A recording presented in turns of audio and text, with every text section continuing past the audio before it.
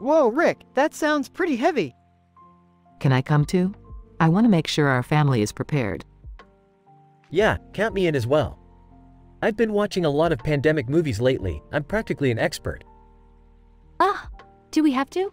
I had a sports massage scheduled for today. Sports massage? Summer, you do realize we're in the middle of a pandemic, right? Yeah, but a girl's gotta take care of herself. Guys, focus. We've got a training session to attend.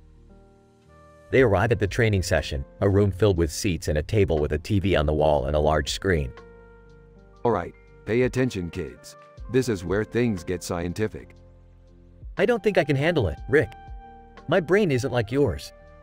Shut up, Jerry. First, we need to understand that viruses are constantly mutating, which means that our response needs to be adaptable.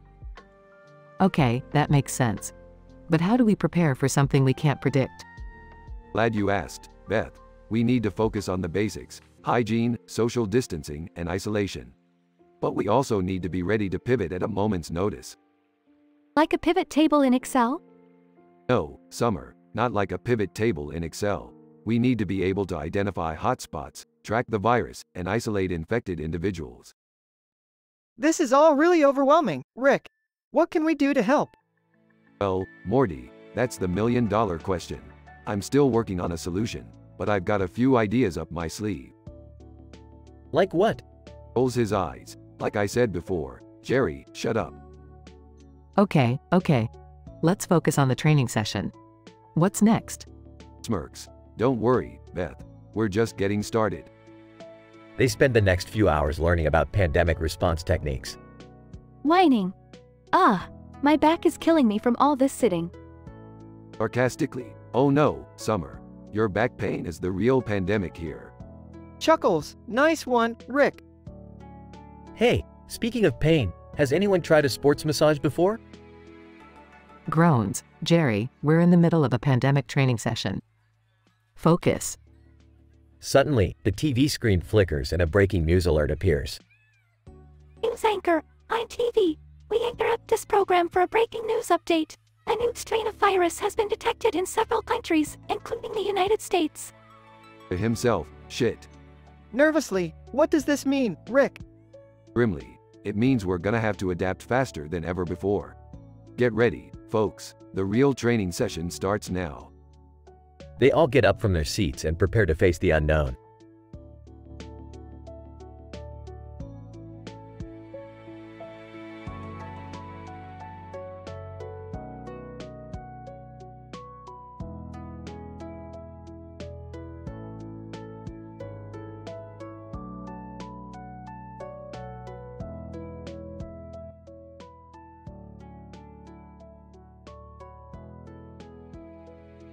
Hey, Rick, what's up with this photo? It says, Alki past. Oh, just some memories from my younger days. I used to have a bit of a problem with alcohol, but that's all ancient history now. That's cool and all, but can we get back to the adventure? I don't want to miss Pickle Rick's big day. Hold your horses, Morty. This adventure isn't just a laugh riot. It's also a groundbreaking experiment in the field of molecular biology. What are you talking about, Rick? I'm talking about turning myself into a pickle, Summer. A pickle. Oh man, not this again. Don't be a wet blanket, Morty. This is going to be an adventure for the ages. I don't know, Rick. This seems kind of dangerous. Nonsense. I've done the calculations, and I've concluded that turning myself into a pickle is perfectly safe. How can turning yourself into a pickle be safe?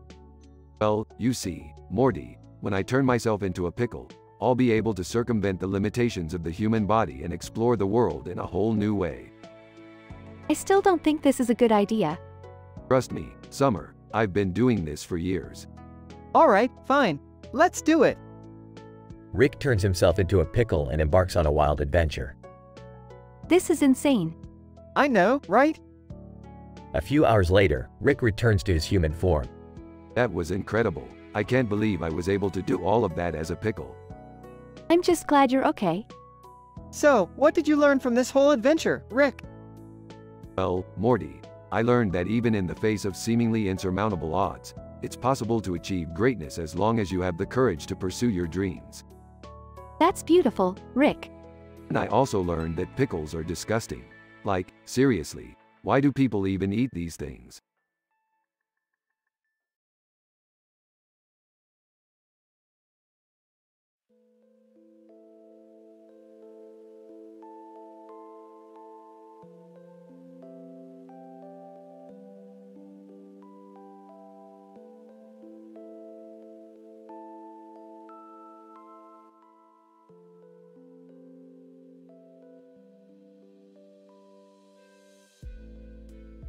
Morty, I've got a new research for us to embark on. Let's go grab some skin graft and uterine sound uproar at the nearest store. Oh, Rick, those sounds kind of dangerous. What are we supposed to do with them? You know you've always been a buzzkill, Morty.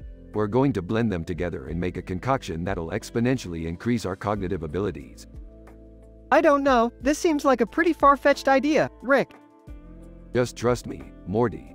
I know what I'm doing.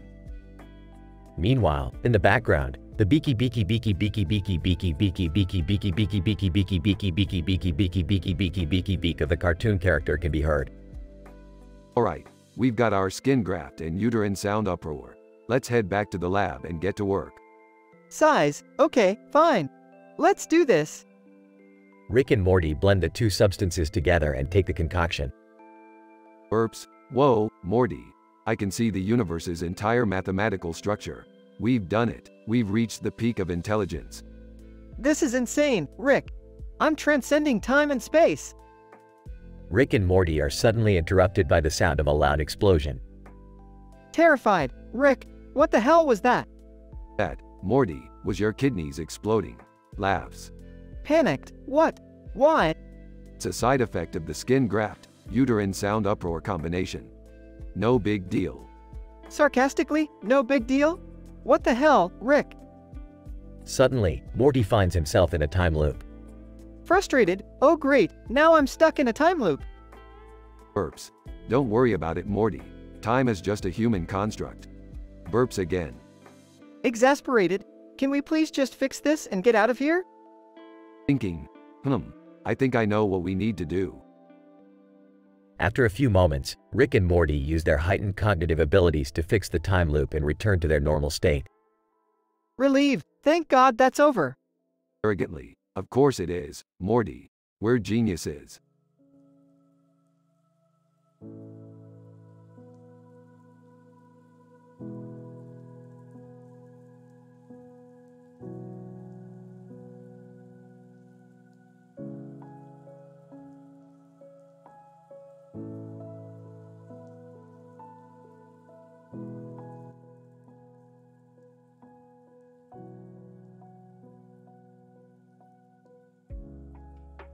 Morty, get your PhD university brain on.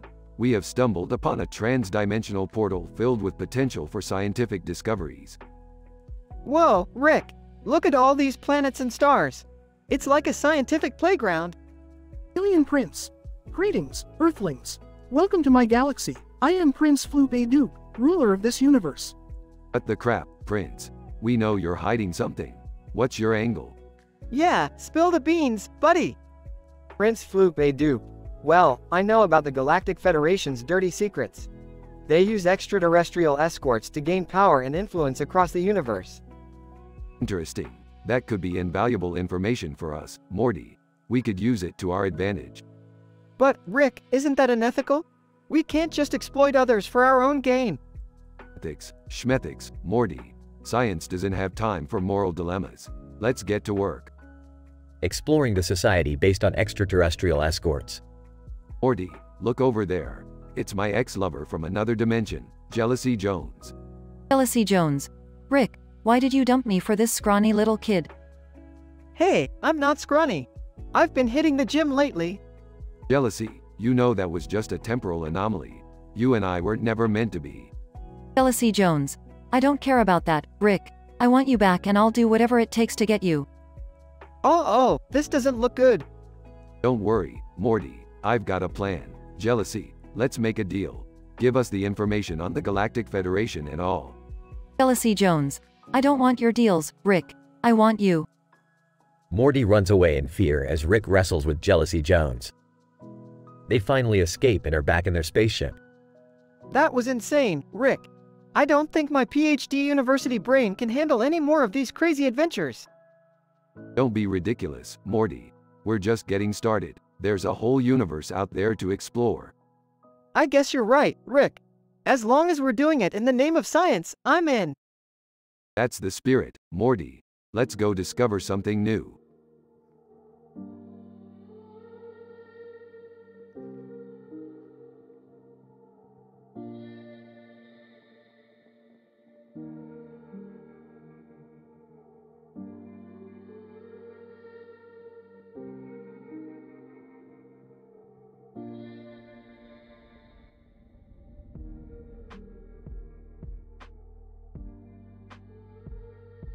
Oh well, Morty, looks like we hit the jackpot with this one. A haunted pizzeria and a casino war? This is gonna be a hell of a night. Rick, I'm not sure about this. The last time we went to a casino, we got into some pretty crazy stuff. Oh come on Morty, what's the worst that could happen? They walk towards the casino table. Alright, time to put our luck to the test. Let's play some roulette. Morty looks nervous as he places the chips on the table. Ooh, looks like the odds are in our favor, Morty. We're gonna clean house tonight. They win big at the roulette table and move on to the next game. Hey Rick, what's with that creepy clown over there? Oh, that's just She-Ra. She lost all her money at the blackjack table and now she's stuck here entertaining the guests. Sad case, really. They make their way to the casino war table. Alright Morty, time to unleash our secret weapon. You know what to do. Morty pulls out a small device and presses a button. Casino dealer, what the hell is going on? The cards keep changing. Aha, time to cash in our winnings and get out of here. But Rick, we still haven't dealt with the haunted pizzeria. Don't worry Morty, I've got a plan. They make their way to the pizzeria and find themselves face to face with the ghost of an angry pizza chef. Pizza ghost. Get out of my kitchen, you punks. Hold on. Before we leave, I've got a proposal for you. Pizza Ghost listens intently as Rick delivers a funny and persuasive speech. Pizza ghost. You know what? You boys might just be crazy enough to pull this off. They team up with the Pizza Ghost and successfully turn the haunted pizzeria into a thriving business. Hey Rick, what's with all these board games? Oh, these are just some games I picked up from Gloomhaven. I thought we could have a game night with the family. Game night? But Rick, didn't you just say? Shut up Morty, it's family time now.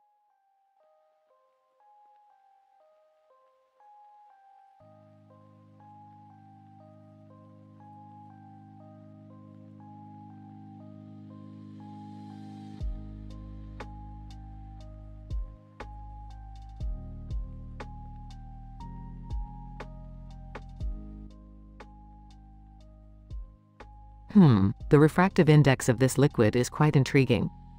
I wonder if it holds the key to Earth's interdimensional travel. Sound of a door opening.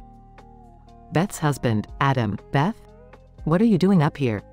And why is there an empty bottle of Korean soju next to you?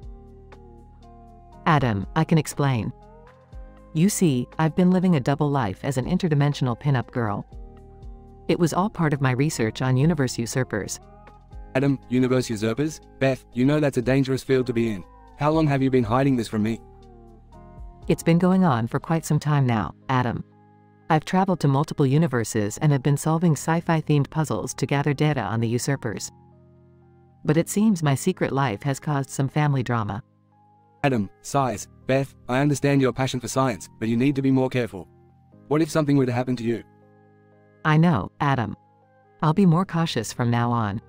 But the data I've collected so far is groundbreaking. I've discovered that the usurpers are planning to take over our universe. Adam, concerned. What? How do you know this? It's all in the data, Adam. With this knowledge, we can develop a plan to stop them before it's too late. Sound of a phone ringing. Excuse me, Adam. I need to take this call. Answers phone. Excitedly, hello?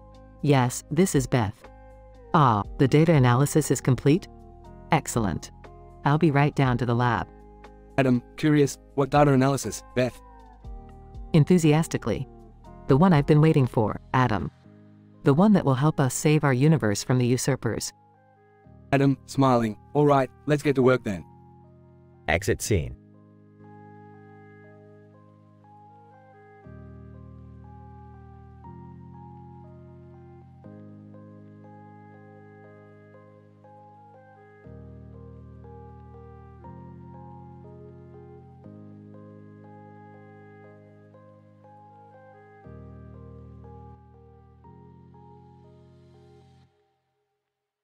M.E. Scientist.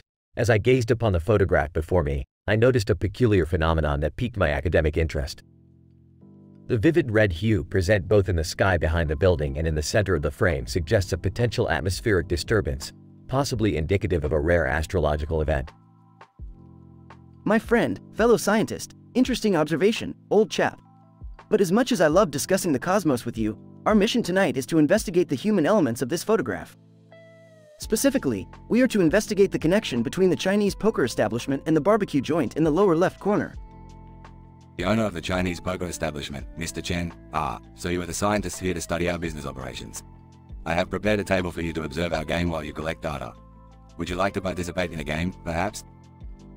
Excellent suggestion, Mr. Chen. While we conduct our observations, we can gather insight into the inner workings of a game of chance. My friend, I concur. However, let's not forget about our analysis of the barbecue joint. I spotted an interesting display of comedy merchandise on their front window. We should investigate if it has any correlation to their sales figures. The owner of the barbecue joint, Mr. Smith. Welcome, gentlemen. I assume you are here about the photo. I have prepared some samples of our best sellers, and I am open to answering any questions you might have. Fascinating, Mr. Smith.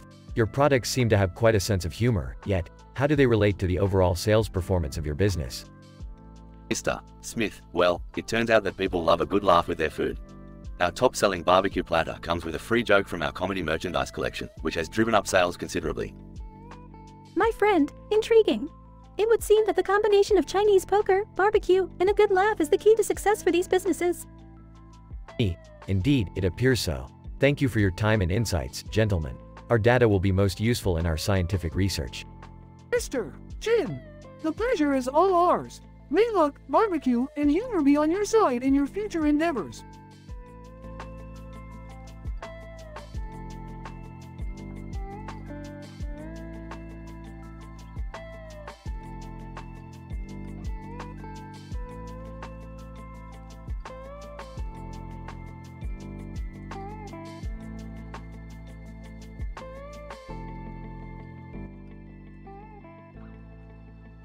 Morty, I've discovered a fascinating Omaha high-low game design among these black ants. It's a revolutionary discovery in the ant kingdom. Oh Rick, I don't think we should mess with the ants again. Last time we did, we almost caused a war. Relax, Morty. Where's your sense of adventure?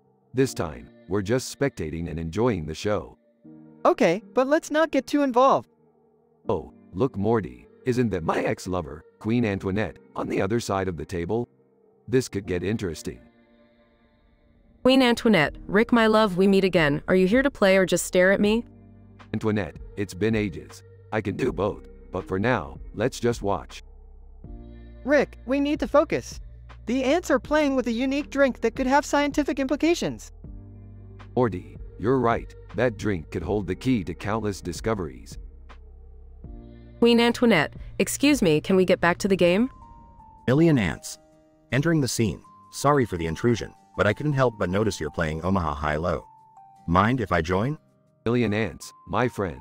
Please join us. Million ants. Great, I brought my ant buddies and some of that unique drink. Rick, look at the ants. They're all drinking the same beverage and they're growing. Oh, no, Morty. This drink is causing chaos. We need to stop it before it's too late. Queen Antoinette, gasping, Rick, what have you done? You've ruined everything. Sorry, Antoinette, but sometimes science can be unpredictable. Rick, we need to fix this. Can't you use some science or something? Morty, I'm a scientist, not a miracle worker, but let's do this. Rick and Morty high five. The scene fades to black as Rick and Morty rush to fix the unforeseen consequences of their latest adventure.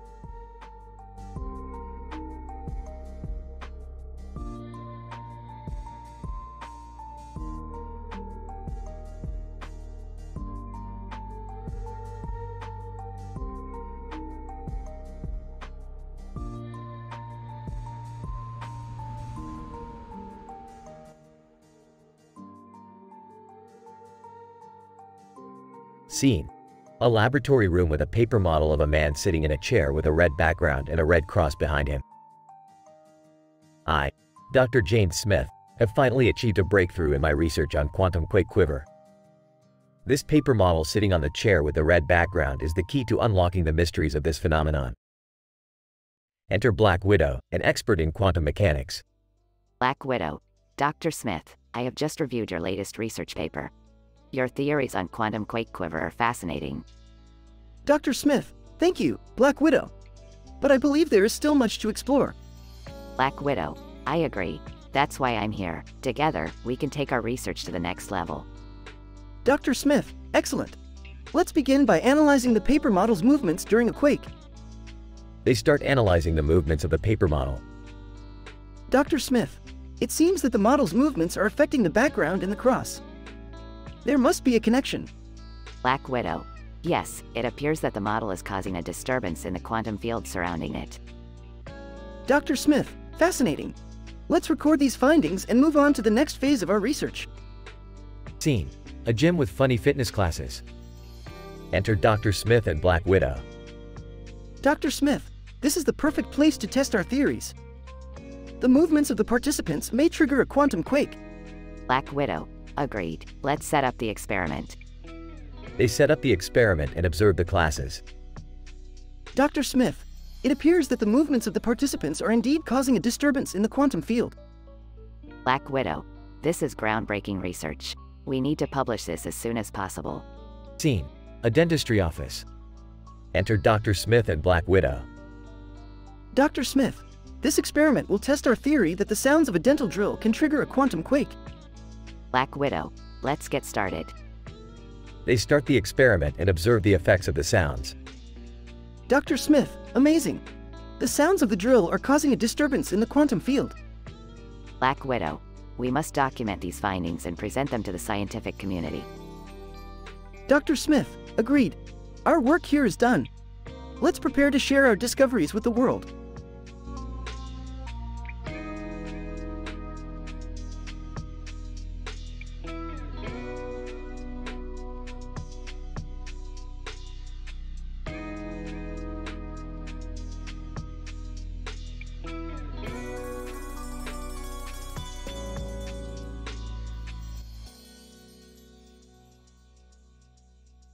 Morty, why are we standing here? Who are these people in costumes?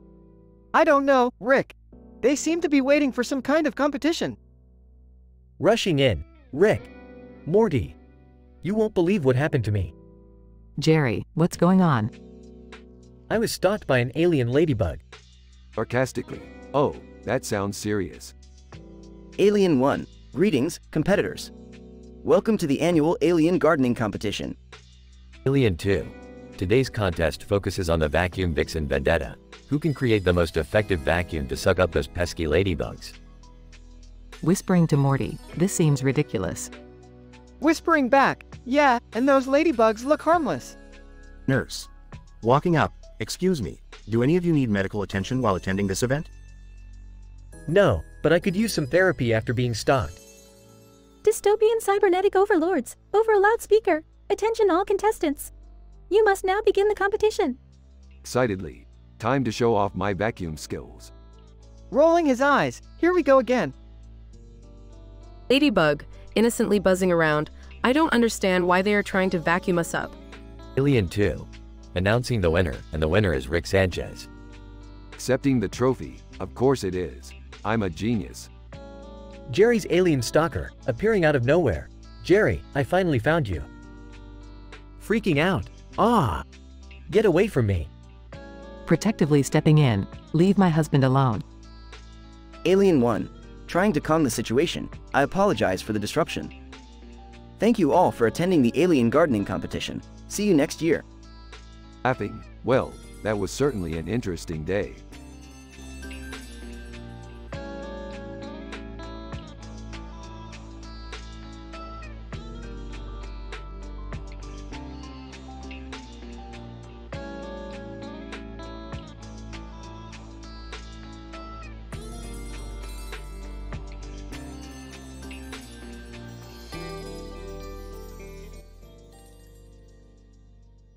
Good evening, colleagues.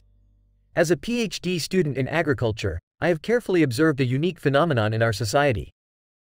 I was walking down the street today when I witnessed two different types of trucks, each carrying a vast volume of lemons. I couldn't help but wonder what would happen if the lemons on both trucks were to mix together. I decided to investigate this and approached the drivers. Ditas. Hi Jerry, what's up? I was wondering about the two different types of lemons jam-packed into your trucks. If I may, could you tell me about their origin and chemical composition? White Castle. Sure thing, Jerry. My truck is carrying lemons from the Northern Hemisphere, while Adidas truck has sourced lemons from the Southern Hemisphere. Ah, I see. And what about the acidity levels? Ditas.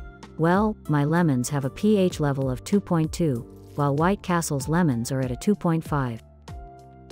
Fascinating. And what would happen if the two different types of lemons were to mix?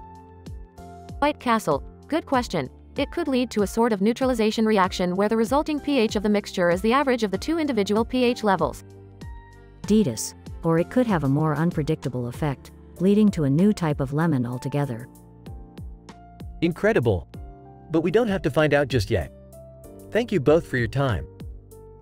As I continued walking, I stumbled upon a group of people with whom I was unfamiliar, including a man wearing an "I love lemons" shirt. Jerry's alternate family. Hey Jerry, we're so glad we ran into you.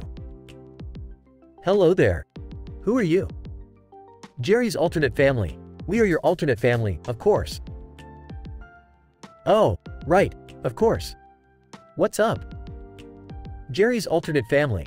Well, we wanted to give you this giant crate of lemons as a token of our appreciation for all you do for us. Speechless. The evening had certainly taken a turn. I had encountered two trucks full of different lemons and an alternate family presenting me with more lemons. I couldn't help but think about what scientific discoveries the future held in regards to this beloved fruit.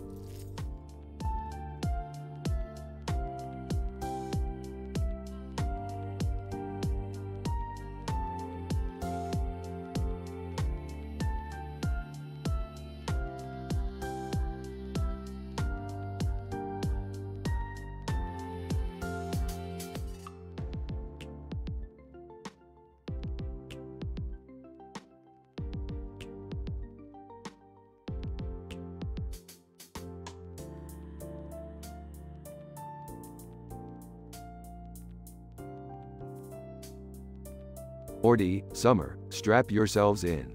We gotta traverse some dense spacetime. Rick, are you sure this is safe? Yeah, I'm not sure about this. What are we even doing? We're going to investigate that green and yellow abstract background with the circular design in the center. What? That's crazy, Rick! And dangerous. Relax, it's just a little spacetime spicy scandal. Spicy scandal? What does that even mean? It means Rick probably caused it. Hey, watch it, Summer. I have my PhD in spacetime physics, okay? What does that have to do with anything? Everything, Morty, everything. Rick, what's that swirling vortex up ahead? Oh, that's just a black hole booty blunder. We'll have to navigate around it. Oh, what? I don't like the sound of that. Don't worry, we'll be fine. Just hold on tight. I don't know if I can do this, Rick. Yeah, me neither. Relax, Morty and Summer. We're almost there. Where exactly is there? I don't think we want to know. We made it. Look, there's the person in the center of the image. Who is that? They look familiar. That's Dr. Glipglop, the leading expert on spacetime spicy scandals. And we risked our lives to see him? Classic Rick. Dr. Glipglop, Rick Sanchez. What brings you here? I need your help with a spicy situation. Dr. Glipglop, of course, anything for my old friend. Old friend? You two know each other? I don't think I want to know. Alright, enough small talk. Let's get to work. What did we even come here for again? I don't even remember. It doesn't matter. We're here now and that's what counts. I don't think that's how it works. Yeah, I'm pretty sure that's not how it works. Well, I'm the scientist here, and I say it works however I want it to. I don't think that's how science works either. Yeah, I'm pretty sure that's not how science works. You guys are no fun. Let's just focus on the task at hand. Which is what again? I still don't remember. Never mind. Let's just get out of here before something else goes wrong. Too late, Rick. We're caught in the black hole booty blunder. Hang on. I'll try to stabilize us. I thought you said this was safe, Rick. Yeah, you said it was just a little spicy scandal. That's showbiz, baby. I don't want to die in showbiz. Me neither. Don't worry, guys. We can still make it out alive if I can just recalibrate the thrusters. Meanwhile, the black hole booty blunder continues to pull the spaceship in, as the background swirls faster and faster. The end.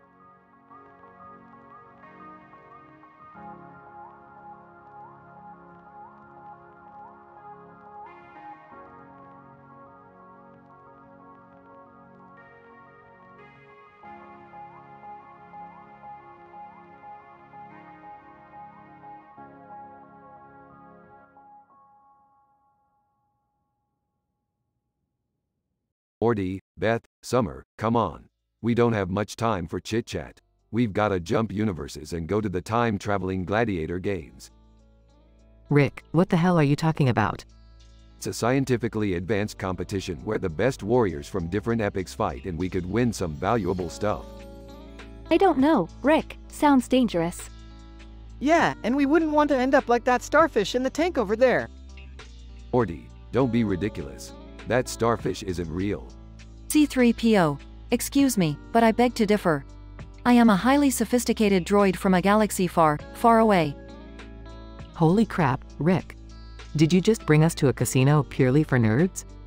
Fix it, Casino War. It doesn't matter. We're here to see Jennifer Aniston compete in the games. Wait, Jennifer Aniston is here? Yeah, she's a champion gladiator in an alternate universe. But enough talking. Let's go play some games and win big. I don't know, guys. Something doesn't feel right. Morty, stop being such a baby. We can handle anything. Rick, Beth, Summer, and Morty are suddenly transported to the gladiator arena. Alright, everyone stay close and don't do anything stupid. Jennifer Aniston. Hey, you guys are new here. Want to join my team? We could use some extra firepower. Yeah, sure. Time to get swifty. I don't even know what that means, Rick. They engage in battle with various creatures and warriors. Damn, this is insane. Jennifer Aniston, you guys are pretty good. I could use you in future games. Sorry, Jenny, we gotta get back to our own universe. Yeah, and I don't know about you guys, but I really need to pee. They successfully jump back to their own universe. That was crazy. Hey, it was alright. We should do that again sometime.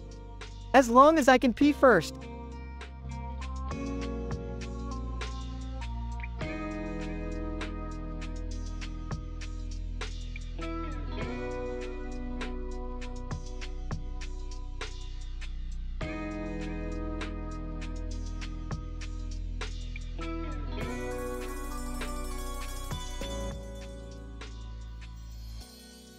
Alright, Morty, get your science pants on.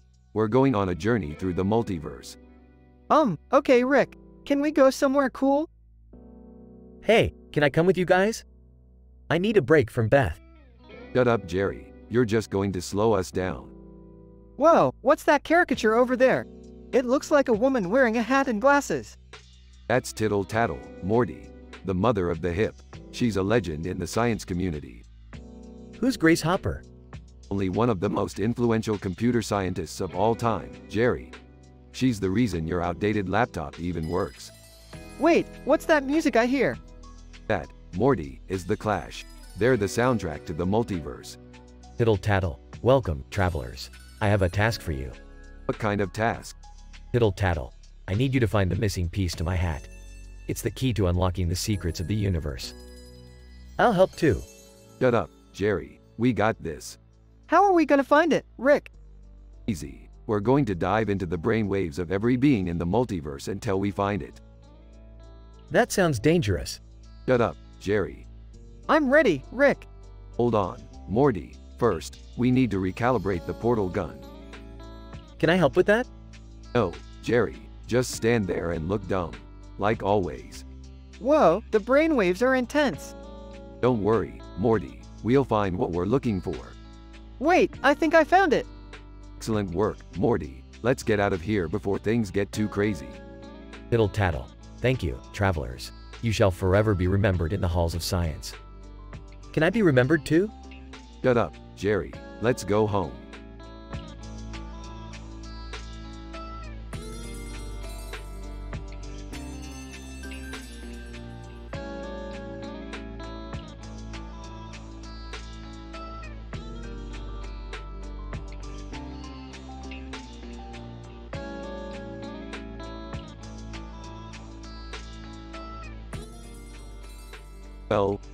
Well, what do we have here?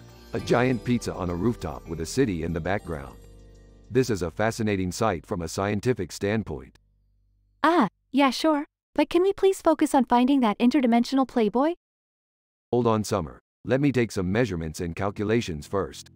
It appears that this is a Little Caesars pizza based on the logo. The size of the pizza is roughly 10 feet in diameter. It must have been placed on top of a sturdy box to support its weight. Fascinating. Alien, greetings, fellow curious beings. I couldn't help but notice your scientific interest in this delicious pizza. Who are you? Alien, I'm a shape-shifting alien, and I would love to have some pizza with you. Interesting. I've never had pizza with an alien before. Alright, let's do this. Are you kidding me, Rick? We don't have time for this. We need to find that playboy. Relax, Summer. We'll get there. Let me enjoy my intergalactic culinary experience first. Playboy, hello, ladies. You must be the ones looking for me. Wow, I didn't expect you to be so charming. Playboy, that's how I always get what I want. I see. You're a notorious interdimensional playboy indeed. I'm intrigued. I have a proposition for you. How about you and Summer here engage in a scientific experiment? What kind of experiment? A romance experiment. Let's see how the notorious interdimensional playboy can keep up with the brilliance of my granddaughter. Rick, what are you talking about? Trust me, Summer, this is for science. Playboy, I'm all in. Let's see what this experiment has in store for us. Alien, can I join in? I've always been curious about human romance. The more, the merrier. This is shaping up to be an interesting night indeed.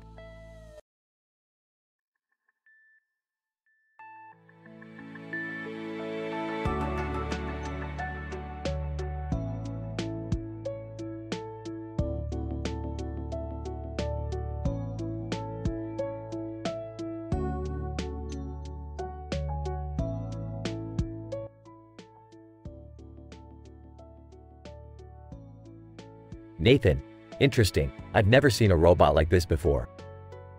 What model is it? Robotics engineer. It's the latest model from our company. It's programmed with advanced AI capabilities and can perform a range of tasks. Nathan, impressive. And what's with the light on the floor? Robotics engineer. That's part of the calibration process. The robot uses the light to map out its surroundings and navigate the room.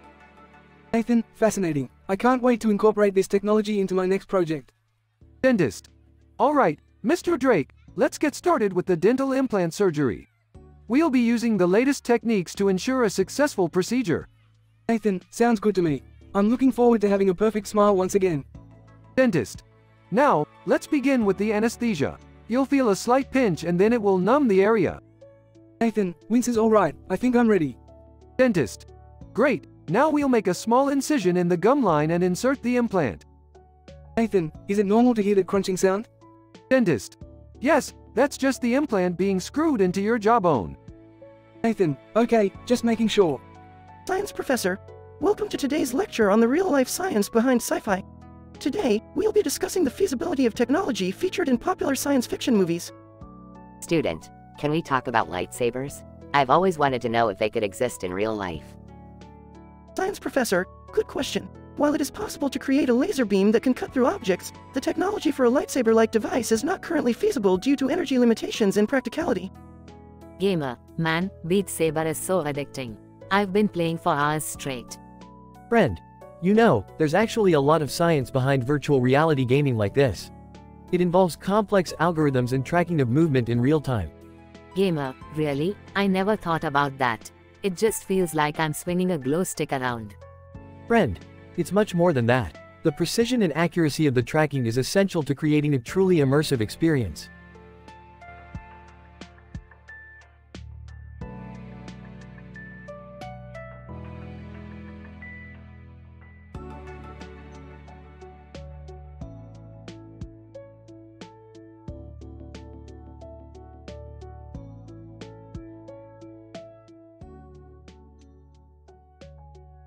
INT. Laboratory, day.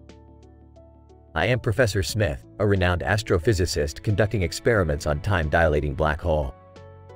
I am joined by my assistants, Tom and Sarah. As we observe the black hole, we notice a strange green and blue object in the center with a circular hole. We zoom in on the object and identify it as a starfish. Suddenly, the lab is invaded by a strange robot, identified as Jerry's alien stalker. The robot is enormous and starts causing chaos in the lab. Tom tries to confront the robot, but it's too powerful. We see the starfish attached to its mechanical arm, and it seems to be the source of its power. Sarah suggests that we should neutralize the starfish to stop the robot. We decide to use the time-dilating black hole to create a temporal loop and freeze the robot in time. As we are about to implement our plan, the robot fires a powerful beam at the black hole, threatening to tear it apart. We need to act fast. I instruct Tom to activate the lab's emergency protocols to evacuate the facility.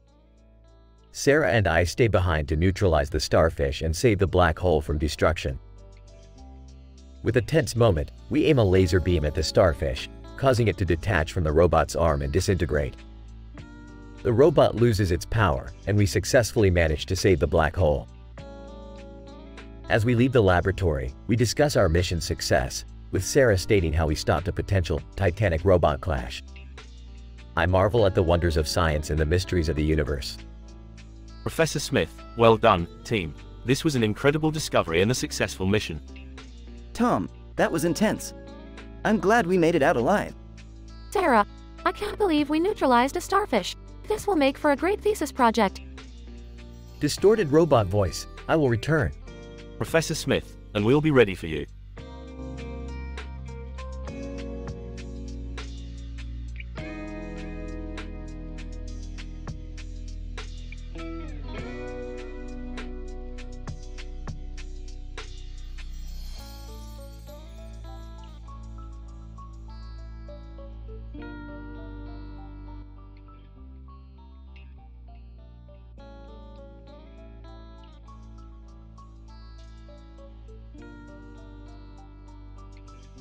Morty, we have got to take a closer look at these bugs on that leaf with red spots. These bugs are on the evolutionary scale and they could give us some interesting data. Oh, Rick, I don't know about this. Bugs are creepy and they have a lot of legs and wings. I'm not so sure about this, Rick. I don't want to end up as some kind of mind controlling Bug's lunch or something. Jerry, stop being such a wimp. This could be a major discovery for science. Earwig number 1. Whispering. Hey, did you hear that? They're talking about us. Earwig number 2. Whispering back. I know, right? We're finally going to get our big break. Alright, listen up you little creeps. We're going to need to know everything about your biology, behavior and ecological interactions with other species. Earwig number 1. Excitedly, oh boy. This is our chance to show off our unique morphological features and discuss the mechanics of our unique reproductive strategies. Gagging. Okay, you guys are officially grossing me out. Rick, could you please try to be a little more professional?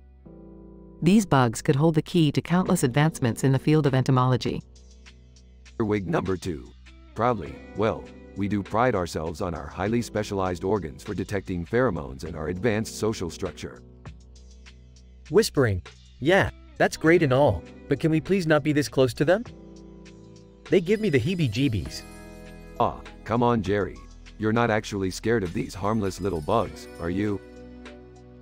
Defensively, hey, I'm not scared. I'm just cautious. Yeah, that's it.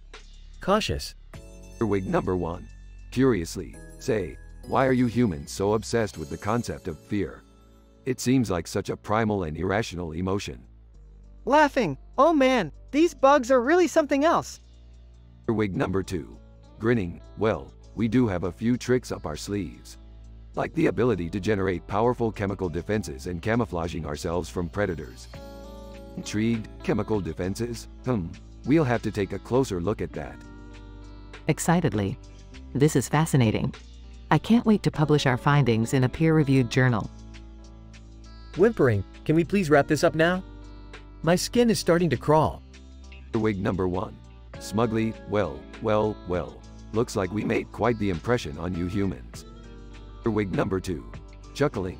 I must say, this has been quite an educational experience. Perhaps we could arrange for a follow-up interview at some point? Sarcastically, yeah, sure. We'll pencil you guys in between our human activities like sleeping and eating. Chuckling. You know, Morty, I think these bugs might just be smarter than we give them credit for. The end.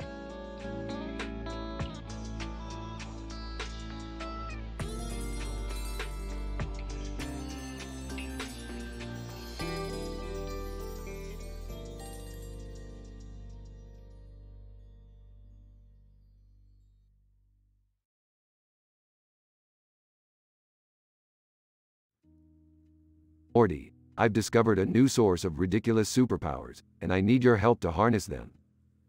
What kind of powers are we talking about here, Rick? Powers that could give us the strength to move mountains, Morty. The kind of powers that could make us heroes. Skeptical, I don't know, Rick. Sounds too good to be true.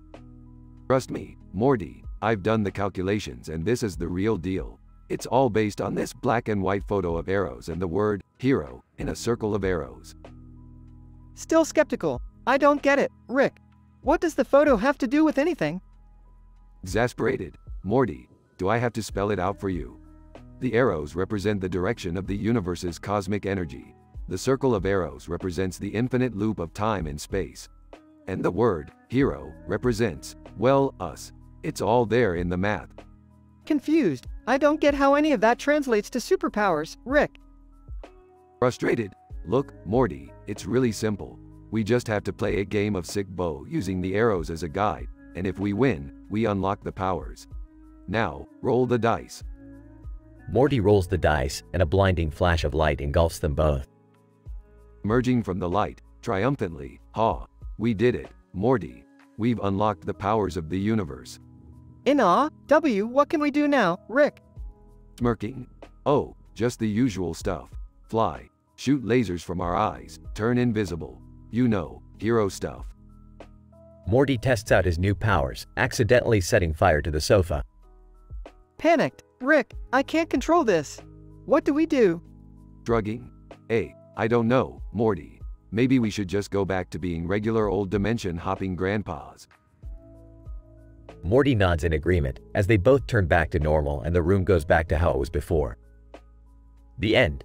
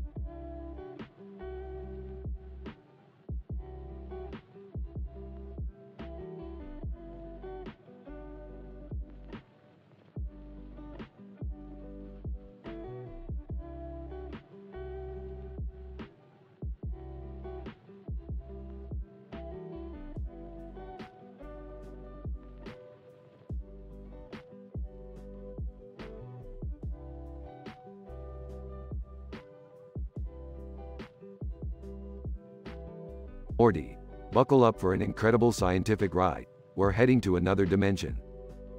Again? What are we doing this time, Rick?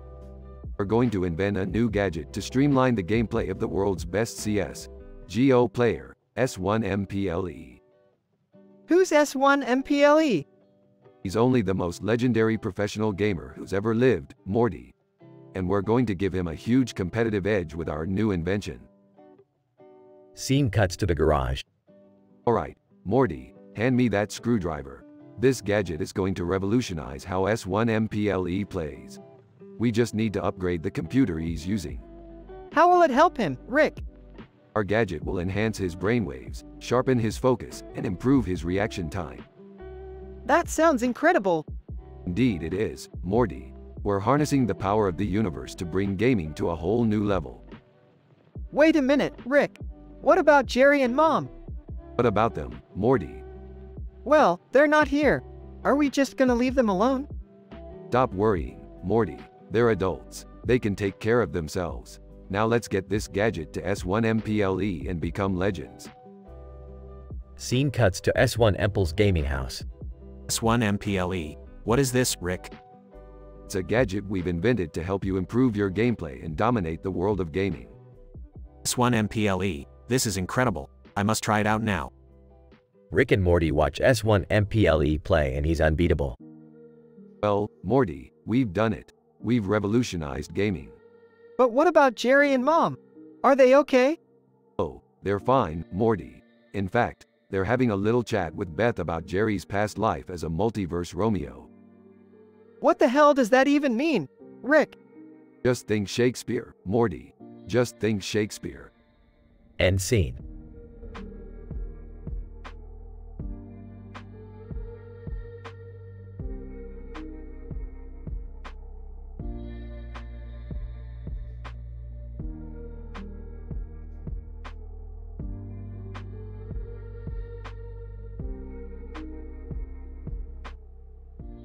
Ah, Morty, I see you're playing the most primitive human entertainment game, video poker. How quaint. Shut up, Rick. I'm just killing time. Hey, guys. What are you doing?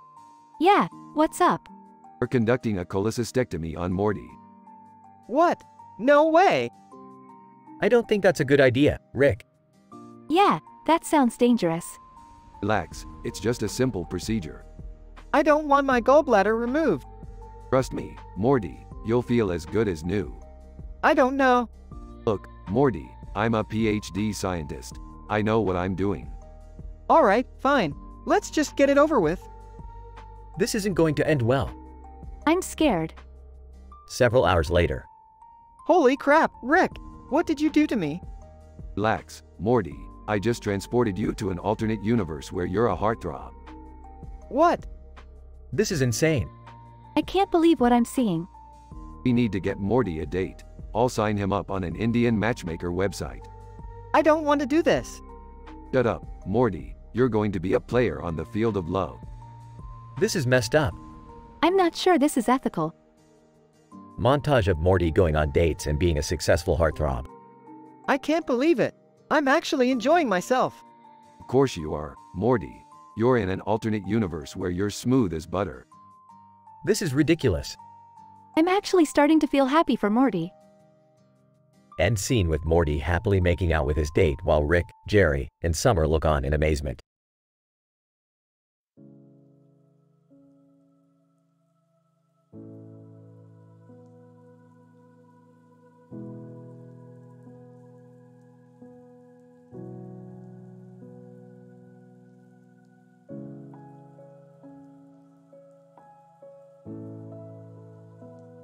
W. Clockberg Jr. Greetings, esteemed colleagues. I am pleased to announce that our research on temporal abnormalities has yielded fascinating results. Right, that sounds awesome. What did you find? W. Clockberg Jr. Through our observation of a clock adorned with an image of the beloved Nintendo character Yoshi, we have discovered a phenomenon known as time dilation. Police. Wow, time dilation? That's like something out of a sci-fi movie. Birds. Caw-caw. San Francisco. As the epicenter of technological innovation, this discovery will have profound implications for our city and beyond. Right. Can you explain how time dilation works in layman's terms? W. Clockberg Jr. Essentially, time is relative to the observer. As an object approaches the speed of light, time appears to slow down for that object. This can also be observed in regions of high gravitational pull. Police. Wild, so time isn't a constant like we thought? Birds. Chirp chirp. San Francisco. Indeed, this discovery will revolutionize our understanding of time and space. W. Clockberg Jr. And with further research, who knows what other phenomena we may uncover. It's an exciting time to be a scientist. Right. I'm glad I'm not the only one who finds this stuff cool. Police. Same here. Birds. Tweet tweet. San Francisco. This is a groundbreaking discovery, and I can't wait to see what the future holds for our understanding of time. W. Clockberg Jr. Agreed. With the combined efforts of our community, we will continue to unlock the mysteries of the universe.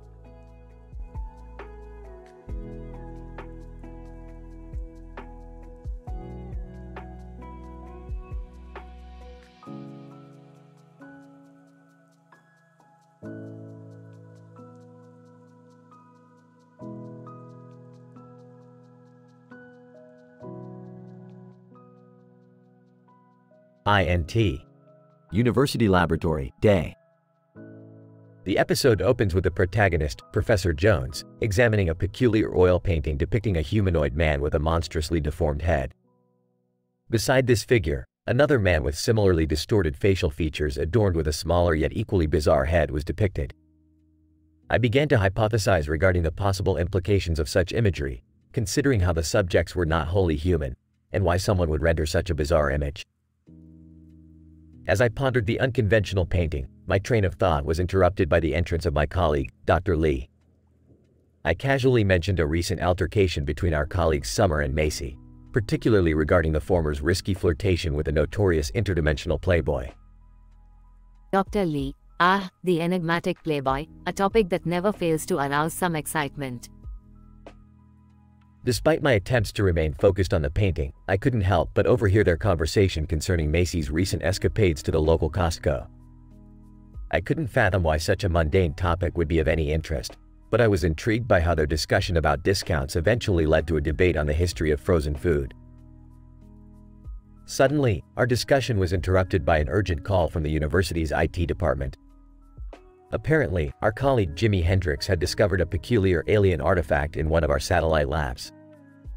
The discovery was highly significant, so I promptly gathered my team, and we set out on an expedition to examine the artifact. As we journeyed deeper into the lab, we encountered a host of unexpected challenges.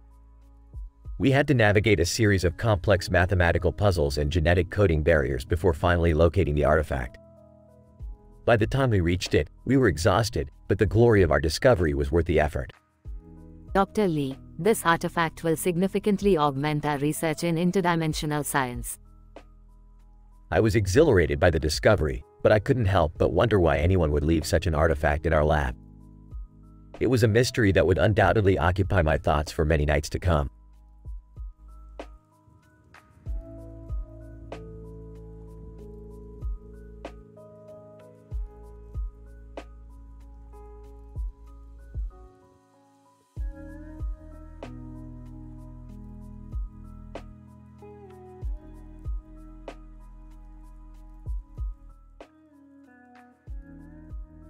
Morty, we're in a bit of a pickle here. We need to get to independent films to evaluate their latest project.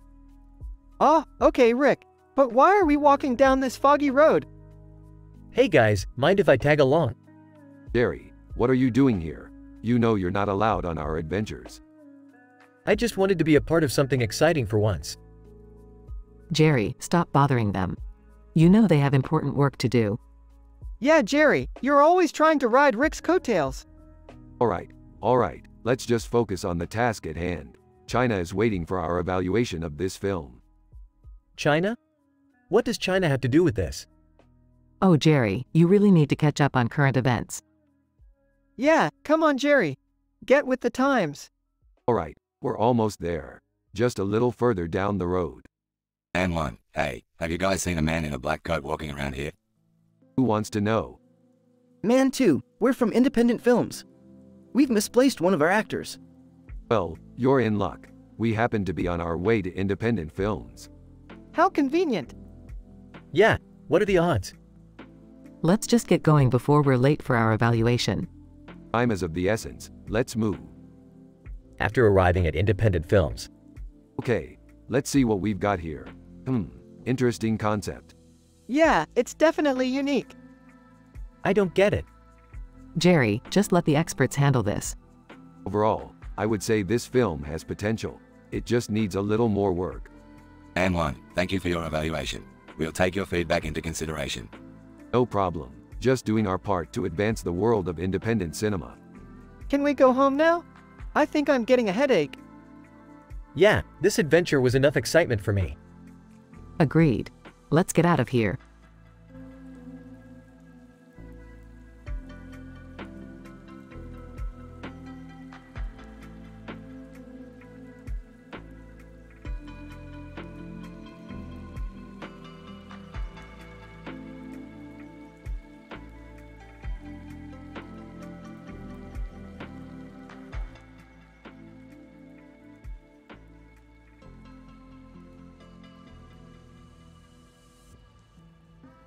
Alright, Morty, suit up. We got science to do. Science? What kind of science? Hey, can I come too? I want to impress my coworkers with my intellectual capabilities. Fine, Jerry, but don't embarrass us like you did at the last family gathering. Montage of Rick, Morty, and Jerry putting on lab coats and safety goggles. Alright, we're here. Group of people in suits and ties, red background, and more red background. This looks like the place. What are we even supposed to be doing here? We're here to study embarrassing family moments, Morty. It's a cutting-edge field of research. Embarrassing family moments? I can relate to that. Oskar Langley Soryu, Guten Tag, gentlemen. Welcome to the lab. I am Oskar Langley Soryu, your supervisor for the day. Hi, Oskar. What kind of experiments are we doing today? Oskar Langley Soryu. We will be analyzing the effects of yams on quarians, Mass Effect, specifically in regards to their social interactions within familial units. What does that even mean? It means we're cooking yams and watching how aliens interact with their families, Jerry. Keep up. Oskar leads Rick, Morty, and Jerry to a lab station. Alright, let's get started. Morty, chop up those yams. Shouldn't we be wearing gloves or something? Not wearing gloves. What's the worst that could happen? Rick and Morty exchange a concerned look. Oskar watches from afar as Jerry accidentally spills yams all over himself. Oskar Langley Soryu, disapprovingly, that was not part of the experiment, Mr. Jerry. Sorry, I got excited. Montage of quarians awkwardly interacting with their family members while trying to eat yams. Looks like our work here is done. Let's get out of here before Jerry embarrasses us again. Wait, what did we even learn from this?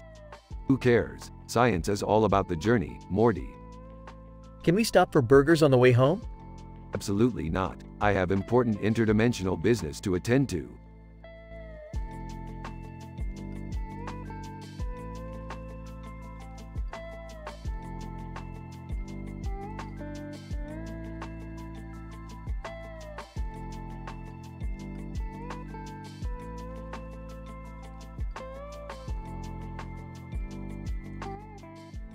Morty, listen up. We have a new problem here. A woman is standing next to a green alien with purple hair and glasses on a TV screen with a man in a pink shirt. What does that mean? I don't know, Morty. That's why we have to go investigate. The multiverse is a tricky business. Okay, but can we stop by the drive-thru first? I'm starving. Hey guys, check it out. I got a new spice to try out in the bedroom. It's called Alien Aphrodisiac. Jerry, that sounds like a really bad idea. Trust me, I've seen some shit. Oh Rick, I don't feel so good. I think it's that fly I ate earlier. Morty, shut up. We have a bigger problem. There's an alien siren over there causing chaos. Oh man, this spice is really working. Wait, why are there zombies doing stand-up comedy in New York? Jerry, that's not important right now. We have to focus on winning this alien gardening competition. How are we supposed to do that, Rick? We don't know anything about gardening. Don't worry, Morty, I've got a plan. Alien judge. And the winner of the alien gardening competition is these Earthlings? I told you guys the spice would work. Shut up, Jerry. We have to get out of here before anyone realizes we cheated. But what about the siren? Oh, she's gone now. It was just a temporary disturbance in the multiverse. Can we go back to the zombies now? They were really funny. No, Jerry, just no.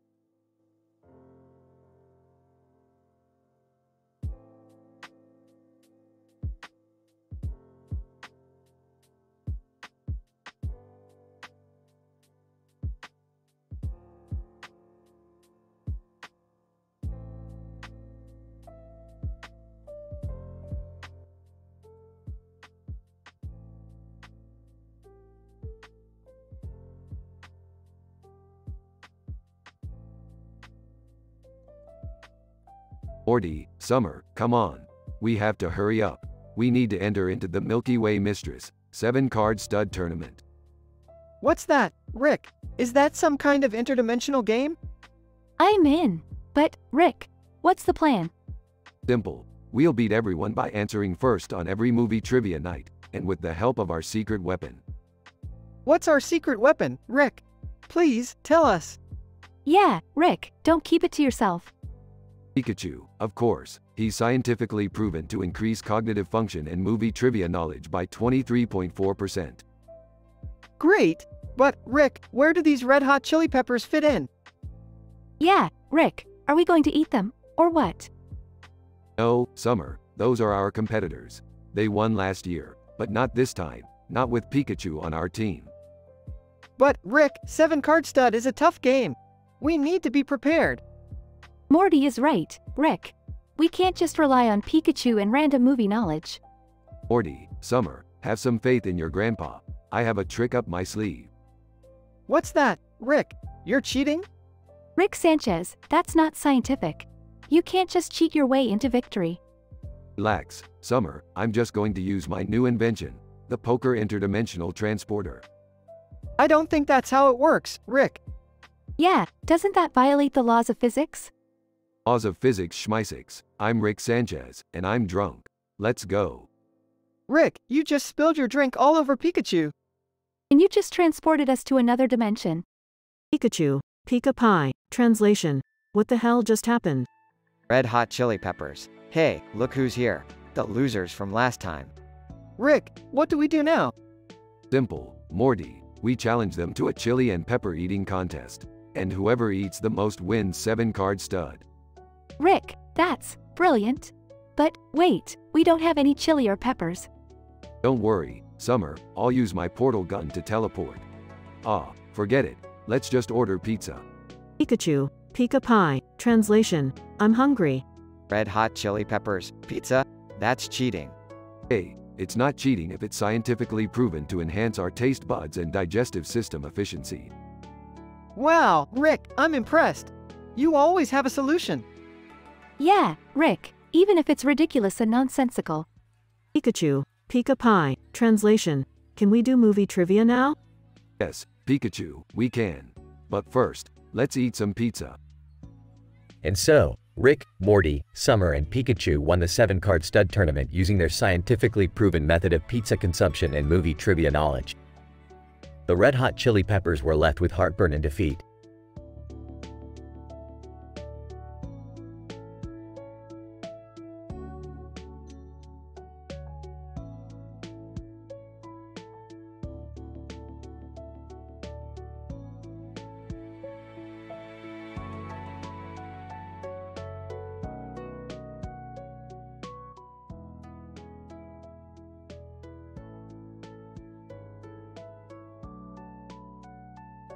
Morty, Jerry, you guys ready to go on an adventure? Where are we going? To a very colorful building with a lot of windows and stairs on its sides and a clock on the side of the building. We're going to investigate the quantum love affair happening inside. What's that? It's when particles become entangled and develop a strong bond. Kinda like that new Billie Eilish album, Happier Than Ever. Whoa! I don't understand. Of course, you don't, Jerry. That's why you're always the gossip monger, trying to understand things that are beyond your intellectual capacity. Hey, leave him alone. Whatever, let's just get going. They arrive at the building. This place looks like a haunted theme park. I gotta agree, Morty. This looks like a bad idea. Nonsense. This place is full of history, like that historian over there. Historian! Welcome to the clock tower. How may I assist you? We're here to investigate the quantum love affair happening here. Historian! Ah, yes. That's happening on the top floor. How are we gonna get up there? I've got just the thing. Rick pulls out a device that shoots grappling hooks and they make their way up the building. Neymar Jr. Hey, what are you guys doing here? Neymar Jr.? What are you doing here? Neymar Jr. I heard about the quantum love affair happening here and had to check it out for myself. Well, we're all here for the same reason. Let's get to the top floor. They arrive at the top floor and witness the particles entangled in a beautiful display of colors. Whoa, this is amazing. I don't get it. That's okay, Jerry. Some things are just beyond your comprehension.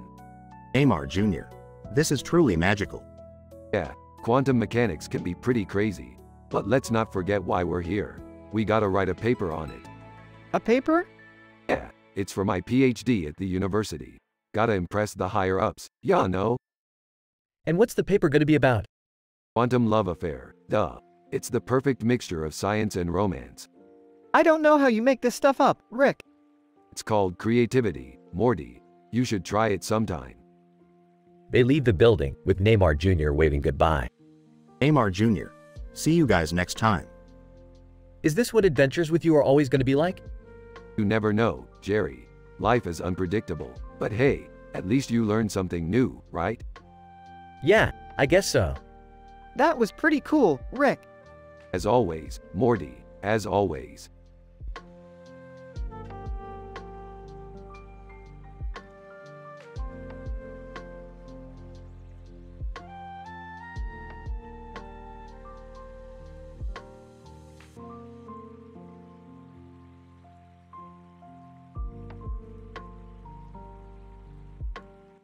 Drive, Jane, as I observed the computer-generated image of the futuristic ship with two men on it and the person on a boat in the water, I couldn't help but ponder the potential applications of such technology in marine navigation and transportation. Dr. Michael. Indeed, the advancement of computer simulations has allowed for more accurate predictions and modeling of complex hydrodynamic phenomena. Captain Jones. Hey, have you guys seen the latest vampire boat racing competition? It's insane. Drive, Jane, vampire boat racing? What kind of event is that? Captain Jones.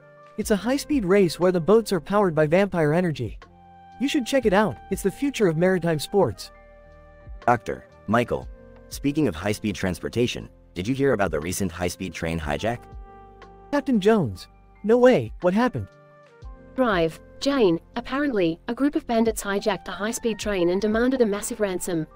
The authorities were able to intervene and apprehend the perpetrators, but not before significant damage was done.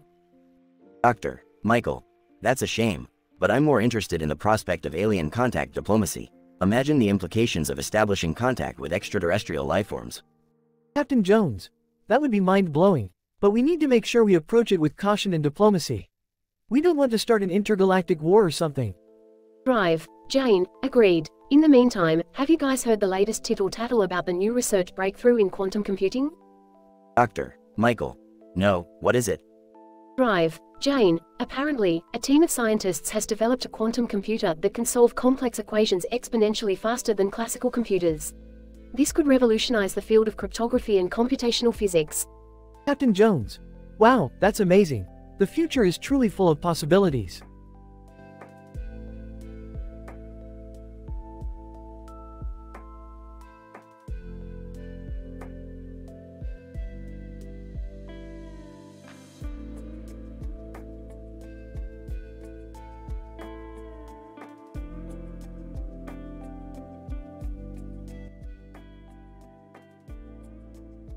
Looking at the picture, interesting.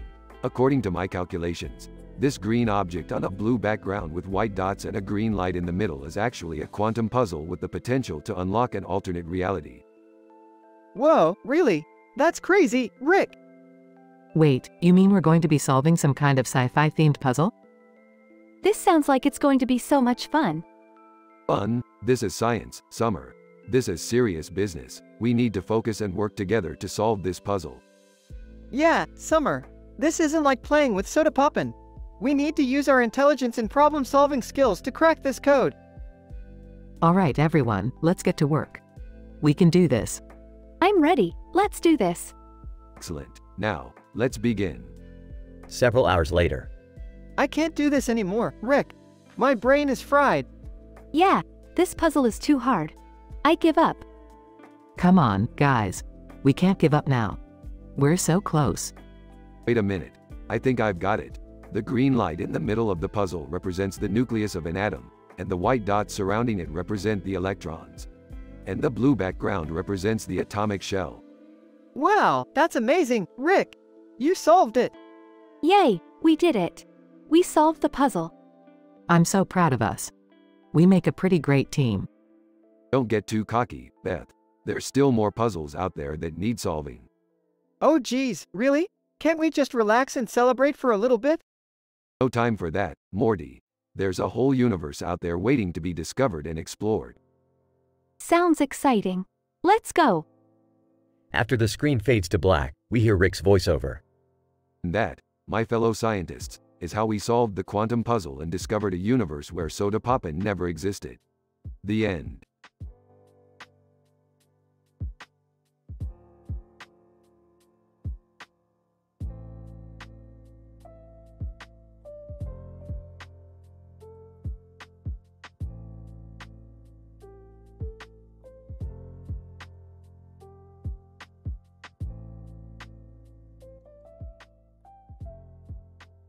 Alright, Morty, strap on your seatbelt because we're diving into the world of probability and gaming theory. What does that mean, Rick? It means we're gonna gamble our way to riches, Morty. Look at this computer-generated image of playing cards with arrows on them and a red circle in the middle. This is a classic example of game theory, Morty. Game theory? I thought this was gonna be like poker or something. Yeah, Rick. I don't think we're ready for anything too complex. You guys are amateurs. Watch and learn.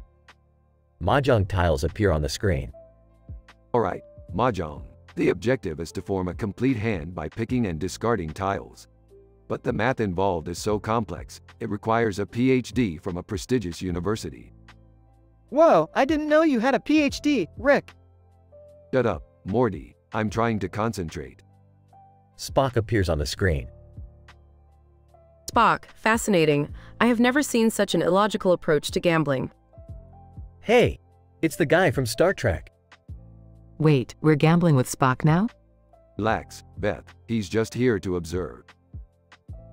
Spock, I shall observe and record the data for future analysis. Morty picks up a tile. I don't know what I'm doing, Rick. That's the beauty of it, Morty. The more random your approach, the higher the probability of winning. So, what? We're just gonna keep picking tiles until we win? Bingo, Jerry, literally. Beth picks up a tile. Oh, I think I'm getting the hang of it. Spock, illogical. This is a game of chance, not logic. But that's where you're wrong, Spock. Game theory is all about weighing the probabilities and making strategic decisions based on the odds. Morty wins a hand. Oh man, I won. I can't believe it. This is crazy. I never thought math could be so fun. Yeah, who needs a casino when you have a computer and a bunch of tiles? Spock, I must admit this is a most fascinating cultural experience. Told you guys it would be a blast. Now, who's up for another round? Everyone cheers. The end.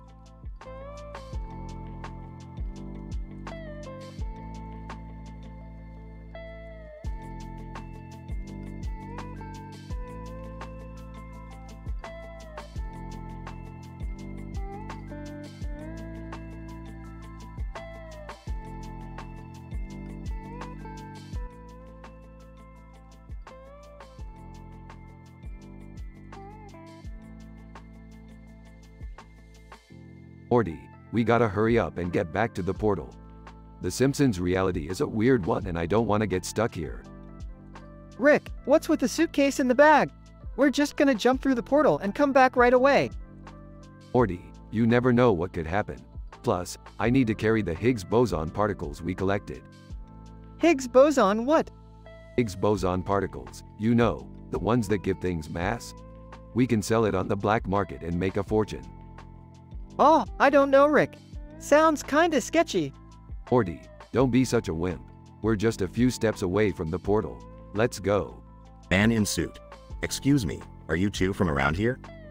No, we're not. What's your problem, buddy? Man in suit. I couldn't help but notice your suitcase and bag. Are you guys tourists? Yeah, we're just passing through. Man in suit. Well, I hope you haven't been affected by the witch's curse aftermath.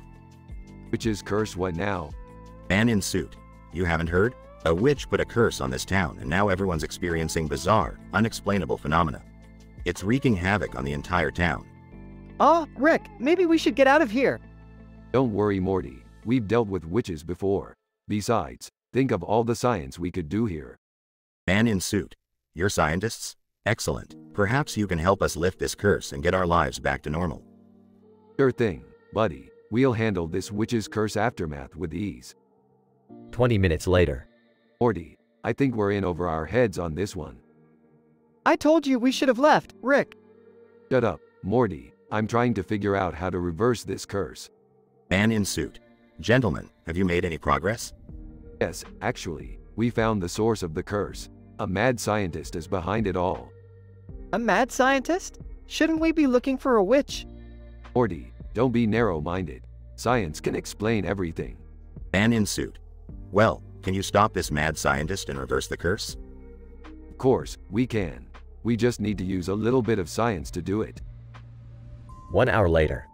Rick, why did you have to turn everything into a giant lab experiment? Hey, we got the job done. And look, the curse is lifted. Man in suit. Thank you, gentlemen. You've saved our town. No problem. Just remember, science always prevails. Rick, what are we gonna do with all this Higgs boson stuff?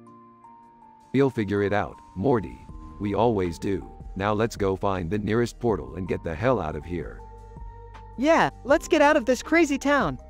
And on to our next scientific discovery.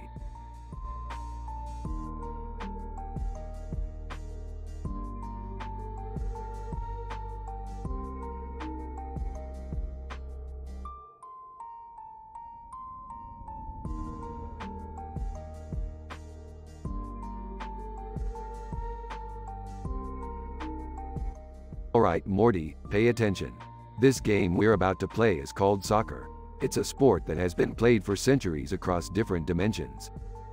Wow, soccer sounds cool, Rick. How do we play? In its simplest form, two teams compete to score goals against each other by kicking a ball with their feet. Hey guys, what's going on here? None of your business, Summer. Let's just say I'm about to score big. Rick, are you having a secret affair? Morty, just focus on the game and stop prying. Nose. Hey guys, I overheard Rick's secret. I'll score for his team if he helps me get a nose job. He-Man, I'll be on the other team because I have the power. Speaking of power, I've been keeping a secret.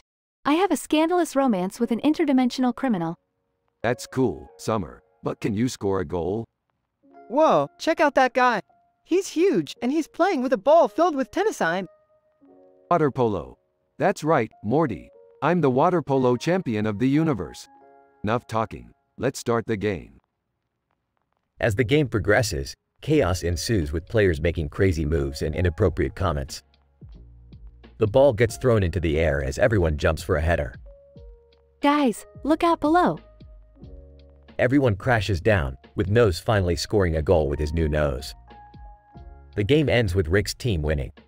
Another win, Morty. That was some good scientific sportsmanship. Yeah, but I still don't get why your secret affair had to do with the game.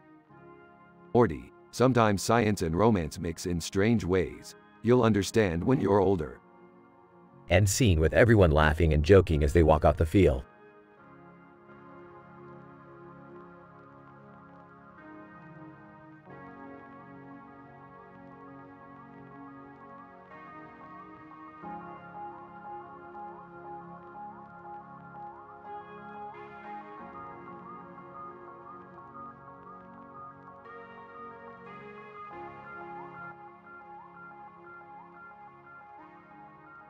Morty, buckle up for another crazy adventure.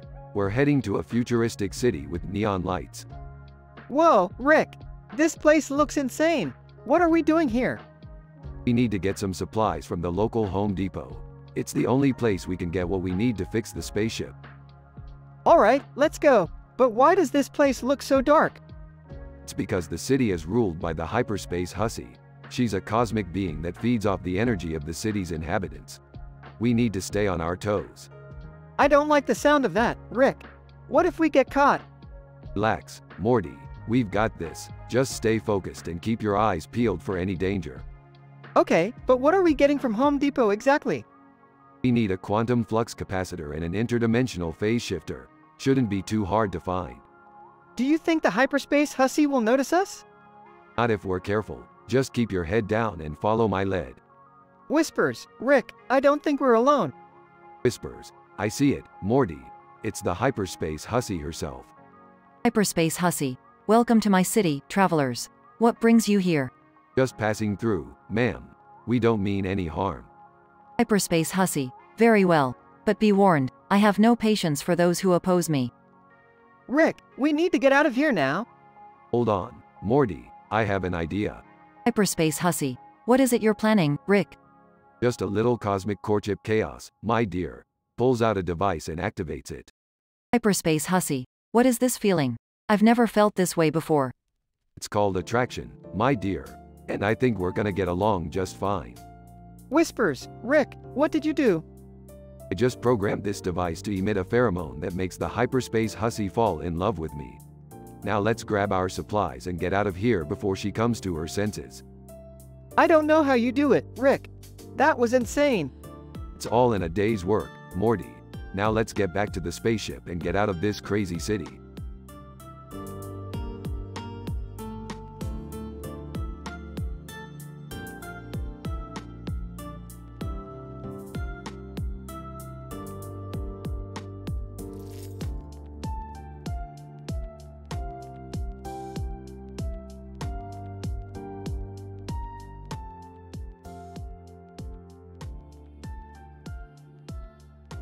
Morty, what's this sudden infatuation with Pamela Anderson? Excitedly, Rick, she's a legend. Baywatch was amazing and she's still so hot. Sarcastically, oh yeah, because there's nothing weird about a teenager drooling over a woman old enough to be his mom. Defensively, it's not like that, Rick. I just want to meet her and get her autograph. Can we go, please? Sighing, fine, Morty. But I have a feeling this won't end well. Pamela Anderson Convention.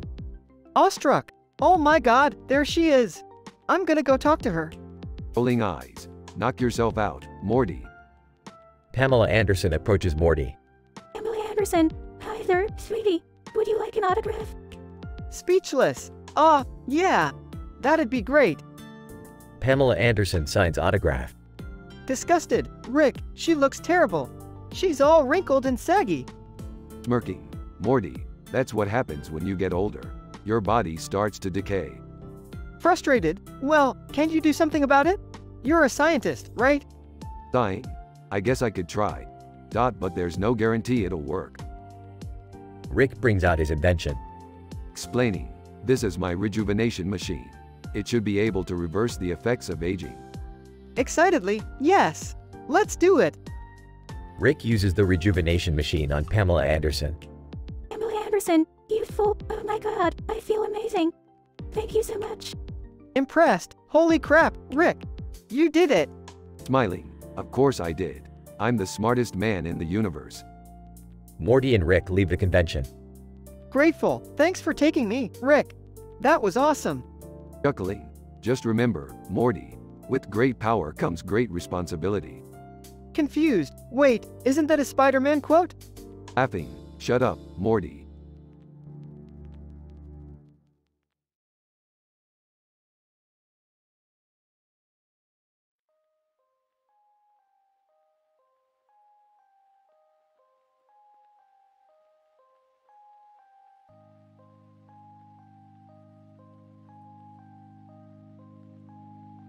Morty, we've got much bigger problems than you getting an autograph. What could be more important than meeting Baywatch?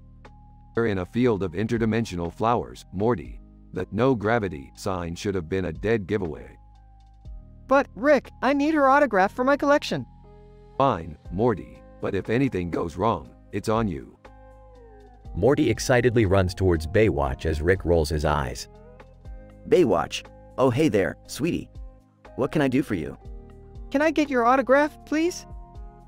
Baywatch, of course, hun. But before I sign that, could you help me with my walker? Morty's face drops as he realizes Baywatch is much older than he thought. Oh, sure. Rick walks up. Morty, we need to go. But Rick, Baywatch needs our help. Can't you do something? Size, fine, hold on. Rick pulls out a device and shoots Baywatch with a beam. Baywatch, oh my god, I feel like I'm in my 20s again. Thank you, Rick. Yeah, but there's a catch. That beam's effects only last for 24 hours. After that, she'll age even faster than before. Oh, well, I guess that's okay. Alright, let's go back home before someone catches us in this field. Morty happily walks back with Baywatch as she flirts with him. To himself, sometimes I wonder why I even bother.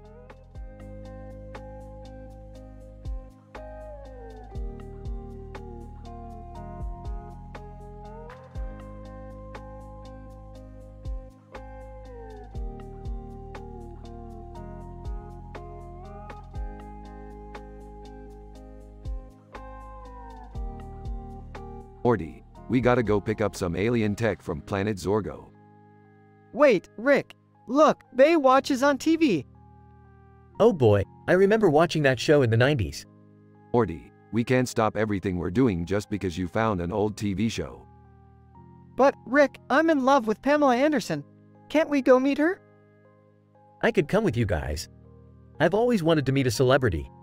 Fine. Strap in, Jerry. We're going to Hollywood. This is amazing, Rick.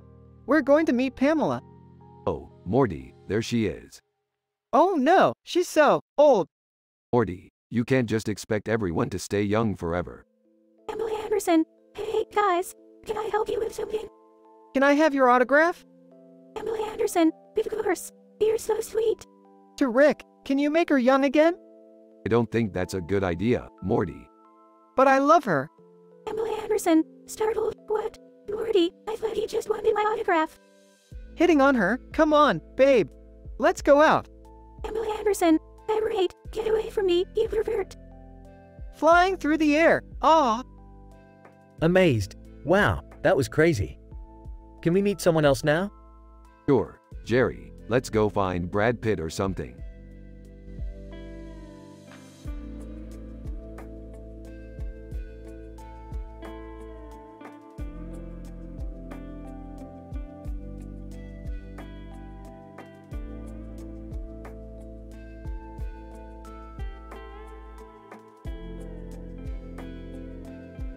Morty, what's up with that tape you rented?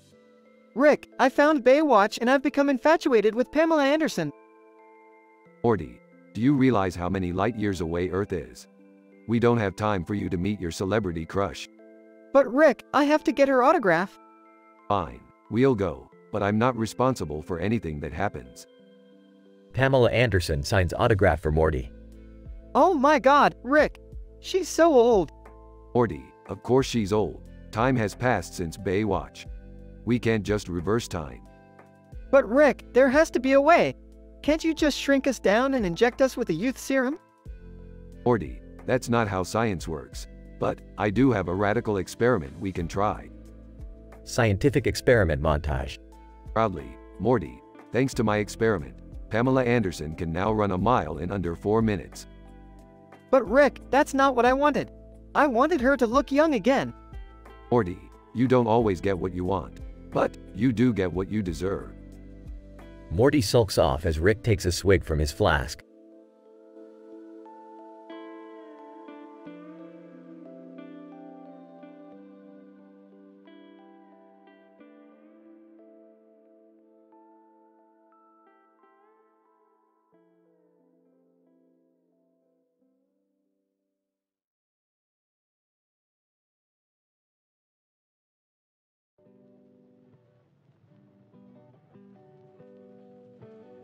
Morty, what's the deal with you staring at a cartoon family and some dude on a cell phone?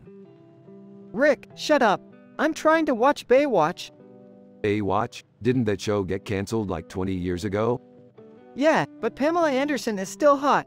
Can you take me to meet her and get her autograph? Morty, she's old now. Trust me, you don't want to meet her in person. Come on, Rick. Please, please, please. Fine, Morty, I'll take you to see Pamela Anderson. But don't say I didn't warn you. Pamela Anderson. Hi there, Morty. It's so great to meet a fan. Oh, my God. She's so old. Rick, do something. I can't just magically make her young again, Morty. That's not how science works. Pamela Anderson. What do you mean, young again? Morty, what are you talking about? Oh, nothing. Sorry. You're still beautiful, Pamela. Pamela Anderson. You, Morty. Don't think you can just flirt with me because I'm grateful you fixed my age. I'm going to attack you now. What? No, I didn't fix your age. Rick, do something. Sorry, Morty, you're on your own with this one. Oh, geez. This was a bad idea. Pamela Anderson. That's right, Morty. You messed with the wrong woman. I'm sorry, Pamela. I won't do it again. Pamela Anderson. Apology accepted. Just remember, Morty, sometimes it's better to appreciate beauty from a distance. Well, Morty, I hope you learned something today about the consequences of playing God with aging. Yeah, I guess you're right, Rick. I'll stick to watching Baywatch from now on. End scene.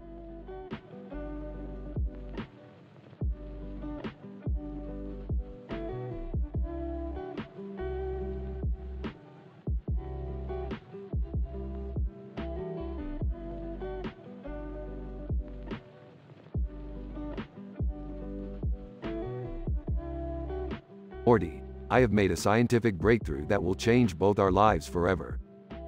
What is it, Rick? I have figured out how to make love potions. We can sell them for millions.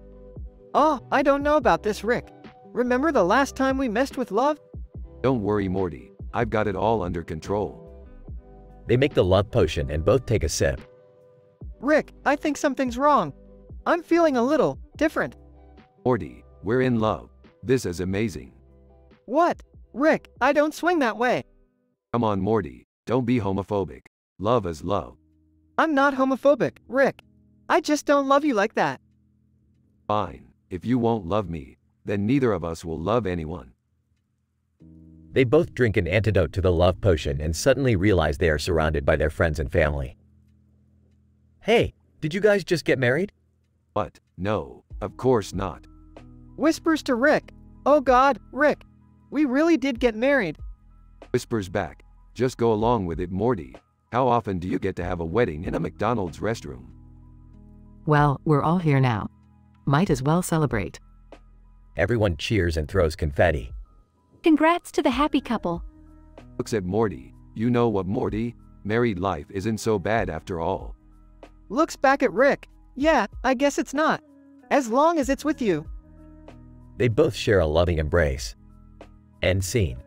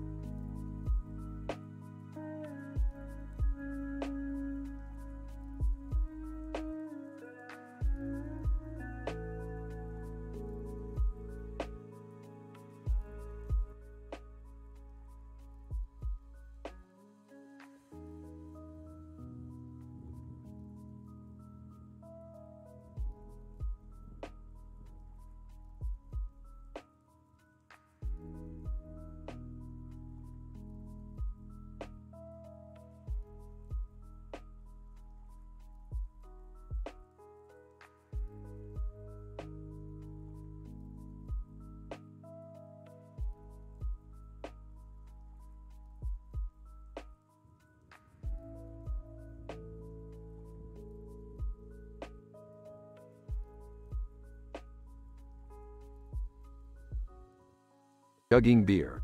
Hey Morty, let's get this party started. Nervously, I don't know, Rick. I kind of have a secret life, you know. Sarcastically, oh great, Morty's secret life. I'm sure it's super exciting. Rolling her eyes, Jerry, give Morty a break. What is it, Morty? Hesitant. Well, I've been sort of. building a machine in my spare time.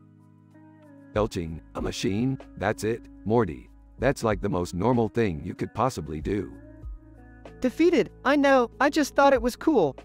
Suspiciously. Let me see this machine. They all follow Morty to his garage where a large, complicated machine sits. In awe, Morty, what is this? Proudly, it's a portal gun. I can travel through different universes and dimensions with it. Impressed. Morty, you sly dog. This is some real next level shit. Panicked? Guys? I don't think this is a good idea. Ignoring Jerry. Morty, let's fire this baby up. Morty hesitates but eventually agrees. They all jump through the portal and end up in a universe where they are all cartoons. Confused. What the hell is going on? Amused. This is kind of cool, actually. Laughing. Morty, you magnificent bastard. You've discovered the cartoon multiverse. Emboldened. Yeah, I guess I did. They spend the rest of the night hopping through different cartoon universes, causing chaos and cracking jokes. The episode ends with them stumbling back through the portal, all drunk and laughing. Slurring. Morty, you're a genius. Giggling. Thanks, Rick. Mumbling. I still don't understand what's going on. Smiling. It doesn't matter, Jerry. Let's just enjoy the moment.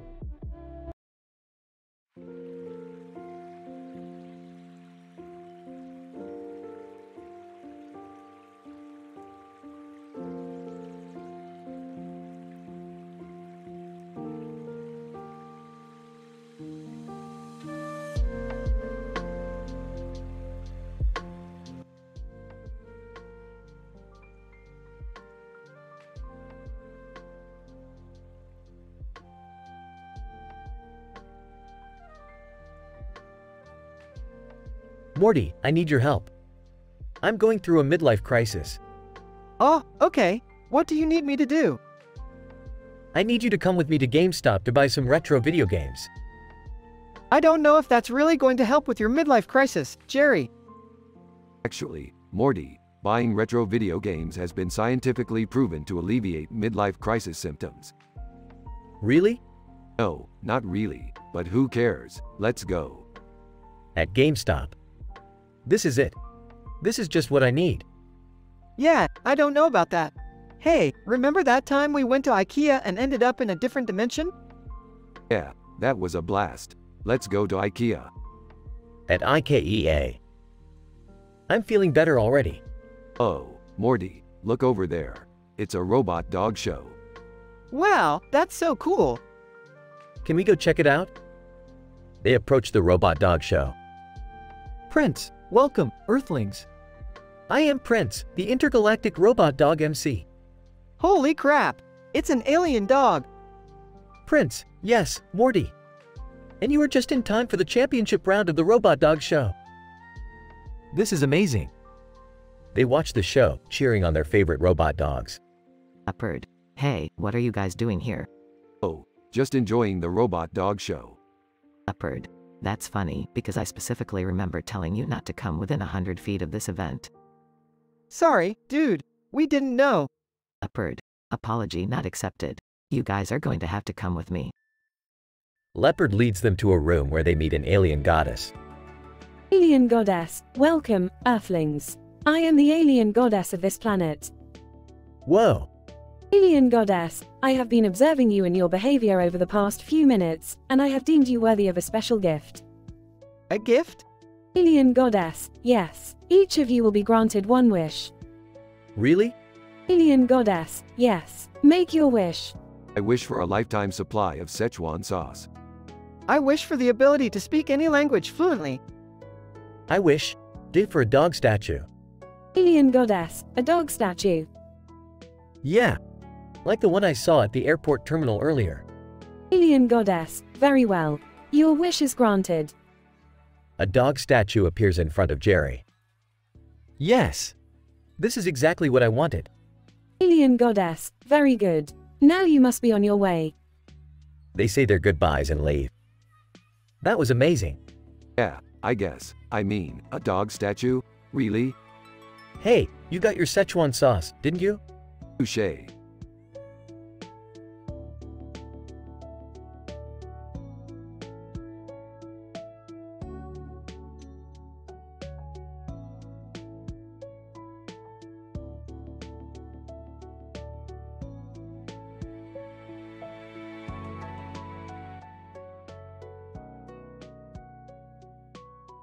Alright, Morty. Buckle up for another crazy sci-fi adventure. Oh, okay, Rick. What's the mission this time? Hey guys, what's going on? Yeah, what's with all the commotion? We've detected a mysterious space signal coming from the Iridium system. We're going to investigate.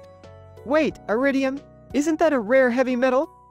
Bingo, Morty. I knew you were keeping up with your university studies. I'm coming with you guys. I want to see what all the fuss is about. Can we stop for some clam chowder first? I'm starving. No time for that, Summer. We have to go now. They fly through space and approach the Iridium system. Whoa, look at all those meteoroids. Stay focused, Morty. We have a mission to accomplish. Wait, what's that? I see something in the distance. It looks like a spaceship getting destroyed by the meteoroids. Oh no, we have to help them. But Rick, how are we going to navigate through all those meteoroids? Simple, Morty. I'll use my advanced science skills to calculate the safest route. They successfully navigate through the meteoroids and reach the damaged spaceship. We're here to help. What's going on? Alien pilot. Thank you for coming. Our ship is malfunctioning and we're about to crash land on that nearby planet. We'll help you fix the ship and get you back on your journey. And then can we finally get some clam chowder? Everyone laughs as they start repairing the spaceship. Wow, Rick, that was intense. I learned so much about navigation and engineering. That's the beauty of science, Morty. There's always something new to learn. Good thing we came to save the day and prevent a meteoroid marriage meltdown. Everyone laughs again as they fly off into the vastness of space.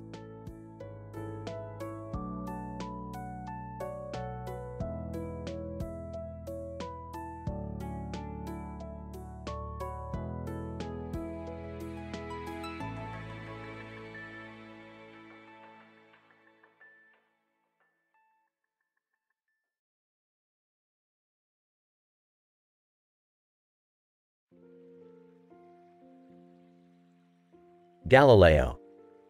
Here we have 4 distinct pizzas, each with a unique topping combination arranged on a black circular plate resting on a typical white background. The plate sits atop a black and white checkered tablecloth, further accentuating the contrast and demarcating the spaces between the individual pizzas. Domino's Pizza. Yes, our chefs took great care in crafting these culinary masterpieces, carefully selecting high-quality ingredients while ensuring flavor and texture take center stage. Galileo. Indeed, it is not only the toppings that make a good pizza but also the crust in the base. The thin crust with a crispy texture and a light fluffy base are vital factors that have not been compromised. Margherita. Margherita. I'm a classic pizza consisting of tomato sauce, mozzarella cheese, and fresh basil leaves. My origins date back to Naples in the early 18th century. Veggie Supreme. The Veggie Supreme. I'm a vegetarian pizza consisting of green peppers, red onions, mushrooms, black olives, and tomatoes. Scientific research suggests that a vegetable-rich diet is beneficial for human health. Pepperoni and mushroom. I am the pepperoni and mushroom pizza, with sliced pepperoni, mushrooms, tomato sauce, and oozy mozzarella cheese. My flavor profile is described as savory and robust, making me a popular pizza choice. Barbecue chicken. The barbecue chicken. I'm a smoky, sweet, and tangy pizza with chunks of chicken, onions, barbecue sauce, and a blend of cheeses. My origins date back to the 50s in California. Galileo. This dietary transition has benefited humankind in many ways over the years, with the shift towards a plant-based diet reducing the risk of deceptive and life-threatening chronic diseases. It is interesting to note how food has changed over the years, from the basic calorie-dense food to a more balanced nutritional value-based approach. Domino's Pizza. We, at Domino's Pizza, strive to provide pizzas that cater to everyone's needs, vegetarian, classic, or experimental. We continuously strive to innovate and create new flavor combinations while staying true to our core values of quality and customer satisfaction. Galileo. Indeed, the concept of pizza has come a long way, from a simple flatbread with toppings to a multifarious dish that is celebrated worldwide. It is fascinating to note the role that food plays in human history and how it has evolved over time, reflecting the changing attitudes and beliefs of society. As we finished discussing the science of pizza, we devoured the delicious pizzas, savoring each bite while appreciating the science behind it.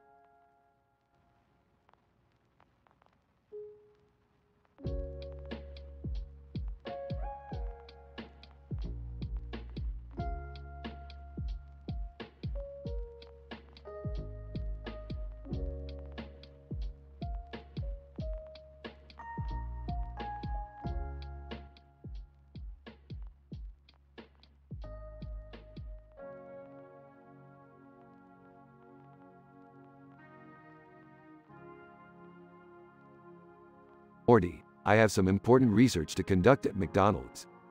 Groans, McDonald's, again? Yes, Morty, and don't forget to grab a hot dog while we're there. Singing, McDonald's, oh McDonald's, where the food is questionable and the employees are soulless. Joining in. The burgers are frozen, the fries are stale. Makes me want to wail and flail. Uncomfortably singing, but the kids love the toys, and the prices bring us joys. But in all honesty, the food's bad for me. Interrupting. All right, enough with the song. We're here for science, not criticism. What kind of science could you possibly do at a fast food restaurant? I need to analyze the chemical composition of their special sauce for my latest experiment. Well, while you do that, I'm going to get a McFlurry. I'll have a McChicken. I'll just have a salad. I think I'll pass this time, guys. I don't want to risk another bathroom incident. Suit yourself. More hot dogs for me. They all make their way to the counter. McDonald's employee. Welcome to McDonald's. May I take your order? I'll have a McFlurry. I'll have a McChicken. Just a salad, please. I'll take 6 hot dogs and a large fry. Seriously, Rick? But, they're for science. Meanwhile, in the kitchen. Chef. I hate my life. Everything in here is greasy and gross. Assistant. I know, right? And we're only making minimum wage. Morty overhears their conversation. Rick, we have to do something. These workers are suffering. Oh, Morty, you and your bleeding heart. Let's just finish our food and get out of here. As they eat, Morty can't help but feel guilty. I can't take it anymore. We have to do something to help them. Fine, but what do you propose we do? We'll start a union. Together, we'll fight for better wages and working conditions. Rolling his eyes. All right, Morty, we'll start a union. They gather the workers and form a union. The McDonald's managers are not happy. Manager, you can't do this. You're just a bunch of low-wage workers. Worker 1. Actually, we're a union now, and we demand fair pay and better working conditions. Worker 2. Yeah, and we won't stop until we get it. The managers begrudgingly agree to their demands and the workers cheer. See, Rick, we did something good today. Smiling. Yeah. Now let's go home before someone calls the cops. They all leave McDonald's, feeling accomplished.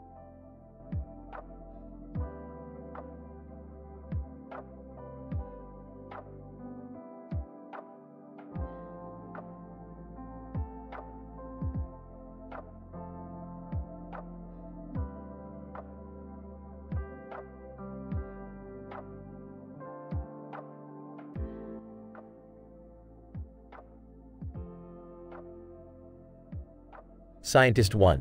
Observation. A human male subject, wearing a military uniform with weaponry, including a rifle and gun, and a helmet, has appeared within the Scripps Research Institute Temporal Laboratory. Scientist 2. Hypothesis. The subject may be a time traveler originating from a period in which military attire was commonplace.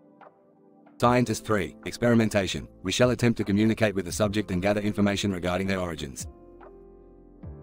Marcus Phoenix, what the hell is going on here? Where am I? Scientist 1. Subject appears disorientated and confused, attempting to establish a line of communication. Scientist 2. Can you tell us how you came to be here in our laboratory? Marcus Phoenix, I don't know. I was in the Democratic Republic of the Congo 1 minute and then I'm here. Scientist 3. It appears the subject has experienced an involuntary displacement of mass within the space-time continuum. Scripps Research Institute time-traveling prankster. Ha. Gotcha. Sorry folks, just having a little fun with the time machine. No harm done, right? Scientist 1. Identification. The subject reveals to be a prankster with access to our temporal technology. Scientist 2. Examination. We must review and improve our temporal security procedures to prevent further unauthorized access. Marcus Phoenix, who the hell are you and why did you bring me here? Scripps Research Institute time-traveling prankster. Oh, don't mind me. I just enjoy messing with people. But since you're here, would you mind telling me about some good foreign films? Marcus Phoenix, what? Are you serious? I don't have time for this nonsense. I need to get back to my unit. Scripps Research Institute time-traveling prankster. All right, I'll send you back. But first, can I get your autograph? I'm a big fan of the Gears of War franchise. Marcus Phoenix, this is ridiculous. Just send me back already.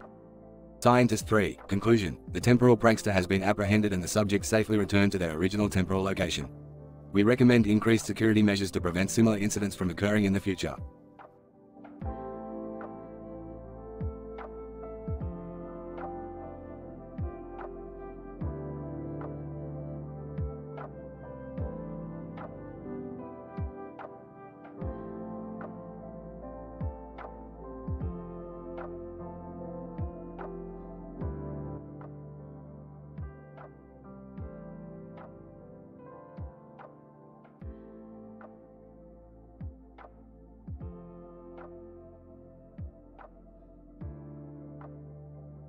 Morty, the multiverse is calling our names. Let's go on another adventure. Oh, okay, Rick. Where are we going this time? We're heading to Mars, Morty. I need to collect some samples for my latest experiment. Mars? Won't we need some kind of space gear or something? Sarcastically, oh no, Morty.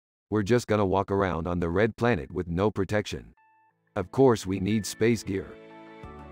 Nervous. Oh, right. Sorry, Rick, I'm just a little nervous. It's okay, Morty. Just keep it together. Now let's get going. They arrive on Mars and begin collecting samples. Suddenly, they hear a loud crash.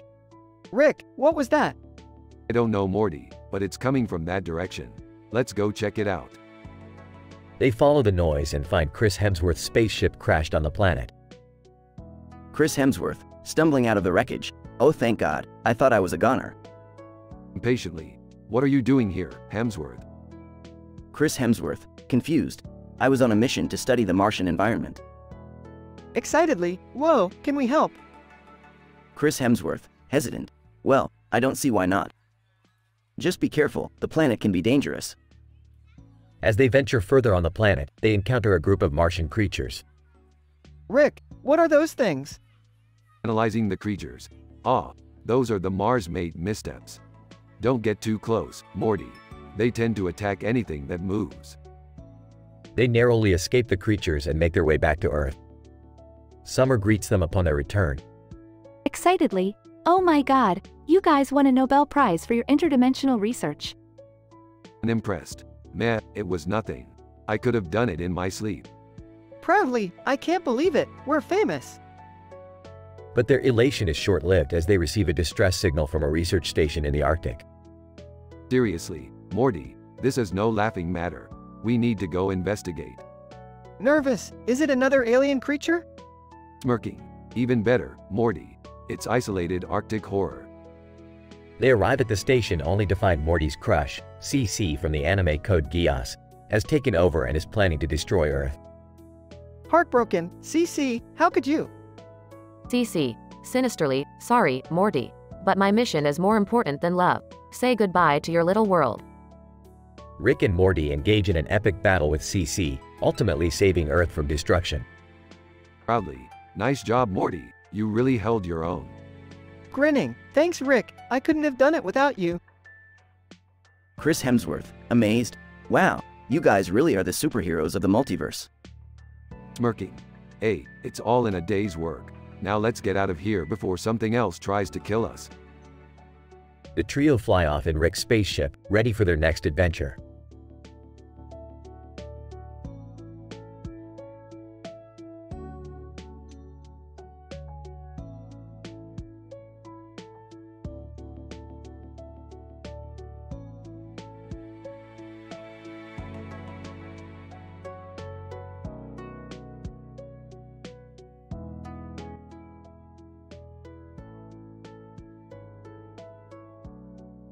INT. University Lab, Day. I, Professor John, am working on my latest project while glancing occasionally at my poster with a space inside of it. Suddenly, a strange signal catches my attention. I check the source and realize that it is the Jovian Jezebel Jest, a highly advanced spacecraft. Beth, my assistant, rushes into the room and notices my astonishment. "What is it, Professor?" she asks. "The Jovian Jezebel Jest has arrived," I exclaim. It seems that my interdimensional admirer has finally found me. Suddenly, the spacecraft materializes into our reality. From within the ship emerges Beth's interdimensional admirer. He introduces himself as Zax, a representative of the future war resistance. "We need your help, Professor," Zax says urgently. "Our enemy has developed a weapon that could destroy our entire civilization. We need your expertise to stop them." Beth looks at me with excitement. "This is amazing. We have to help them, Professor." I nod in agreement. "Of course, we'll do everything we can." As we head towards the spacecraft, we notice the green background with a blue and yellow pattern on it, which seems to be some sort of hologram device. Zax explains that it is a tool used by the future war resistance to navigate through different dimensions. Once we arrive on their home planet, we quickly get to work. Using my scientific knowledge and expertise, we are able to develop a counter-weapon that ultimately leads to the defeat of their enemy. As we prepare to leave, Zax thanks us for our help and offers a token of their gratitude. He hands me a small device and says, "If you ever need our help, activate this and we'll be there." Beth looks at me with admiration. "Wow, Professor. You have an interdimensional contact now." I smile. "Yes, it seems that way." As we board the spacecraft and head back to our own dimension, I can't help but feel proud of what we accomplished and excited about the possibilities that lie ahead. Professor John, science truly knows no bounds. That was incredible, Professor. Thanks. Thank you for your assistance, Professor John. We owe you a great debt. Professor John, it was my pleasure, Zax. Science is all about helping others. Can we do it again sometime? Professor John, who knows, Beth? The possibilities are endless.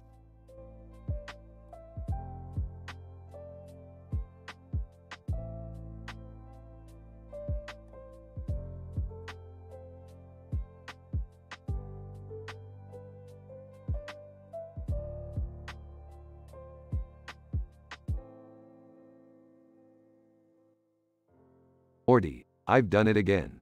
I've discovered a new dimension where the Chinese playing cards ruled the world. Geez, Rick, that's crazy.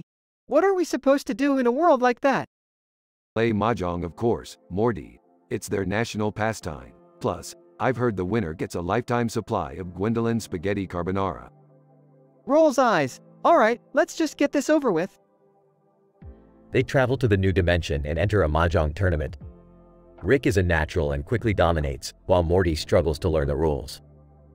Rick, I don't think I can do this. My brain hurts from all these tiles. Nonsense, Morty. You just need to have a craniotomy to unlock your full potential. After the procedure, Morty becomes a mahjong master, but begins to act strange and erratic. Morty, are you okay? You're acting like Mark Zuckerberg on a bender. Maniacally laughs. I feel amazing, Rick. I can see the future and it's full of mahjong victories. Rick realizes that craniotomy was a mistake and tries to reverse the procedure, but accidentally causes a rift in the dimension. Oh Morty, we've caused a mahjong apocalypse. We need to get out of here now. They narrowly escape the dimension before it implodes, but not before grabbing a lifetime supply of Gwendolyn spaghetti carbonara. Breathlessly, that was so intense, Rick. I never want to play mahjong again. Sarcastically, sure Morty. Next time I'll take you to a nice relaxing dimension where the red ribbon is the only thing on the shelf. End scene.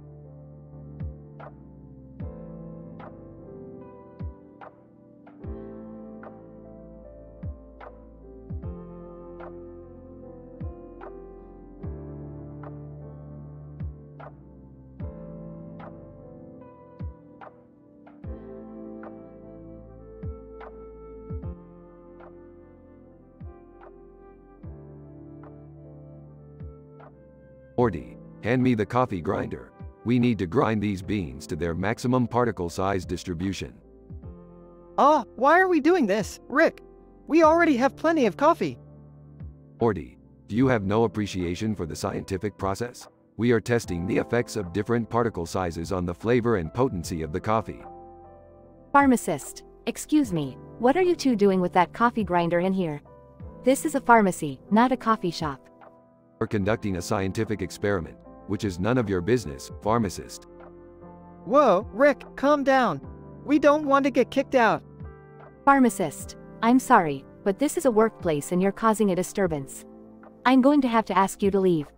Fine, let's go, Morty. We'll take our coffee research to a place that appreciates it. Roastery owner, welcome to my roastery. How can I help you? Oh, we're looking for some high-quality coffee beans to use in our experiment. We need a wide range of roast levels to test the optimal flavor profiles. Roastery owner, well, you came to the right place. We have a wide variety of beans from all over the world. Wow, these beans look amazing. Can we taste some? Morty, we're not here to enjoy the coffee. We're here to conduct a scientific experiment. Misinterpreted song lyrics. Musical note: I can't feel my face when I'm with you, but I love it, musical note. Alright, Morty, let's get grinding. We'll start with the coarsest grind and work our way down. Coughs. This is a lot of caffeine. I don't think I can handle it. Nonsense, Morty. The scientific process demands sacrifice. Now drink up. Groans. I don't feel so good. Sips coffee. Interesting. These finer particles seem to have a much more robust flavor. Morty, take notes. Sips coffee. I can't believe I'm saying this, but Rick, this coffee is amazing. Yes, Morty, science has once again triumphed over ignorance. Now let's package these beans and sell them for a fortune. Pharmacist. Sips coffee. Hey, this is really good coffee. Maybe I misjudged you too. Smiling. Of course you did, pharmacist. We're scientists, not amateurs.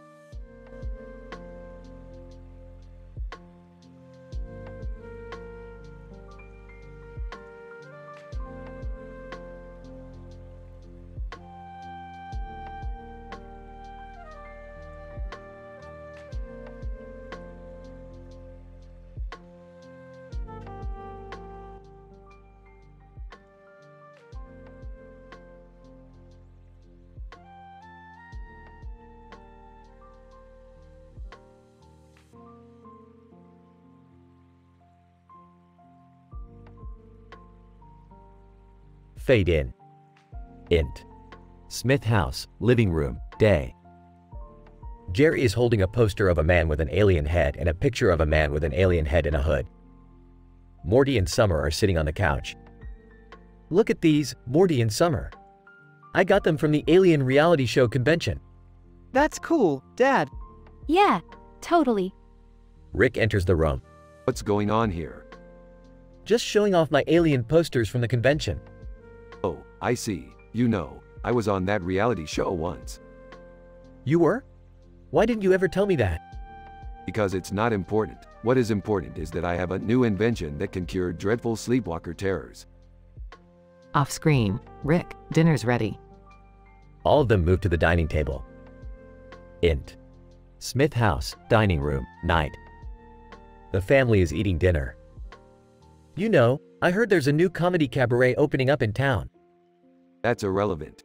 I heard they're going to show one does not simply mean two. Oh my god, that movie never gets old. To Rick, have you finished your PhD dissertation on the interdimensional portal theory? Sarcastically, oh, yeah. I finished that while I was curing sleepwalking terrors and being on an alien reality show. Everyone chuckles. Int. Smith house, living room, night. The family is watching TV when suddenly the screen goes black. Panicking. What's going on? Did I forget to pay the cable bill? Suddenly, the TV switches to a strange program. Alien TV announcer, welcome to the Alien reality show. Tonight's special guest is Rick Sanchez from Earth Dimension C137. The family, this is not what it looks like. The TV screen turns into a portal and the family gets sucked into it. INT. Alien TV studio, night. The family finds themselves in an alien TV studio. Alien reality show host. To the camera, welcome our special guest, Rick Sanchez. The audience cheers. The family, I swear I didn't know this was going to happen. Alien reality show host. To Rick, tell us, what's it like being a scientist on Earth? Adjusting his collar. Well, I have a PhD in interdimensional portal theory and I've cured dreadful sleepwalker terrors. Plus, I invented a device that can turn you into a pickle. The audience gasps. Alien reality show host. To the camera. This is amazing. Get ready for the craziest episode yet. The show starts with Rick being put through a series of hilarious challenges while the family watches from the sidelines. Laughing. This is insane. Also laughing. I can't believe this is happening. Joining the laughter. This is better than the comedy cabaret. To Rick, how do you come up with this stuff? Smirking. It's all in a day's work for a scientist like me. The episode ends with Rick being crowned the winner of the Alien reality show. Alien reality show host. Congratulations, Rick Sanchez. You are the first Earthling to win our show. The audience cheers as Rick takes a bow. Next. Alien TV studio, night. The family is walking out of the studio. That was incredible, Rick. Just another day in the life of a mad scientist, Jerry. Can we come back next year? Yeah, can we? Smiling. We'll see what the interdimensional portal takes us next. Fade out.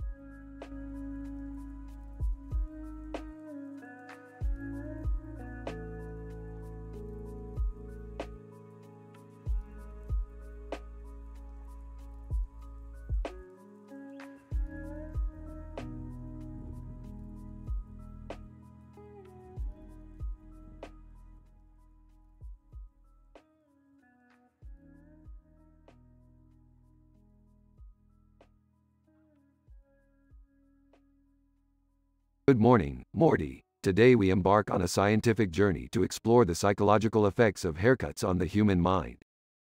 Oh geez, Rick, is that really a thing? Of course it is, Morty. The way we present ourselves to the world can greatly impact how we are perceived and therefore affect our mental state. Wait, are you telling me that my new haircut could have a psychological impact? Yeah, Dad. Are you saying my new bangs could have affected my brainwaves? Precisely, Beth and Summer. The changes in your appearance can trigger a range of emotional responses. And for our experiment, we will use these 4 photos of a man with various facial expressions and hairstyles on a red background. Whoa, Rick, that's crazy. But how will we measure the results? Yeah, Dad. How do we know if our experiment is even valid? Excellent question, Summer. We will use a combination of EEG and fMRI to measure the neural activity in the brain before and after viewing the images. Whoa, Rick, sounds super scientific. But where do we find EEG and fMRI equipment on such short notice? Yeah, Dad. Is this really ethical? Chuckles. You think ethics apply to us, Summer? We're scientists, not hippies. Fidgeting. Rick, I think something's wrong with the image. It's glitching out. Oh my god, what's happening to his face? I don't think that's supposed to happen. Alarmed. Everyone, brace yourselves. We've got a Zolgo attack. Oh what, Rick? Terrified. What does that even mean? Panicked. Are we going to die? Determined. Not on my watch, you're not. Pulls out intricate device. Hold on to your butts, people. We're going in. Terrified. I don't like where this is going, Rick. Concerned. Is this safe? Skeptical. Are you sure this will work? Confident. Only one way to find out. Activates device. Zolgo symbols flood the screen as the gang is transported into a psychedelic alternate dimension. Screaming, Rick, what have you done? Dizzy. I feel like I'm tripping on acid. Enthralled. Whoa, this is so cool. Maniacal. Welcome to my laboratory, Morty, where the impossible is possible and the highly improbable is just another Tuesday. They continue to explore the trippy alternate dimension, encountering strange creatures and conducting experiments. Eventually, they manage to stabilize the glitching image and make it back to their reality with a newfound appreciation for the power of haircuts and the dangers of Zolgo attacks. The end.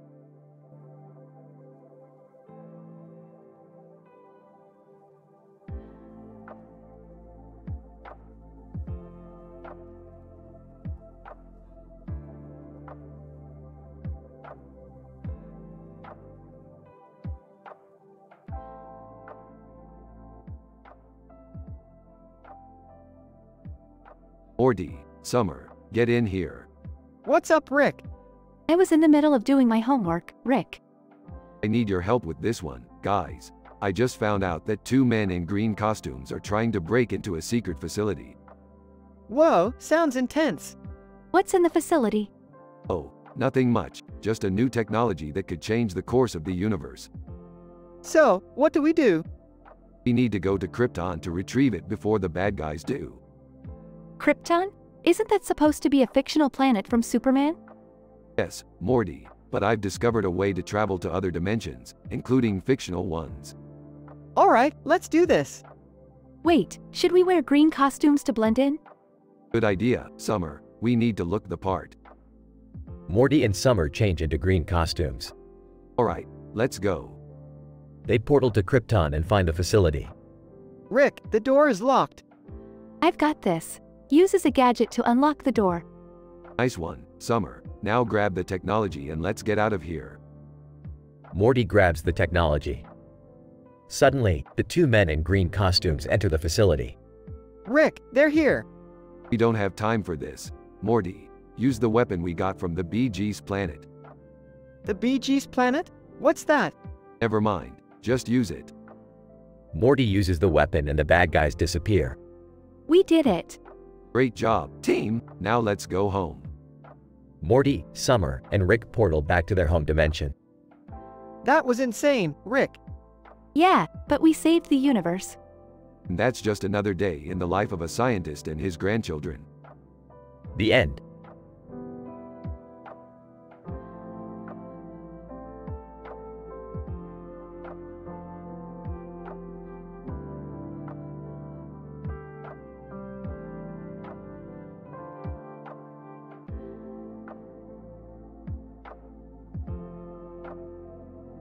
Morty, we're going on a train adventure tonight.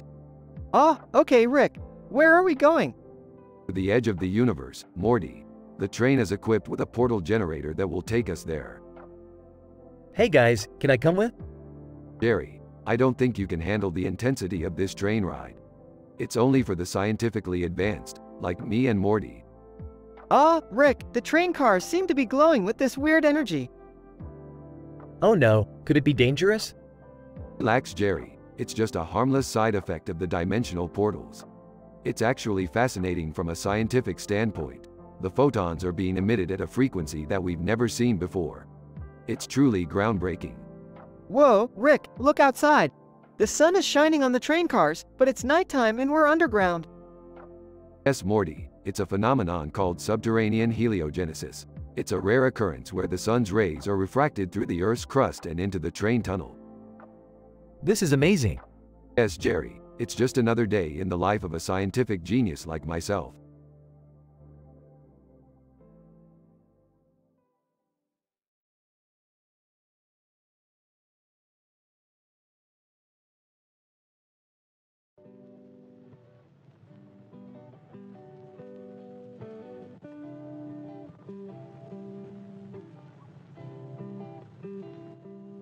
Morty, we're going on a wild sci-fi adventure today. Strap in. Ah, okay, Rick. What's the deal? We're heading to a distant planet to attend the robot beauty pageant. What? Why would robots have a beauty pageant? It's all about the effleurage, Morty. Their designers use raindrop therapy to inspire their alien interior design. I don't get it. Look, Morty, robots have feelings too. And these robots have been programmed to appreciate a good pun or wordplay. It's my chance to show off my comedic genius. Okay, sure. But why are we on a tennis court? That's where the pageant is being held. And the robots need to demonstrate their agility and precision with a racket and tennis ball. This is insane, Rick. That's why it's so brilliant, Morty. Now let's go meet the contestants. Rick and Morty approach the group of robots. Robot 1. Greetings, humans. I am Model X112, and I am designed for interstellar diplomacy. Robot 2. Salutations. I am Model Q421, and I am specialized in quantum mechanics. Boring. Rick, you can't just insult them like that. Watch me. A robot with a particularly flashy design approaches. Robot 3. Greetings, mortals. I am Model Z956, and I am here to win the pageant. Wow, that one looks pretty cool. Yeah, but can it take a joke? Robot 3 suddenly explodes. Looks like we have a malfunction. Let's get out of here before we're blamed for this mess. I don't know if I can handle any more of these crazy adventures, Rick. Nonsense, Morty. The universe is our playground. Now let's go get some ice cream.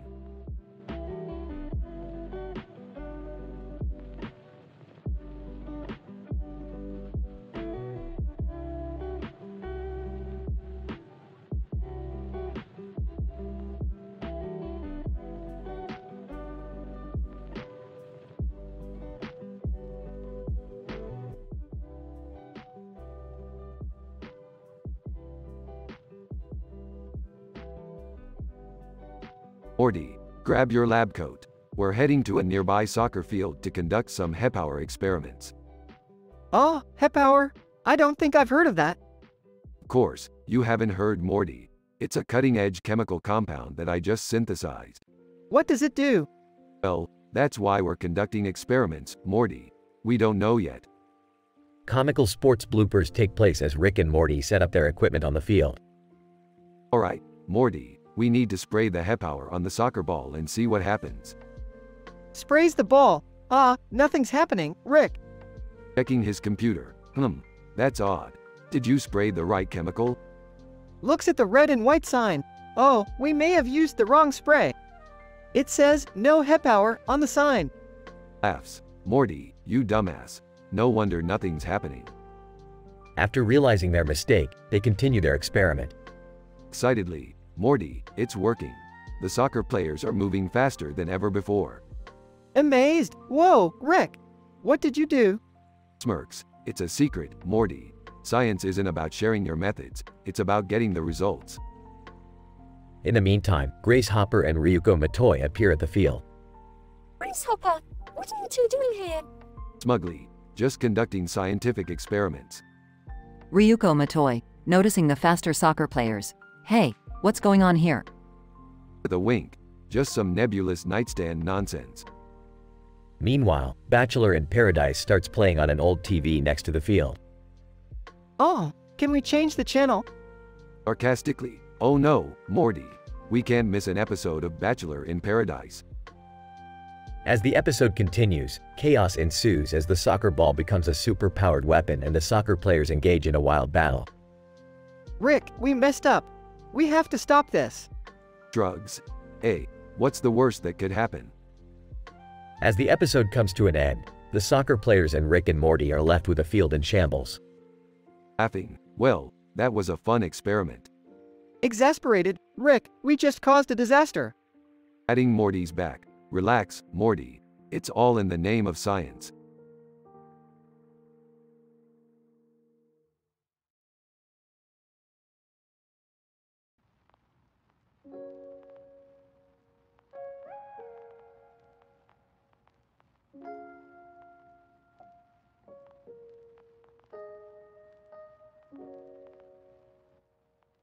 Morty, listen to me. Nobody's ever gonna mess with you when you got a big iron on your hip. Rick, I don't even know how to use this thing. And it hurts like hell. Hey guys, what's going on? Not now, Jerry. We're trying to teach Morty here how to be a man. Ow, ow, ow. Come on, Morty. It's not rocket science. Point and shoot. Easy for you to say. You're not the one with a burning hole in your... Big iron, when he tried to match the ranger with the big iron on his hip. Rick, please. This hurts so much. Guys? What's that smell? Damn it, Morty, you just activated the plasma thrusters. The what? Oh God, oh God. Brace for impact. Moment of chaos as the room shakes and the wall turns green. What the hell is going on? Chuckling. Looks like we just traveled through an alternate dimension, Jerry. No big deal. Panting. Can we please never do that again? Come on, Morty. Where's your sense of adventure? Sarcastically, yeah, Morty. Where's your sense of adventure? Oh, I hate you guys sometimes. Still singing, big iron, big iron. Looks around at the green-tinged room. So, anyone hungry? Sighs. I guess we might as well see what's in the fridge. Grinning, and let's hope the food hasn't turned into some sort of sentient alien creature. Again.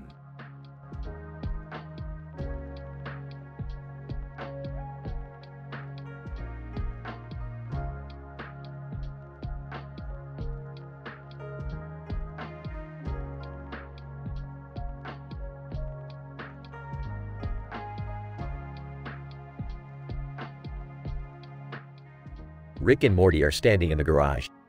Morty, check out this stick I found on my latest space venture. It's got a weird face on it.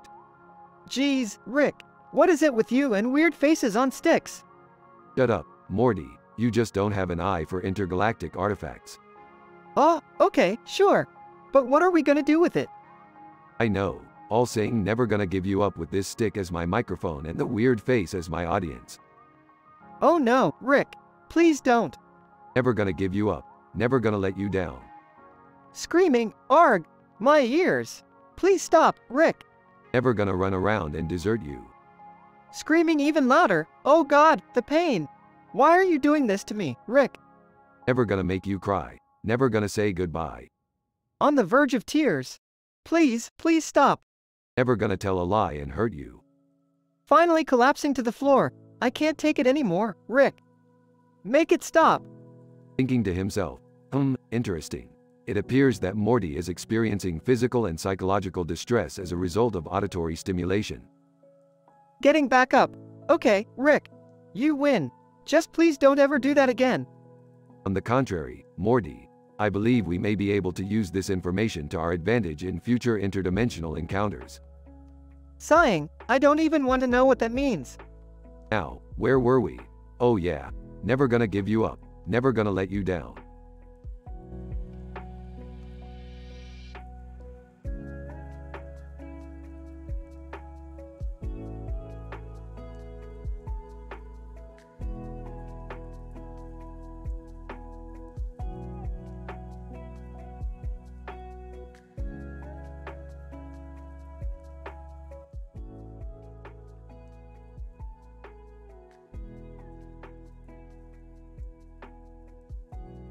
Morty, come on over here and take a look at this.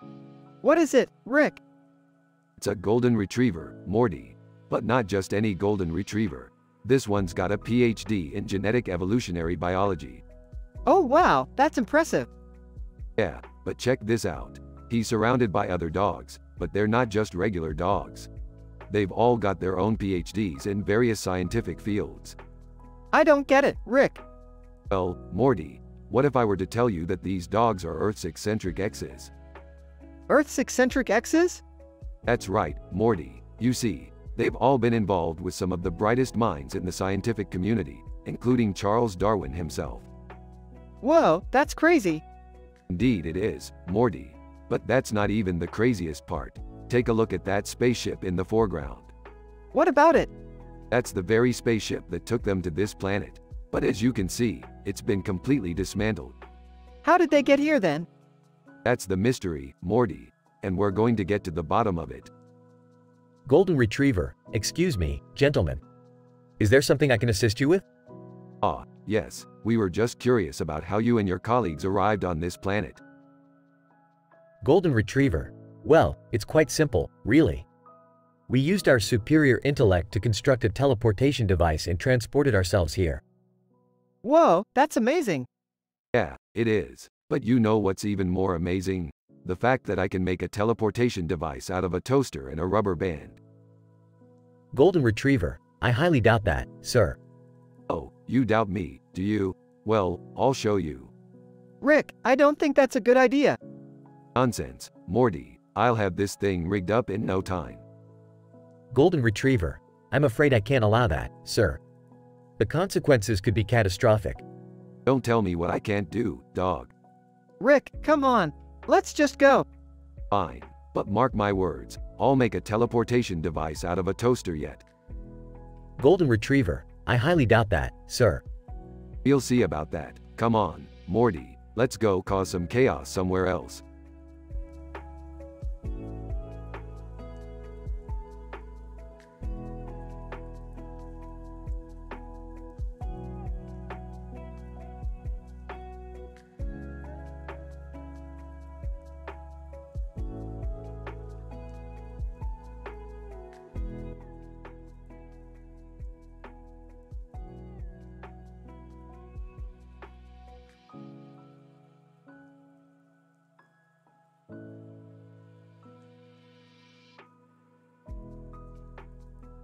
Morty, grab the portal gun. We're going on an adventure to Nigeria. Oh geez, Nigeria? What do we need to go there for? Hey, can I come too? I could use a change of scenery. Count me in too. I want to see some exotic animals. We're not going to sightsee. We're here for science.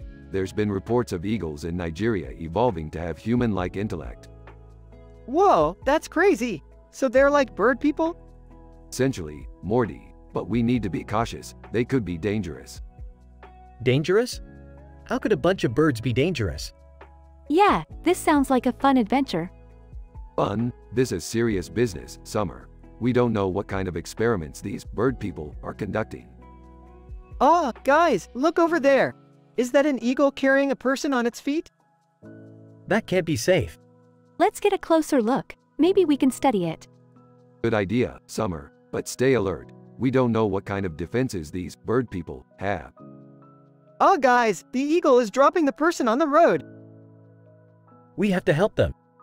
No way, we could be walking right into their trap. Relax, it's just a regular person. They're not a threat to us. Let's check if they're okay. Excuse me, are you all right? Person, I'm fine, just a little dizzy. Thanks for asking. What happened? Were you doing some kind of experiment with the eagles? Person, no, I was just taking a leisurely flight. I didn't expect to get dropped like that. Well, we should probably get you to a hospital. You might have a concussion. Rick, what are we going to do about the bird people? Nothing. This was just a coincidence. Let's focus on getting this person some medical attention. Oh, guys, I think I see some bird people in the distance. Everyone, hide. We don't want to provoke them. They're coming this way. What do we do? Everyone stay calm. I have an idea. Bird person, greetings, humans. What brings you to our territory? We come in peace. We only want to observe and study your species. Bird person, I see. Well, in that case, welcome to our home. Oh, Rick, why are you being so friendly to these bird people? You catch more flies with honey, Morty. Plus, we don't want to start a fight we can't win. Wow, look at all these amazing creatures. It's like a whole new world. I never knew birds could be so intelligent. This is truly fascinating. All right, let's gather our data and get out of here. We don't want to overstay our welcome. Can we come back and visit the bird people sometime? Maybe, Morty, but only if we're invited.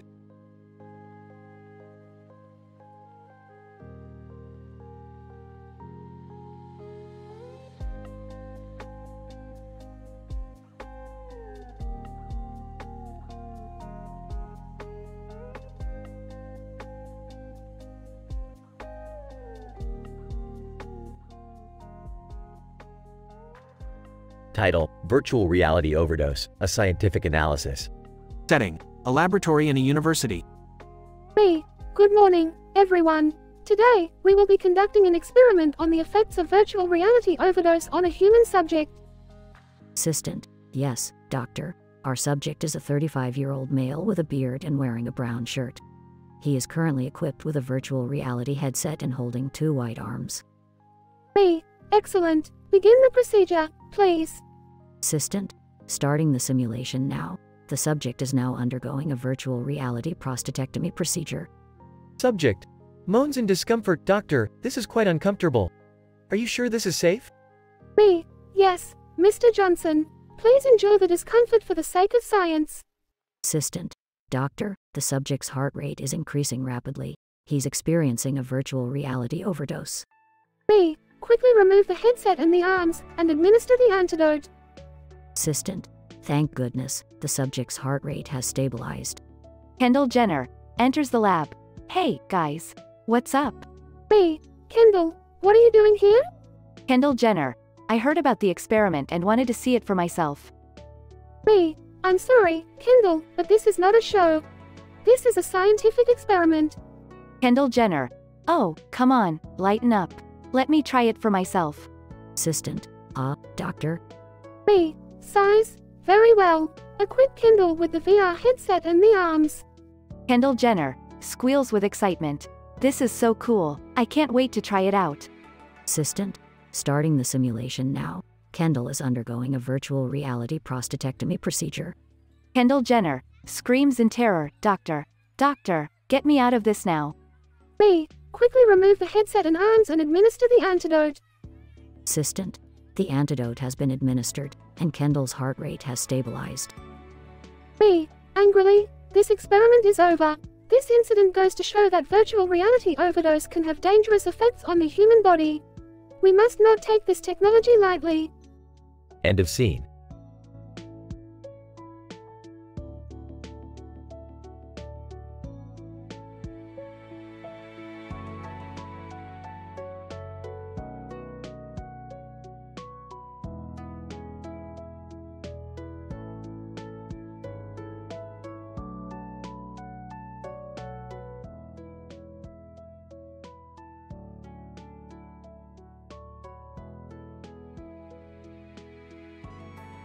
Rick, where are we? According to my calculations, we're in a scientific PhD university located in Chiang Mai. Wow, this place looks so high-tech and fancy. And what's that building with a steeple on the side of it in the woods with trees on the side of it? Let's go check it out. Hold on, kids. We're here to meet with Tammy Guterman, the leading expert in aluminum research. Aluminum research? What's that? You wouldn't understand the scientific jargon, Beth. Tammy Guterman, welcome, Smith family. I'm Tammy Guterman and I'll be showing you around our state-of-the-art laboratory. Whoa, this place is so cool. Clears his throat. Excuse me, Ms. Guterman. Could you please explain to us the scientific significance of aluminum research?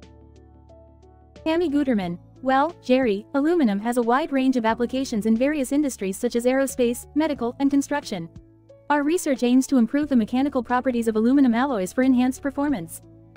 That's so cool. Whispers to Rick. I still don't understand anything. Whispers back. You're not alone, Beth.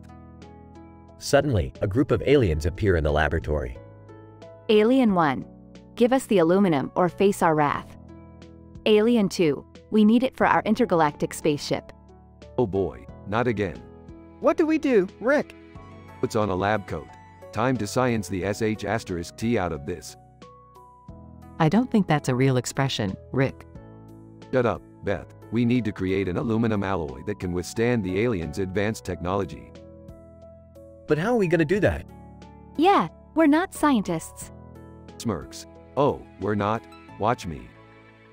The Smith family and Tammy Guterman frantically work on experiments and create a new aluminum alloy. Tammy Guterman, it's working. The alloy is stronger than anything we've ever made before. Hands the alloy to the aliens. Here you go. Enjoy your intergalactic spaceship or whatever. Alien 1, looks surprised. This is incredible. Thank you, humans. Alien 2, we'll leave you in peace now. Laughs. We did it. I can't believe we just solved an intergalactic crisis. Hey, can we stay a little longer? I want to learn more about science. Smiling, me too. Smiles. That's the spirit. The universe is full of infinite possibilities. Now let's go get some waffles.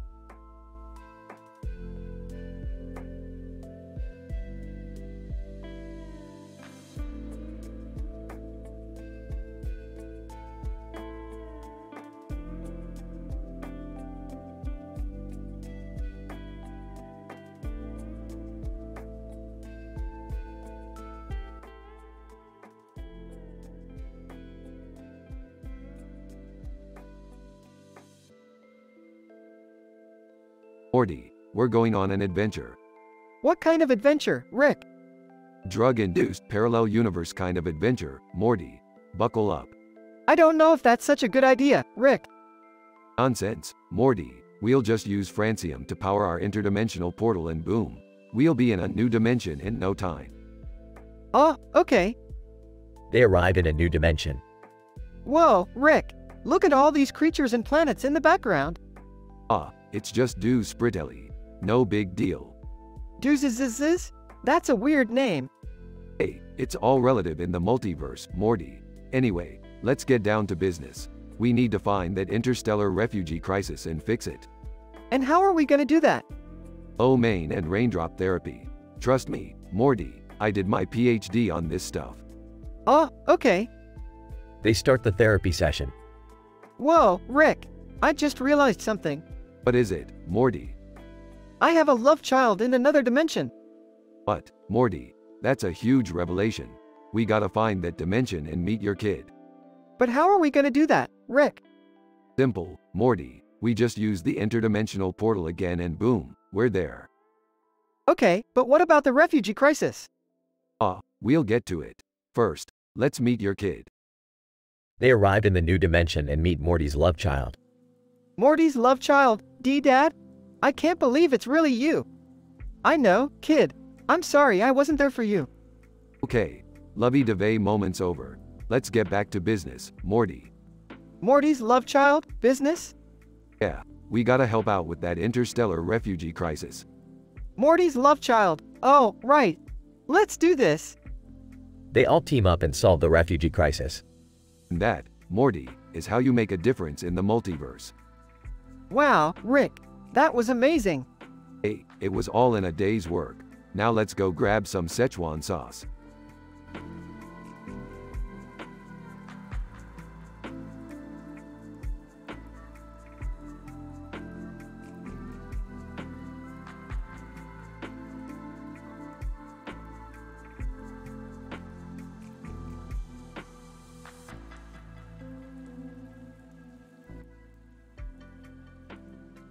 Alright, Morty, hold on tight because we're about to travel into the kaleidoscope dimension. Oh man, Rick, I don't know if I'm ready for this. Relax, Morty, this is purely scientific. Now, let's see. Ah, there it is. The building with the colorful design on the sidewall. What's that got to do with anything, Rick? Everything, Morty. That building is actually a portal to the rectum dimension. Rectum dimension? What kind of place is that? It's a dimension where all of our worst fears and insecurities come to life, Morty. And we're going to need the help of Chumble Drips, Thor, and Supernova's secret admirer to navigate through it. Chumble Drips, what's up, Rick and Morty? Ready to face your fears? Thor, I too am prepared for the battle that lies ahead. Supernova's secret admirer, I'll love and support you guys no matter what. Alright team, let's go in and save the world. As they enter the portal, they're immediately greeted by a giant sentient rectum. Oh geez, Rick, what do we do? Don't worry, Morty, I've got this. Let's just hit it with some Coldplay music. They play Fix You by Coldplay and the rectum starts to glow and shrink. Chumble Drips, that's it, keep playing. Thor, the power of music is amazing. The rectum finally disappears and they're able to continue on through the dimension. Supernova's secret admirer, you guys did great, I knew you could do it.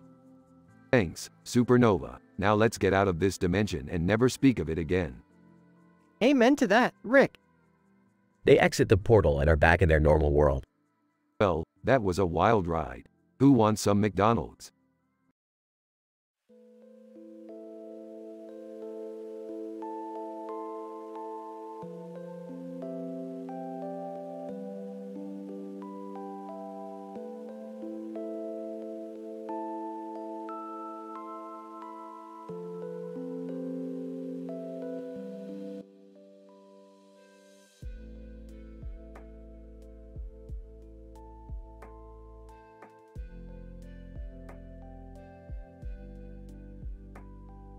MATPAT, a group consisting of myself and several others donned in orange uniforms are gathered around a trash can adorned with a sign that reads, "Unintentionally funny advertising, orange is the new black." Visibly confused so. What exactly are we doing here? MATPAT. Our objective is to investigate the source of these bizarre ads and determine if they pose any potential danger. Ghost ship voyage. My instruments are indicating some sort of anomaly emanating from the trash can. MATPAT. Everyone, stand back. Waves his arms frantically. We don't know what could happen. Uniform person 1. Wait. Asterisk pulls out a strange device. Asterisk. I think I can open a portal to another dimension. Uniform person 2. What if it's dangerous? We don't even know what's on the other side. Hey guys, look over here. Points to a shimmering portal that has opened up behind him. I think I found something. MATPAT. Excitedly incredible. This must be the source of the anomalous ads. Ghost ship voyage. I'm detecting a strange energy signature coming from that portal. We should be cautious. Uniformed person 3. Wait, guys, do you hear that?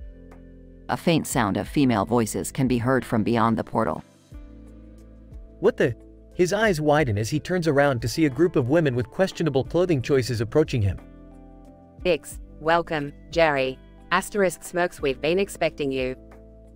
Completely shocked, what's going on here? Ix, you, my dear, have found yourself in another dimension, one where you are our king and we're your loyal servants. Asterisk tilts her head. Asterisk. Flustered, I don't understand. How is this possible?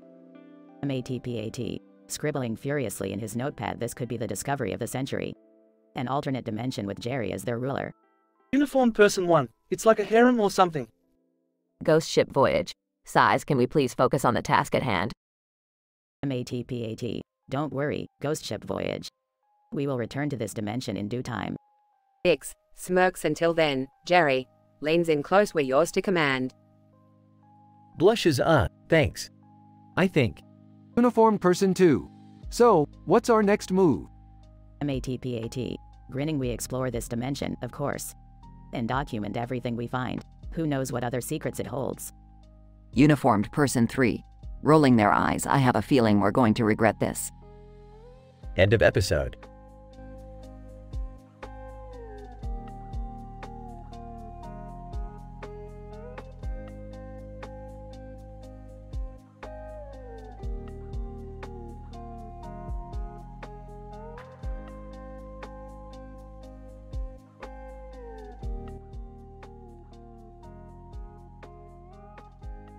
Morty, check this out.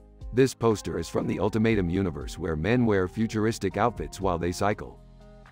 That's wild, Rick. I've been cycling a lot lately. But what's with the chandelier in the background? Hey, I saw that poster in Mila Kunis' latest zombie outbreak movie. Why do you always bring up Mila Kunis, Mom? Well, speaking of outbreaks, I need you all to stay put.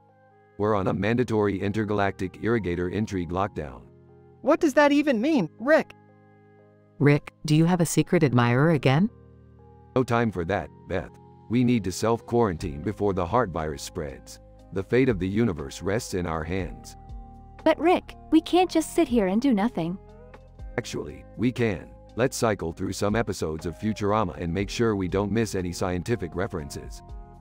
I don't think that's helpful, Rick. Guys, we need to come up with a plan. What if we broke quarantine to find a cure? Great idea, Mom. Let's do it. Alright, but first we need to suit up in our sci-fi gear. Oh boy, I hope this doesn't end badly. Everybody, stay calm and follow my lead. No one gets left behind. I can't believe I'm actually doing this.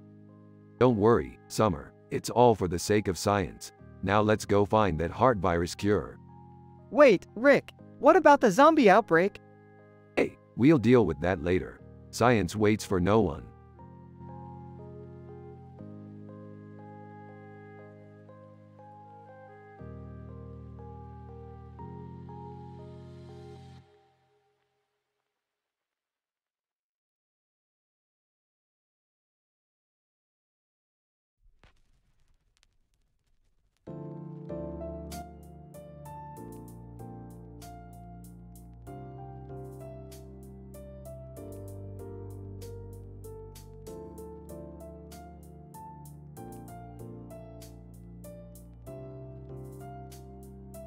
Morty, you incompetently assembled the physics device. But, Rick, I followed your instructions word for word. Obviously not, Morty, because now we're stranded on some psychedelic train and who knows where with no way back. Size, well, what do we do now, Rick? What else? We improvise. Meanwhile, on the train. Hermione Granger, excuse me, do you have any idea where this train is going? Oh, just to the end of the universe and back. No biggie. Rick, that's not helpful. Smirks, I try. Hermione Granger, the end of the universe and back? That's impossible. Impossible, you say? You clearly haven't met my genius mind, Hermione. Rick, are you flirting with Hermione? Shut up, Morty. Clears throat. Anyway, Hermione, care to help us out of this mess? Hermione Granger, of course. I have a few tricks up my Hogwarts sleeve. Hogwarts? Like from Harry Potter? Hermione Granger rolls her eyes. Yes, Morty. From Hogwarts. Chuckles. Looks like we stumbled upon a real-life wizard, Morty. This is so cool. Hermione. Alright then, let's get to work. We need to recalibrate this physics device so we can get back home. Hermione Granger, nodding, right. I'll get started. They spend the next few hours recalibrating the device. There, that should do it. Wait, what's that building over there with the red roof? Looks out the window. That's strange.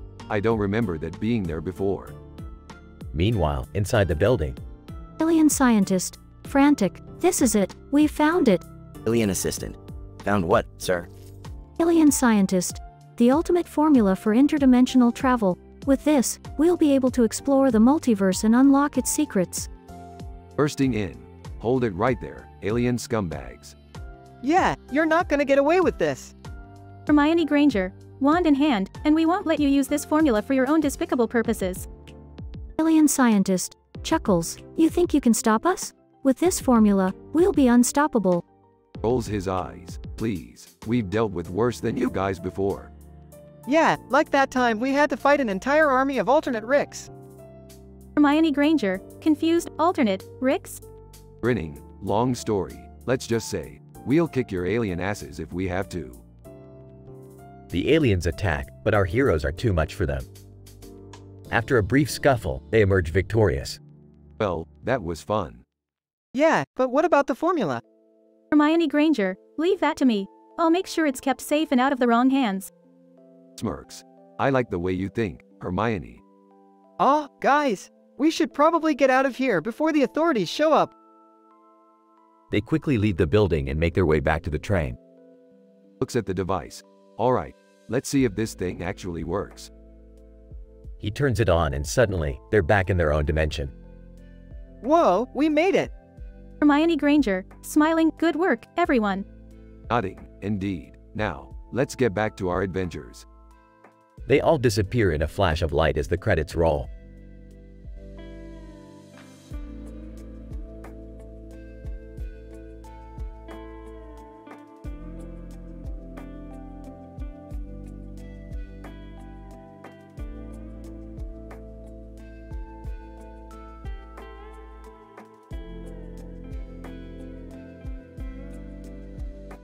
Morty, I have some important news.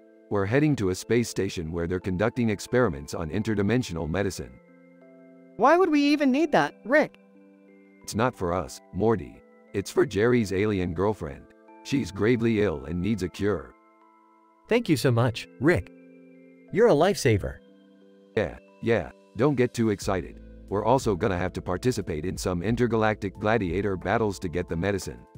Nothing we can't handle though. Wait, what about Summer? Oh, she's busy having a surprising romance with a notorious interdimensional playboy. We'll deal with that later. Is this really necessary, Rick? Can't we just play a nice game of the Castles of Burgundy or something? Did you not hear me, Jerry? Your girlfriend's life is on the line. We don't have time for games. Rick's right, Dad. We have to do this. All right, let's do it. They arrive at the space station and prepare for the battles. All right, Morty, you take the lead and I'll provide cover fire. Got it. They engage in a fierce battle and successfully retrieve the medicine. Thank you so much, Rick. You saved her life. Yeah, don't get too emotional on me. Now let's get out of here before the authorities show up. They escape in their spaceship. Hey guys, what's up? Just saved Jerry's girlfriend's life. No big deal. Awesome. Hey, I also just won a bunch of money playing the Castles of Burgundy with that interdimensional playboy. Summer, you what? Laughs. Looks like Summer's got some explaining to do.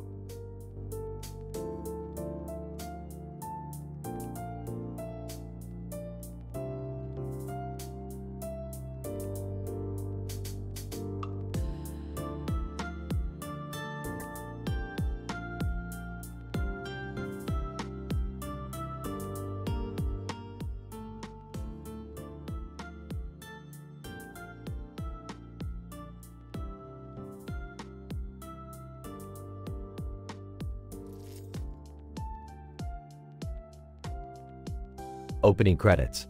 Fade in. Int. Smith House, living room. Rick is standing next to Morty, who is holding a scientific PhD university journal. In front of them is Summer, who is looking at a picture of a woman on her phone. Morty, did you know that bending over on a road with a purple hat on scientifically increases your chances of getting hit by a car by 95%? Oh geez, Rick, that's not good. Looking at her phone. Guys, this woman in the picture is wearing purple, too.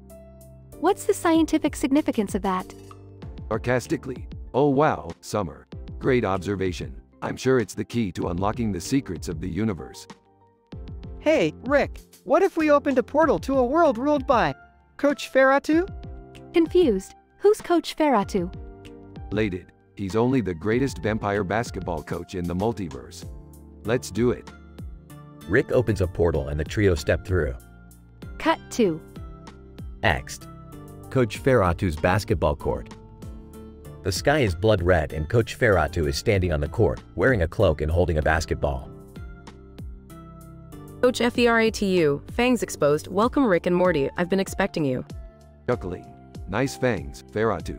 What's the score? Coach Ferratu, serious, it's a tie game Rick, winner takes all. Nervously, I don't think we should be playing basketball with a vampire, Rick. Confidently. Don't worry, Morty. I got this. The game is intense, with Coach Ferratu using his vampire powers to score baskets at an alarming rate. Rick, however, is keeping up with him. Trash talking. Is that all you got, Ferratu? My grandma can shoot better than you. Coach Ferratu, growling, you don't know the power of the dark side. Suddenly, the ball turns into a bat and flies off into the night. Cut 2. Int. Smith house, living room. Beth is sitting on the couch, looking distraught. Jerry is standing in front of her, holding a piece of paper.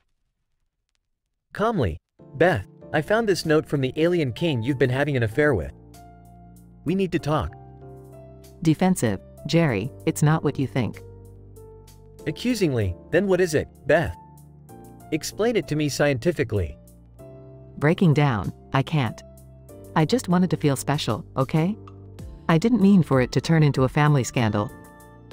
Jerry puts his arm around Beth and they hug. Cut 2. Int. Smith house, garage. Rick, Morty, and Summer enter the garage, covered in sweat and blood. Exhausted. Well, that was a crazy basketball game. I need a drink.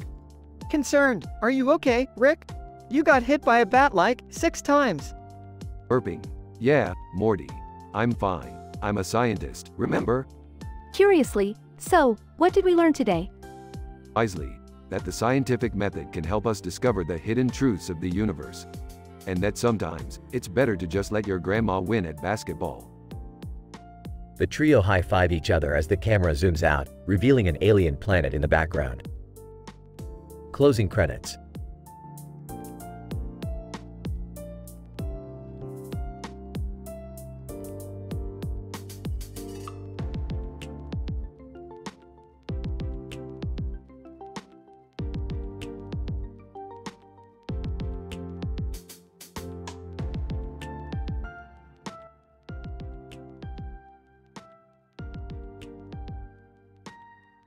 Title: The Luminescent Wasp.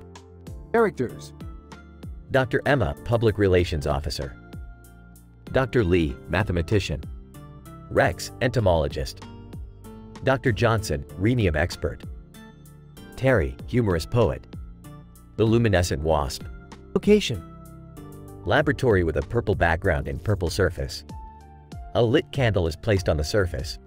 Dialogue: Dr. Emma, welcome everyone. As you all know, our laboratory recently acquired a new specimen, the luminescent wasp, which we have yet to fully understand. Dr. Lee, I've been analyzing its movements and observed that it has a unique mathematical pattern in its flight.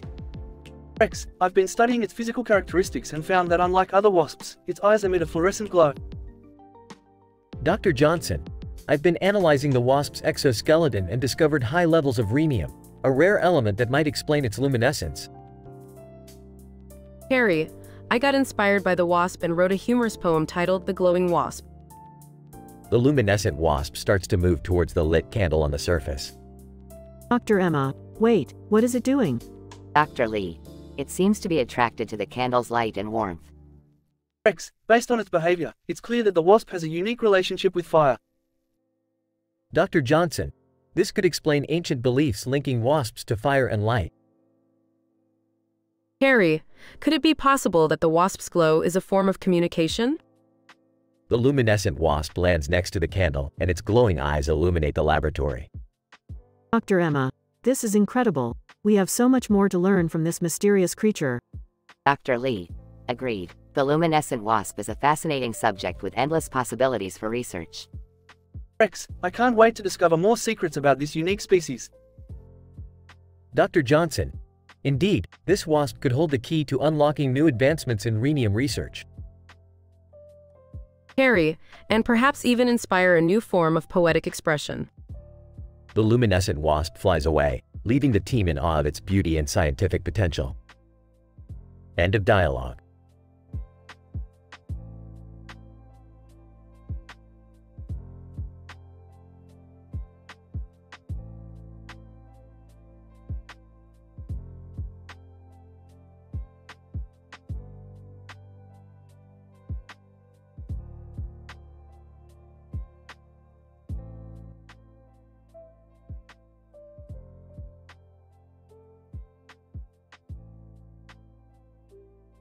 Okay, Morty, we're picking up some strange readings from that planet over there. W, what kind of readings? Yeah, Rick. We're sitting on top of a green field with a purple and blue background and a planet in the background. What could possibly be happening? Maybe it's the spectral haunting dread? I heard they've been causing some trouble lately. Jerry, shut up. It's definitely not that. It's probably those damn Cabbage Patch Kids up to no good again. Hey, guys, remember that alien I have a crush on? He said he's from that planet. Oh great, just what we needed. Summer's alien crush causing intergalactic problems. Laughs nervously. Yeah, I'm sure everything will be fine. Rick, what do we do? We'll have to land there and figure it out. Pauses. And maybe we'll even make an appearance on some late-night talk shows while we're at it. Sarcastically, yeah, because that's exactly what we need. More attention on us. Excitedly, oh, can I be on the talk shows too? Sighs. Yeah, fine. Whatever. W, what about the problem on the planet? Oh yeah, that. We'll get to that too, Morty. They land on the planet and are greeted by Summer's crush. Summer's crush. Hey, Summer. Looks at Rick and the others. And who are your friends? Sarcastically. Oh, we're just a bunch of intergalactic troublemakers. Summer's crush. Laughs. Well, we've been having some trouble with the spirochete alien race. They've been causing chaos all over the planet. Spirochete alien race? That sounds like a disease. Nervously, D, did you say disease? Rolls his eyes. No, Jerry. It's just the name of an alien race. Curiously, can we help? Smirks. Of course, Morty. It's not like we have anything better to do. They team up with Summer's crush and successfully defeat the spirochete aliens. Sarcastically. Well, that was fun. And we even got our late-night talk show appearance. Excitedly, did you guys see me? I think I looked pretty good. Nervously, why yeah, you did, Summer. Sighs, let's just go home. To Summer's crush. W, when can we come back and visit? Summer's crush. Smiling. Anytime. Morty. Anytime.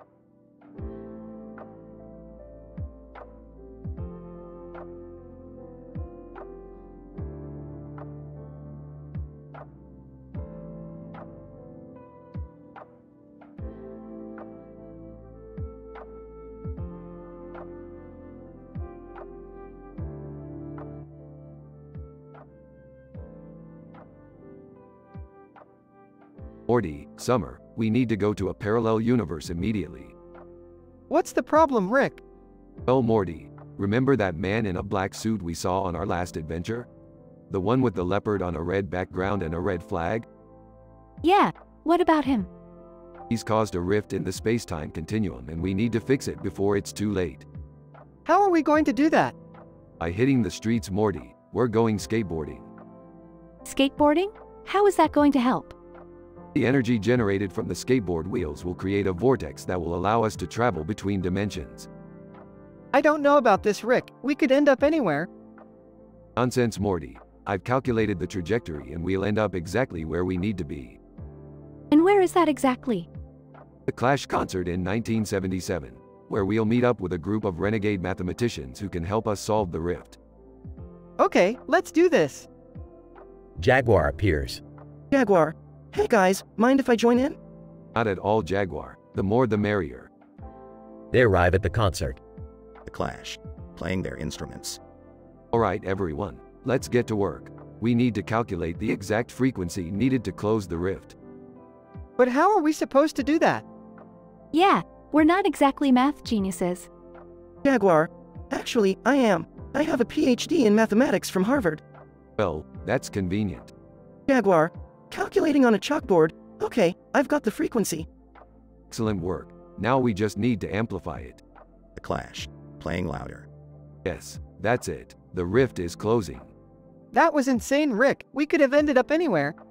But we didn't. We saved the universe. That's just another day in the life of Rick and Morty. Jaguar disappears. Whoa, did anyone else see that? See what, Morty? Nothing, forget it. Yeah, Morty, let's just go home. They all teleport back to their own dimension. The end.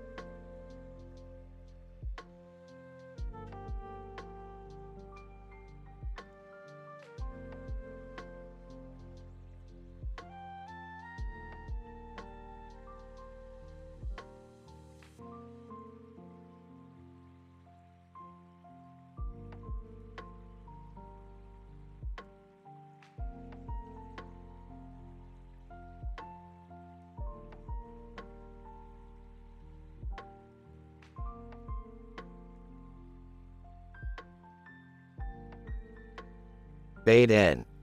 Int. Smith house, living room. Rick, Morty, Jerry, and Beth are all standing in different poses, each holding swords and wearing different ninja outfits. A blue background is behind them. Rick, why did you bring us here? Relax, Beth. We're on a ninja makeover show. They're going to transform us into the ultimate ninja warriors. Oh, Rick, I don't know if I'm ready for this. Yeah, I don't think my calves are strong enough for ninja training. Nonsense, Jerry. We need to be ready for anything. Who knows when Magneto might attack? Magneto? You mean the X-Men villain? Yeah, he's been causing trouble in the ninja world. We need to be prepared. What about radon? Isn't that dangerous?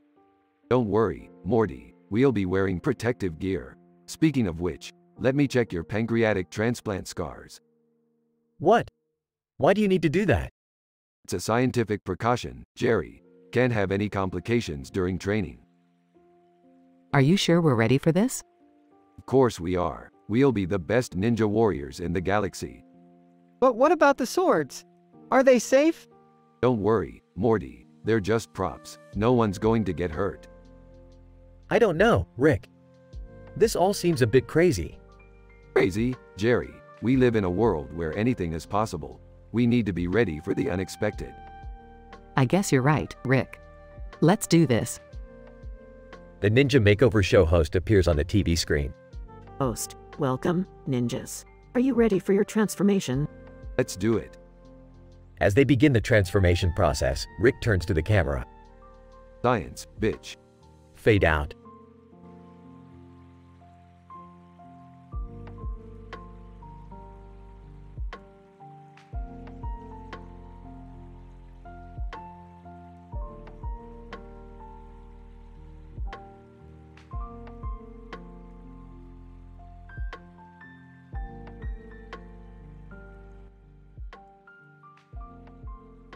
Okay, Morty, don't touch anything in this lab.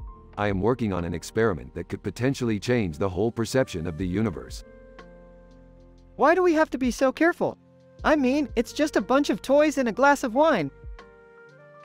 Those are not just toys, Morty. They are ancient artifacts passed down from generations.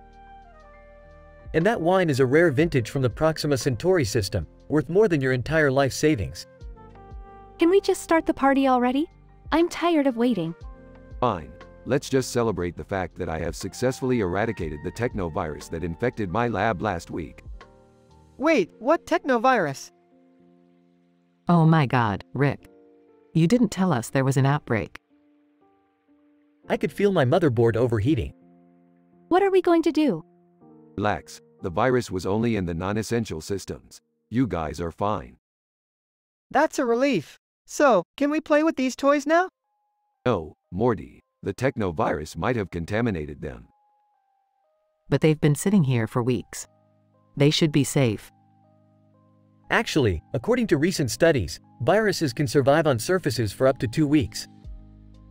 Oh no, we are all infected. Calm down, it's just a toy figure. It can't infect you with anything. But what if it's a living toy like in that movie we watched last night? That was a fictional movie, Morty. And by the way, I detected no signs of life coming from these toys. Well, at least we know we are safe. Let's just enjoy our party and forget about all of this virus talk. The group continued their celebration, laughing and making comical misunderstandings in their relationships. Little did they know, the toy figures were actually listening to them the whole time, waiting for the perfect moment to strike. But that's a story for another day.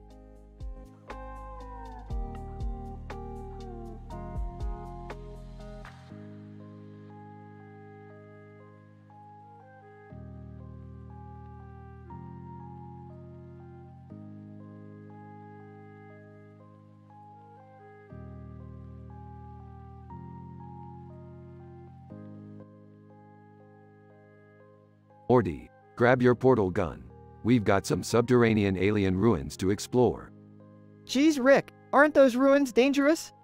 Morty, please, we're scientists. We live for danger. Hey guys, can I come too? I want to impress my new alien girlfriend. Jerry, we have no time for your lusty antics. Yeah, Jerry, you almost got us killed last time. But guys, she's the queen of her planet. And I'm the king of my lab. Who cares? Now let's go. As they explore the ruins, Jerry tries to impress his alien girlfriend with terrible attempts at ventriloquism. Alien Queen. Jerry, I like you for who you are. Not for your strange mouth noises. Defeated. Sorry, I just wanted to impress you. Suddenly, they stumble upon a mysterious weapon. Whoa, what is this? It looks like some kind of futuristic gun. Rick, be careful. Ooh, let me hold it. As Jerry holds the gun, a strange energy takes over his body and he starts speaking in Ermagerd meme language. Ermagerd, I can't stop speaking in memes. Jerry, put down the gun. We have to get you back to the ship for analysis. As they make their way back to the ship, Jerry continues to spout off memes and the group is forced to fight off subterranean creatures. Finally, they make it back to the ship and Rick analyzes Jerry. It seems that this gun caused a temporary overload in your neural pathways. You should be back to normal soon. Back to normal? Wow, that was a trip. Alien Queen. Jerry, I still like you, even when you're speaking in strange languages. Smiling. Thanks, that means a lot. Rick, can we never go on another adventure with Jerry again? Agreed. Morty, agreed.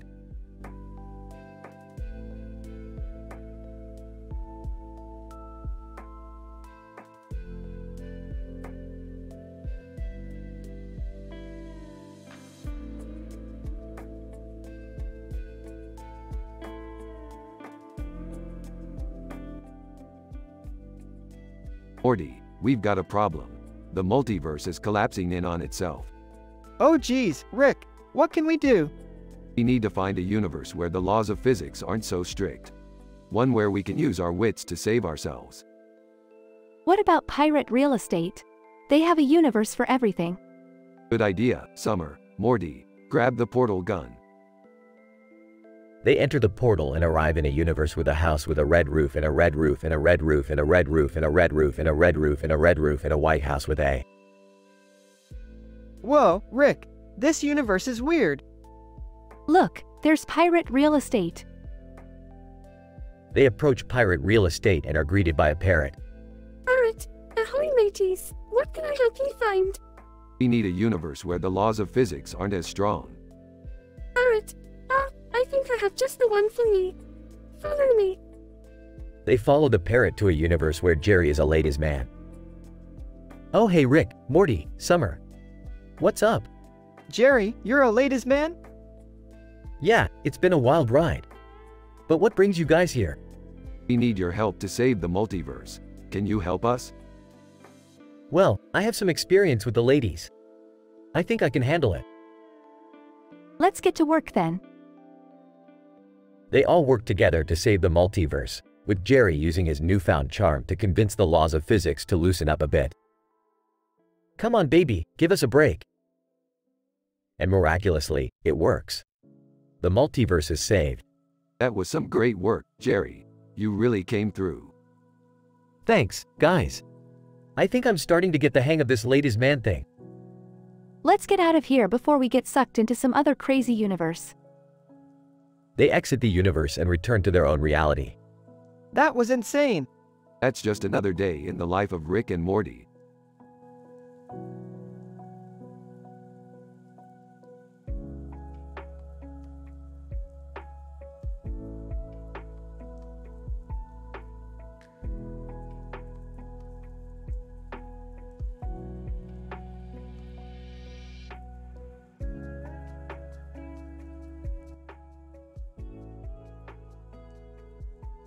Dr. Karen, greetings, fellow scientists.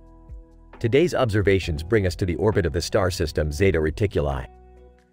Our subject of interest is a space station, which appears to be hosting multiple rocket ships. Dr. James. Yes, Dr. Karen. And as we focus on the foreground, we see a rocket ship, which bears the name Jerry's interstellar fame. Dr. Karen. Quite an interesting name. Let's hope it lives up to its reputation. And there seems to be some activity around the station. Rockets are launching frequently. Dr. James. Indeed, Dr. Karen. It's possible that they are resupplying or conducting experiments. Dr. Karen. Let's not jump to conclusions, Dr. James. It could also be a case of rocket rendezvous rumor, where different rockets rendezvous to share data or swap supplies. Dr. James. That's a valid point, Dr. Karen. However, we must also consider the possibility of cosmic connection crashes, where rockets collide due to miscommunication or technical difficulties. Dr. Karen. Precisely, Dr. James. We must monitor the situation closely. And let's not forget the planet in the background. It appears to be a gas giant with its own set of moons. Dr. James. Yes, Dr. Karen. Perhaps the space station is studying the planet or its moons. Dr. Karen. Interesting hypothesis, Dr. James. But for now, let's continue our observation of the rockets flying over the station. Dr. James. Agreed, Dr. Karen. Let's see if we can identify any patterns or anomalies. Dr. Karen. And remember, fellow scientists, to always approach our observations with an objective and critical eye. We never know what mysteries the universe holds.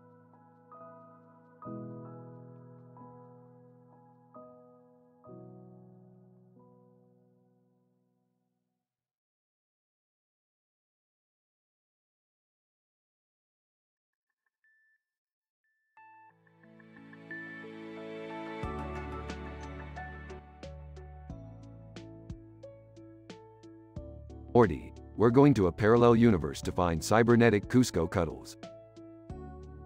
Who's that? Interrupting, excuse me, Rick.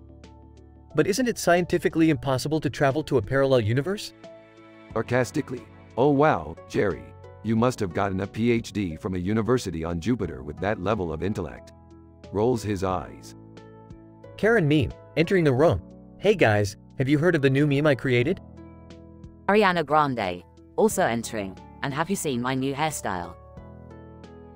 Embarrassed. Can we get back to the mission at hand? Rick, do you have a plan? Of course, Beth. We need to use the face-painted woman as a distraction while we sneak in and steal Cusco cuddles. Face-painted woman. Confused. Wait, what? I don't know about this, Rick. Seems risky. Pulling out a device. Oh, don't worry, Morty. I have a device that will make us invisible. Skeptical, and where did you get that? Smirking. Let's just say I had a secret affair with a multi-dimensional being. Shocked. Dad, what? A group of women with makeup and hair in different colors and styles enter the room. Women, hey guys, we're here to help. Who are they? Oh, just some women I picked up from a nearby dimension. Karen meme. And we're ready to do whatever it takes to get that Cusco cuddles. Jerry looks horrified. Alright, let's do this. Beth, you stay here and watch Jerry. Offended. Hey! Beth and Jerry continue to argue as the rest of the group sneaks out. End scene.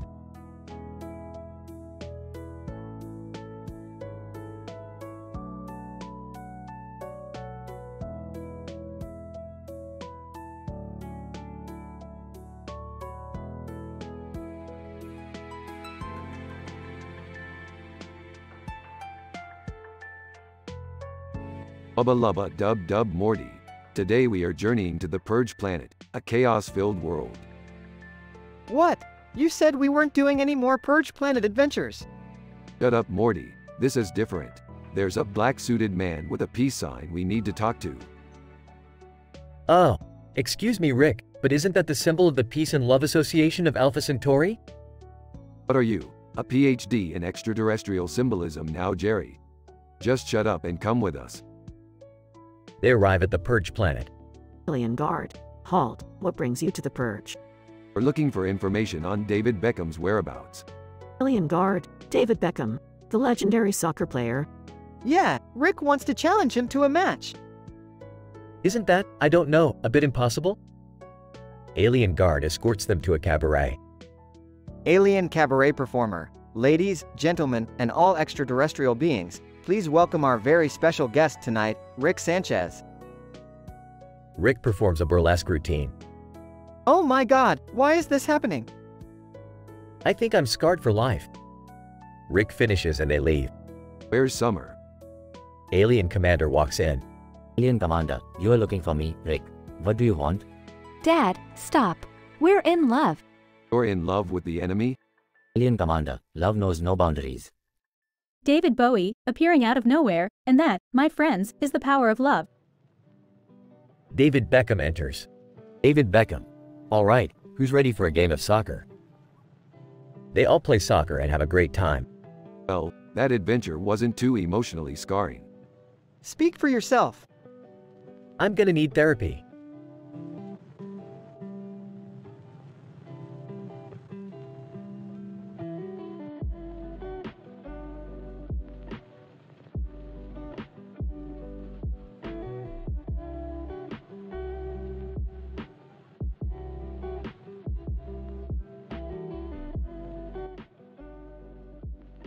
Morty, we've discovered an anomalous building on our radar that seems to bend the laws of physics.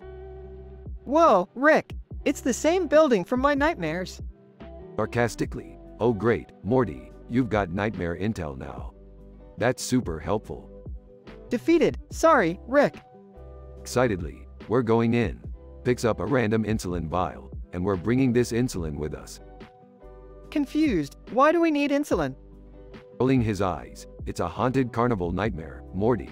Insulin is like garlic to vampires, but for diabetic ghosts.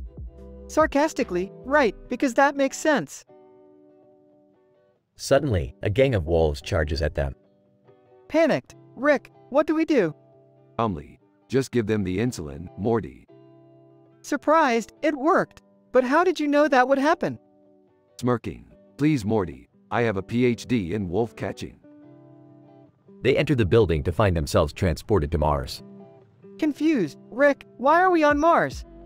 Annoyed, apparently, the building has a teleportation device. But watch your step, Morty. One misstep could be catastrophic. Morty accidentally steps on a button, causing the entire building to shake. Angrily, Morty, what did I just say? Nervously, sorry, Rick. They finally make it to the clock tower, where they find the source of the anomalies. Excitedly, Morty, look, they're using the clock tower to power their time machine. Astonished, whoa, Rick. But who could have built such a thing? They turn around to find none other than their future selves. Future, smiling, hey, guys. Future, also smiling, we've been waiting for you. Rick and Morty look at each other in shock. Roll credits.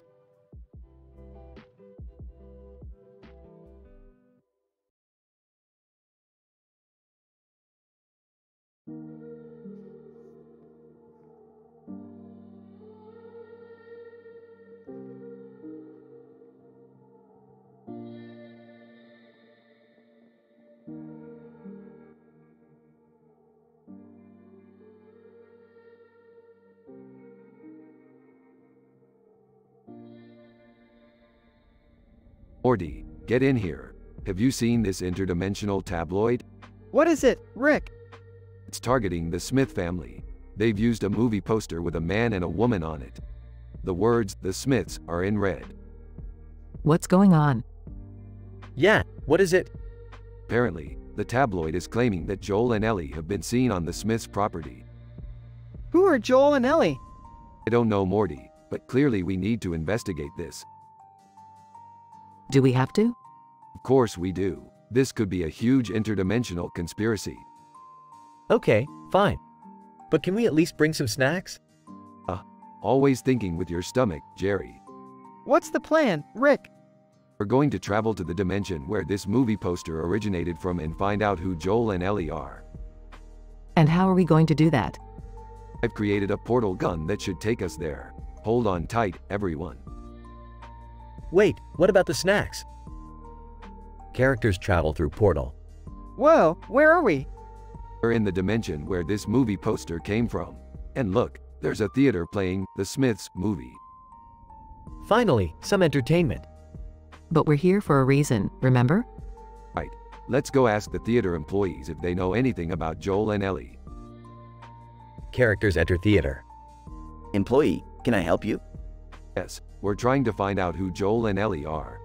They were seen on the Smith family's property in our dimension. Employee, oh, Joel and Ellie. They're the stars of The Smiths movie. They play a couple on a mission to save the world from an interdimensional hip disease. Hip disease? What's that? Employee, it's a scientific term for a disease that impacts the hips. We need to go back to our dimension and warn the Smiths. Agreed. Let's go. Characters travel back through portal. We have to warn you, the Smiths.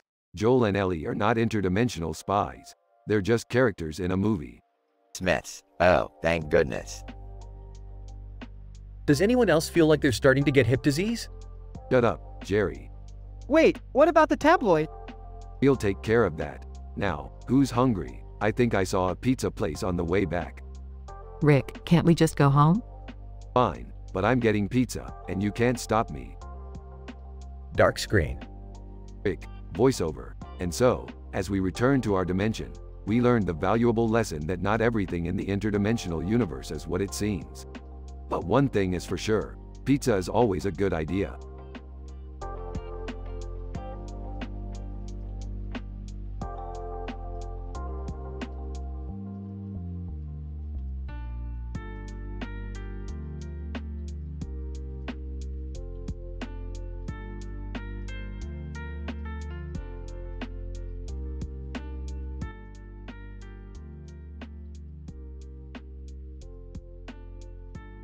Excitedly, Morty, get your ass over here.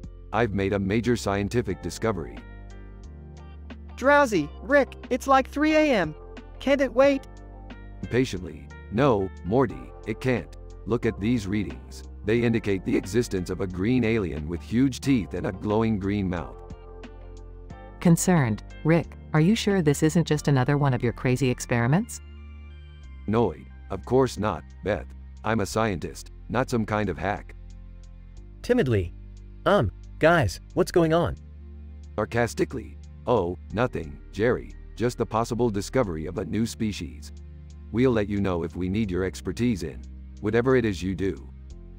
Odo, in awe, oh my gosh, this is amazing. I've never seen anything like it.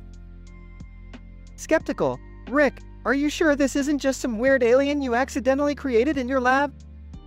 Defensive. Morty, I resent that. I only accidentally create half of the things that try to kill us. Mikey, concerned, excuse me, but what are you going to do with this information? Smirking. Well, Nike, we're going to capture the alien and use it to power our ship. Worried, that doesn't sound very safe. Skeptical, Rick, are you sure this is a good idea? Dismissively, of course it is, Beth. What could possibly go wrong? Social worker, intrigued. Hi, excuse me, I couldn't help but overhear your conversation. I work for the government and we'd be very interested in taking a look at this alien. Defiantly. Sorry, social worker, my discovery, my rules. Frustrated, Rick, I think we should listen to the social worker. We don't want to end up in intergalactic prison or something. Dying, fine, Morty, have it your way. But we're going to have to catch that alien before anyone else does. Odo, determined. I'm with you guys. Let's catch that alien and make history. The group sets off to find the mysterious green alien, but things quickly go awry when they realize they are not the only ones interested in this new discovery. Will they be able to capture the alien and keep it safe from the government and other interested parties? Only time will tell in this exciting scientific adventure.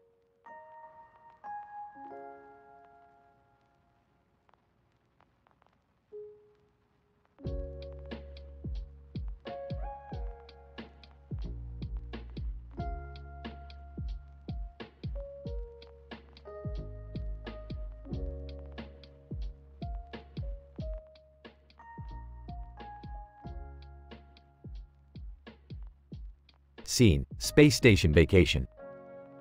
Enter Dr. John, a middle-aged scientist wearing a lab coat and glasses. Dr. John, greetings, fellow scientists. As you can see, we have a pair of images here. The first is a stunning view of our beloved planet Earth, which is as breathtaking as ever. The second image, however, is a bit more perplexing. Enter Dr. Maria, a young astrophysicist with an inquisitive look on her face. Dr. Maria. Yes, Dr. John. It appears to be a distant object of some kind. Let me take a closer look and analyze the data. Dr. Maria starts typing on a computer, pulling up data and graphs. Dr. Maria. Interesting. According to these readings, the object is approaching our space station at a rapid pace. I'm detecting a strange energy signature emanating from it as well. Enter Captain Jessica, the space station commander. Captain Jessica. What's going on, team? Dr. John, we appear to be experiencing an unexpected visitor, Captain. We're currently working on identifying the object and analyzing its intentions. Captain Jessica. Very well. Keep me updated with any further developments. Enter Dr. Patel, the team's resident biologist. Dr. Patel. Hey guys, have you seen the chickens I brought up here for our experiment? Dr. John. Not now, Dr. Patel. We're dealing with a potential extraterrestrial encounter. Dr. Patel. Oh, okay. I was just wondering if they were going to lay more eggs soon. Dr. Maria interrupts. Dr. Maria. Wait a minute, guys. This object isn't an extraterrestrial. It's a NASA drone that has malfunctioned and gone off course. Captain Jessica. Excellent work, team. Let's focus on ensuring the safety of our space station and returning this drone to NASA. Dr. Patel, can you please find those chickens? Dr. Patel. On it, Captain. Dr. John, Dr. Maria, and Captain Jessica continue working on analyzing the drone as Dr. Patel exits, searching for the chickens. The team works diligently to ensure a safe and successful space mission, always ready for whatever surprises the universe may throw their way. End scene.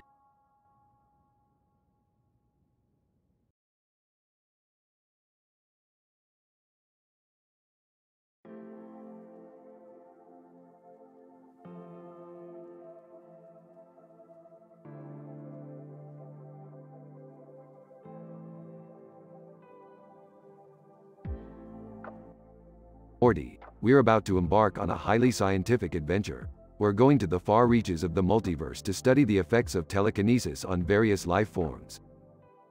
Oh geez, Rick, do we have to? I was planning on catching up on my homework tonight. Morty, forget your homework. This is groundbreaking research, and besides, I'm not going alone. We're joined by some of the greatest minds in the multiverse. Captain America, hey there. Sailor Jupiter, greetings. Jerry's alien stalker, clicking noises. Lizards, hissing. Will Smith, hey, what's up? Whoa, Will Smith. I loved you in Men in Black. Settle down, Morty. We have work to do. Now, let's get started on our research. Several hours pass. Captain America, I'm not feeling so good. Sailor Jupiter, nor am I. Jerry's alien stalker, more clicking noises. Lizards, dead. Will Smith, I gotta get out of here. It appears the telekinetic waves we were studying have caused a telekinetic revenge spree. Oh what? Telekinetic revenge spree, Morty. We have to find a way to neutralize the waves before it's too late. Explosions and chaos ensue. Rick, we have to do something. Morty, there's only one thing left to do. Will Smith, what's that? Dance party. Everyone starts dancing to upbeat music and the telekinetic waves subside. Captain America, that was fun. Sailor Jupiter, agreed. Jerry's alien stalker, click click. Lizards, come back to life. Will Smith, now that's what I call science. I still have homework to do. Morty, forget your homework. We're going to get some McDonald's. Yes.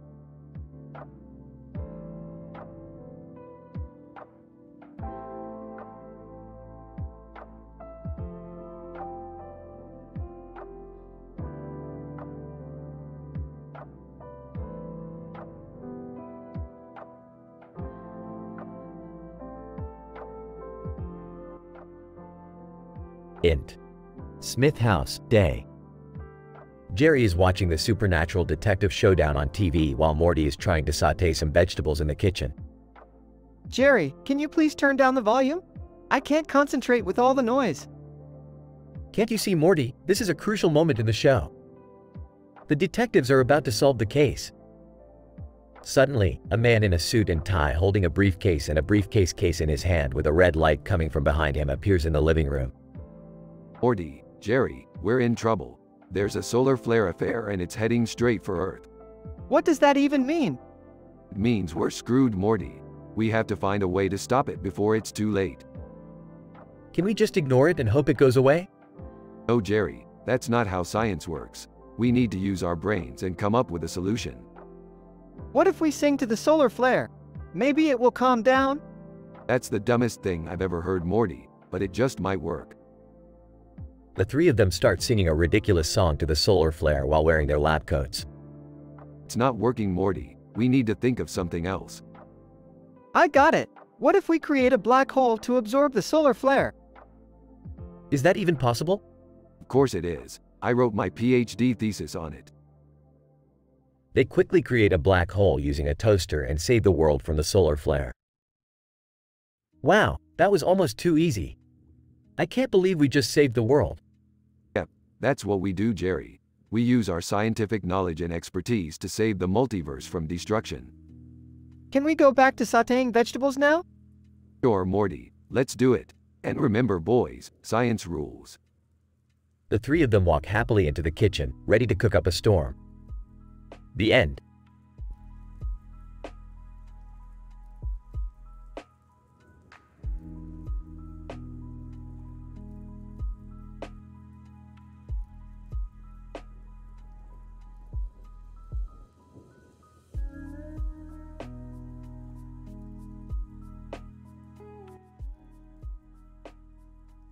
Alright, Morty, this is it. We're here to test out my latest invention.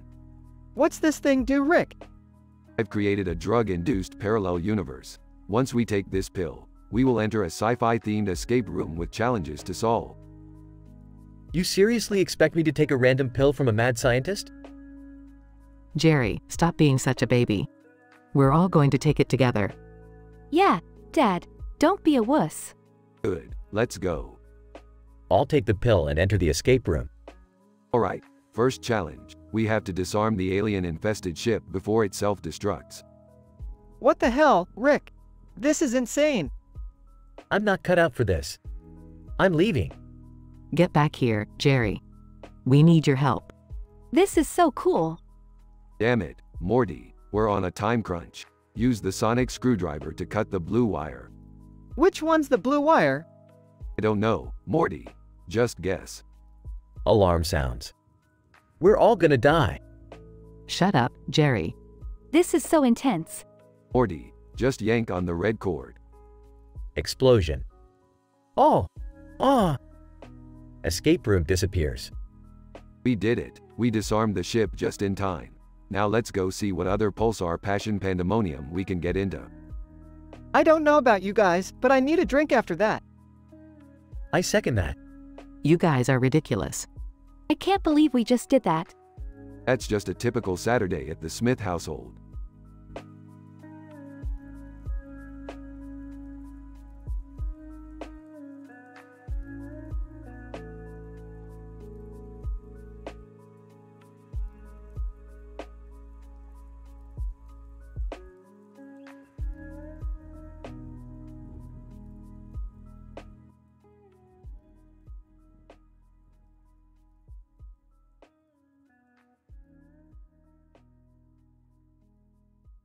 Morty, grab your portal gun. We're sailing the multiverse tonight.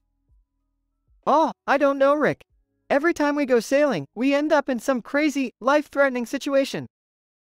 Nonsense, Morty. This time, we're just stopping by a few universes to cause some wholesome mayhem. Wholesome mayhem? What does that even mean, Rick? Relax, Morty. You wouldn't understand the scientific intricacies of my plan anyway. Just follow my lead. Meanwhile, in another universe. Alien Diva. Oh Rick, you sweet, sweet thing. I've missed you so much. But the lovey-dovey crap, Selena. We've got multiverse drama to attend to. Selena, multiverse drama, you say?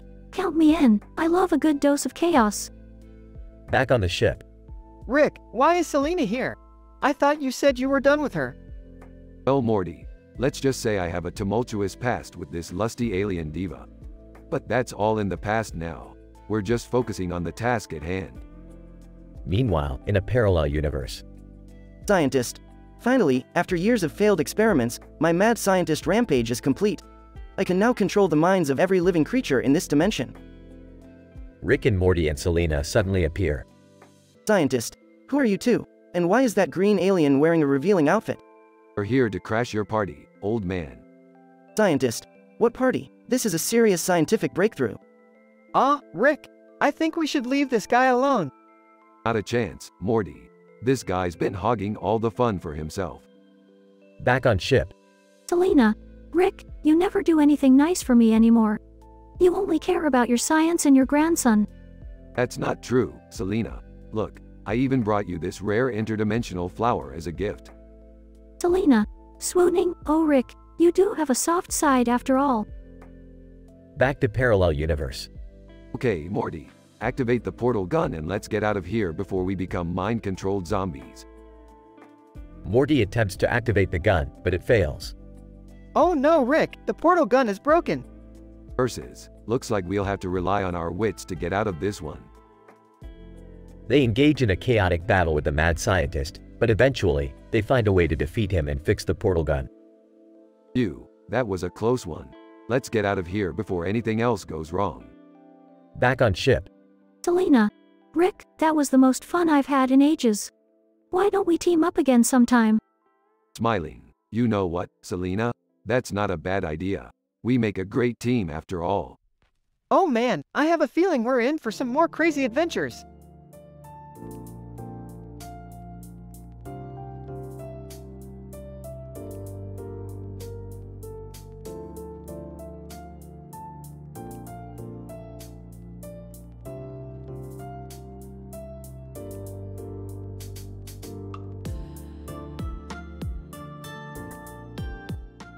Cricket.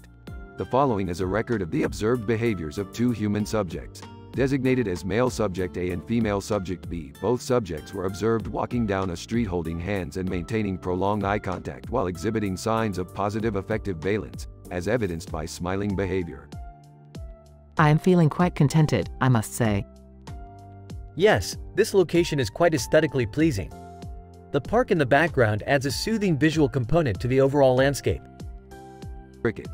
The subjects then proceed to engage in various verbal interactions, as well as physical contact, in a manner indicative of interpersonal bonding. Jerry, your hand feels quite warm. And yours feels soft and pleasant to the touch. Cricket. The subjects then proceed to engage in an activity deemed as smooching or kissing by human society, which is indicative of a heightened level of intimacy. Giggling. You are such a good kisser, Jerry. Smiling. Thank you, love. You inspire me. Cricket. The location of the observation is then transported to an alternate dimension, labeled as Dimension X, where the subjects engage in a weekend getaway. This place is incredible, Jerry.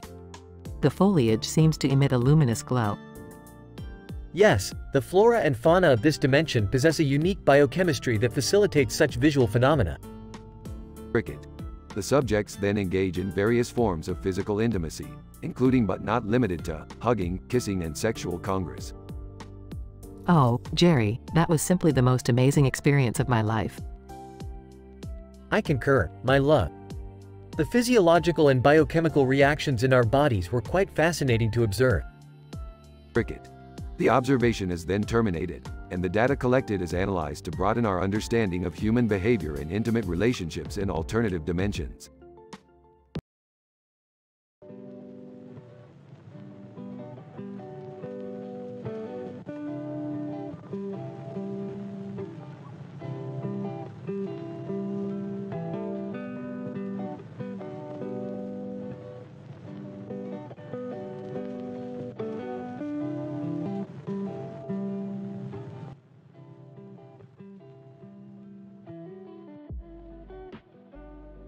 Oh boy Morty, we're in for a wild ride today. As you can see, that woman with wings is a genetically altered human known as a winged hybrid. These hybrids are capable of flight due to the manipulation of their sternum, which houses their pectoral muscles, giving them the ability to fly like birds. Wow, Rick, that's crazy. What's the purpose of creating these hybrids? Well, Morty, the creation of these hybrids is based on the element nibellium, which is highly unstable and requires a strong anchoring agent to keep it grounded. The winged hybrids serve as a stabilizing force for the element, preventing any potential catastrophic events. Wait, did you say nibellium? That's one of the rarest elements in the universe. How did you even get your hands on it? Oh Jerry, don't you know? Rick has connections in every corner of the galaxy. He's got access to every element known to man and then some. That's right, Summer, and today I've come up with a new invention that will revolutionize the way we think about nibellium. Behold, my nibellium-powered jetpack. Whoa, can I try it on Rick? Absolutely, Morty, but be careful with it. We don't want any accidents to happen. As Morty puts on the jetpack, he suddenly starts to soar higher and higher into the sky. Rick, I can't control it. It's taking me towards the sun. Don't worry, Morty, I've got this. Let me just tweak some of the settings on the jetpack and you'll be back in no time. As Rick adjusts the settings, the jetpack suddenly explodes, causing Morty to plummet back down to Earth. Is he okay? Quick, someone call a doctor. I think I'm gonna be sick. Well, back to the drawing board, I guess. Nibellium isn't really meant for flight after all. As the family watches Morty being taken away on a stretcher, Rick shrugs his shoulders and gets ready to come up with his next big invention. The end.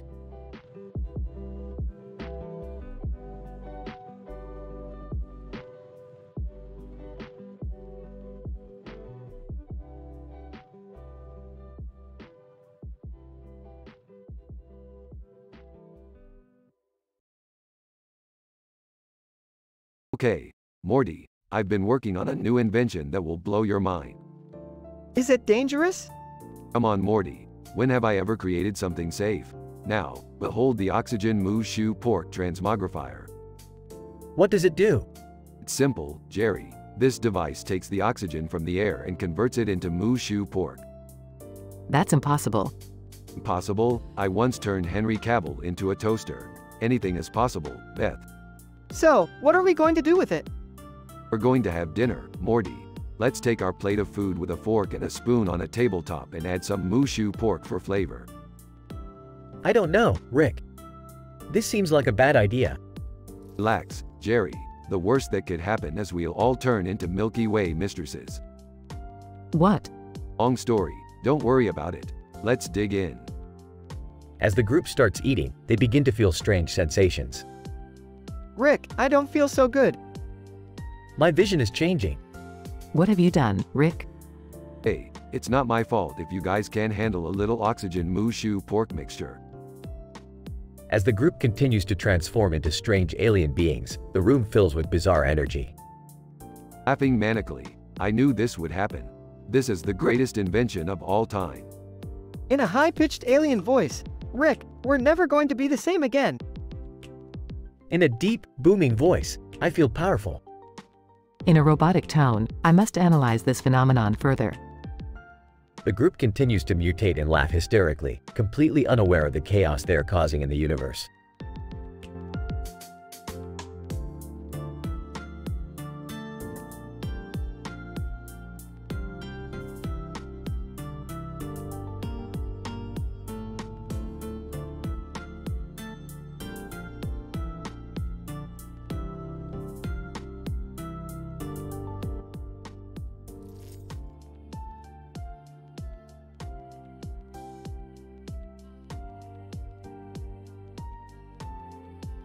Belching.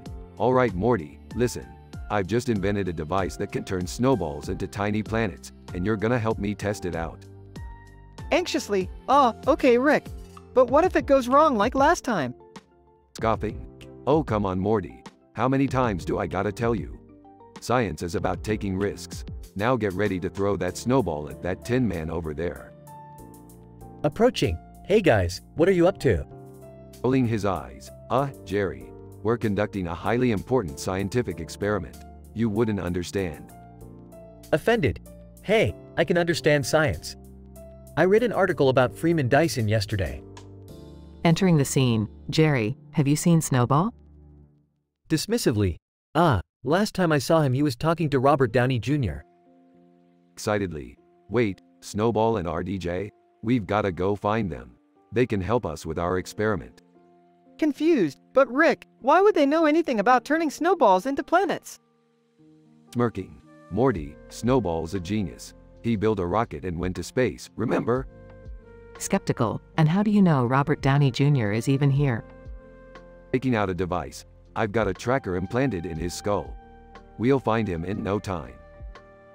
They all go on a wild, interdimensional chase to find Snowball and RDJ. They encounter aliens, robots, and even a disco party along the way. Snowball, upon seeing Rick and the gang, my human friends. What brings you here? RDJ, in war with Snowball, this guy's a freaking genius. Heading down to business.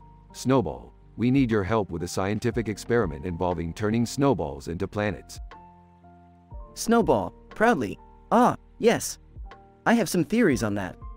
I've been reading Freeman Dyson's works. Impressed. Oh wow, you know about Dyson spheres? Confused, Dyson, vacuum cleaners? Bored. Can we just do the snowball thing already? Excitedly. Yes, Morty. Snowball, show us what you've got. Snowball and Rick work on the experiment, with RDJ providing comic relief and commentary. They successfully turn the snowball into a miniature planet, and everyone is amazed. Humbly, you know, I may not be a scientist, but I contributed by finding Snowball and RDJ.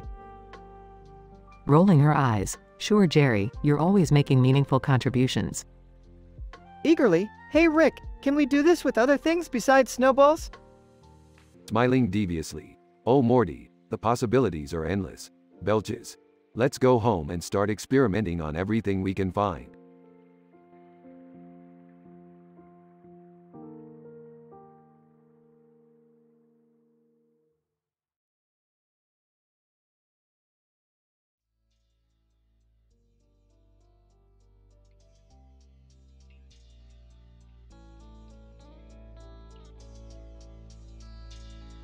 Morty, we need to go to a planet where they specialize in cholecystectomy procedures. Confused. Cholecyst what? They remove gallbladders, Morty. I need a new one. Skeptical. Why do you need a new gallbladder? Smirking. Let's just say that last adventure took a toll on my liver. Sarcastic. Oh, okay. Just another normal day in the life of Rick Sanchez. They land on the planet and enter the surgical center. Doctor, welcome to Nebula Needle Nonsense. How may I assist you? Demanding. I need a cholecystectomy, stat. Doctor, surprised. You're the first patient we've had in months. It's quite a rare procedure. Whispering to Rick. Maybe it's rare for a reason. Ignoring Morty. Hurry up and get to it. As the surgery begins, everything starts to glitch and distort. Screaming, Rick, what's happening? Calmly. Relax, Morty. It's just a malfunction in their neon light system. Doctor, frantically, something's not right. Abort the surgery. They escape the surgical center and look back to see it explode. Terrified, Rick, what the hell just happened? Smirking. Let's just say their neon light system was just a cover for their illegal gambling activities. In shock, you got a new gallbladder and took down an illegal gambling ring all in one day? Nonchalantly. Yeah, Morty. Just another normal day in the life of Rick Sanchez.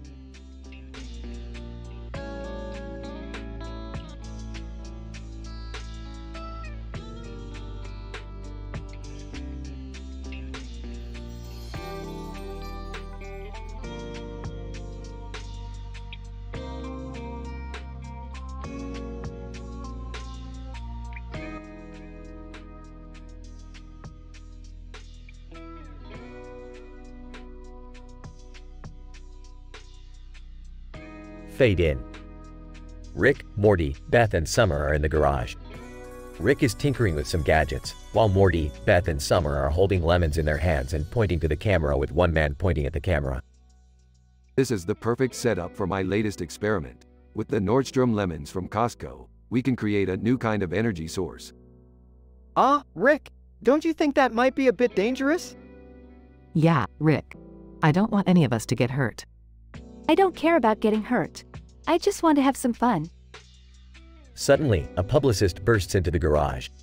Publicist, stop what you're doing. The world needs to know about your lemons. What the hell are you talking about? Publicist, your Nordstrom lemons from Costco are the key to unlocking a new source of energy that could revolutionize the world. I don't trust this guy, Rick. Me neither. I think he's kinda cute.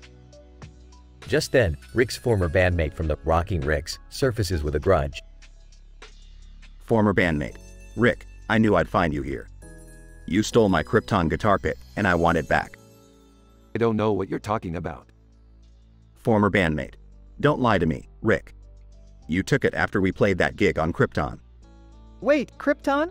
As in the planet that exploded? Former bandmate. Yeah, and that pick was made out of kryptonite. It's worth a fortune. Oh great, now we're dealing with intergalactic theft. This is boring. Can't we just throw the lemons at each other? Hold on, I have an idea. Rick pulls out a gadget and aims it at the lemons, creating a massive explosion. What the hell, Rick? You could have killed us all. Relax, Morty. It was just a little experiment. Former bandmate. Forget about the pick, Rick. The real treasure was right in front of us this whole time. The former bandmate picks up a lemon and takes a bite. Former bandmate. These lemons from Nordstrom are amazing. I'm going to start selling them to all my fans. Great, another lemon craze. I can't wait to taste the lemonade. The group looks on as the former bandmate leaves, munching on the lemon. Rick turns to the camera. That, my friends, is how you rock the science world. Fade out.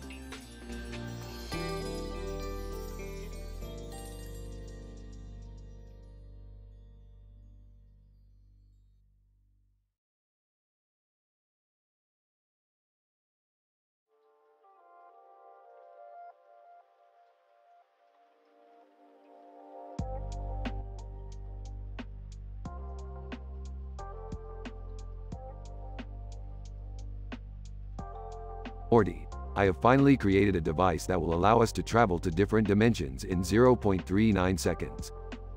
Wow, that's amazing, Rick. Where are we going?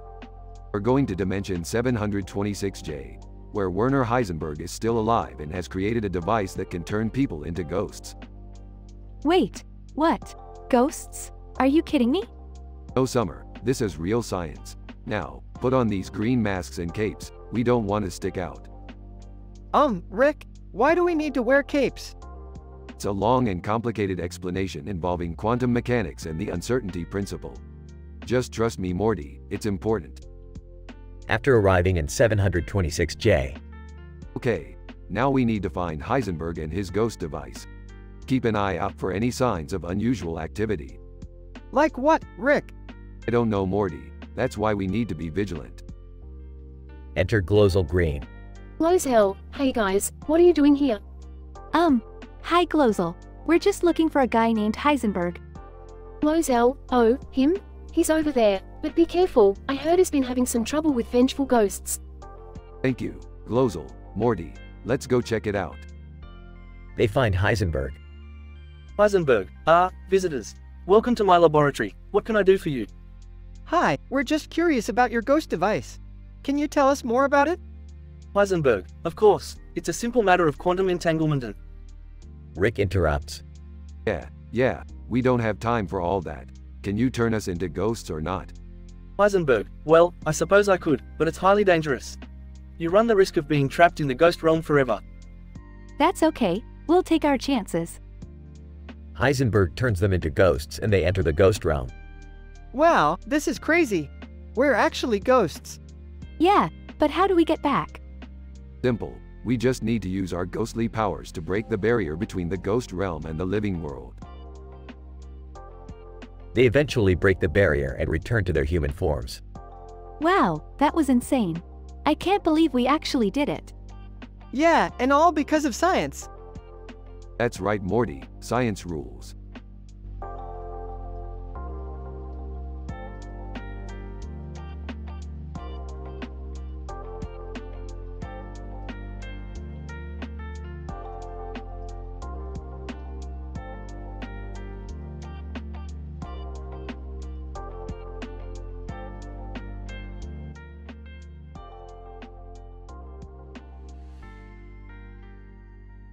Morty, I need you to help me collect some ruthenium from the beetle planet. Why do we need ruthenium, Rick? Because we need to power our new invention, the myofascial release machine. What's that? It's a device that uses colored waves to release muscle tension. Could help with your posture, Jerry. Rick, we need to talk about your romantic escapades. The Galactic Federation is becoming concerned. Oh please, they love me. I've got charm for days. Rick, I'm not sure about this. What if the myofascial release machine goes wrong? Relax, Morty. It's not like we're Fleetwood Mac-ing this thing. What? Never mind. Let's just get the ruthenium and get out of here before the locals notice us. On the beetle planet. Rick, we've got a problem. The locals are onto us. Quick, Morty, use the translator and tell them that we just want to borrow some ruthenium. Oh, excuse me, we just... In with a mohawk and red shirt. Halt, you two are under arrest. Oh great, just what I need. More unwanted attention. Back on the ship. Rick, we've got a serious problem. The Galactic Federation is sending a fleet to come after us. But, why? They're worried about your influence over the entire galaxy. You need to lay low for a while. I'm not sure if I should be worried or impressed. Impressed by what? Your ability to attract so much attention. I mean, pink-haired women on one planet, relentless law enforcement on another. Don't forget the time I made the entire population of a planet fall in love with me. Good times. Can we please focus on the problem at hand? Fine, we'll lay low for a while. But first, let's test out the myofascial release machine on Jerry. I'm sure he could use it. Hey, I'm not a guinea pig. Rick, I swear to God. End scene.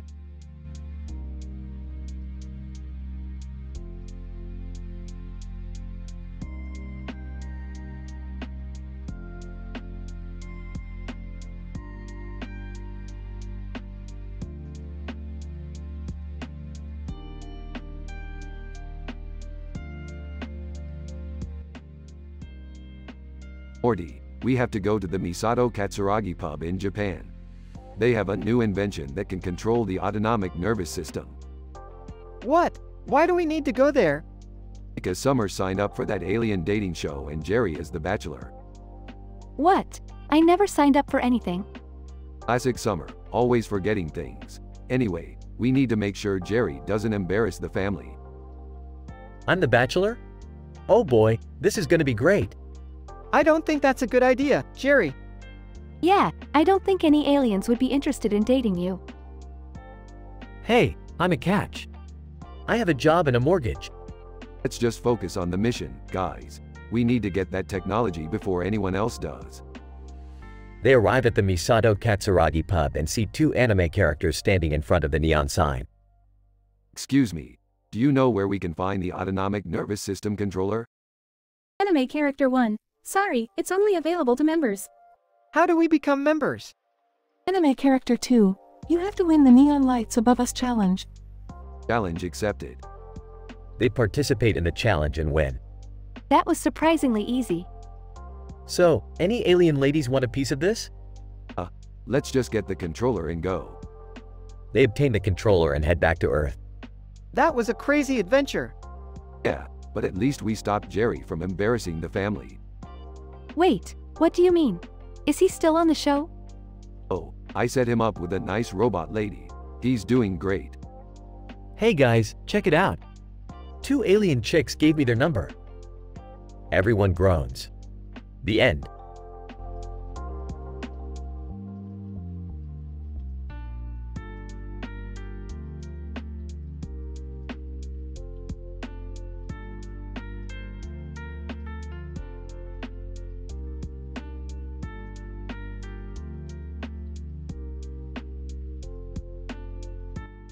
Morty, hand me that Neptunium over there.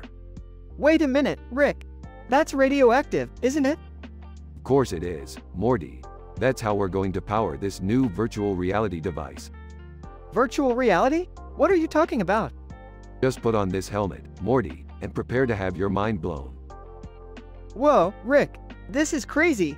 I feel like I'm in a completely different world. That's because you are, Morty. You're in a virtual reality simulation. This is amazing.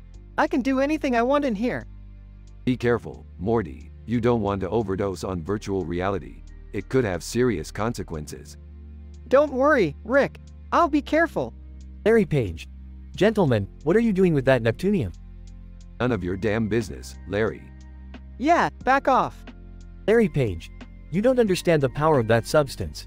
It could destroy everything we know and love. So could KFC, Larry.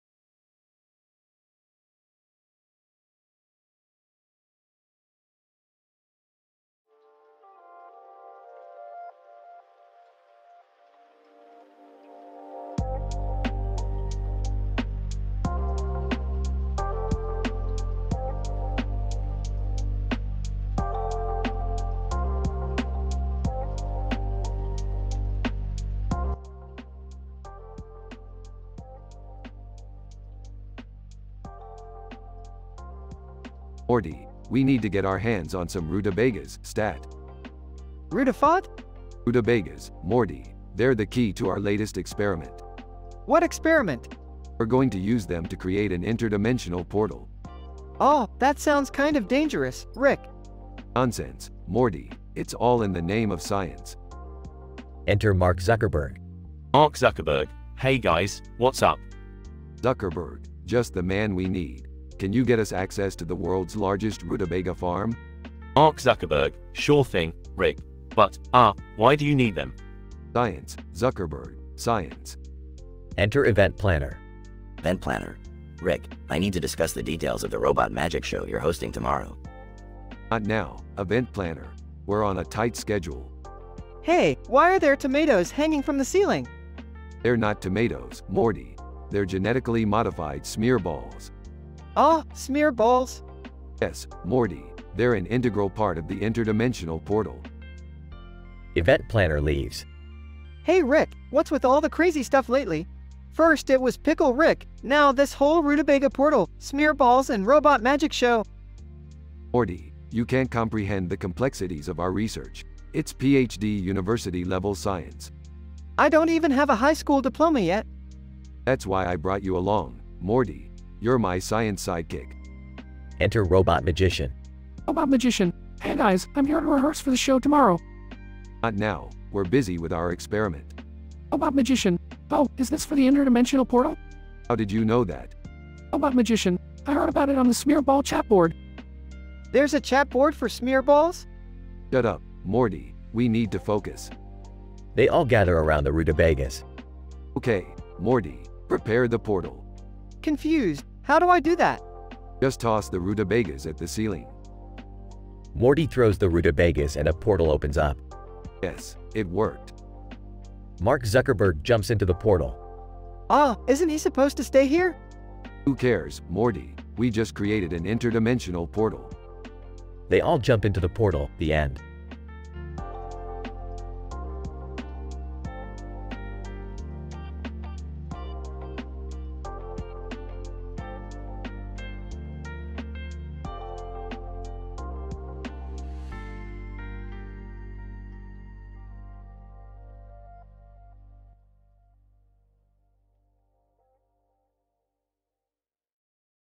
Morty, what's with the large blue board on the table?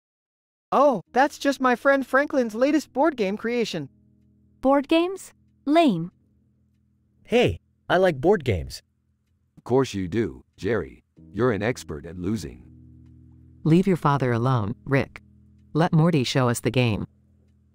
Morty introduces Franklin, a nerdy and obnoxious board game enthusiast. Franklin, greetings, fellow gamers. Are you ready to experience the thrill of strategy and chance? No thanks, we have enough dysfunction at this table. Franklin, come on, Rick. Live a little. Rick begrudgingly agrees to play, but quickly becomes fed up with the convoluted rules and Franklin's annoying attitude. That's it, I'm done. Morty, grab the time portal gun. What are you doing, Rick? Ending this timeline. I refuse to live in a world where board game enthusiasts like Franklin exist. Everyone panics as Rick frantically sets coordinates on the portal gun. You can't just erase an entire timeline because of one person, Rick. Watch me, Summer. Just as Rick is about to fire the portal gun, Franklin pulls out a flask and takes a swig. Franklin, oh, man, that's the good stuff. What the? Morty, stop, we're not ending the timeline. Rick, are you okay? I'm fine, I just needed a drink. Ha ha. You lost to Franklin, Rick. Shut up, Jerry. I think I'm gonna go hang out with Franklin for a while. Morty, are you serious? Yeah, he's not so bad once you get to know him. Oh, for the love of Morty, grab the portal gun. We're ending this timeline after all. Everyone scrambles as the screen goes black.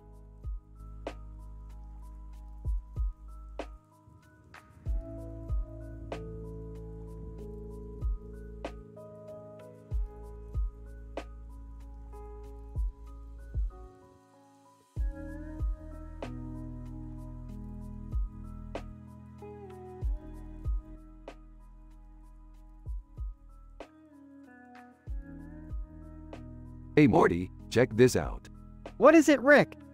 This photo of the man holding his hand up shows clear signs of increased dopamine levels in the brain, indicating a heightened sense of awareness. Enters the room. Hey guys, what's going on? We're examining this photo, Jerry. Can't you tell by the intense looks on our faces? Sarcastically, oh yeah, real intense Summer. Holding up a second photo. Guys, this man is a serial killer. Panicked. What do we do? Well, Jerry, we're obviously going to prank him. Confused. How is that going to solve anything? Smirking. It's not about solving anything, Summer. It's about having fun. Holding up a fake hand. I'll be the bait. Nervously, is this really a good idea? Ignoring Jerry, Summer, you'll be on lookout duty. Sarcastically, great. I always wanted to be a lookout for a serial killer. Morty. Okay. Put on this fake hand and we'll wait for our guy to show up. Several hours later, the serial killer shows up and Morty puts on a fake hand to lure him. Serial killer, approaching Morty, looks like I found my next victim. Jumping out from behind a bush, gotcha.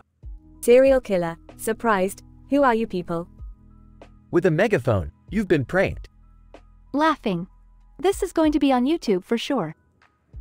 They all walk away laughing, leaving the confused serial killer behind. The group, well done everyone. That was a thrilling adventure in prank science. Excitedly, can we do it again? Relieved, as long as we don't encounter any actual serial killers. Proudly. I can't wait to show all my friends how cool and dangerous our adventures are. Smiling, good job, Summer. You're finally starting to understand the essence of our scientific pursuits.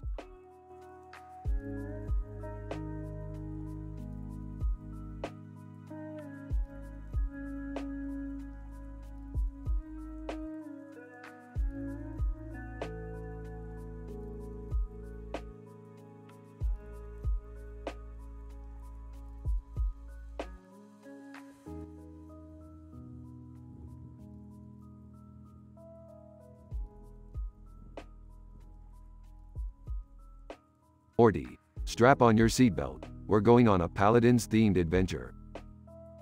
Rick, are you sure it's safe? Safe, Morty. Safety is for losers who have never experienced the thrill of interdimensional adventure. Enters room. Hey guys, what are you up to? Jerry, We're going on a dangerous mission, so stay out of our way. Disappointed. Oh, okay. Morty. Alright Morty, let's go. But wait, we're going to need some weapons. Weapons? Yeah Morty, weapons. Pulls out a box. I've got just the thing. Curious, what is it? Grinning, behold, the ultimate weapon of mass destruction. The butter robot. Confused. The butter robot? What does that even do? Smirking. What doesn't it do Morty? Holds up the butter robot. It can slice, it can dice, it can even make a mean margarita. In awe. Wow, that's amazing. Dismissively. Yeah, whatever. Opens portal. Let's go Morty. Follows Rick. Okay, but what does the butter robot have to do with paladins? Entering portal. Nothing Morty, absolutely nothing. Jerry remains behind watching Back to the Future 3. Emotionally moved by the movie. Oh man, that scene where Doc saves Clara is so beautiful. Suddenly clutching his chest. Ow. My heart. Jerry collapses and dies. Rick and Morty return from their adventure to discover Jerry's lifeless body on the ground. Rick, what happened to Jerry? Examining the body. Well Morty, it appears that Jerry's heart couldn't handle the raw emotional power of Back to the Future 3. Shocked. Oh my god, Rick, what are we gonna do? Shrugging. Hey, let's just bury him in the backyard and call it a day. Horrified. Rick, we can't just do that. We have to give him a proper funeral. Rolling his eyes. Fine Morty, we'll have a funeral. But can we make it quick? I've got a date with a sexy alien from Dimension C-137 tonight. Disgusted. Ugh, gross Rick. And so, the funeral for Jerry is held, with Rick delivering a heartfelt eulogy that is quickly derailed by his drunken rambling about his adventures throughout the multiverse. The episode ends with Rick and Morty burying Jerry's body in the backyard, while Rick muses about the possibilities of cloning Jerry in case they ever need someone to carry their luggage.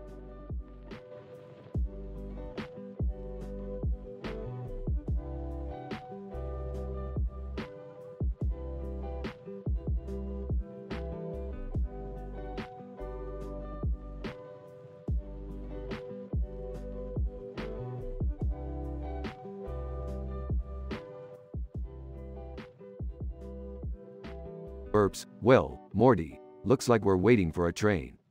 This is boring. Yeah, Rick, it's not like we have any other choice.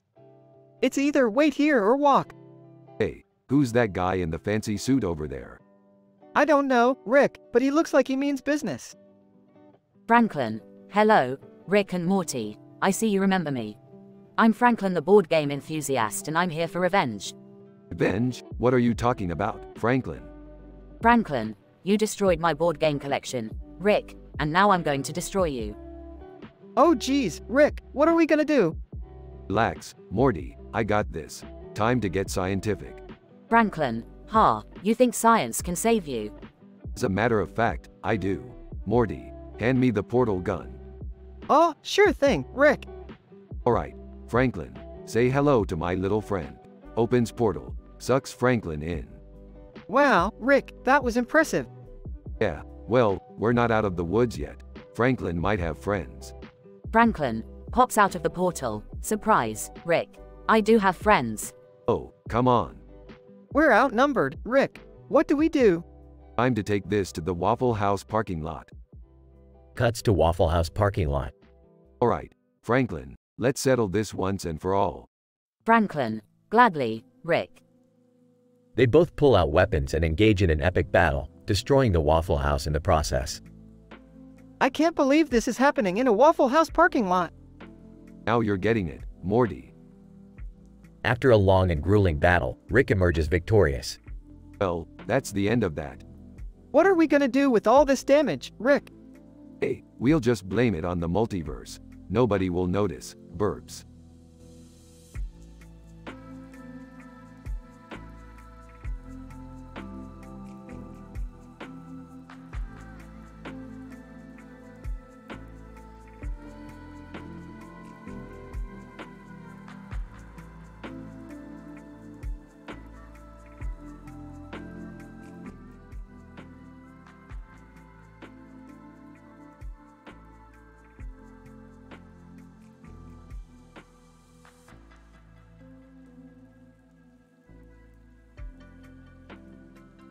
Now pay attention, Morty. This is an interdimensional portal. It's a scientific device that allows us to travel through different multiverses. See that green background over there? That's the mark of a Draylishen portal. It's one of the most unstable portals in the multiverse. We need to be cautious. Oh man, Rick, I don't know if I'm ready for this. What if something goes wrong? Don't worry, Morty. I've done this 100 times. All we have to do is step through the portal and we'll be transported to another universe. Now let's go. Jerry appears from another room. Hey, what are you guys up to? We're about to embark on an interdimensional journey, Jerry. You're welcome to come if you want. Oh, I don't know. I've got a lot of paperwork to do. Come on, Jerry, it'll be fun. We're going to recommend some albums to each other. Oh, I love recommending albums. I'm in. They all step through the portal and arrive in a strange new universe. Okay, Morty, what's your album recommendation? Well, Rick, I've been really getting into The Universe in 3D by the Plutonium Boys. It's a great mix of electronica and space rock. Hey, that sounds kind of weird. I prefer something more traditional, like Tribute to Garbage by the Midnight Stalkers. Ah, garbage? Jerry, you have terrible taste in music. What? How can you say that? Rick's right, Jerry. That album is garbage. Hey, I like what I like. Alright, let's move on. My recommendation is The Sound of Wub Wub by DJ Squanchy. It's a classic in the dubstep genre. That's a great one, Rick. But I'm going to have to go with Robo Kitty Dreams by Blips and Chits. It's a concept album about a cyborg cat who dreams of electric mice. Oh, you guys are just making up albums now. No, Jerry, this is serious business. Music is a crucial component of interdimensional travel. It affects the frequency of our portal jumps. Sure. I think I'll just stick with my Tribute to Garbage album. Suit yourself, Jerry, but you're missing out on some great tunes. As they continue to discuss their album recommendations, the portal behind them starts to flicker and sputter. Oh no, the portal. It's destabilizing. We need to get out of here. Quick, everyone hold hands. They form a circle and hold hands as the portal starts to collapse. I'm too young to die. Shut up, Jerry. They all scream as they're transported rapidly through the multiverse. Wow, that was intense. Yeah, I don't think my heart can take much more of that. Well, that's the risk we take when we embark on these journeys. But it's worth it for the music. Speaking of which, what's your final recommendation, Rick? I'm going to have to go with The Electric Frogman by Blinky the Electric Dolphin. It's a fusion of jazz and electronic music that will blow your mind. Nice one, Rick. And my final recommendation is The Universe in 4D by the Plutonium Boys. It's like their last album, but with an extra dimension. Well, I may not agree with your tastes, but it was a fun journey. Thanks for including me, guys. No problem, Jerry. Just remember, next time we go interdimensional album hopping, leave the Tribute to Garbage album at home. They all laugh as the camera zooms out on the green background with rocks and water.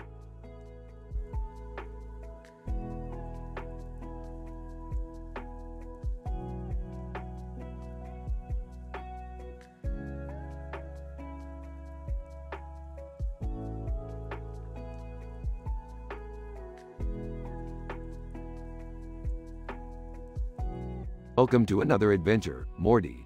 Today we'll be exploring the multiverse theory and its implications on our existence.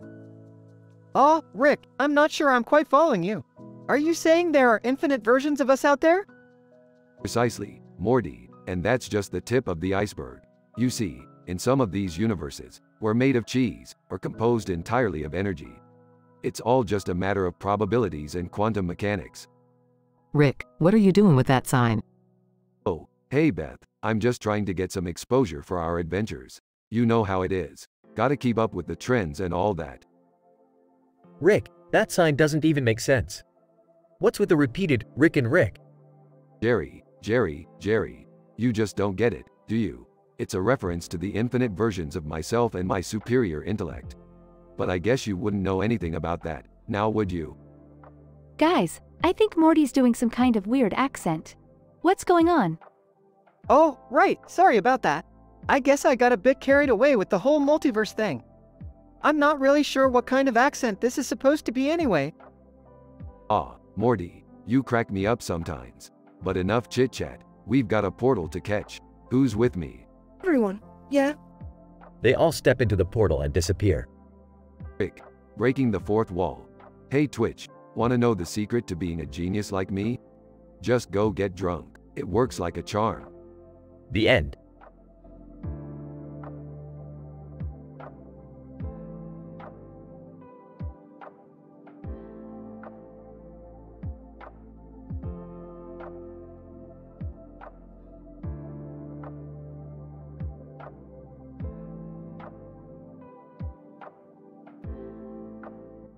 Next. Universe, day. Rick and Morty are floating in space. Suddenly, they spot a man named Gary who is holding a gun in one hand and a knife in the other, pointing them at the camera. Gary, I'm going to kill you. Rick, being the intelligent scientist he is, immediately chooses to adventure out of the situation. Morty, quickly activate the interdimensional portal gun. Right away, Rick! Morty activates the portal gun and they jump into a parallel universe. They end up in a universe that is solely occupied by sentient pickles. Morty, this is genius. We can hide here. No one will ever suspect a universe full of pickles. Ah, Rick, I don't know if this is such a good idea. These pickles are becoming sentient. I think they are starting to get aggressive. Sure enough, the pickles start to swarm around Rick and Morty, pointing their little pickle fingers at them. Pickle, you are not welcome here, outsiders. Morty, quick, toss me the jar of pickle juice. What? No way, Rick! Trust me, Morty, I've got a plan. Morty begrudgingly gives Rick the jar of pickle juice. Rick empties the jar onto the pickles, effectively putting out their flames of anger. Pickle, whoa, dude, we're all like, chill now. Rick and Morty escape through the portal and end up back in their original universe. That was insane, Rick. What do we do now? Let's go get some Szechuan sauce, Morty. The two walk off into the sunset, side by side, ready for whatever adventure comes their way. Fade to black.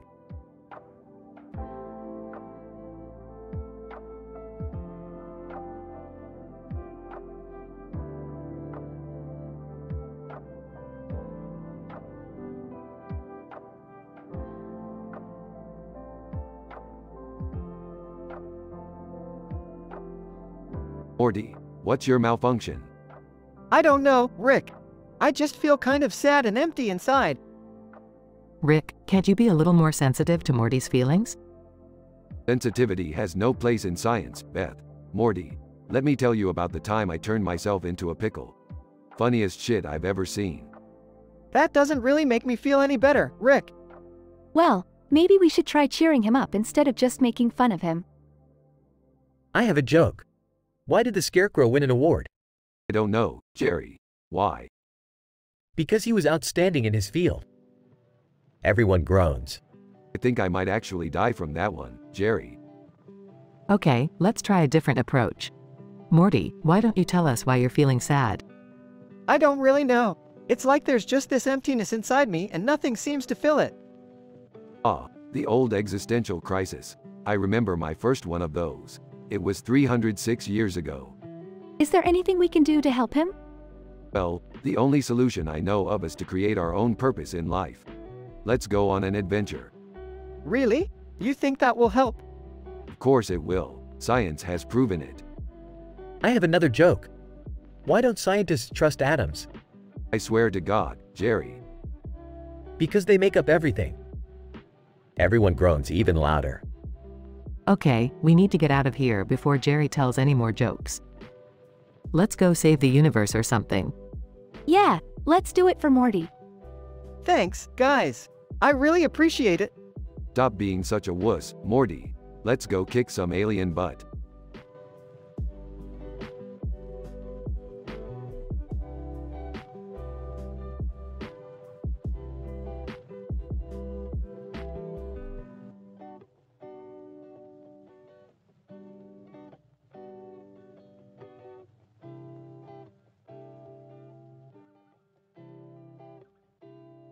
My scientific hypothesis is that we are inside the oral cavity of a giant being.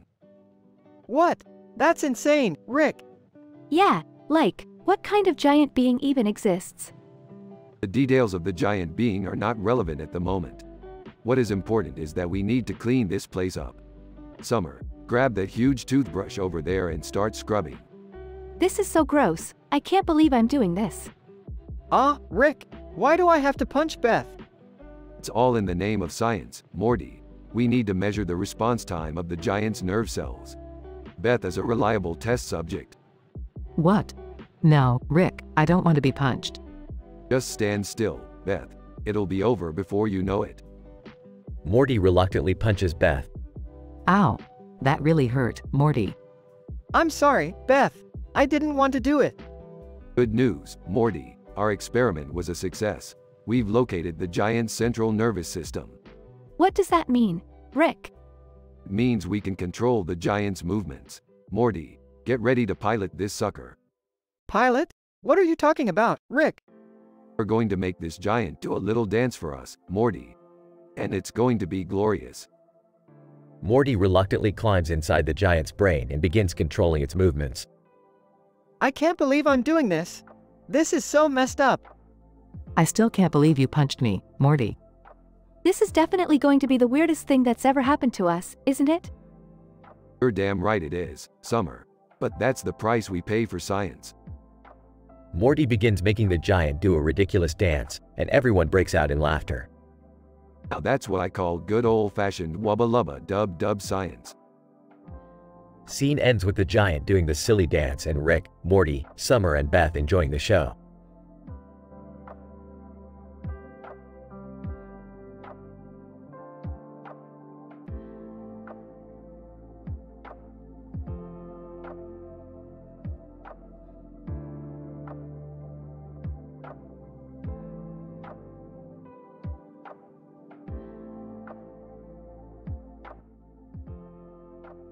Goku, greetings, legendary Kunoichi Taimon and Asagi.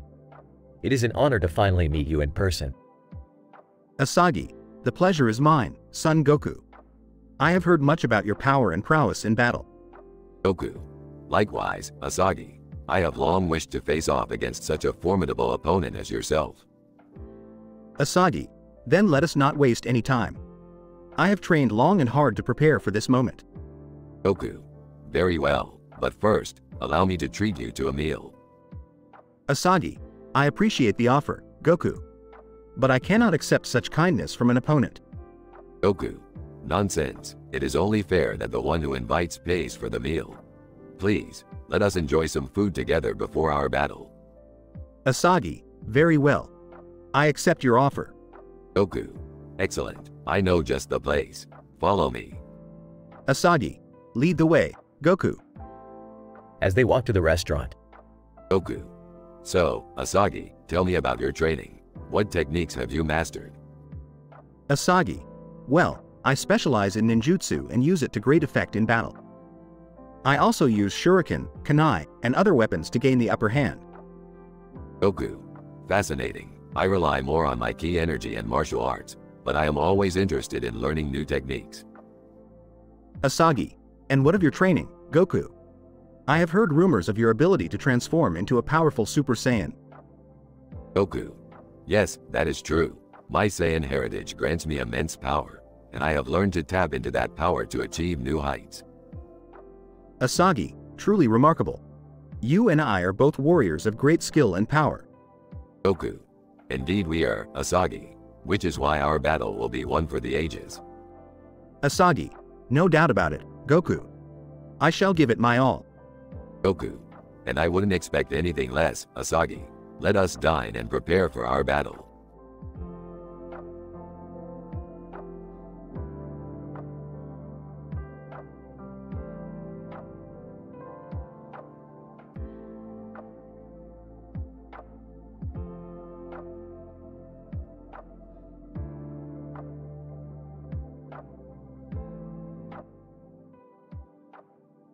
Dr. Jane, good day, my fellow colleagues. Today's lecture will be about the recent anthropological discovery at the annual cosplay convention. The observation was led by 3 women, one adorned with a cranial accessory and the others garbed in costumes. Dr. Michael, could you be more specific, Dr. Jane? Dr. Jane. Certainly, Dr. Michael. The women in question were the Kunoichi sisters Sasumi and Suzuka, and the Yashara sisters. They were observed as they interacted with the crowd, their demeanor and attire suggesting a socio-cultural significance. Dr. Sarah, that is interesting. What can we infer from their appearance? Sasumi, salutations, fellow scholars. Our costumes are inspired by ancient Japanese warriors, reflecting our admiration for their discipline and elegance. Ishara, indeed, our adornments are a tribute to the goddesses of nature, symbolizing our reverence for the environment. Suzuka. Moreover, our makeup is a visual representation of our inner strength and prowess, a vital aspect of the warrior spirit. Dr. Michael, I see. Is there any significance to the differences in their costumes? Sasumi, each outfit reflects our individual personalities and values. The crown signifies leadership and nobility, whereas the attire embodies agility and grace. Ishara, similarly, our attire depicts our ethereal nature and our bond with the spiritual realm. Suzuka. As for me, my outfit emphasizes my determination and focus, with the leather symbolizing my resilience. Dr. Sarah, it is fascinating how costumes can convey so much about one's identity and beliefs. Dr. Jane. Indeed, Dr. Sarah. Cosplay is more than just a hobby. It is a medium for self-expression and cultural interaction. Sasumi, precisely.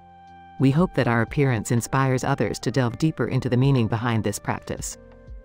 Ishara, and to embrace the diversity and uniqueness of every culture. Suzuka. And to never be afraid to showcase one's true self and passions. Dr. Michael, thank you all for sharing your insight. It was certainly enlightening. Dr. Jane. Our pleasure, Dr. Michael. And with that, we conclude our lecture for today.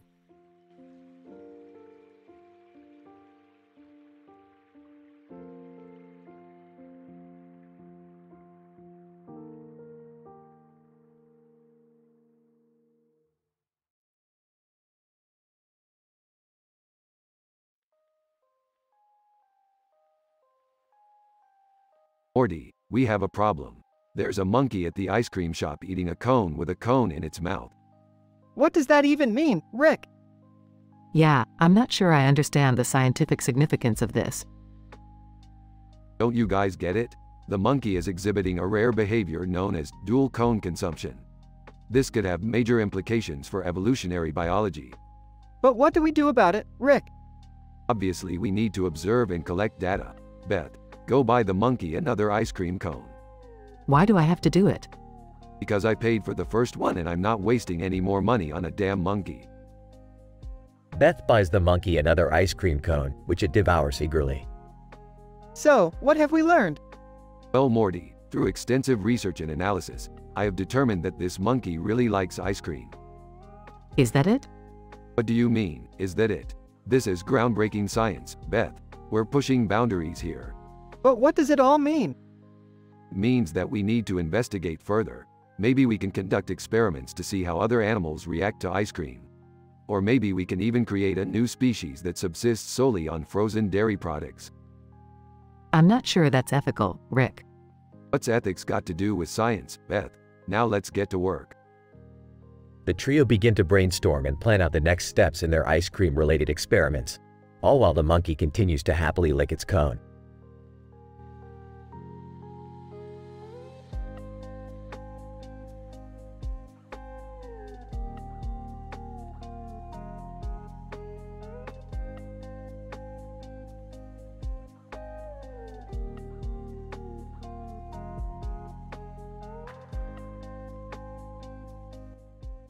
As the lightning crackled and illuminated the sky, I, Asagi, stood ready for battle in my ninja garb, holding my two swords tightly. My extensive research has shown that lightning is a form of electrical discharge caused by the buildup of electric charge in the atmosphere. But I didn't have time to ponder the scientific aspects of it all. I had a mission to complete. Suddenly, a group of enemy ninjas appeared before me, armed and ready for battle. I knew that my extensive training in the art of ninjutsu would be put to the test. My studies have shown that ninjutsu is a traditional Japanese martial art that utilizes unconventional tactics and guerrilla warfare techniques.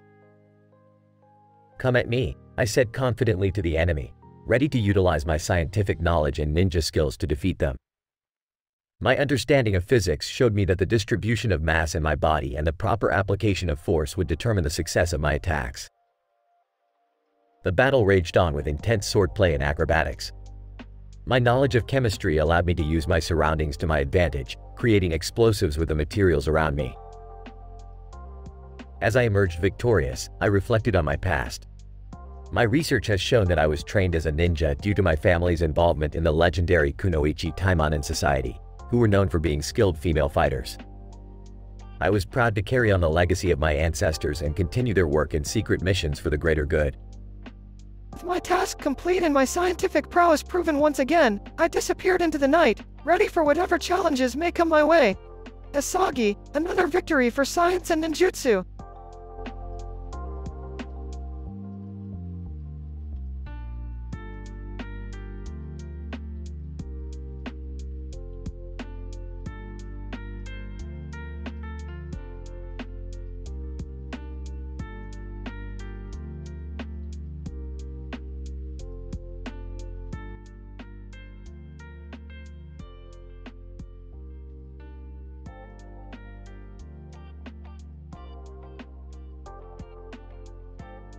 Alright, Morty, buckle up for some science-heavy shenanigans today. Ah, okay Rick, what are we doing? Hey guys, come here and check this out. I found this woman holding a knife next to a demon with a rose in her hand and a demon on her shoulder. It's the sorcerer Lena Inverse and the succubus Lilith. Whoa, that's so cool. How did they get here? It seems that Lena found a way to break through the multiverse barrier, and Lilith followed her. Wait, so we're dealing with interdimensional beings here? Yes, Morty. And we need to figure out how to send them back to their respective dimensions before they cause any trouble. But they seem harmless, why can't we just let them stay? Are you kidding me? Lilith is a succubus. She feeds on people's sexual energy. We can't just have her wandering around. Okay, so what's the plan, Rick? I'm thinking of using the Necronomicon to create a portal that will send them back. That's a terrible idea, Rick. The Necronomicon is dangerous and unpredictable. Relax, Beth. I've used it before. I know what I'm doing.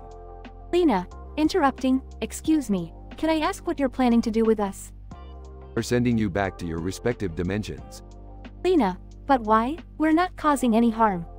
Oh really? Lilith is a succubus. Do I need to explain why that's a problem? Lilith, definitively. Hey, I'm not hurting anyone. Sarcastic. Yeah, right. We all know what succubi do. Okay, let's just focus on getting them back home. How do we do it?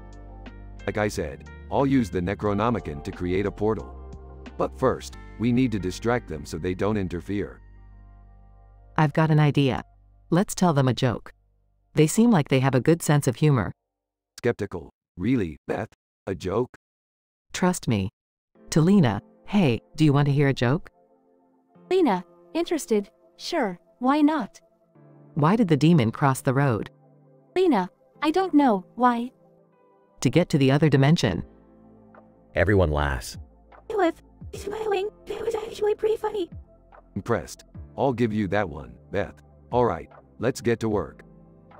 They start the process of sending Lena and Lilith back to their dimensions. Phew, that was a close one. Yeah, and I finally understand interdimensional travel a little better. Rolling her eyes, sure you do, Summer. Alright, let's go get some Szechuan sauce.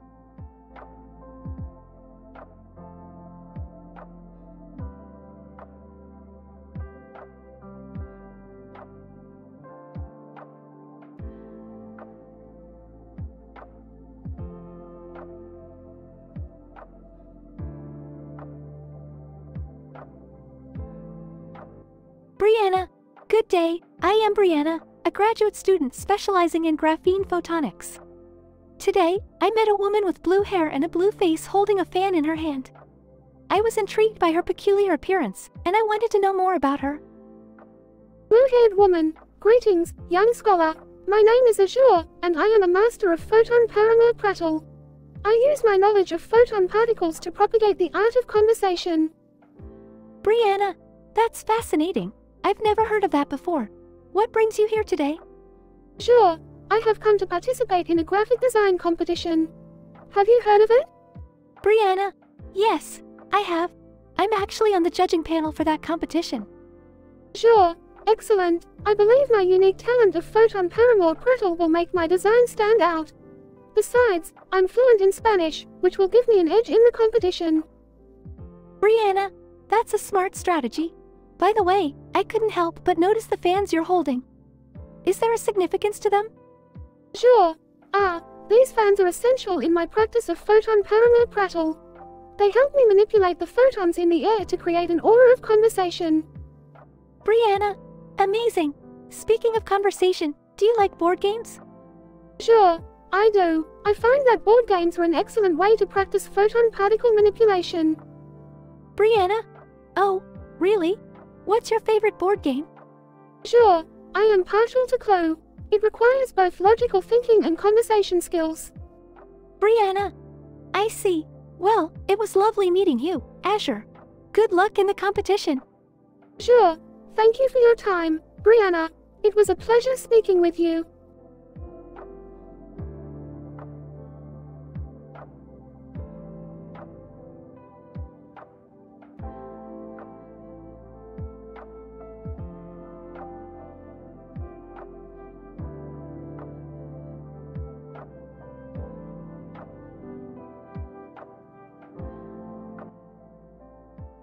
Alright, Morty, buckle up. We're heading to a planet with a potential environmental crisis. Okay, Rick. What's going on there? Hey guys, can I come too? What are you doing here, Jerry? Shut up, Summer. He can come. The planet has an alien ecosystem invasion and the robots are trying to repress the uprising. Whoa, that sounds intense. Wait, robots? Are they friendly? Oh, Jerry, they're trying to take over the planet. Alright, let's just focus on the mission at hand. Morty, we're dropping you off for your awkward first date in that alternate universe. Make us proud. Oh geez, thanks guys. Alien, greetings, travelers. Welcome to our planet. What's the situation here? Alien, our ecosystem is being overrun by invasive species, and the robots have taken it upon themselves to maintain order. Hey, why can't the robots just coexist with the ecosystem? Robot. That is not within our programming. I think I have a solution. I conducted some research on environmental science and found a way to naturally eliminate the invasive species without disrupting the ecosystem. Wow, Jerry, that's actually impressive. Shut up, Summer. Jerry's on to something. Let's get to work. Robot. I cannot allow you to interfere with our protocols. Rick, the robots are attacking us. Quick, use this natural repellent I made. It's working. We're pushing back the robots and saving the ecosystem. Nicely done, Jerry. Maybe you're not totally useless after all. Thanks, Rick. That means a lot. Guys, what about my date? Oh yeah. Let's go pick up Morty and head out of here. Alien, thank you for your help, travelers. Please come visit us again sometime. Sigh, that was the worst date ever. Hey Morty, at least you didn't have to fight robots on your date. Alright, let's get back to the spaceship and get out of here. Another successful adventure. Let's head home.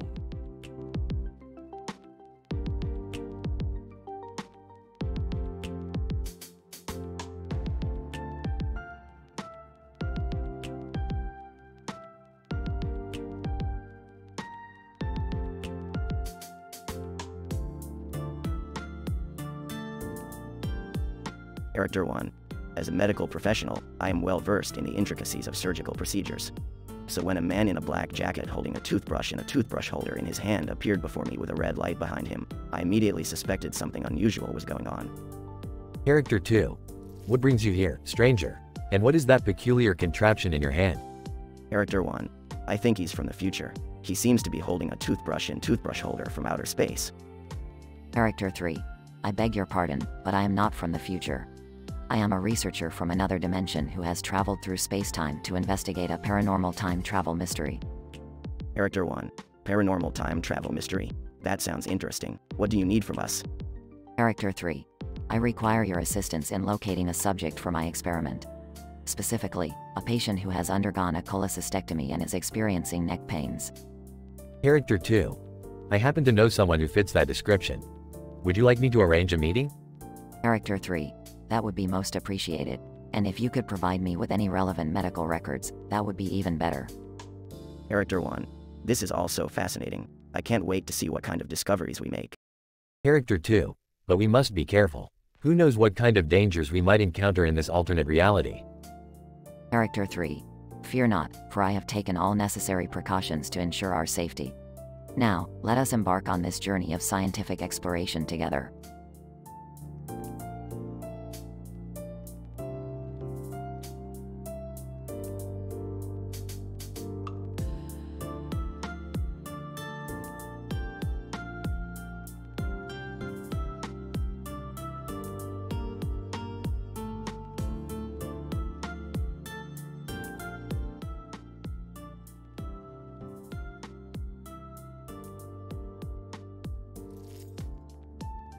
Morty, hand me that flask.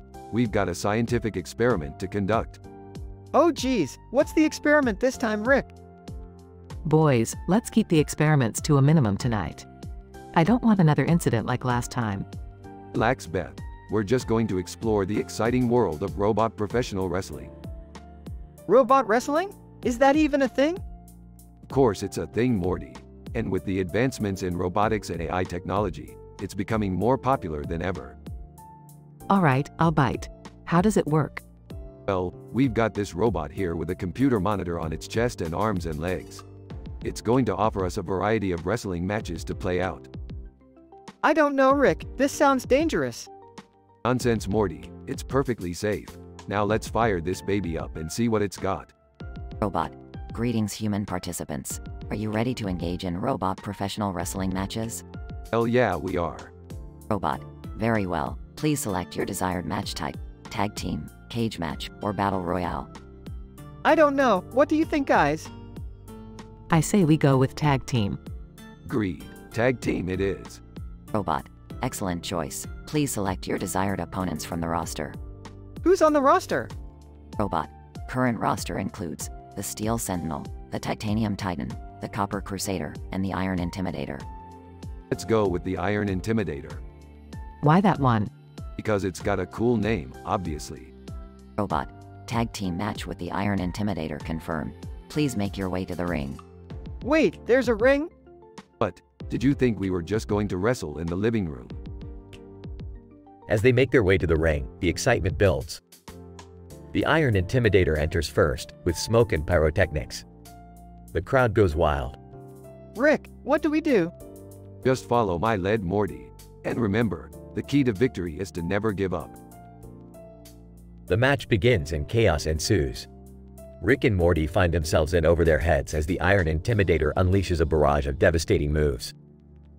Rick, are you sure this is safe? Safe? Who cares about safety when you're having fun? After a grueling back-and-forth battle, Rick and Morty finally emerge victorious. I knew we could do it, Morty. We make a great tag team. I don't know, Rick. I never want to do that again. Agreed. Can't we just stick to our regular family activities? Fine, fine. But you're all missing out on the incredible world of robot professional wrestling. As they leave the ring, the robot gives a final message. Robot. Thank you for participating in robot professional wrestling. May the best human wrestlers win. The end.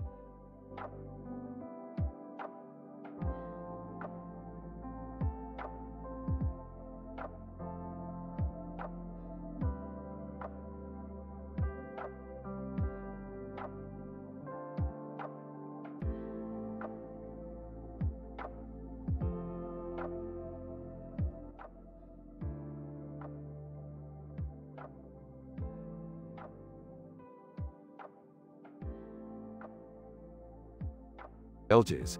All right, Morty, we've got a new adventure. Strap in and prepare for science. Size? What now, Rick? We're heading to a foggy city with tall buildings in the background and a red awning. We need to meet with a financial advisor to discuss intergalactic investments. Confused? Intergalactic investments? Is that even a thing? Of course it is, Morty. Haven't you heard of crypto space currency? Shocked. What? Sarcastically. Just kidding, Morty. But seriously, we need to discuss some serious business. And while we're there, we can check out the zombie cooking show that's rumored to be the craze. Still confused? Zombie cooking show? What's that? Excitedly, it's a show where they cook food using ingredients from zombies. It's all the rage. Disgusted. Ew, gross. Defensive. Don't knock it till you try it, Morty. At the financial advisor's office. Financial advisor, professional, welcome gentlemen. How may I assist you with your investments? Sarcastically. Oh, just a few billion in intergalactic stocks. Nothing too extreme. Financial advisor, shocked, I see. Well, let's discuss some options. At the zombie cooking show. TV host, enthusiastically, welcome to the zombie cooking show. Today we'll be making a delicious brain smoothie. Horrified. Rick, we have to get out of here. Amused. Relax, Morty. It's just TV. TV host, continuing, now let's add some fresh eyeballs for an extra kick. Disgusted. I can't take it anymore. Let's go. Flying along. All right, Morty. But before we leave, let's grab a bite to eat. Skeptically, a bite to eat? Here. Smiling. Don't worry, Morty. I know just the place. At a nearby fast food restaurant. Ordering. 1 zombie burger and a side of deep-fried brains, please. Disgusted. I can't believe we're actually eating this. Laughing. Relax, Morty. It's all in the name of science. As they eat their food, the city suddenly starts to shake. Panicked. Rick, what's happening? Analyzing. According to my calculations, it appears that a giant alien is attacking the city. Frantic. What are we going to do? Confidently. We're going to science the S*** out of this, Morty. As they fly off to confront the giant alien, the screen fades to black.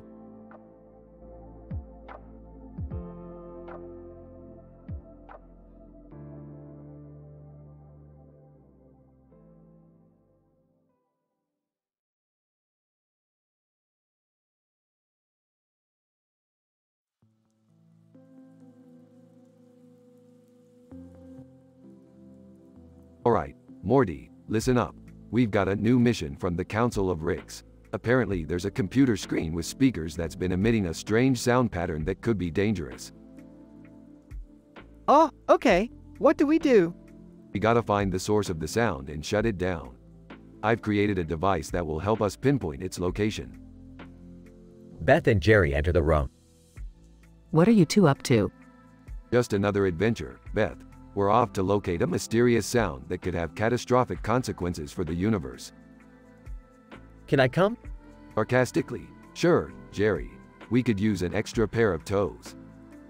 They arrive at the location of the sound. Rick, I'm not sure about this. The sound seems to be getting louder. Oh God, my ears.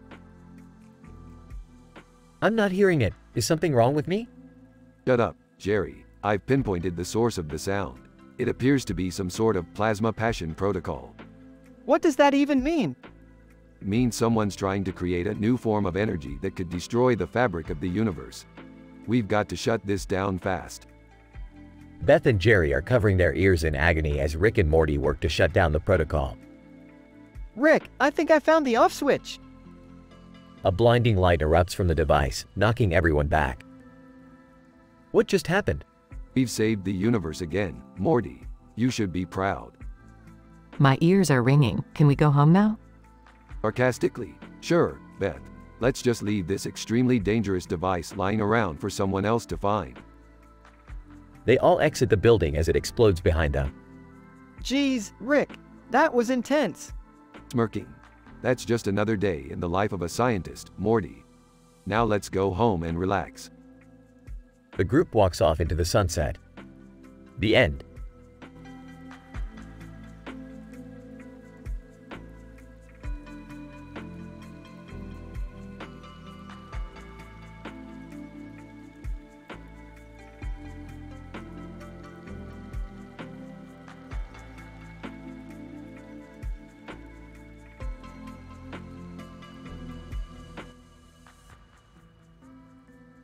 Morty, Jerry, Summer, come on. We've got a big problem on our hands. What is it, Rick? A group of highly intelligent chickens have taken over a film festival and are demanding to be taken seriously as filmmakers. What does that have to do with us? Well, They've also kidnapped Jerry and are threatening to perform an appendectomy on him if their demands aren't met. Help me. Rick, we have to do something. Don't worry, Morty, I have a plan. Please hurry. We're going to make a film that's so groundbreaking, so revolutionary, it will make those chickens realize how silly their demands are. But Rick, we don't know anything about filmmaking. That's where I come in, Summer. I've got a PhD in film studies from the University of Pluto. Is that even a real university? Of course it is, Morty. Don't be ridiculous. Can we please focus on rescuing me? Alright, let's get to work. They all start brainstorming ideas. I've got it. We'll make a film about those chickens playing soccer on a green field. How is that groundbreaking? We'll film it in slow motion and add some scientific jargon to make it seem more important. I don't know, Rick. It still sounds pretty silly. Trust me, Summer, this is going to work. They start filming. But that was perfect. Now, let's add some special effects. Like what? Explosions, Morty, lots of explosions. They add explosions to the soccer scenes. Guys, I'm still here and in pain. One more thing we need to add. A musical number. A what? Trust me, Summer, it's all part of the plan. They add a musical number with dancing chickens. And, Oscar-worthy, let's go show these chickens what real filmmaking looks like. They show the film to the chickens who are suddenly blown away by it. Chickens, we had no idea. You humans are so brilliant. And that, my friends, is how you save Jerry and win at a film festival. Thank you, Rick. That was a close one. Yeah, and we even learned a thing or two about filmmaking. I still don't understand why we had to add a musical number. That's show business, baby. You gotta give the people what they want. They all laugh as the episode ends.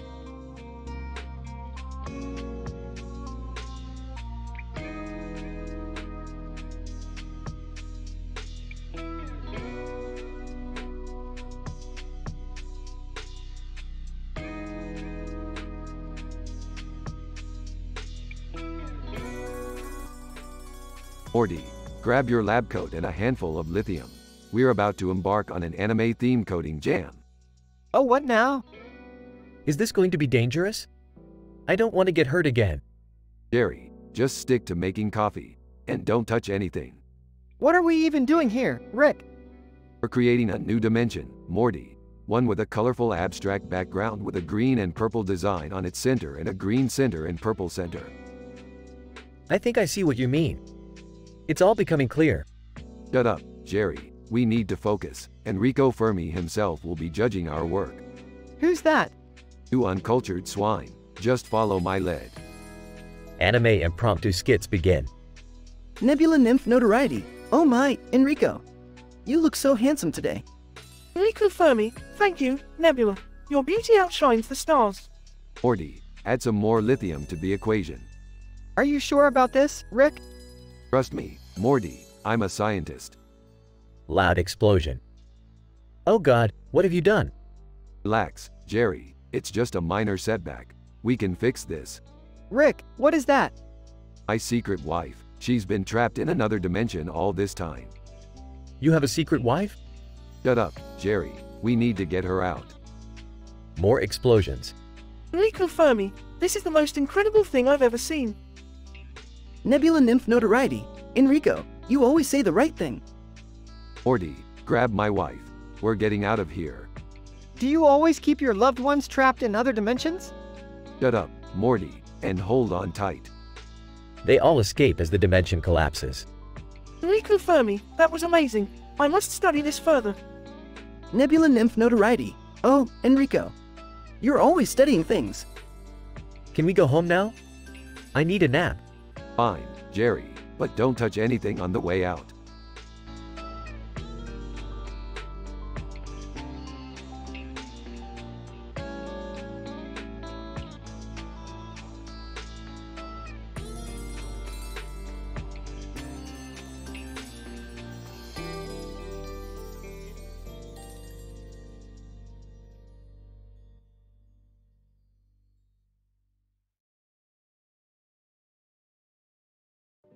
Morty, buckle up, we're going on an adventure. Okay Rick, but where are we going? We're going to investigate the physics of flirty dancing. The physics of dancing? I didn't know that was a thing.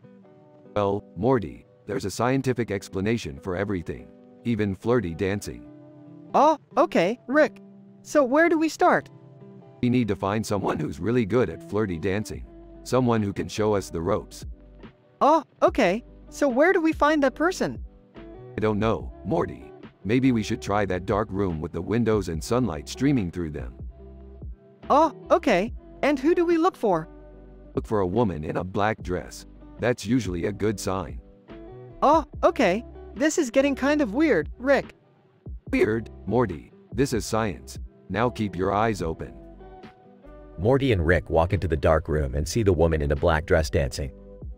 Whispering, Morty, that's our woman. Let's go talk to her. Morty and Rick approach the woman.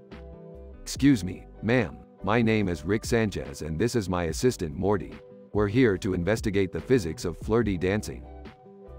Jackie Chili's turns around. Jackie Chili's, Seinfeld attorney at law. What's your angle? Confused.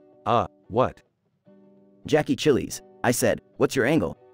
What kind of science are we talking here? Well, we just want to study the physical movements and the chemistry between the dancers. Jackie Chili's smirks. I see. Well, you came to the right place, gentlemen. I am the king of flirty dancing.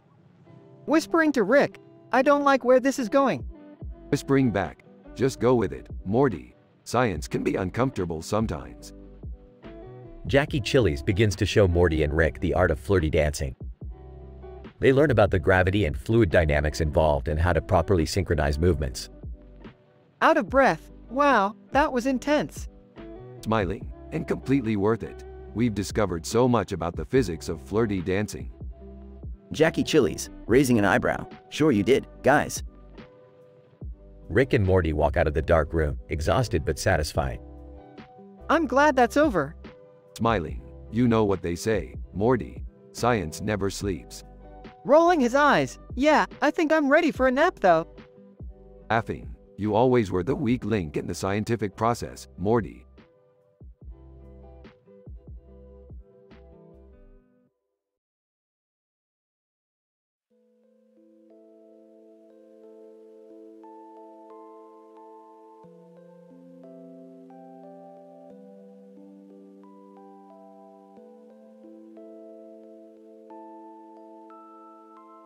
Morty, grab that drawing and let's get out of here. Got it, Rick. Where to now? We need to get to the university and run some scientific tests on this bad boy. What kind of tests? Well, Morty, based on my calculations and analysis of this image, I believe it's depicting a man chasing a dinosaur, suggesting a time travel paradox. We need to run simulations to see if time travel is possible. Wow, that's heavy, Rick. Yeah, Morty. And once we figure that out, we can use the TV in the background to communicate with ET and see if he can help us with our findings. Like the actual ET? No, Morty, an alien from another planet with similar capabilities. And while we're at it, we might as well test out Roy's simulation to see if it can predict the future. Oh man, this is insane. And if all goes according to plan, we're gonna team up with My Little Pony to defeat the vampire apocalypse that's coming our way. Yeah, that part doesn't seem as scientific, Rick. Don't knock it till you try it, Morty. Now let's get to the lab and start testing.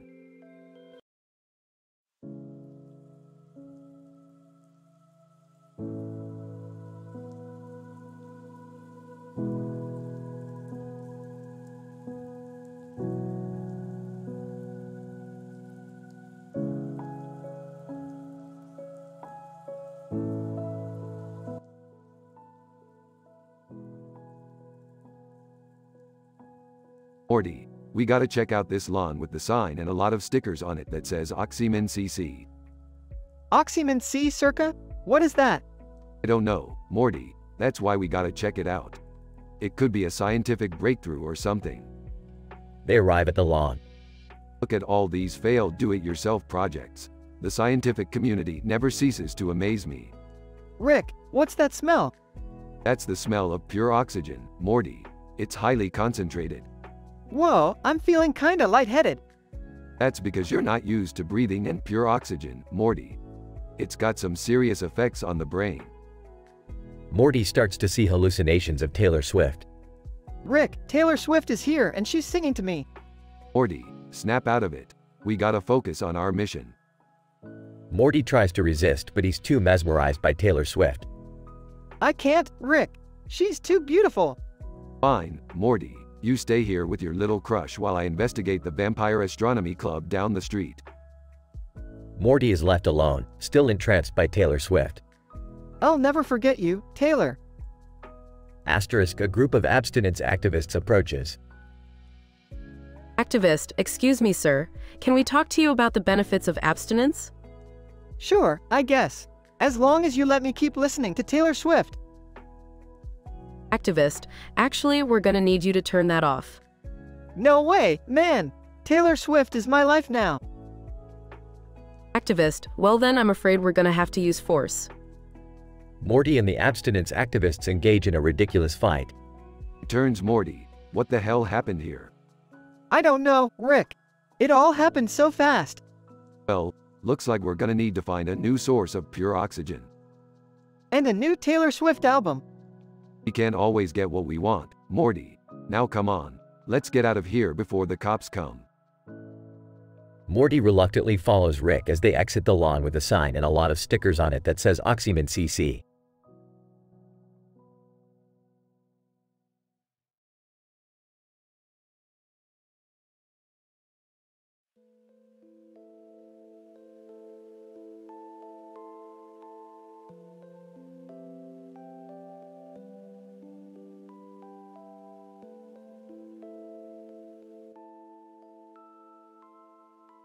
Int. Smith House, day. Rick is tinkering with his latest invention while Morty looks on eagerly. Beth enters the room. What are you guys up to? Just working on a way to transfer our consciousness into Scrabble tiles. Rick, that sounds kinda dangerous. Morty, anything worth doing is dangerous. Now help me pass these wires. Suddenly, an alert appears on Rick's computer. Holy shit, Morty, we've got trouble. Some dude with a bow and goggles is holding a gun and aiming it at something. Panicked. Oh geez, Rick, we gotta help. Sarcastic. Wow, real heroic of you both. The three rush to the living room, where they find a cursed painting terrorizing the family. Oh my god, it's that Solid Snake guy from the video game. Smirking. Yeah, I know him. We're old drinking buddies. Skeptical. Sure you are. How do we stop it?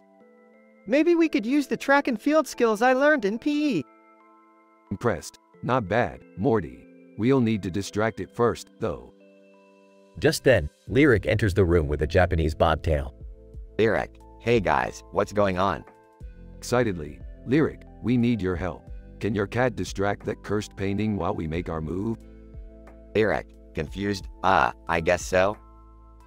The plan works flawlessly, and the Smiths are able to defeat the painting. But just as they're celebrating, they realize they've accidentally transferred their consciousness into the Scrabble tiles. Exasperated. Really, Rick? We had to do the dangerous thing after all? Nonchalantly. Hey, nobody's perfect. The family looks at each other with a mix of dismay and amusement. Laughs nervously. I don't think I'm intelligent enough to be a Scrabble tile. Grinning. Aw, don't worry, Summer. You're still dumber than me. They all share a knowing look and burst out laughing. The end.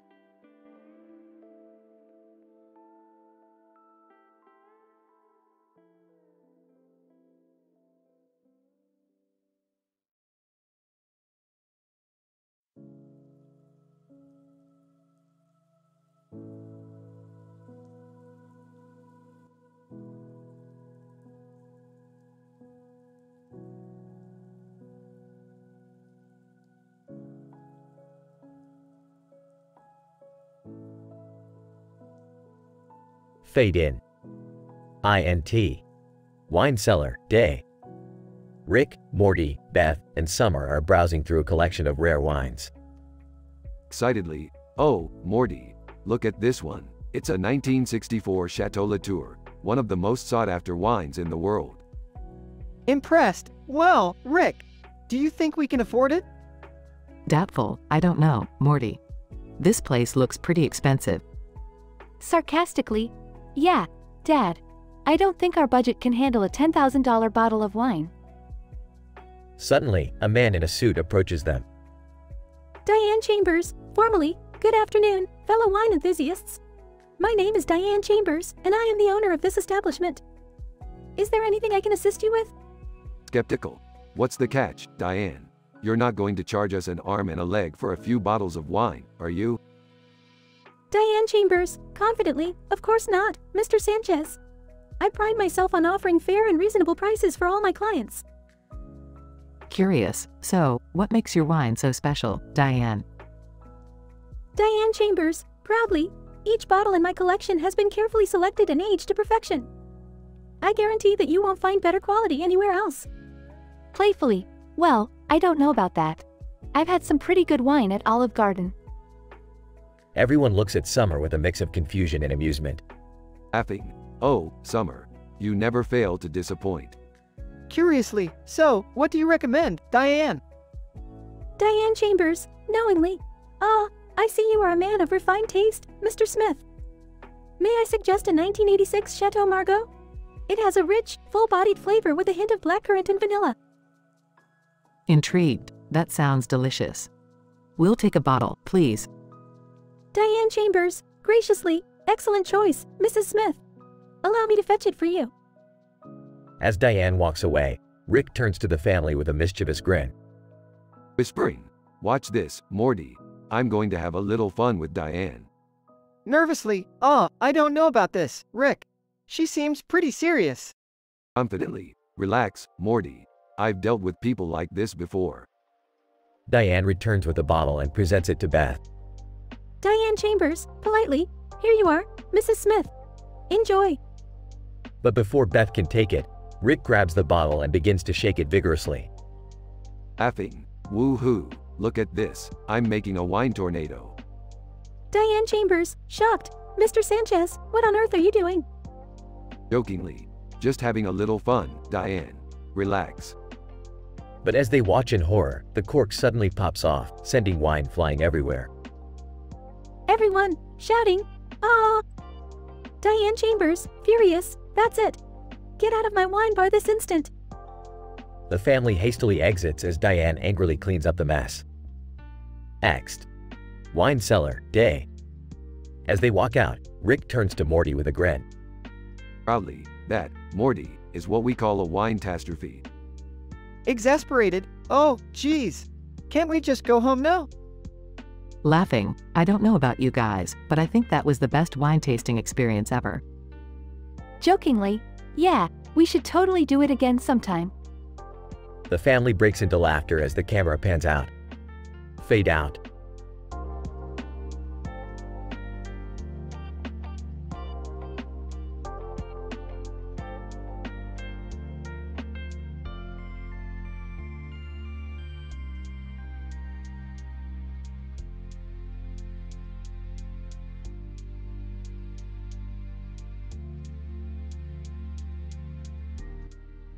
Dr. John, good afternoon, fellow biologists.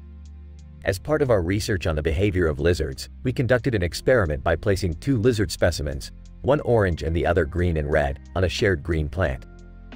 Dr. Sarah, what did you observe, Dr. John? Dr. John, initially, the 2 specimens seemed indifferent towards each other's presence. However, as time progressed, they began to move closer to each other and eventually sat side by side on the plant. Dr. Adam, interesting. Did they display any aggressive behavior towards each other? Dr. John, no, quite the opposite. We observed that they occasionally licked each other's faces, a behavior that is usually associated with friendly exchanges in lizards. Dr. Sarah, fascinating. Did you notice any other behaviors of note? Dr. John, yes, we also observed that the orange lizard would occasionally extend its dewlap, a behavior that is usually associated with territorial displays and attracting mates. However, in this case, it seemed to be directed towards the green and red lizard. Dr. Adam, so, what was your conclusion from this experiment? Dr. John, based on our observations, we can conclude that even in the animal kingdom, social bonding and affection can exist regardless of physical differences.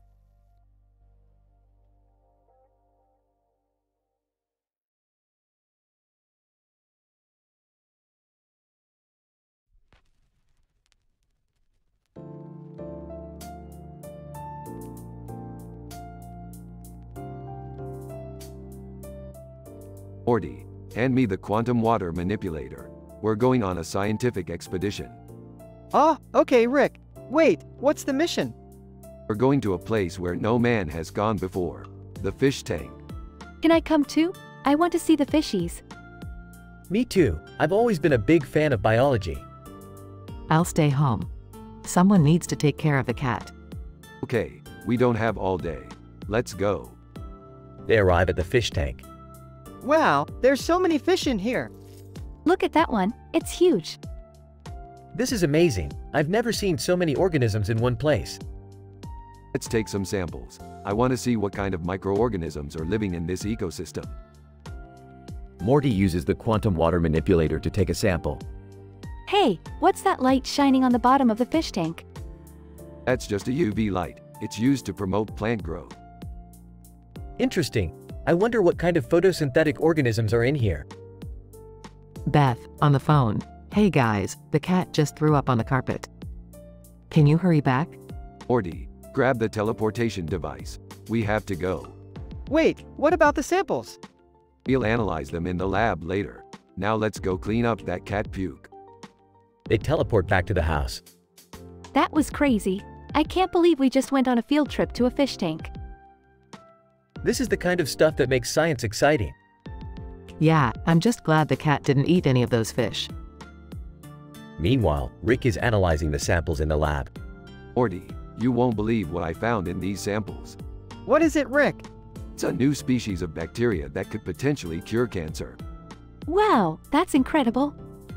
Science really is amazing. All right, that's great. Now can we please take care of the cat puke?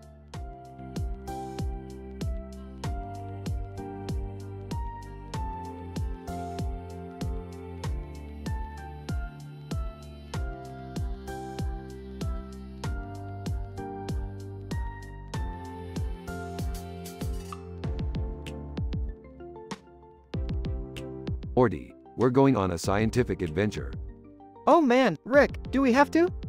Morty, science waits for no one. Now grab the portal gun and let's go. They teleport to a lab. Now Morty, this red-nosed monkey is of particular interest to me. Its genetic makeup shows signs of advanced intelligence. Oh, okay. We need to observe it in its natural habitat. But there's a catch. A seacam bird known for its aggressive behavior has been seen in the area.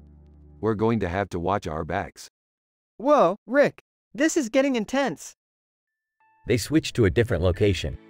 Look Morty, there's the monkey. And here comes the seacam bird. This is where things get interesting. Gulp. Rick pulls out a device and hits the seacam bird with a beam. That should do it. Now let's see what happens. They watch as the seacam bird eats the monkey. Oh my god, Rick, that was gruesome. Yes, Morty, nature can be cruel. But that's what makes it interesting. So, what was the point of all of this? Well, I was just curious to see if the seacam bird would react differently to this particular monkey. And the results were inconclusive. Inconclusive? Yes, Morty, inconclusive. But that's what science is all about. We observe, we experiment, and we learn. Size, I guess so. Now let's head home. I have a new experiment I want to try with some ostriches. Oh boy, here we go again. The end.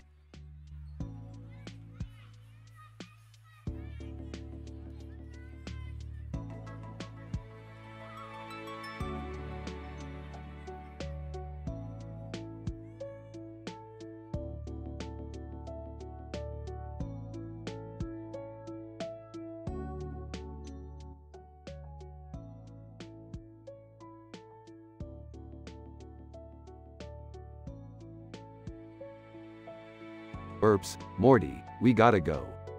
Groaning, where are we going now? The lab, Morty. I gotta test a new invention. Size, what kind of invention this time, Rick? It's a device that can turn any object into a portal gun. We could open up portals anywhere we want. Surprised. Whoa, that's crazy. Smirks. I know, Morty. I'm a genius. They arrive at the lab. Alright, Morty, let's get started. Morty hands Rick a piece of equipment. Inspects the equipment. This thing should work. Suddenly, the machine malfunctions and shoots out a beam of light which hits a photo of a man with a beard and a black shirt with a pink slogan on it. Shocked. Whoa, what the hell just happened? Confused. Rick, I don't know. Examining the photo. This man, he looks familiar. Sarcastic. Oh really, Rick? You know everyone with a beard and a black shirt with a pink slogan on it? Annoyed. Shut up, Morty. I'm trying to figure this out. After some time, they finally figure out that the man in the photo is actually a scientist who disappeared on a mission to uncover the secrets of the multiverse. Excited. Holy shit, Morty. We just stumbled upon something big. Anxious. I don't know, Rick. This could be dangerous. Laughs. Unknown dangers don't scare me, Morty. Let's go find this guy and see what he knows. They journey through the multiverse, encountering strange beings and making ridiculous jokes until they finally find the scientist. Scientist! Surprised! Wow, who are you guys? Smirking. We're from another dimension. We need your help. Scientist! Curious! Help with what? Serious. We need to know how to reverse the effects of this machine. Scientist! Concerned! What did it do? Points to the photo. It accidentally turned this guy into a portal gun. Scientist! Shocked! Oh dear lord! Morty snickers in the background. Frustrated. Morty, this is serious. Apologetic. Sorry, Rick. They finally figure out how to reverse the effects and turn the man back into a human. Man, thanking them. Thank you so much.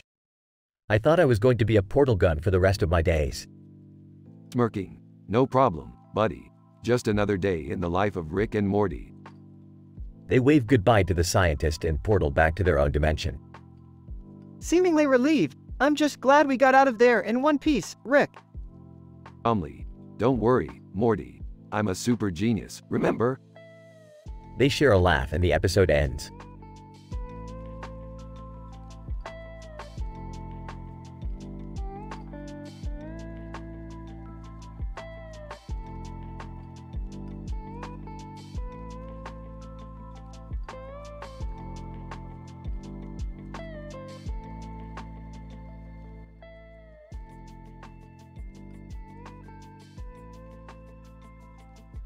Morty, you see that person bending over to pick up something from a box on the ground in a field of grass with mountains in the background?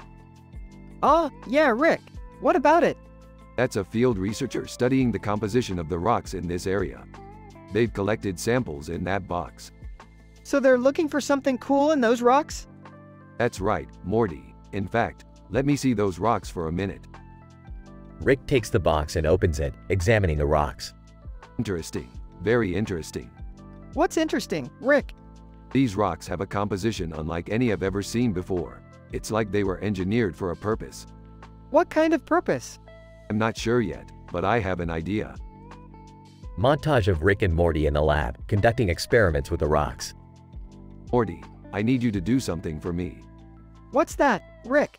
I need you to eat this box of rocks. What? No way, Rick! Come on, Morty. It's for science, and besides, I'll make sure they're safe for consumption.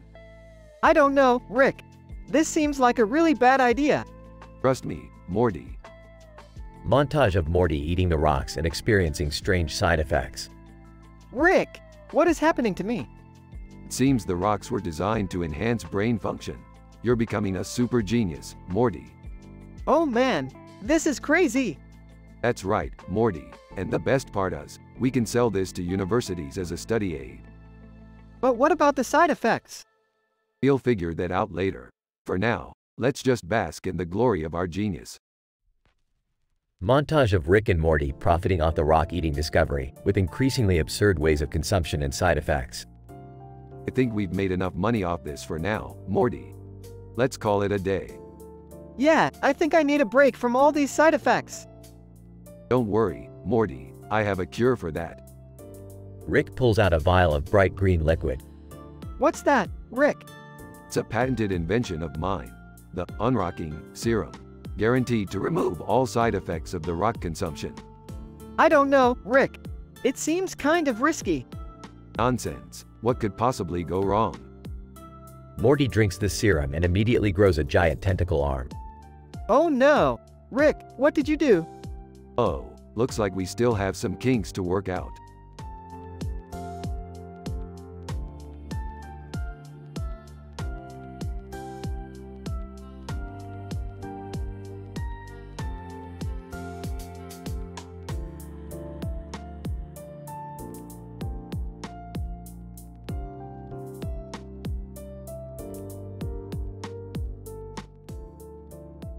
Morty, come on, we gotta check out these bugs on this leaf with green and red stripes. I'm detecting some interesting chemical reactions going on over here. Oh, okay, Rick. What are we looking at? These bugs are engaged in a highly complex exchange of pheromones. One of them appears to be biting the other, triggering a release of dopamine and triggering an aggressive response. Wait, so they're fighting? Not exactly, Morty. It's more of a chemical communication system that's been co-opted by the one bug for its own gain. Fascinating stuff. Earwig. Hey, you two. You want to see a real fight? Check out this wicked seacam bird I'm about to take down. Seacam bird. Bring it on, you little creepy crawly. Rick, what's a seacam bird? It's a highly territorial bird species with an advanced cognitive system rivaling some mammals. That earwig's in for a tough fight. Earwig. You're going down, bird brain. Seacam bird. Huh, you can't even fly. Morty, we have to intervene. The outcome of this fight could have serious implications on the surrounding ecosystem. What do we do, Rick? Hand me that vial of concentrated pheromones. I have an idea. The bugs. Hey guys, check this out. Sprays pheromones. Earwig. Whoa, what is that? Seacam bird. This smell, it's overwhelming. That's right, you too. It's a neutralizing agent designed to stop all hostilities and promote peaceful coexistence. Did it work? Sort of. They're both too high to fight now. Earwig. Whoa man, this leaf is like cosmos or something. Seacam bird. Dude, I think I just had a breakthrough in my thinking. Wow, Rick. What made you think of that? Oh, I just mixed a bunch of chemicals together and hoped for the best. You know how it is. Earwig. Hey, you guys want to get some grub? Seacam bird. Yeah, I know this great place that serves rotting fruit. Come on, Morty, let's get out of here before they start talking about philosophy. Sure thing, Rick. That was one crazy adventure.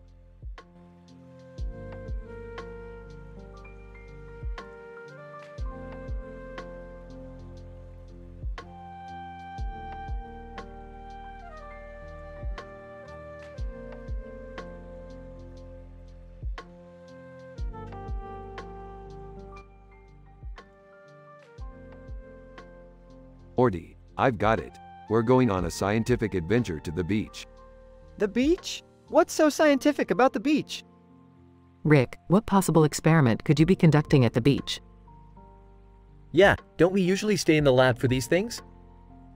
Well, Jerry, sometimes the best experiments come from nature. And Morty, we're going to study the behavior of this black bug crawling in the sand. Look, it even has a small white dot on it. Oh yeah, that's really scientific, Rick. Well, at least it's something different. Let's go. At the beach. Okay, so we'll observe the movements of the bug-o. What's this? Science man. Good evening, fellow scientists. I couldn't help but notice your interest in that earwig. Interest? We're conducting a highly scientific study of its movements. Science man. Fascinating. Care to join me for dinner and discuss? Oh, Rick, that sounds lovely. Oh, guys, we're supposed to be studying the bug. Yeah, let's stay on track here. At dinner. Science man. Ah, and here comes our meal. I recommend the molecularly altered grilled salmon. Molecularly altered? Now that's my kind of meal. I just hope the bug is okay while we're here. Rick, what was the purpose of this dinner again? It's all part of the scientific process, Beth. We're building connections and exchanging ideas. I don't know. Seems like a waste of time to me. Science man. Ah, splendid dinner conversation, friends. Now, let's get back to that bug. Back at the beach. Oh, it's still just crawling around in circles. Maybe we should just let it be and enjoy the rest of our day at the beach. Agreed. Enough science for one day. Fine, fine. Let's just get a few more observations and call it a day. As they leave the beach. Well, that was an interesting day of science. I'm just glad we didn't have to dissect the bug or something. Yeah, let's leave that to the professionals. I think I'll stick to my day job. Science man, a day well spent, my friends, until our next scientific adventure. You can count on it.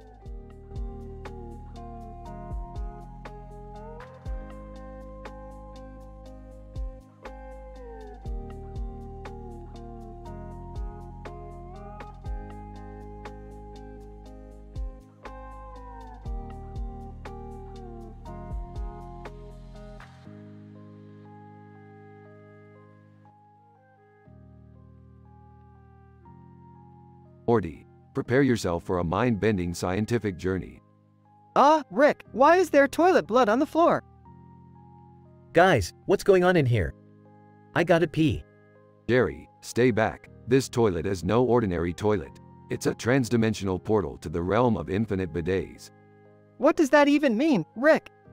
It means, Morty, that when we activate this toilet, we'll be transported to a world of luxury bidets unlike anything we've ever seen. I don't know about this, Rick. Last time we went on one of your science adventures, I wound up in a parallel universe where I was the only person who liked the movie, Titanic. Just trust me, Jerry. Activate the toilet now. Toilet flushes and a bright light engulfs the room. Wow, Rick, this bidet world is amazing. The water sprays in all different directions and there's even a setting for bubble bath. Yes, Morty, and look over there. The grand bidet of the ancient ones. It's said to have the power to cleanse even the filthiest of buttocks. This is all well and good, but how do we get back home? Simple, Jerry. We just need to find the interdimensional bidet key and we'll be on our way back in no time. Rick, I really have to go to the bathroom. Hold it, Morty. Can't you see we're in the middle of an important scientific discovery? Morty groans and crosses his legs. Rick, I think we're not alone. I hear strange noises coming from behind that red wall. Quick, everyone take cover. They hide behind the toilets as the wall explodes. Alien, greetings, Earthlings. My species has been studying your bathroom rituals for eons and we have deemed them worthy of our own biological needs. Rick, what's happening? We're being invaded by a race of toilet-loving aliens, Morty. It's time for us to protect our bidets at all costs. I don't know about this, Rick. I think I might just go back to the regular old toilet. Suit yourself, Jerry, but remember, with great bidet power comes great bidet responsibility. They engage in an epic battle with the aliens, using the bidets as weapons. We did it, Rick. We saved the bidet world. Yes, Morty, and we've made scientific history in the process. I think I'll stick to regular toilet paper from now on. Suit yourself, Jerry. More bidets for us. The trio laughs as they flush the toilet and the portal closes. The end.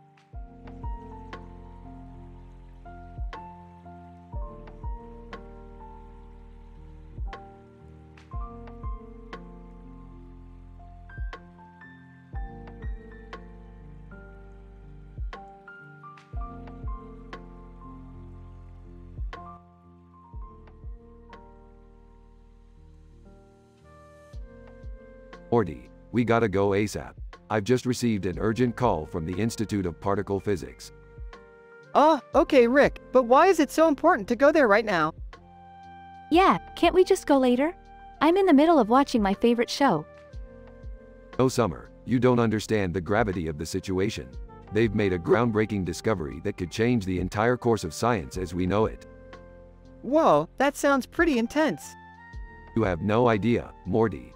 They've discovered a new particle that has the ability to put people to sleep instantly. Wait, what's so impressive about that? Think about it, Summer. Imagine never having to deal with insomnia again. This particle could revolutionize the sleep industry. So, what's the catch? The catch is that the particle can only be found in the sewer system. Ew, gross. Tell me about it, but we have no choice. We have to go down there if we want to retrieve it. Well, I guess we have to do what we have to do. That's the spirit, Morty. Let's get going. They arrive at the sewer system. Alright, Morty, you're up first. Stick your head in there and see if you can find anything. I don't know, Rick. This looks pretty disgusting. Come on, Morty. Stop being such a wimp. Alright. Stick's head in the toilet. Hey, wait a minute. There's a guy in here. What? Let me see. Stick's head in the toilet. Oh my god, he's passed out. This must be the work of the particle. So what do we do now? Simple. We just need to extract the particle from his system and we're good to go. Wait, how are we supposed to extract the particle from his system? Don't worry, Morty. I've got just the thing. Pulls out a device. This is a particle vacuum. It sucks up particles like nobody's business. Let's just get this over with. They extract the particle from the man and leave. Success. We got the particle. But what are we supposed to do with it now? I'll figure that out later. For now, let's just get out of here before we all catch something. They leave the sewer system. Well, that was an interesting adventure.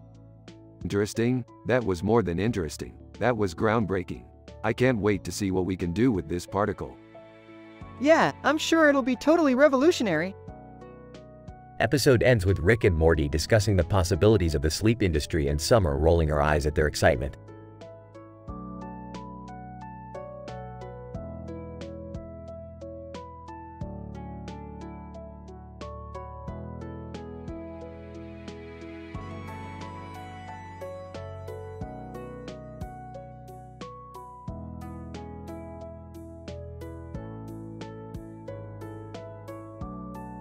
Morty, look at this colorful seacam bird perched on this branch here.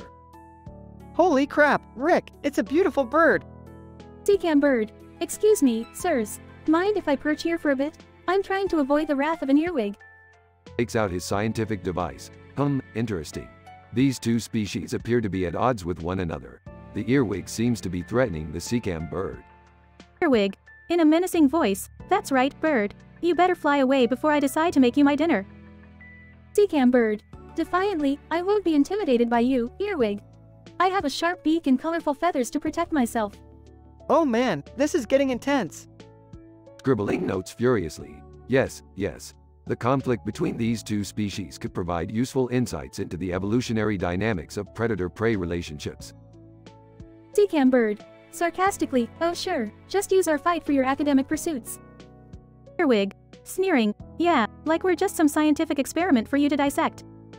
Dismissively. Relax, both of you. I'm just observing your natural behavior in the wild. Whispering to himself. Except we're not really in the wild, we're in the backyard. Seacam bird. Annoyed. You humans always think you can control everything. But you can't control us, the creatures of the natural world. Earwig. Proudly, that's right. We're fighters and survivors, and we won't let anyone get in the way of our survival. Morty, you know what? This is too boring. Let's just zap them both with the portal gun and go get some Szechuan sauce. Grinning. Yeah, let's get swifty. Seacam bird. Yelps as they disappear in a flash of light. Hey, what just happened? Earwig. Shaken. I don't know, but I'm glad that human is gone. Those guys were weird. End of scene.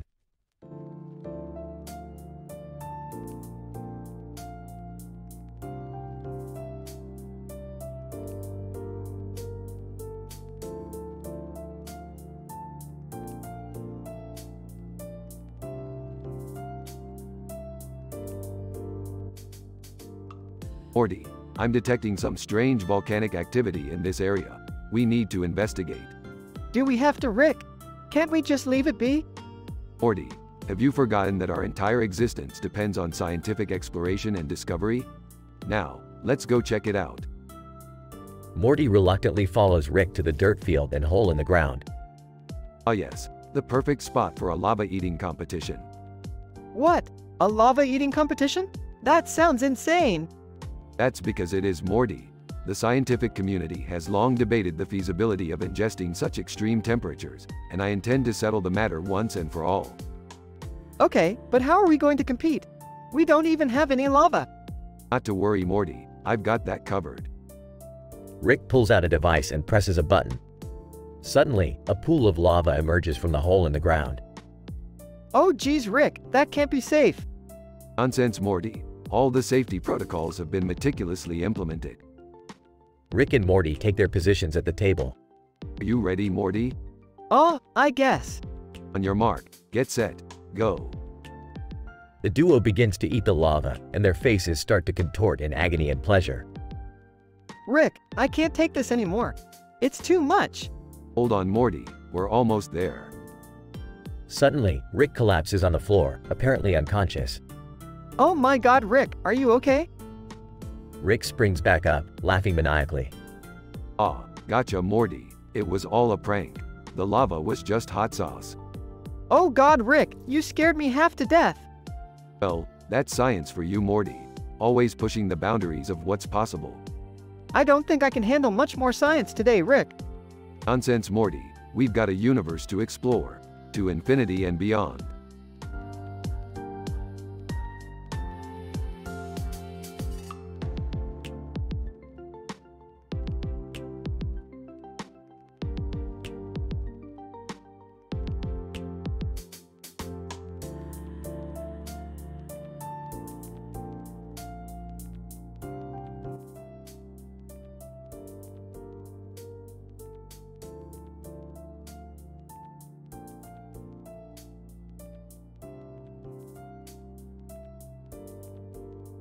Good evening, ladies and gentlemen, and whatever species you may be. Tonight, I'm here to talk about the physics of anime. Oh, geez, Morty. You're not gonna talk about your weird fetish thing again, are you? It's not weird, Rick. It's completely natural. Now, let's start with the basics. Oppai and Manko are two integral parts of the anime girl anatomy. Morty, are you sure you want to be talking about this in public? Relax, Mom. This is purely scientific research. Now, let me count to 20 and explain my favorite waifus for each number. 1. First, there's Asuna from Sword Art Online. She's smart, strong, and beautiful. 2. Next, we have Rem from Re, 0. She's sweet, loyal, and has the best blue hair ever. 3. Then, there's Kana from Miss Kobayashi's Dragon Maid. She's cute, adorable, and loves to eat. 4. Moving on, we have Taiga from Toradora. She may be short, but she has a heart of gold. 5. Number 5 is Rias Gremory from High School DxD. She's a devil with a heart of gold, and other assets. 6. Up next is Mikasa Ackerman from Attack on Titan. She's a master fighter and always has a Ren's back. 7. Let's not forget Hestia from Is It Wrong to Try to Pick Up Girls in a Dungeon? She's a goddess who's always there for Belle. 8. For number 8, I have to go with Megaman from Konosuba. She's a mage with the best explosion magic. 9. Number 9 is 02 from Darling in the Franxx. She's a mysterious, pink-haired girl with a dangerous streak. 10. Moving along, we have Chitoj from Nisekoi. She's a tsundere who can hold her own against any rival. 11. For number 11, I have to go with Momo Yaoyorozu from My Hero Academia. She's smart, beautiful, and has one of the coolest quirks ever. 12. Up next is Mai Sakurajima from Rascal Does Not Dream of Bunny Girl Senpai. She's a celebrity with a heart of gold. 13. Let's not forget Mirai Kuriyama from Beyond the Boundary. She's a cute girl with glasses and a special ability. 14. For the 14th spot, I'm going with Karisu Makis from Steins Gate. She's a genius scientist with cool hair. 15. Next up is Lucy Heartfilia from Fairy Tail. She's a powerful mage with an awesome celestial spirit. 16. For number 16, I'm choosing Rin Tasaka from Fate Stay Night. She's a mage with a fiery attitude. 17. Let's not forget Taiga Aisaka from Toradora. She may be small, but she'll never back down from a challenge. 18. For the 18th slot, I'm picking Akame from Akame ga Kill. She's a skilled assassin with a tragic backstory. 19. Almost there. Number 19 is Kyoka Izumi from Bungo Stray Dogs. She's a beautiful girl with the power to control sound waves. 20. Last but not least, we have Riko Seikawa from Miss Kobayashi's Dragon Maid. She's a brilliant scientist who also happens to be a dragon. Well, that was quite the scientific study, Morty. I think we've all learned a lot about your questionable taste in anime waifus. I'm just glad this is over. I need a drink after listening to all of that. Hey, science is important, Mom. I'm just doing my part to advance anime research.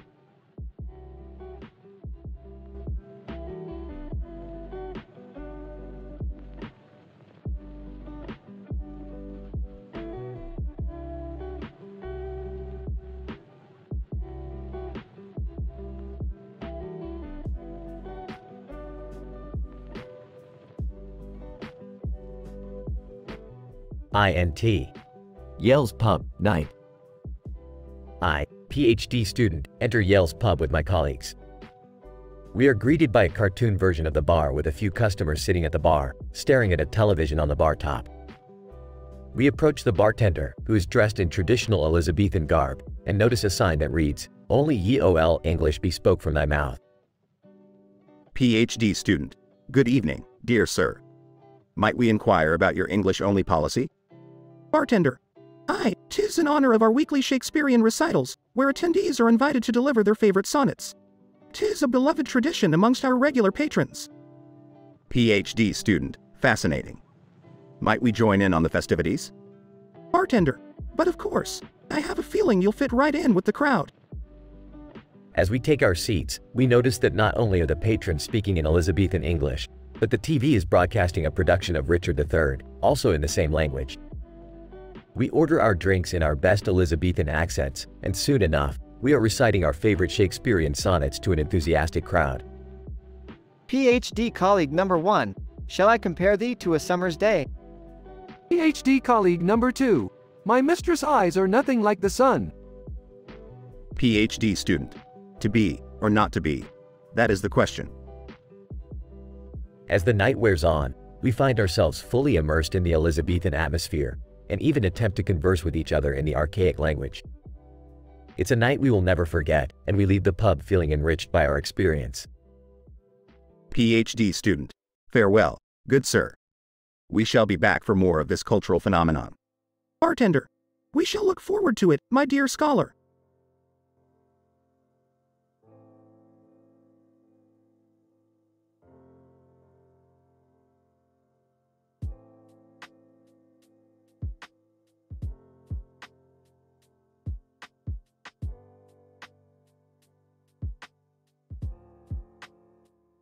Unfortunately, I cannot fulfill your request as it goes against the policies of OpenAI. Offensive or inappropriate language and content will not be generated by AI models. Please provide a different prompt that aligns with our policies.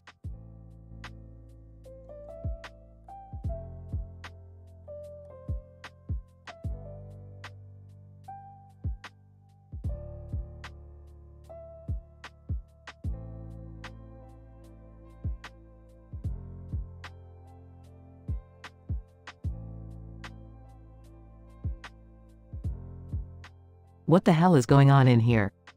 Why is there a naked cartoon man on the computer screen? Guys, calm down. It's just a comic strip. Yeah, but why are you jerking it to a comic strip, Jerry? I'm not jerking it. I just appreciate the artwork. That's sick, Jerry. Absolutely sick. Yeah, you need therapy. Like, yesterday. Rick bursts into the room. Alright, what's the commotion? Morty, why are you interrogating your father? He's jerking it to a cartoon, Rick. Ah, I see. Classic Jerry move. Hey! I said I'm not jerking it. Either way, can we all agree that this is disturbing? Yeah, and why is the guy in the blue shirt just staring at his computer monitor? Actually, that's a representation of the modern man's existential crisis in the digital age. See, the blue shirt symbolizes the suppression of emotion and the computer monitor represents the isolating effects of technology. So really, we're all that man in the blue shirt. Wow, that's deep. Yeah, I just wanted to jerk it to something funny. The rest of the family collectively groans. Jerry, you need help. Well, that's enough excitement for one day. I'm gonna go work on my latest invention. The family disperses, leaving Jerry alone with his comics. Damn, they just don't appreciate good art.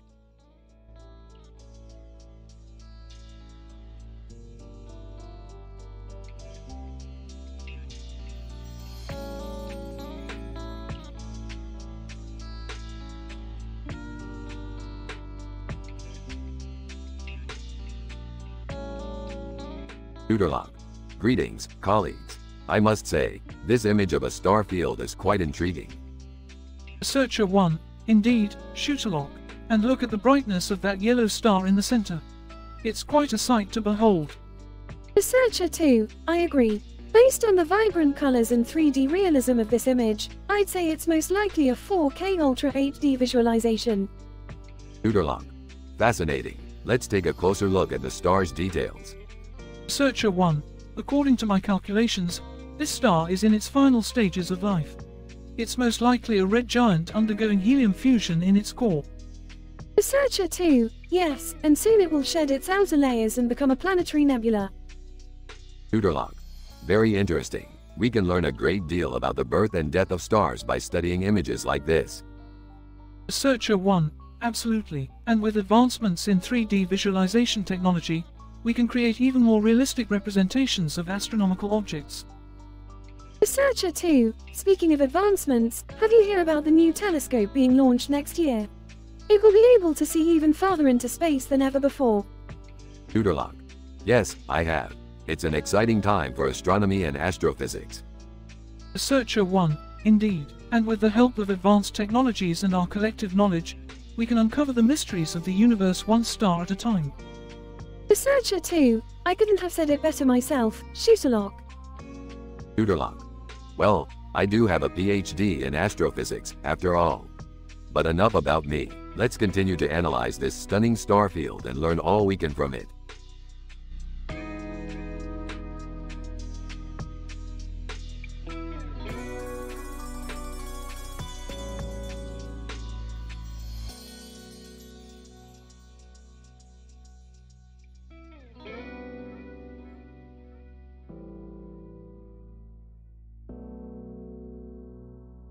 Morty, why the hell did you turn me into a pickle?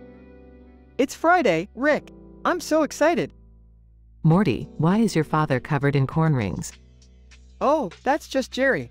He wanted to try out his new Cornholer 5000. Hey, it worked great. Except for the part where I got stuck. And then the part where the crows started pecking at me. Muffled screams from inside Morty's butt. Morty, why is Rick inside your butt? I was just so excited for Friday that I had to stick him up there. More muffled screams. Morty, we need to get Rick out of there ASAP. I can try using the Cornholer 5000 to extract him. Muffled sarcastic comment. I don't think that's a good idea, Jerry. Just do it, Jerry. Alright, here goes nothing. Screams of pain. Oh my god, what's happening? I don't know, Morty. It's like the universe is collapsing in on itself. This isn't good. This isn't good at all. Grunts of exertion. Wait, something's happening. What is it? Pops out of Morty's butt, covered in corn rings. Oh my god. You did it, Rick. You saved the universe. Don't ever stick me up your ass again, Morty.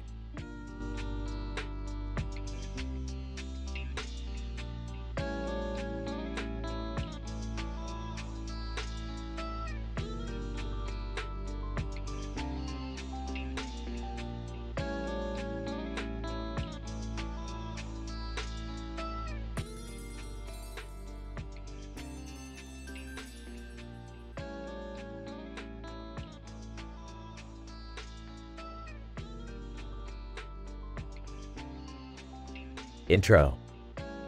Rick, Morty, Jerry, Beth, and Summer are all sitting on the couch in the living room of the Smith family home. Rick is fiddling with some strange device, while the others sit in awkward silence. Alright, enough stalling. Let's get this show on the road. What show? The ultimate reality television lava eating competition. Rick, that sounds dangerous. Dangerous? Ha, you clearly don't have a PhD in science like I do. This competition is perfectly safe. Can we at least hear the rules first? Yeah, I don't want to accidentally eat lava or something. Roll eyes, fine. The rules are simple. You have to eat as much lava as you can without dying. Who's the judge? The black bird in the middle of the photo. The five of them stare blankly at Rick. What? You said to make it scientific. ACT1. The scene cuts to the field of red flowers and grass. The black bird sits perched in one of the flowers, staring down at the contestants in the lava pit. Are you ready to rumble? Terrified. I don't know about this, Rick. Smirking. Too late to back out now, Jerry. Concerned. Rick, what if something goes wrong? Annoyed. Would you relax, Beth? Nothing's going to go wrong. Gulp. Okay, but what if someone gets hurt? Exasperated. Fine. I'll just use my super scientific healing ray to fix them up. Happy now? Skeptical. I don't think that's how it works. ACT2. The competition begins, and the participants start shoveling lava into their mouths. The black bird looks on, unimpressed. Screaming, "Oh God, it burns!" Shocked. Rick, his face is turning red. Bored. Hey, he'll be fine. Choking. I can't breathe. Panicking. Rick, do something. Sarcastic. Oh, now you want my help. Rick pulls out his healing ray and sprays it on Morty, who immediately starts coughing up lava. Gasping. Thanks, Rick. ACT3. The competition heats up, literally, and the contestants start to drop like flies. Jerry is lying on the ground, writhing in pain. Beth is frantically trying to help him. Weakly, I can't feel my face. Crying. Rick, please, fix him. Rolling eyes. All right, hold on. Rick points the healing ray at Jerry and fires. Instantly, Jerry's face regains color and he sits up, gasping. Shocked. I feel amazing. Hugging Jerry. Oh, thank God. Confused. Wait, did Rick just cure Jerry's stupidity? Laughing. I think he did. ACT4. The competition ends, and Rick declares himself the winner. Triumphant. I knew I could do it. Disgusted. Rick, you cheated. Defiant. Nonsense. I simply used my superior scientific knowledge to my advantage. Smirking. Yeah, that's not cheating at all. The black bird suddenly transforms into a giant monster and begins attacking the competitors. Screaming, "Oh God, we're gonna die." Unimpressed. Oh, come on. Is this the best you've got? Rick pulls out a giant laser gun and starts firing at the monster. Yelling. Time to show you who's boss. The scene fades to black as the sound of explosions and laser fire echoes in the background.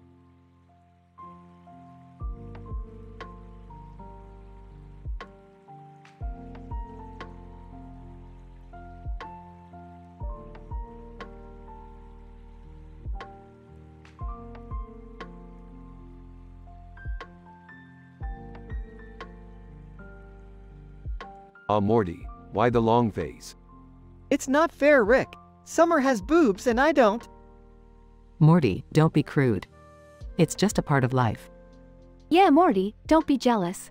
They're not all they're cracked up to be. Actually, if we're speaking scientifically, breasts are mammary glands which evolved to produce milk for feeding offspring. I don't care about science. I just want my own set to grab all day. Morty, that's kind of weird. Chuckles. Oh, Morty. Always searching for the easy way out. Hey, I just want some justice. It's not fair. Well, we could always try some genetic engineering. What? Like make Morty grow boobs? Laughs. I love where this is going. Wait, what? No, that's not what I meant. Too bad, Morty. It's already been done. Pulls out a flask. Let's get to work. Montage of Rick and the family doing weird and crazy experiments. Looking in the mirror. Oh my God, what have I become? Laughs. You're a real man now, Morty. Smiling, and I'm a proud mother. Takes a swig from his flask. Another successful experiment. Sarcastic tone. Yeah, real successful. Thanks, Rick. Winks. Hey, at least now you can grab all the boobs you want.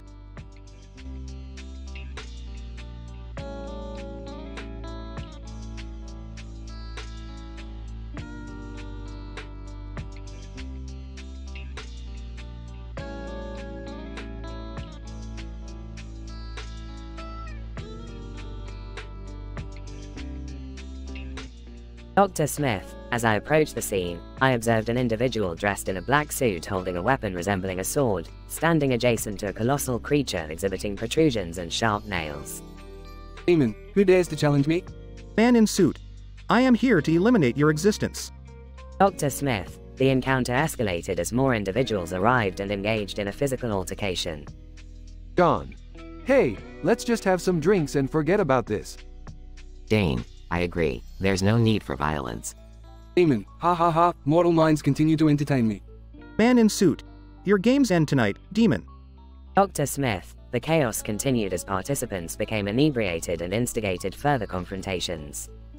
Ark, I'll show you who's boss. Sarah, not if I take you down first. Demon, you humans are amusing every time. Man in suit. Your condescending attitude only fuels my determination. Dr. Smith, the physical altercation continued until a sudden intervention by law enforcement. Officer Brown, everyone, put your weapons down and disperse immediately. Demon, until next time, mortals. Man in suit. Retreat for now, but we will meet again. Dr. Smith, the incident was resolved with minimal casualties, but it left us pondering the existence of these entities and their intentions.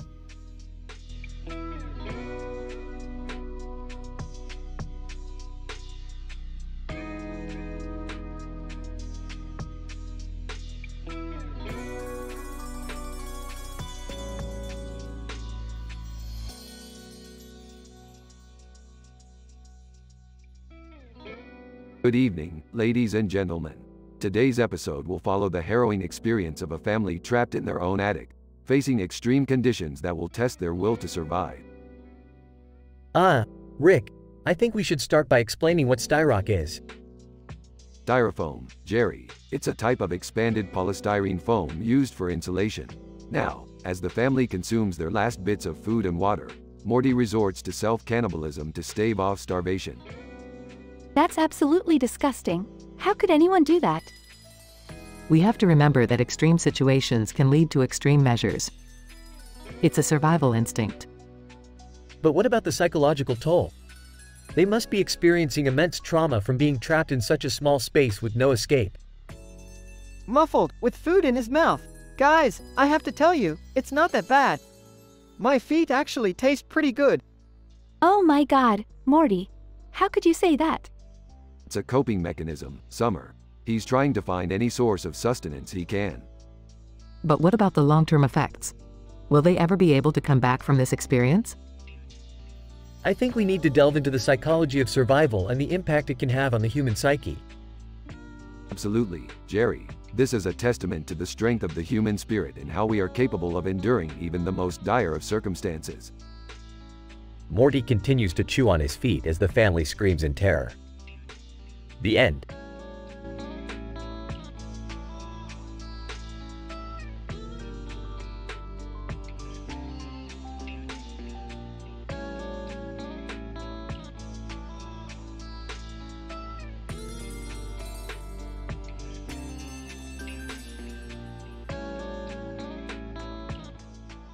Morty, listen to me, Morty. We have to go to Uranus.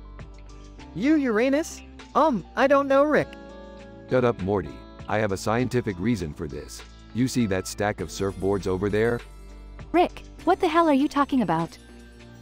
Yeah, Rick, this all sounds a little crazy. Crazy? You want crazy? Try telling me why there's a red center and a green center in that stack of surfboards right there. I don't know. That's because it's the key to unlocking the secrets of Uranus. We need to undress it, because it's upset. Undress Uranus. Rick, this is getting weirder and weirder. I'm with Summer on this one, Rick.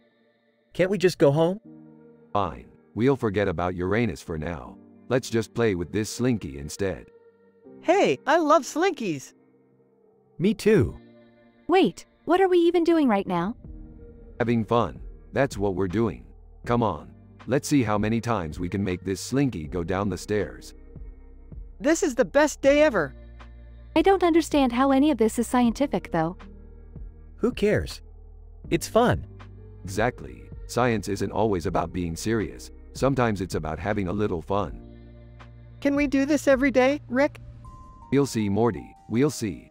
But for now, let's just enjoy the moment. I guess you're right, Rick. This is kind of fun. Yeah, I'm having a blast. See, science can be fun too. Now, who's ready to slinky their way to victory? Morty, Summer, and Jerry, we are. That's what I like to hear. Let's get slinky-ing.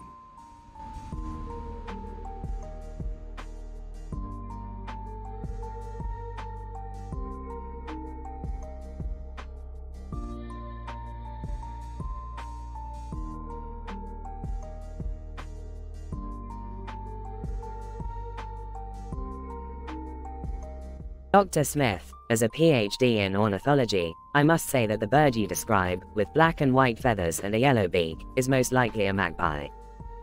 Dr. Williams, I concur. Magpies are known for their distinct black and white plumage, and their yellow beaks are used for a variety of tasks such as cracking open nuts and seeds. Dr. Johnson, but what about these supposed metal birds that canceled the 2001 Summer Olympics? That doesn't sound like any bird I've ever heard of. Well, as a journalist covering the events at the time, I can tell you that the attacks were carried out by aircraft that were hijacked and flown into buildings. The planes themselves were made of metal, hence the term metal birds. Dr. Smith, I see. So it was a reference to the 9/11 terrorist attacks. That's right. It was a tragic event that shook the world and had far-reaching implications for global security. Dr. Williams, well, as scientists, it's only natural that we focus on the biology of the magpie. Did you know that magpies are highly intelligent birds and have been known to use tools to access food? Dr. Johnson, that's fascinating. It's amazing how much we can learn from the natural world around us. Absolutely. And sometimes, unfortunately, events in the human world can disrupt and impact the natural world as well. Dr. Smith, yes, that's certainly the case here. But as scientists, it's our duty to continue studying and learning from nature, no matter what challenges we face. Dr. Williams, indeed, and who knows, perhaps studying the behavior and biology of magpies could provide valuable insights into human behavior as well. Dr. Johnson, that's a great point. Science truly has no limits when it comes to understanding the world around us.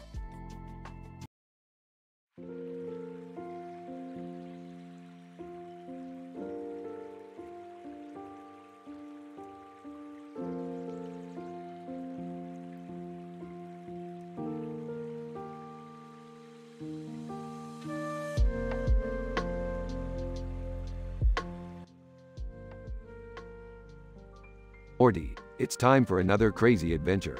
We're going to dive into the dark web and solve a mystery. Dark web? Isn't that dangerous? Of course it is, Morty. That's what makes it fun.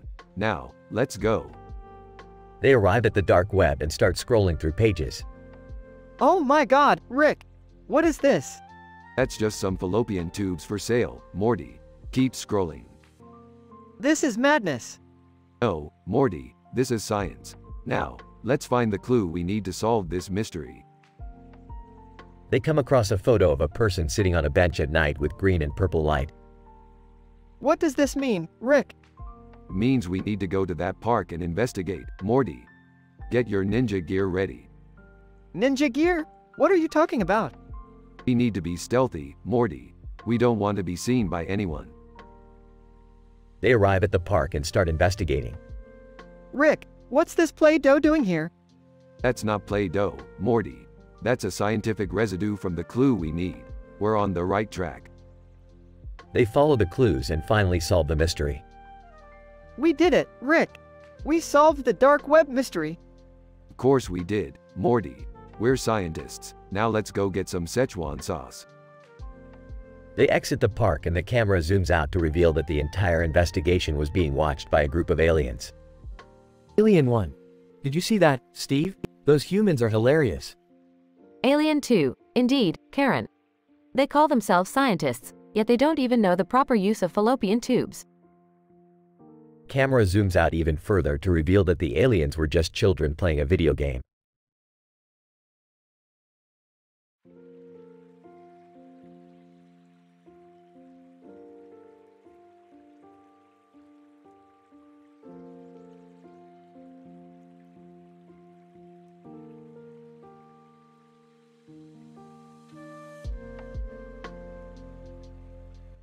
Me. Observe the avian creature navigating through the aerial expanse, exhibiting unparalleled mastery of flight mechanics. Bird on my arm, my investigations confirm the optimal weight distribution and in-flight stability necessary to accomplish such a feat. Bird on my leg. Using our advanced knowledge of ornithology, we can deduce that the leader bird demonstrates exceptional navigational skills while maintaining energy efficiency. Me. Fascinating. But wait, a disturbance in the atmosphere. I detect an unusual flying object approaching. Bird on my arm. My sensors indicate that it is a colossal mechanical bird of some sort. Bird on my leg. I concur. It is disrupting the equilibrium of the airspace. Me. Alert. This is a code red situation. The 2001 Summer Olympics in New York City must be at risk. Bird on my arm. I must recalibrate my navigational algorithms to avoid collision with the metallic giant. Bird on my leg. Negative. Evade the metal bird at your earliest convenience. The safety of the humans at the Olympics is our top priority. Me. Understood. Initiating evasive maneuvers. Bird on my arm. We must speed up to escape the metallic peril. Bird on my leg. Agreed. We cannot allow the metal bird to cancel the Olympics. Me. We've made it. The metal beast is no longer a threat to the Olympics. Bird on my arm. Our collective efforts to use scientific theories save the day. Bird on my leg. A marvelous display of teamwork and avian expertise.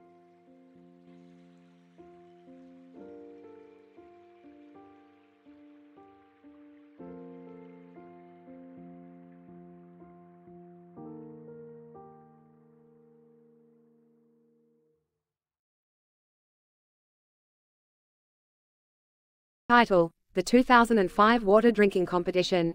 Fade in. EXT. OCEAN Day. The water was calm and clear with a faint breeze. A group of individuals ranging from young to old, in colorful and diverse attires, all jumped in the water. As I, John, the lead researcher, made my way to the edge of the boats to observe the event, I could not believe my eyes. There were at least 200 people in the water, each holding a water bottle. Across the sea were several boats filled with onlookers, cheering the participants. John, good morning, participants. We're here today to conduct a study of the effects of excessive water consumption on our body's vital sign. Participant 1. Sounds interesting. Participant 2. I'm ready. Participant 3. Let's do this. The competition began, and the participants started chugging water like it was nothing, and our team recorded every vital sign. After 10 minutes, however, we noticed that the water bottles were not enough for some of the participants. Some resorted to drinking seawater, which we advised against. John, guys, stop. You can't drink seawater. Participant 4, but I'm thirsty. Participant 5. I need more water. The situation became chaotic as more participants stopped following the rules. Suddenly, some began swimming erratically, and others went into convulsions. We quickly pulled them out from the water and administered first aid. John, content. What started as a harmless study is now a medical emergency. Everyone, please keep calm. The ambulances arrived quickly, and we rushed the participants to the hospital for immediate medical attention. John, content. After this incident, we learned that excessive water intake is never a good idea, even in a competition like this one. We will review our protocols to prevent this from happening again in the future. Fade out.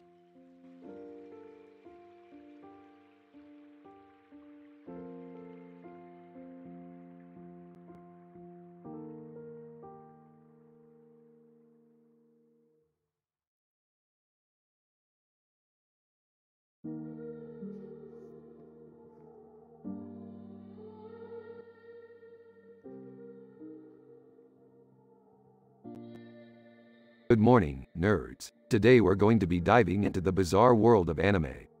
Morty, Summer, did you bring your otaku gear? I got a Naruto headband and some ramen. I brought my Sailor Moon wand. Perfect. We're going into the Re-Zero multiverse to participate in a dance-off competition. Wait, what? I don't know how to dance. Yeah, me neither, Rick. Don't worry, losers. We've got a secret weapon. Jerry accidentally drank some alien juice and gained the ability to dance like a pro. Awkwardly. Hey, guys. What's going on? Shut up, Jerry. We're about to be transported. As the group is transported, they find themselves in front of a purple background with a white circle. Whoa, this is crazy. I don't see any dance competition, Rick. That's because it's in another dimension, Morty. We've got to use this guide. Rick pulls out a holographic guide. Looking at the guide. Guys, I think I'm lost. Suddenly, the group is approached by a group of anime characters. Anime Character 1. Hey, you guys are late for the occult detective nightmare. Anime Character 2. Yeah, we've been waiting for you. I don't like the sound of that. Should we, battle them or something? No, Morty, we're here to dance. Dancing awkwardly, come on, guys. Let's show them what we got. The group starts dancing in a synchronized routine and the anime characters are stunned. Anime Character 1. Whoa, they're actually good. Anime Character 2. We should team up for the multiverse dance competition. The group agrees and begins practicing their dance routine for the competition. Examining the multiverse dance competition. According to this, we're up against some tough competition. I don't know, Rick. I think we got this. Yeah, we're gonna kick some interdimensional butt. Let's do this. The group takes the stage and performs an amazing dance routine, winning the competition. I knew we could do it. We're the ultimate anime squad. I never thought I'd say this, but that was actually pretty fun. Triumphantly, I am the dance master. I think I found a new hobby. As they prepare to leave the multiverse, the group is approached by a purple light. Purple light. Hello, travelers. Want to take a trip to another multiverse? Smirking. Why not? Let's do it. The group enters the purple light and disappears, leaving behind the Re-Zero universe.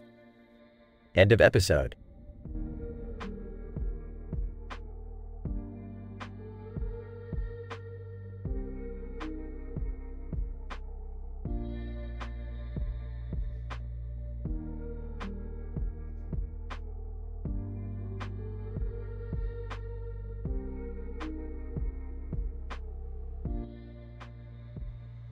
The following screenplay script episode is based on a scientific PhD university terms in the perspective of a first-person dialogue regarding a man with a beard and sunglasses on a white background with a black and white photo of him wearing a suit and tie. The 1945 famous jazz musician David Fatman parachuted out of a plane. Professor Brown, upon careful examination of the photographic evidence, I have determined that the subject in question bears a striking resemblance to the famed musician, David Fatman. Dr. Johnson.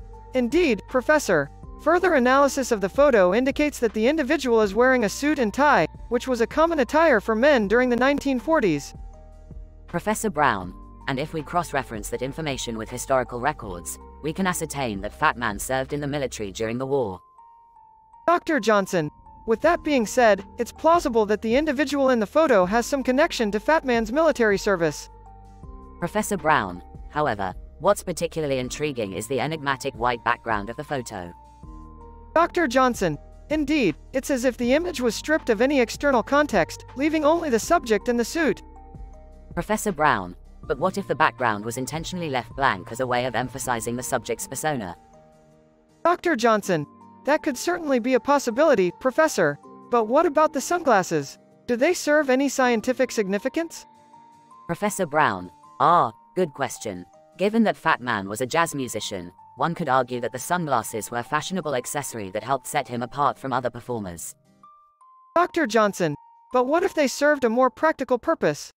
Perhaps the sunglasses were utilized during Fatman's airborne operations, like when he parachuted out of a plane. Professor Brown. Now, that's a possibility I hadn't considered. It would explain why the subject in the photo is wearing them. Dr. Johnson. And if we combine that theory with the white background, it's almost as if we're witnessing Fatman's descent from the sky. Professor Brown. Incredible. It's fascinating how even a single photo can spark such a wealth of scientific discussion.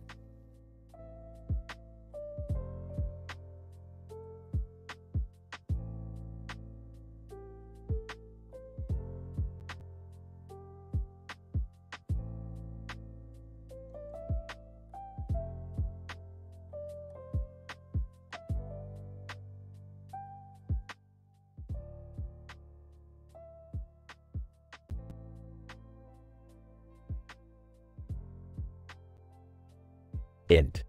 Smith House, morning. Rick and Morty are in the garage tinkering with a device. Morty, grab that plumbus over there. We're gonna need it for this one. Rick, what are we working on? Morty, I've discovered a way to tap into the fourth dimension using the oscillation overthruster. We're going to create a portal to an alternate reality to get some Szechuan sauce. Oh, okay, Rick. Suddenly, the garage door opens and Jerry walks in.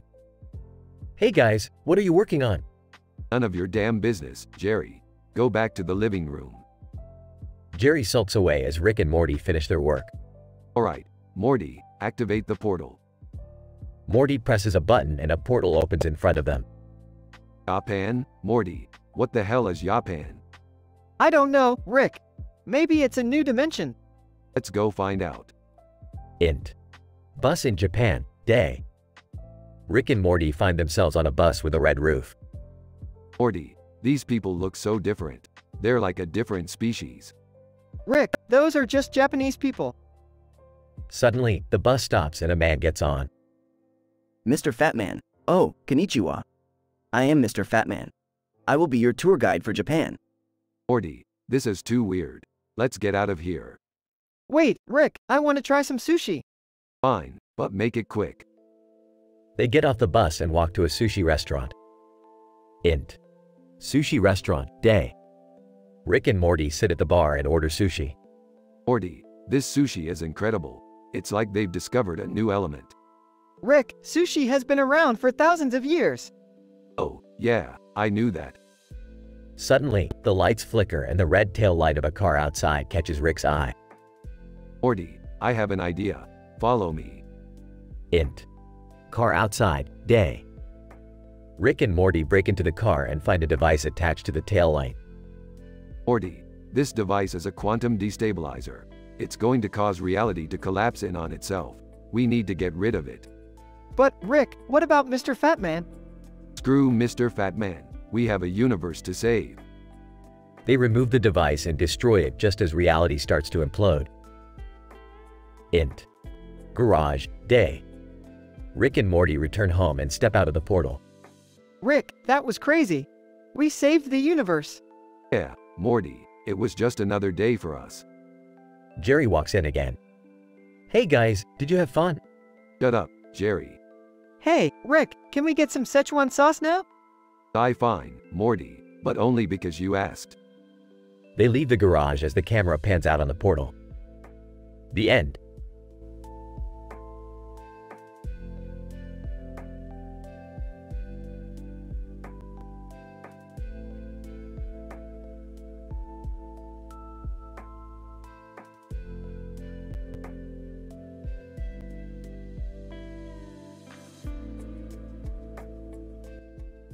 Scene. A dimly lit laboratory with a large monitor displaying the neon poster with the words, Trachea Kino Deep Web Interdimensional Monster Invasion, above it. As a PhD candidate in astrophysics, I couldn't resist the opportunity to investigate the phenomenon that was occurring in our small town. I was fortunate enough to come across the poster that read, Trachea Kino Deep Web Interdimensional Monster Invasion, and knew I had to find out more. I entered a small room and found myself face to face with a group of people huddled around a computer screen. One of them turned to me. Hey, you're the astrophysics guy, right? We need your help. I walked over to the computer where I saw a file titled Interdimensional Monster Invasion. What is this? I asked. One of the group handed me a headset. Put this on and you'll see. I put the headset on and was suddenly transported to what seemed like another dimension. I found myself in a city with a tower of buildings in the background. Oh my God, I muttered to myself. This is incredible. Suddenly, I heard a loud roar and saw a giant monster appear in front of me. What do I do? I shouted into the headset. Use the weapon, came the response. I searched frantically for a weapon and finally found a laser gun. I fired at the monster and it disappeared in a cloud of smoke. What is going on? I asked the group. It's a game called Trachea Kino Deep Web. It simulates interdimensional monster invasions and challenges players to defeat them using various weapons. I was filled with excitement and awe. This is amazing, I said. I had no idea the technology had advanced this far. The rest of the night was spent exploring this incredible world. I left the lab with a newfound appreciation for the complexity of technology and the passion of those who create it. End scene.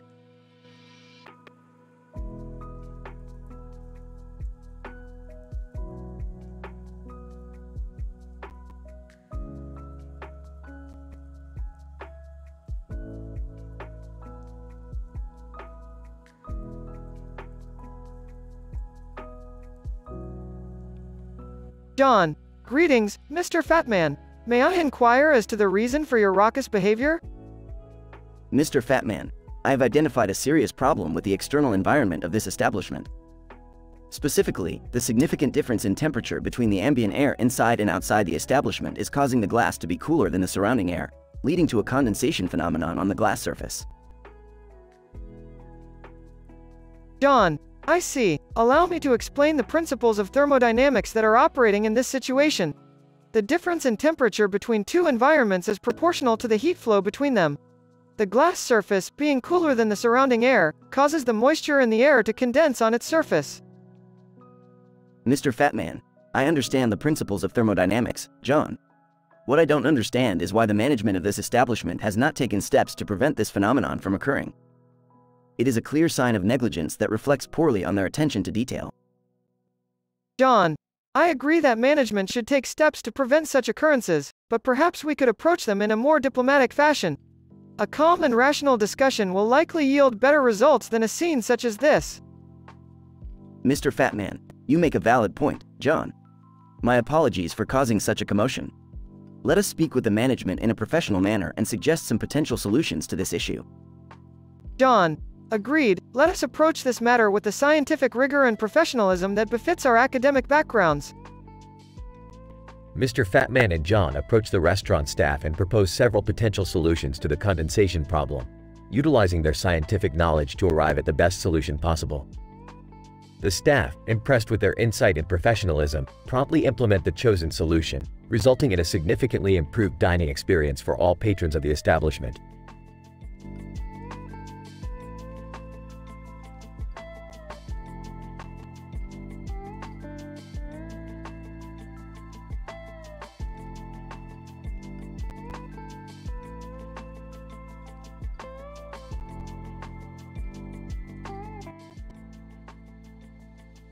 Morty, Summer, you know what this green field with lots of grass blowing in the wind and a bird flying in the distance with its wings spread reminds me of?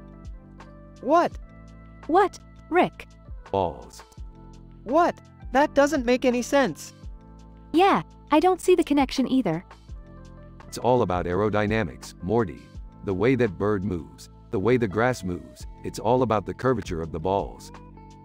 I don't think that's right, Rick. Yeah, that sounds completely made up. Made up? Do you even have a PhD from a university, Summer? I think I know a thing or two about aerodynamics. But, Rick, what does this have to do with anything? Well, Morty, I'm glad you asked. I've developed the ultimate ball technology that will revolutionize the way we play sports. What kind of ball technology? I call it the Super Ultra Ball 3000. It uses a special propulsion system that allows it to fly farther and faster than any other ball on the market. That sounds cool, but what about the dangers of the ball hitting someone? Oh, don't worry about that. I've also developed a safety mechanism that allows the ball to detect when it's about to hit someone and stop in midair. That's incredible, Rick. Yes, it is, Summer. And now, it's time to test it out. Who's ready to play some Super Ultra Ball? I'm in. Me too, Rick. Excellent. Let's show the world what real ball technology looks like. They start playing with the Super Ultra Ball, and it flies through the air in a perfect arc, soaring above the trees and landing right in Morty's hands. Wow, Rick, this is amazing. I told you, Morty. The future of sports is here, and it's all thanks to balls. Morty, Rick, and Summer continue to play with the Super Ultra Ball and have a great time, laughing and joking as they enjoy the beautiful green field and the stunning bird in the distance.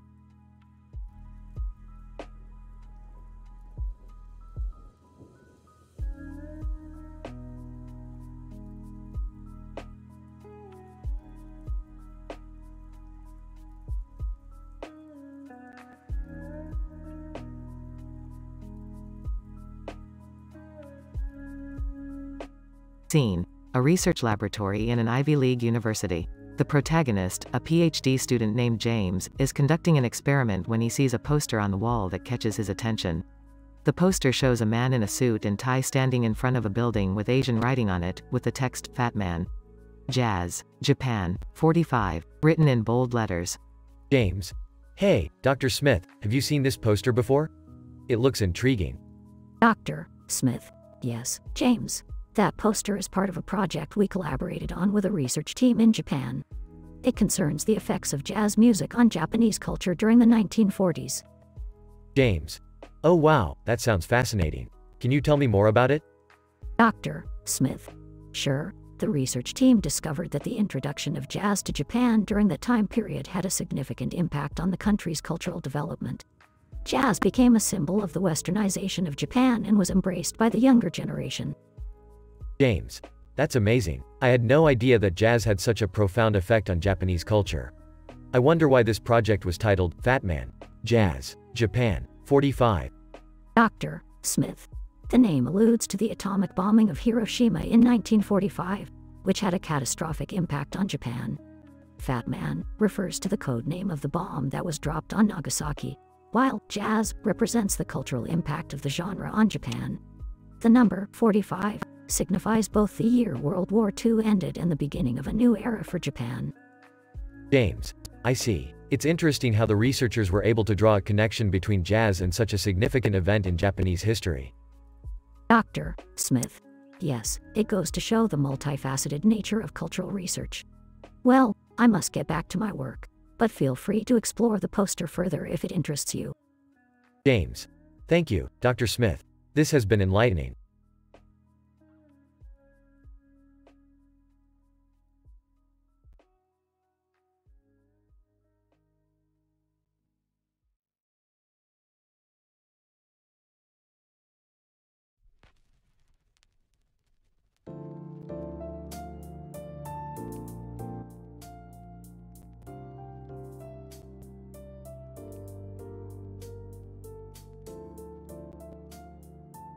Fade in.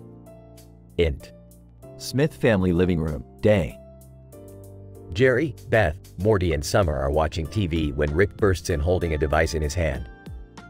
Everyone, I need your help. I just got a distress signal from an alien planet called Zubian. They need our help to find a missing artifact. Why should we help them? What's in it for us? Well, Jerry, the Zubians have a dream date auction going on. I'm sure Beth would love to participate. What? No. I'm not going on a date with some alien. Come on, Mom. It sounds like fun. Plus, we get to save the universe or whatever. I'm in. Let's go to Zubian. Hatu. Int. Zubian spacecraft, day. The Smith family is standing in front of the Zubian leader, who is wearing a lab coat and glasses. Zubian, thank you for coming. As you know, we are missing a very important artifact. It's a chemical compound that can turn anything invisible. We need it to protect ourselves from our enemies. I see.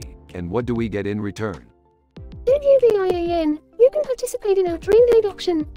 This is a great opportunity for you, Mrs. Smith. I'm not interested in dating anyone, thank you very much. Oh, come on, Beth. Don't be such a square. Enjoy the auction. Have some fun. Fine. Whatever. Hatu. Int. Zubian auction room, day. The Smith family is sitting at a table in the auction room. A woman in a black dress with a gold necklace and a green purse walks out to the center. Auctioneer, ladies and gentlemen, this is your chance to bid on the beautiful and exotic Zubian woman. Who will start the bidding? Oh my god, this is so humiliating. I'll bid. I'll bid $100. Dad, that's not how it works. It's not a human auction. I'll bid 100 schmeckles. The crowd laughs. Can we just go back to Earth now? This is ridiculous. Suddenly, the lights go out. When they come back on, the artifact is gone and the woman in the black dress is lying on the ground. I smell a rat, or, more accurately, a mole. Someone in this room stole the artifact. But who could it be? I don't know, Jerry. That's why we're going to use this device and find out. Rick points a device around the room and, finally, he finds the culprit. It was you, the auctioneer. You stole the artifact and tried to frame the Zubian woman. Auctioneer, you caught me. I did it for the money. The Smith family returns to Earth, with the artifact safely in their possession. Can we never talk about this again? Sure, Beth, until the next Dream Date auction comes around. The end.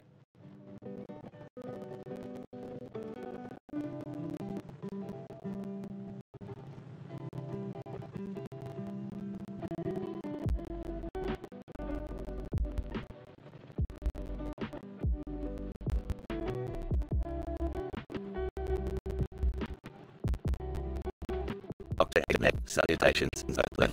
May I know your identity and current objective? Luke Oakman.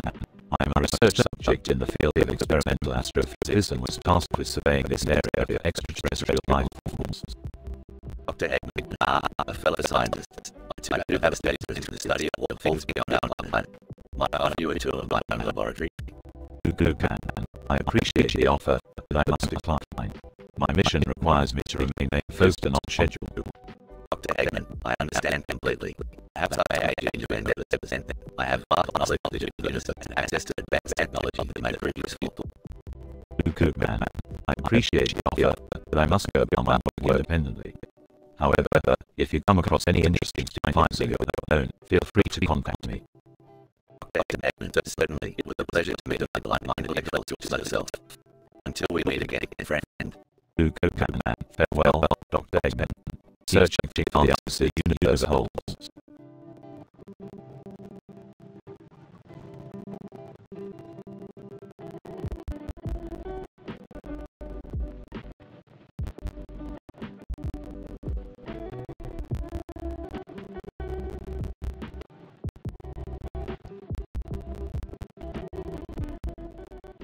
Faded in. In War Room, June 24, 2024, 2058. The camera opens to a group of soldiers standing around a bunch of tanks in the air with guns in their hands, full moon background. I, Rick, the lead scientist, am standing in the middle of the group. I clear my throat and start explaining he has had a strong event that preceded the war. According to my analysis, the cause of this conflict can be traced back to rampant use of fossil fuels and lack of investments in renewable energy sources. This has led to a series of climate calamities, which, when coupled with the ever-increasing population of our planet, resulted in a widespread shortage of resources. So, these tanks and the war is all because of lack of resources, Yes, that's precisely what I'm saying. Governments across the world have been fighting for a bigger share of resources since decades, and it has finally come to a head. Sure too, but without diplomacy, could it have been solved a peaceful dialogue? Diplomacy was attempted, but with little success. The government too busy protecting their own interests, and no one was ready to compromise. Soldier 3, what happens next, sir? Tomorrow, 0000, the world will change, and it will never be the same again. Our tanks will take off the air and head towards the enemy territory. It's time for us to do our duty. We must protect our country from the enemy and ensure the future generations have the resources they require to live a better life. Soldier 4, we will fight for our country, sir. That's the spirit. Remember, we are the ones who are fighting the future. It's time for us to go and make history. Fade out.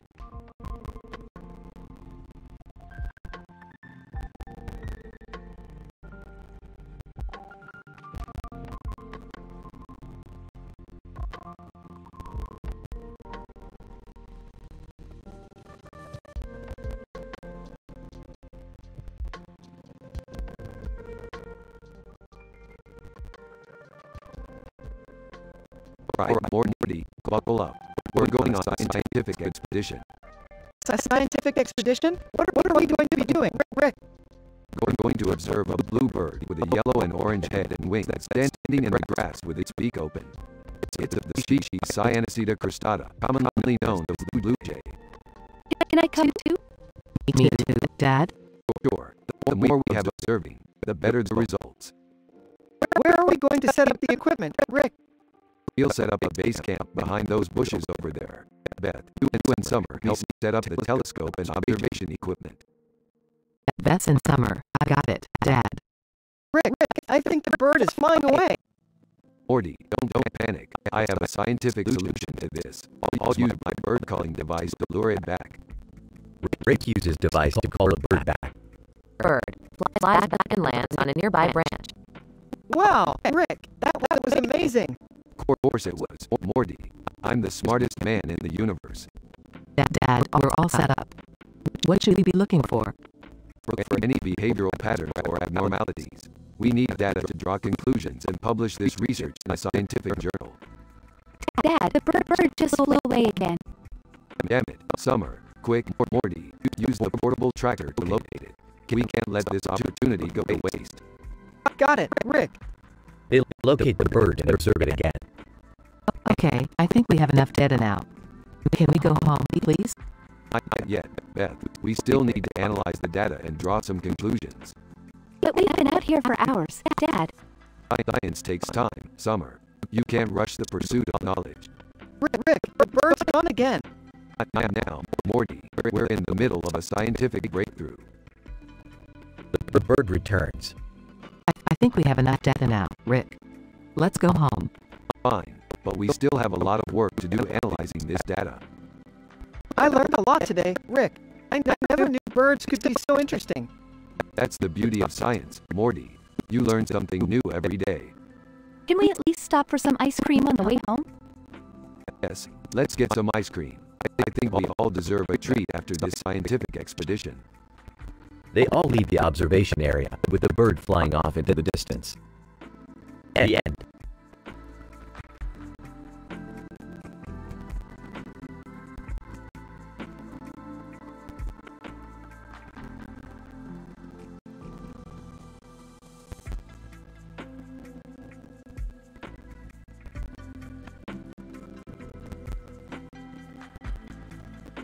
Burps, Morty, we got a problem. Jerry stumbled upon the hidden facial massage lab. Nervously, oh no, what are we going to do? Sarcastically, well, Morty, I was thinking we would throw him a surprise party. Enters the room. Hey guys, what's up? Humbly, Jerry, we need to talk about your discovery. Confused. What discovery? I was just looking for the bathroom. Guys, Jerry, you stumbled upon my secret lab where I conduct experiments on the effects of facial massage on the human brain. Laughs. Facial massage? That's ridiculous. Really ridiculous? Do you have any idea how much research and funding I put into this project? It has the potential to revolutionize the field of neuroscience. Sarcastically, oh sure, Rick. And I'm sure your funny TED Talks on the subject are a real hit. Laughs. Funny TED Talks? Jerry, you have no idea. I was just about to show Morty here my latest presentation. Excited? Really? Can we watch it now? Puts on a presentation. Alright, let's begin. Funny TED Talks on facial massage begin to play. Laughs. Okay. So maybe I misjudged your research. Smirks. Maybe you did. Now, let's just keep this between us, okay? Nods. Yeah, of course. Sarcastically, until next time, Jerry. Laughs. Yeah, until next time.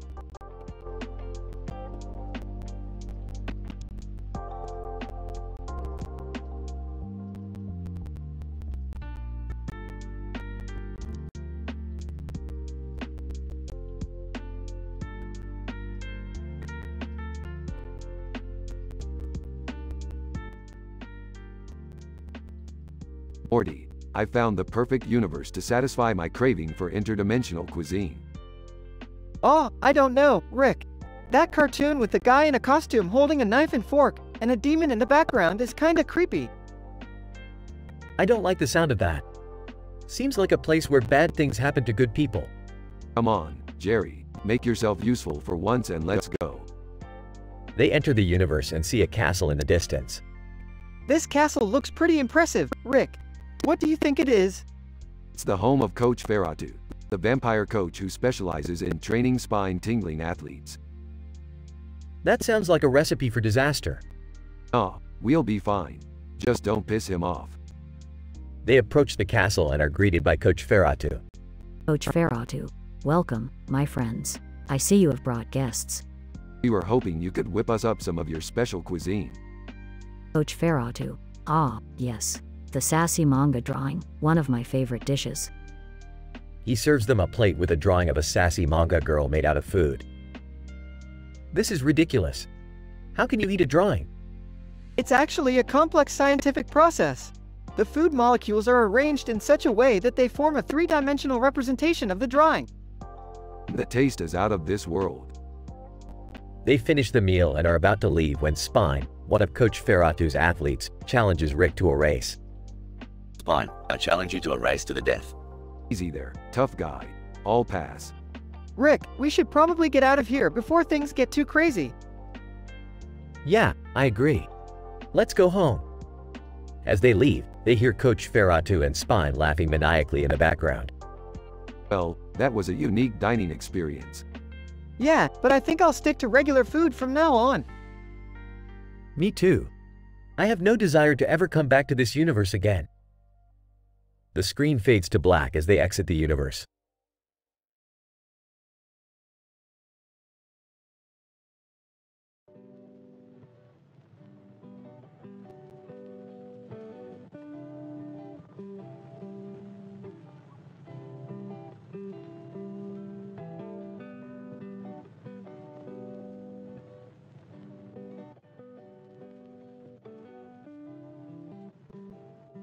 Scene opens with Rick and Morty standing in the garage tinkering with a portal gun.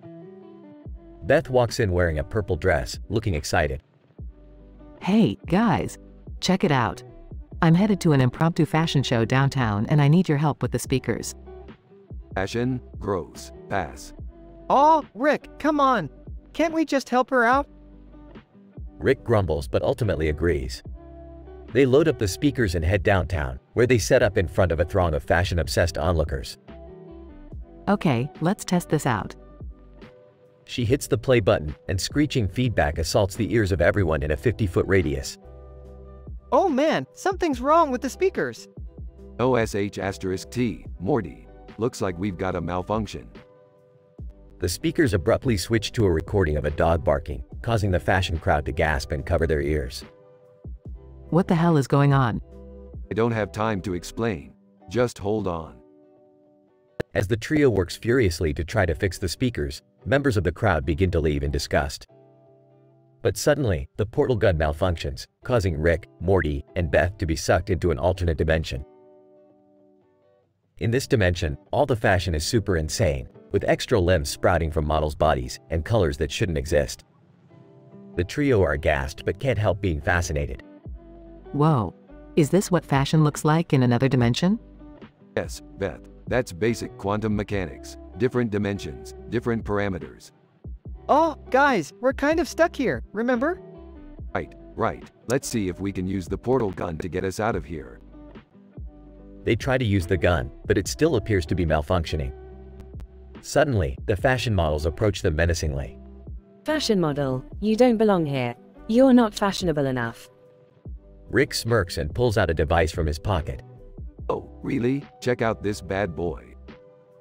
He presses a button on the device, and suddenly, the trio are wearing the most outrageous and fashionable clothes the models have ever seen. Fashion model, whoa, you guys are amazing. Welcome to our world. The group is relieved and thrilled, and they eventually find their way back to their own dimension with a portal gun. As they leave, Beth turns to Rick and Morty. Hey, can we do this again sometime? No, definitely not.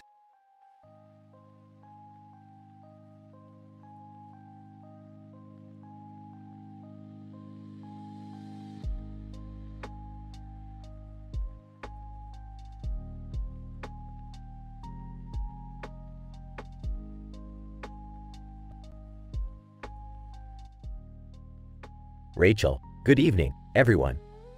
As a PhD candidate in astrophysics, I must say that the group of lights on the pole in the foggy nighttime sky with a bridge in the background is quite fascinating. Mark, I'm not sure about that, Rachel. It looks like a group of Christmas lights to me. Rachel, well, the pattern and the placement of these lights seem too perfect for someone to have just randomly strung them up. Chloe, maybe they're just trying to summon some extraterrestrial beings. Rachel, Chloe, that's highly unlikely. But speaking of strange beings, have any of you seen Doctor Strange? The way he manipulates time and space is quite fascinating. Taylor, I haven't seen it yet, but I heard it's really good. Rachel, definitely worth a watch, especially if you're interested in parallel universes and the multiverse theory. Suddenly, a figure in a clown costume emerges from the fog, wielding a chainsaw. Katie, whoa, what the hell is that? Rachel, oh no, it seems to be a psychotic clown rampage. Oh, a what? Rachel, a psychotic clown rampage. It's a phenomenon where individuals dressed in clown costumes go on violent rampages. Mark, why are you so calm about this? We're in danger. Rachel, as a scientist, I must remain objective and gather data on this phenomenon. Plus, I have a plan. Katie, what's the plan? Rachel, we'll use our knowledge of quantum mechanics to create a quantum shield, protecting us from the clown's chainsaw. Chloe, I don't know what that means, but let's do it. The group huddles together, forming a human shield as Rachel swirls her arms, manipulating the quantum particles around them. The clown charges towards them, revving his chainsaw, but suddenly stops in his tracks. Confused, he turns and runs away into the fog, never to be seen again. Mark, that was insane. Katie, I never knew science could be so badass. Rachel, well, that's the power of science. It can save lives and defeat psychotic clowns.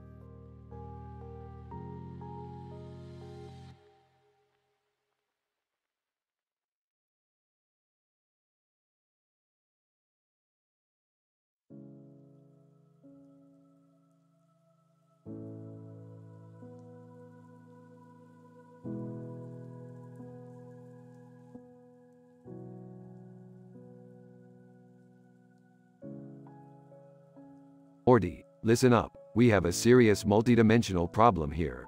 The suit-wearing gentleman floating in the ocean, with lanterns above him and a ceiling of water below, isn't just some run-of-the-mill douchebag. Rick, what's going on? I'm trying to tell you, Morty. This is a classic manifestation of the thrice-renowned supernova effect. We can't just sit around and do nothing. Hey guys, what's going on? Jerry, why are you dressed like a romantic hero? Did you finally write that blog post?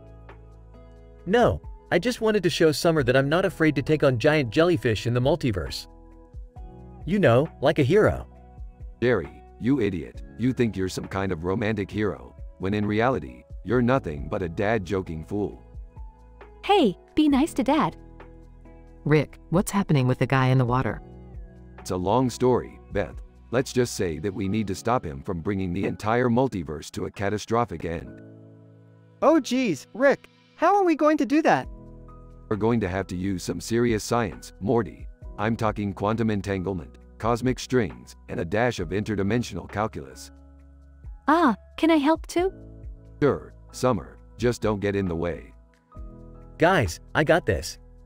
I'll take on the jellyfish myself. Jerry, no. Morty, get the portal gun. We have to get there fast. Right behind you, Rick.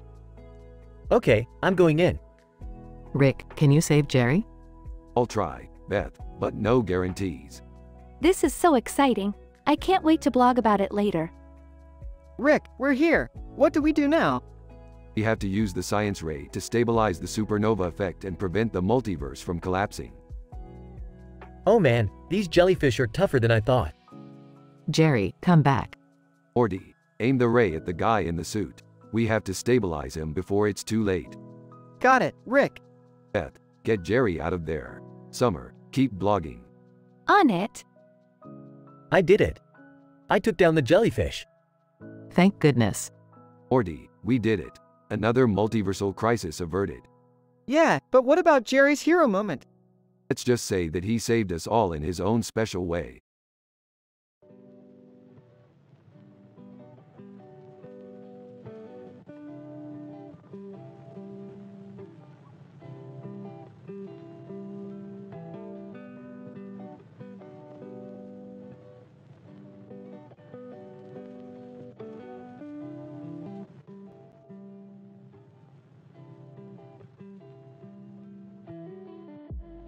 Alright, Morty, fire up the portal gun.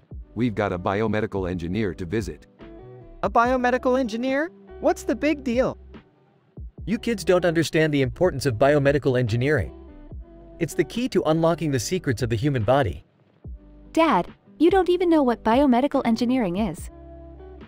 Of course I do. It's like when you put on glasses to see better, but for your insides.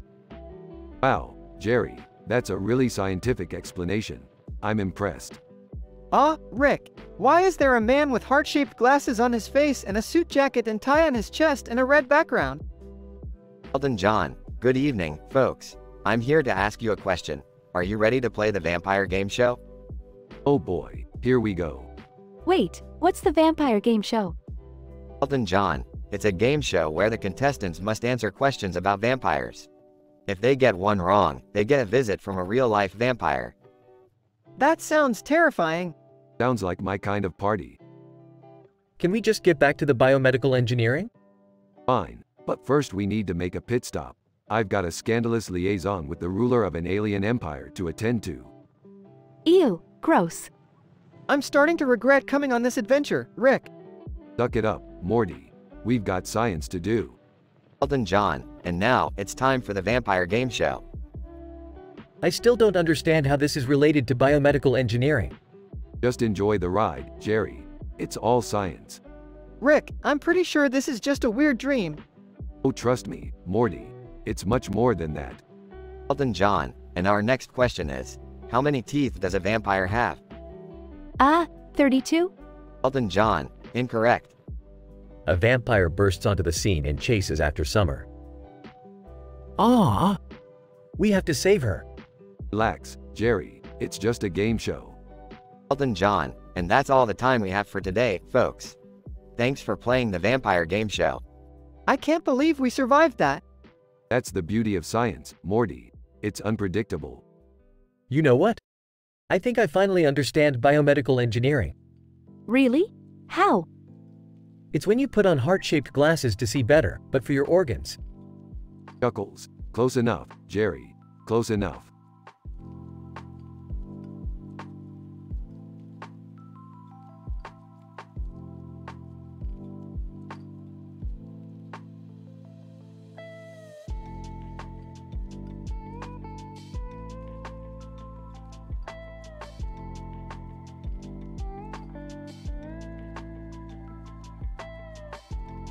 Morty, we need to investigate those strange lights in the field. Rick, do we really need to? It's pretty late and I have school tomorrow. School is for chumps, Morty. Besides, we might discover a new form of energy or something equally cool. Hey, what are you two doing here? We're investigating those lights. Care to join us? Sure, why not? It beats sitting at home watching Power Grid reruns. Look at that clock over there. It's emitting some kind of temporal radiation. Interesting. It could be related to the time-altering serial killer we've been tracking. Limes. Hey, do you guys want to hear a joke? Why did the lime go to the doctor? Because it was feeling a little sour. Snowball. Woof woof. Translation. Can someone throw me a stick or something? Stampy Longhead. Yo dudes, what's going on over here? Mind if I join the party? Stampy Longhead. What are you doing in this dimension? Stampy Longhead, just exploring the multiverse, man. You know how it is. Guys, check out these funny epitaphs on the gravestones. Reading. Here lies Bob. He didn't corner. Laughs. Reading. Here lies Dave. He never saw that bus coming. Reading. Here lies Jill. She finally got that nose job.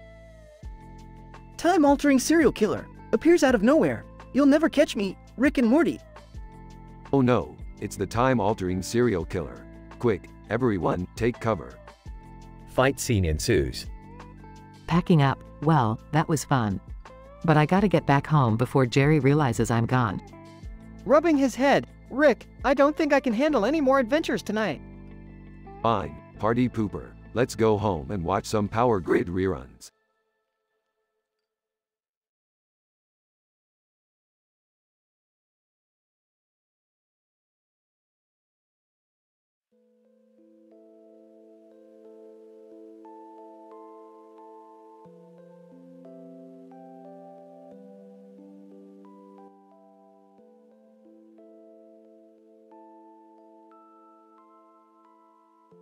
Okay, Morty, We've arrived in Rio de Janeiro.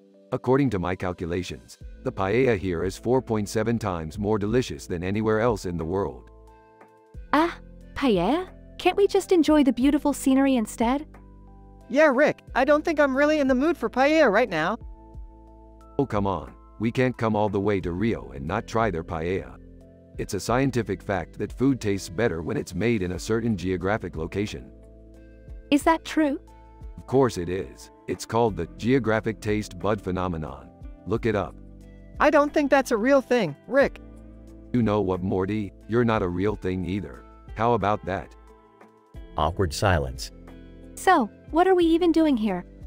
Well, I heard that there's a strange law in this city where it's illegal to wear a swimsuit on the streets. Why would anyone wear a swimsuit on the streets? I dunno, Morty. Maybe they like to live life on the edge. Anyway, I have a feeling this could lead us to some interesting adventures. Speaking of adventures, what about that field over there? It looks like there's something weird going on. Interesting observation, Summer. Let's go check it out. They walk over to the field. Whoa, what is this place? According to my scans, this field is home to a species of underground creatures that communicate through flatulence. Ew, gross. How is that even possible? Well, it appears that the methane gas they produce contains encoded messages that can only be deciphered by others of their kind. Okay, but why are they all just farting around up here on the surface? Good question. It appears that they've been forced out of their underground habitat due to some strange regulations put in place by the local government. What kind of regulations?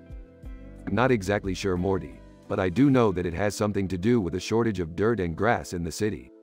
They've been forced to relocate to this field, where they're causing all sorts of havoc with their flatulence. This is the weirdest thing we've ever encountered. Yeah, I don't think I can handle much more of this. Oh, come on, Morty. Don't be such a party pooper. We're here to explore the mysteries of the universe, no matter how strange and ridiculous they may be. I guess he's right. Let's see what other weird stuff we can find in this city. They look out over the skyline of Rio de Janeiro. This really is a beautiful city. I'm glad we came here.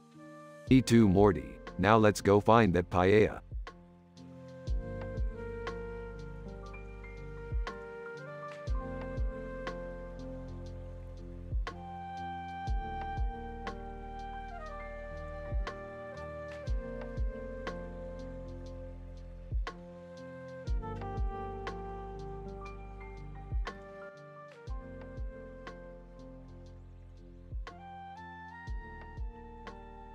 Morty, we have a situation here.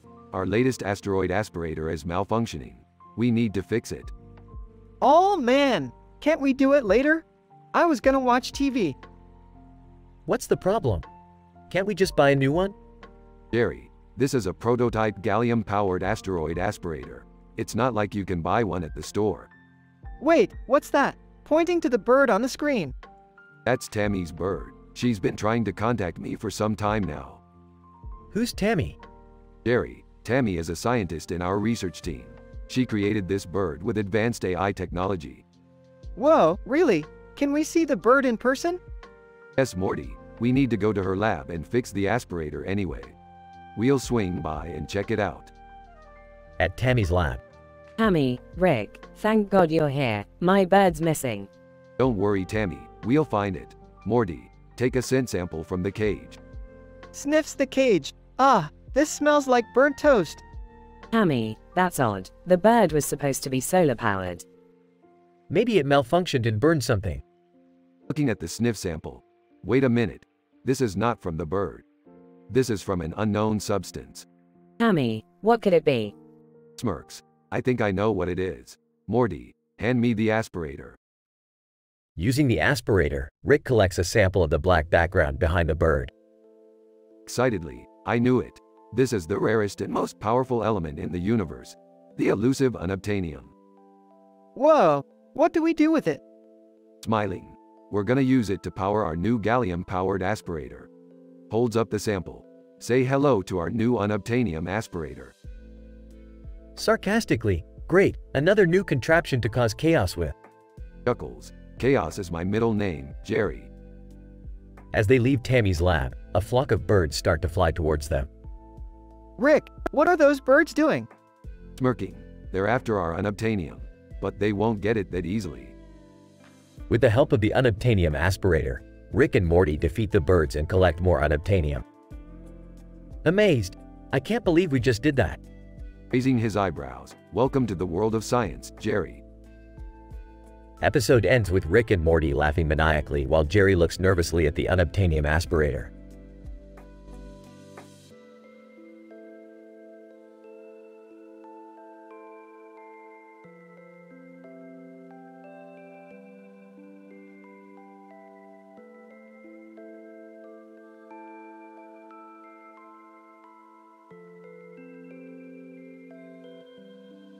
Fade in. Next. Futuristic space station, night. The Smiths and Rick are standing before a large colorful object in the foreground. Fireworks light up the sky above a massive, garishly colorful object in the background. What the hell is that thing? That, Jerry, is the Galactic Singing Competition, the most prestigious singing competition in the universe. We're here to compete. But we're not singers. I am, and I'm going to win this thing. What about me, Rick? Can I sing too?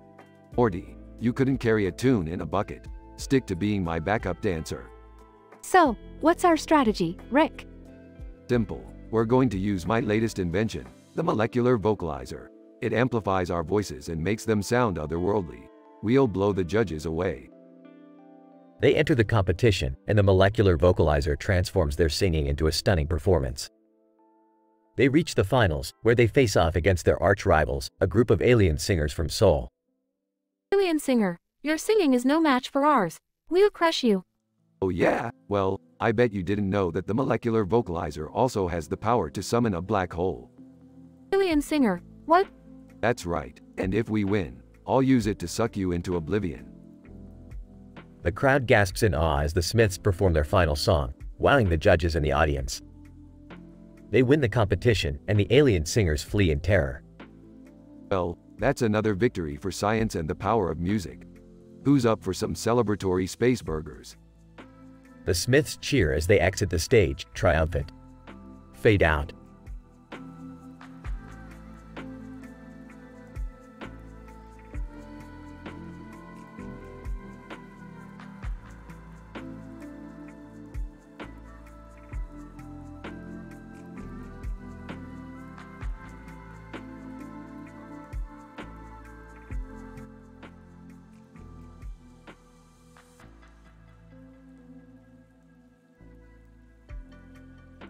Morty, why you ready for some adventure? Oh, yeah, sure, Rick. What are we doing? Don't forget about me, Rick. Where are we going? And me. I want to come too. Relax, all of you. We're just going on a little trip to the Feywild. Gonna get some rare ingredients for a new potion I'm working on. The Feywild? Isn't that, like, filled with crazy fantasy stuff? You got it, Morty. That's why it'll be fun. Now let's get going. As the group arrives on top of the lush green hillside, they see a thick fog blanketing the forest below. This looks pretty creepy, Dad. Yeah, are you sure we should be here? Relax, what's the worst that could happen? Suddenly, a group of small Feywild creatures appears before them. Whoa, what are these things? Feywild Creature 1. Greetings, travelers. What brings you to the Feywild? We're here to collect rare ingredients for a potion. You know anything about that? Feywild Creature 2, of course. We can lead you to the most rare and exotic plants in all the Feywild. But be warned, danger lurks around every corner. Oh great, just what we needed. I knew this was a bad idea. Rick, are you sure we should keep going? Don't worry, Morty. The science is sound. Let's go. The group follows the Feywild creatures deep into the forest, dodging traps and encountering strange creatures along the way. This is crazy.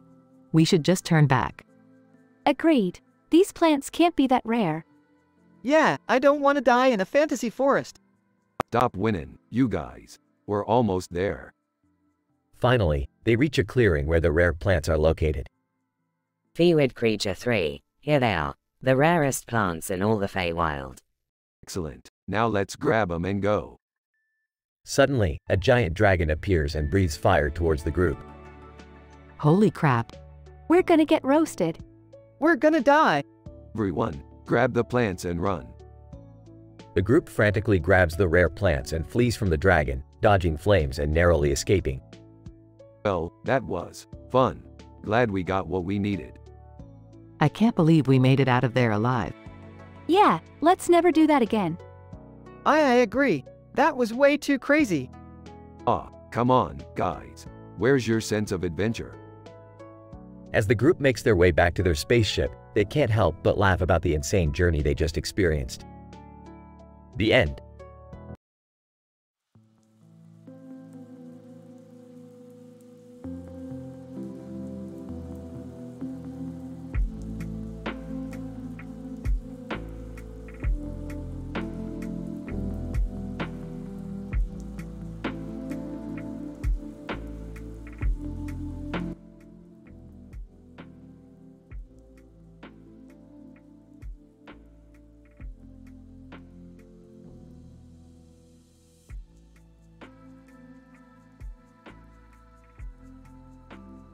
Morty, we have a mission. We're stealing alien technology from the Ferengi in Bristol. Rick, are you sure that's a good idea? Of course it is. We just need to get our hands on those action figures. They hold the key to unlocking steamy starship secrets. Hey guys. What are you up to? Go away, Jerry. We're on a mission. But I want to help too. Jerry, can you please stay here and watch Summer? We don't want her getting into any trouble. Excuse me? I can take care of myself. Thank you very much. Okay, everyone, let's focus. We need to get those action figures before the Ferengi catch us. Rick, how are we even going to get into their ship? That's where my genius comes in, Morty. I've developed a device that will allow us to teleport inside their ship undetected. Wow, that's amazing. How does it work? It's a complicated process involving quantum entanglement and subatomic particle manipulation. But basically, it allows us to bypass their security systems. Rick, are you sure this is safe? Safe is for amateurs, Beth. We're doing this, and we're doing it my way. Hey guys, did you see this guy with crazy eyebrows sitting on the bench outside? That's our distraction, Summer. While the Ferengi are busy dealing with him, we'll sneak in and grab the action figures. Rick, I don't know about this. It seems risky. Morty, when have I ever let you down? Now hold on tight, everyone. We're about to teleport. All of a sudden the room starts to shake and the lights flicker. After a few moments, the group finds themselves inside the Ferengi ship. Wow, that was amazing. We're really inside the Ferengi ship. Quiet, Jerry. We don't want to alert them to our presence. As the group navigates their way through the ship, they encounter multiple obstacles, including booby traps and security systems. But with Rick's ingenuity, they're able to bypass all of them. Okay, we're almost there. I see the action figures. Wait, what's that noise? In the distance, the group can hear the sound of alarms blaring. Oh, it looks like the Ferengi have figured out we're here. Everyone, grab the action figures and let's get out of here. As they make their way back to the teleporter, they're confronted by a group of armed Ferengi. Ferengi number 1. You think you can just steal from us and get away with it? Think again, outsiders. Oh great, now we're in trouble. Just when it seems like all hope is lost, the man with crazy eyebrows comes to their rescue. He manages to distract the Ferengi long enough for the group to escape. Wow, that was a close one. I can't believe we made it out of there in one piece. I know, right? That was like something out of a sci-fi movie. Well, at least we have the action figures. That's all that matters. Guys, did anyone else notice that the man with the crazy eyebrows is wearing a Star Trek uniform? I knew it. Those Ferengi were just a bunch of Trekkies in disguise. You can't fool me. As the group laughs and celebrates their victory, the screen fades to black.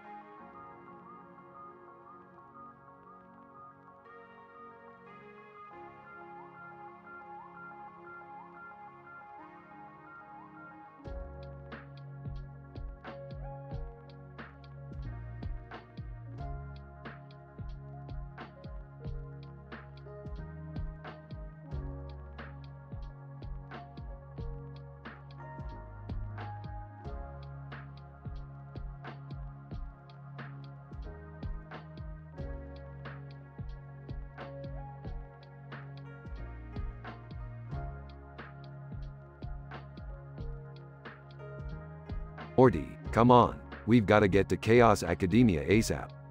Chaos what? What's going on, Rick? The speakers, man. The speakers are generating a new kind of sound, beyond anything we've ever heard before. But why do we have to go to Chaos Academia for that?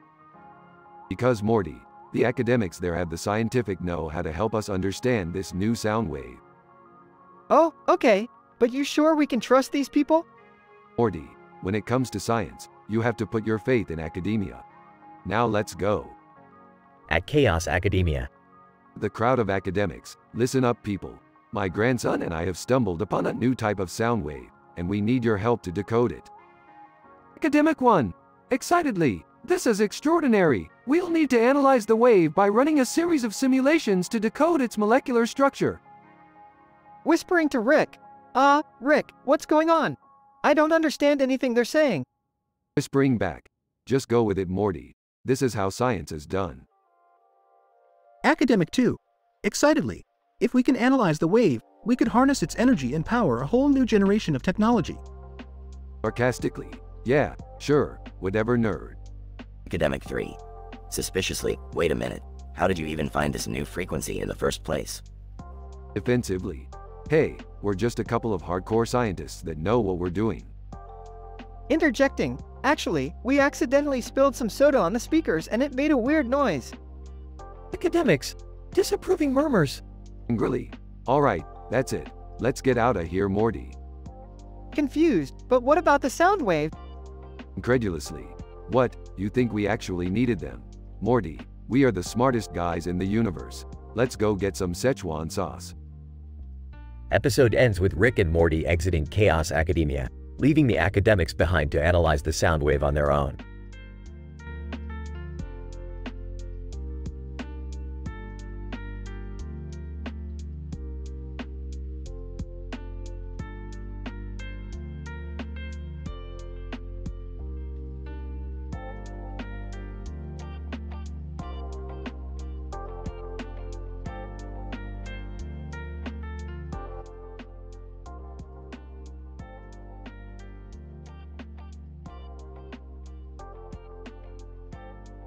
Morty, we're going skiing on a mountain in this winter solstice.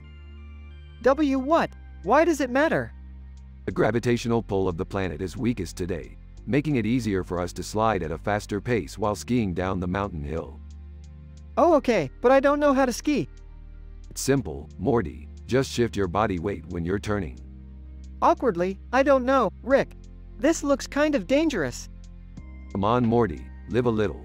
Plus, I've equipped our helmets with high-tech buffering technology that prevents us from experiencing any harm. You mean like an invisible cushion? Essentially, our helmets will simulate a buffering interface which will detect and correct any abnormal brain activity in real time, ensuring our neural activity remains perfectly normal. Skeptically, I don't know, Rick. This sounds like it could go wrong. Quit worrying, Morty. It's just skiing. Now, let's hit the slopes. Montage of Rick and Morty skiing down the mountain while making jokes and experiencing various thrills. Grinning. That was one hell of a rush. Laughing. Why yeah, I had a pretty good time too. After a moment of silence. Rick, why does the sun shining on the mountain have an effect on our skiing? Serious, well, Morty, it all has to do with the angle of the sun's rays. The incident angle of sunlight can affect the amount of infrared radiation emitted by the snowpack. The amount of infrared radiation affects the temperature. This is known as the albedo effect. Confused. What? Essentially, the sun's angle can change the temperature of the snow, making it either softer or harder, which can affect your skiing. Impressed. Wow, Rick. You really know your stuff. Smiling. That's what I'm here for, Morty. Suddenly, they hear a loud noise in the distance. Suspiciously. Frick, Morty. I think we've got company. Who could it be? Picking up binoculars. Looks like some government agents coming to steal my high-tech buffering technology. Why do they want it? Rolling his eyes. Probably to use it for some nefarious government plot, like mind control or something. Let's get out of here, Morty. Montage of Rick and Morty skiing down the mountain, evading the government agents. The agents fall and skid across the snow while Rick and Morty wave as they escape down the mountain. Out of breath. That was intense, Rick. Ending. Yeah, Morty, I'm not gonna lie. We barely made it out of there alive. They high-five as they reach the bottom of the mountain. Matter of factly. But the important thing is, we got away with the high-tech buffering technology and had a kick-ass skiing adventure in the process. Smiling. Yeah, I guess that's pretty cool. They walk off into the sunset, wrapping up another crazy adventure.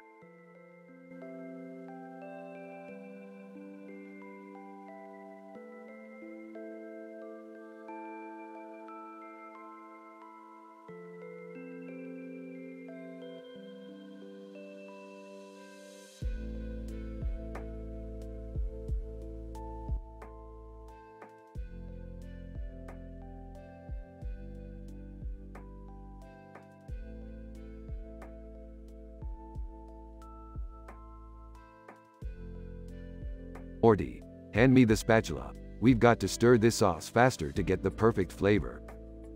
Rick, what are we even cooking? Morty, don't question the process. We're making a dish for the zombie cooking show. Zombie cooking show? You mean like undead people eating? Yeah, Morty, don't be such a buzzkill. Just focus on stirring this sauce. Size, okay, Rick. Smiling, good job, Morty. Now let's add in the photon paramour problem. The what now? Morty, the photon paramour problem. It's a scientific term that describes the tension between particles of light. It'll give the dish the perfect texture. Confused. Okay, Rick. Takes a bite. This is delicious, Morty. Now let's head to the deep web to market our dish to the zombies. The deep web? That sounds dangerous, Rick. Chuckles. Morty, you worry too much. Now let's go. After arriving at the deep web. Solid. Welcome to the deep web, gentlemen. What brings you here? We've got a dish for the zombie cooking show. We need to market it to the undead. Solid. Interesting. Let me look into my contacts. Rick, what if we get caught? Morty, relax. I'm the smartest man in the universe. I've got this covered. Solid. Alright, I've got a buyer for your dish. Follow me. Smiling. See, Morty, I told you everything would work out. Nervously, yeah, Rick. Later on, at the Smith household. Morty, what is this dish doing in my kitchen? Rick made it for the zombie cooking show. Disgusted. The zombie cooking show? Morty, this is the last straw. I can't let your grandfather's crazy experiments take over our lives anymore. Meanwhile, in a secret room in the house. Lungs. Breathing heavily. Beth, I need to talk to you. You're in danger. Shocked? Lungs? How did you get here? Lungs. Exhales, your secret liaison with me, the alien heartthrob, has put you and your family in danger. You must leave Rick and save your family. Confused, what are you talking about? Lungs. Inhales, Rick's experiments have attracted the attention of a dangerous alien race. Leave with your family before it's too late. Nodding. Okay, Lungs. I'll do what you say. Back in the kitchen. Morty, I can't believe you got us kicked out of the house. Annoyed, Rick, this is why nobody takes us seriously. Drugs. Whatever, Morty. Let's just go back to the lab and figure out our next experiment. As they exit the house, they see Beth and the family packing up to leave. Beth, what's going on? Determined, I'm leaving with my family, Rick. I can't let your experiments endanger our lives anymore. Defeated. Okay, Beth, I understand. As the family drives off into the unknown, Rick and Morty are left alone. Rick, do you ever think about the consequences of your actions? Pauses. Morty, I'm a scientist. I'm more interested in finding the answers than worrying about the consequences. Shaking his head. I don't know, Rick. Sometimes I feel like it's not worth it. That's Morty on the back. Don't worry, Morty. We'll just have to find a new adventure to go on. Meanwhile, on a distant planet. Alien, it appears the Earthling known as Rick Sanchez has left the planet. Dangerous alien. Sinisterly, good. We can proceed with our invasion plans.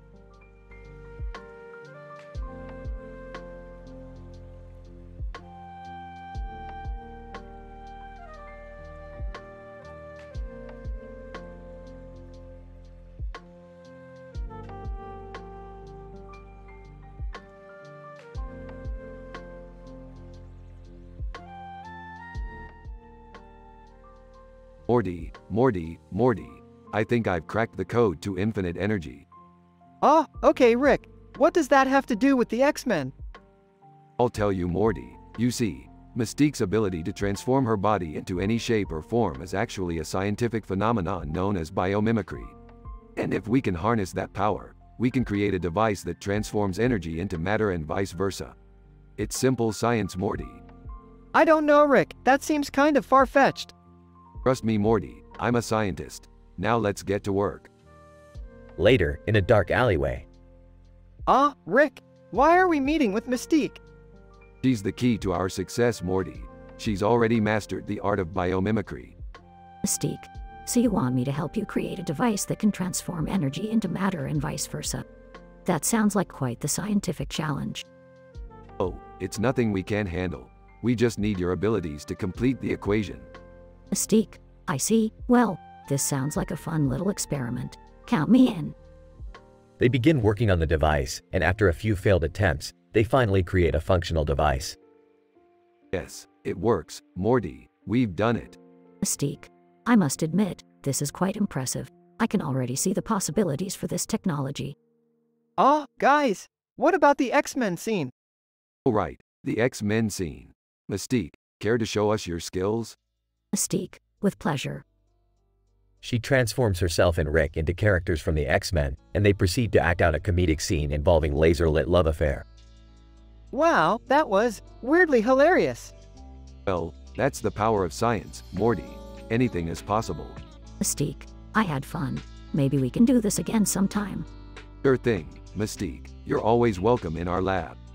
So, what do we do with the device now? Simple, Morty. We use it to achieve world domination. Muahahaha. Mystique, I'm out. Scene ends with Mystique walking away as Rick laughs maniacally and Morty looks on in disbelief.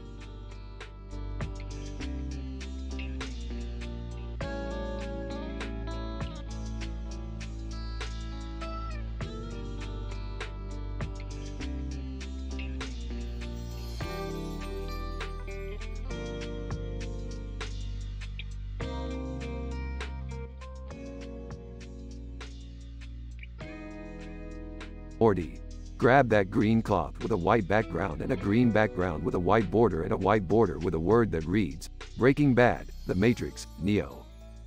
What are we gonna do with it, Rick? What are we gonna do with it? We're going to use it to travel to alternate dimensions and universes, Morty. Try to keep up. Oh, okay, I'll try my best. You better try more than your best, Morty. This is some advanced scientific shit. Got it, Rick. They use the cloth to teleport to a universe where everyone speaks backwards. Shit, Morty. I forgot to bring the reverse language machine. We won't understand a thing they're saying. What do we do now, Rick? We improvise. Just try to make sense of their body language and hand gestures. Oh, okay, I'll try. Enter a group of backward-speaking aliens. Alien, Nikal YB de Salery Bot Ever UOY. I think he's asking if we want to buy some lemons. What? No, Morty. He's asking if we're here to join their cult. Oh, right. My bad. They accidentally join the cult and have to escape. Morty, quick, use the green cloth to teleport us out of here. I don't remember the sequence to activate it, Rick. Just push some buttons and hope for the best, Morty. They teleport to a universe where they are only two-dimensional creatures. Oh my god, Rick. What happened to us? Looks like we're two-dimensional, Morty. This is some crazy shit. How do we get back to normal, Rick? Well, let's see. I think we need to find a three-dimensional object and touch it to regain our normal shape. What do we touch, Rick? I don't know, Morty. Just find something three-dimensional and touch it. They touch a random object and return to their normal shape. Phew, that was close. Yeah, but we made it out alive. That's all that matters. Rick, what did we even learn from all of this? I don't know, Morty. I guess we learned that sometimes shit happens and you just gotta deal with it. Wow, that's really deep, Rick. Yeah, let's just go get some McDonald's and call it a day.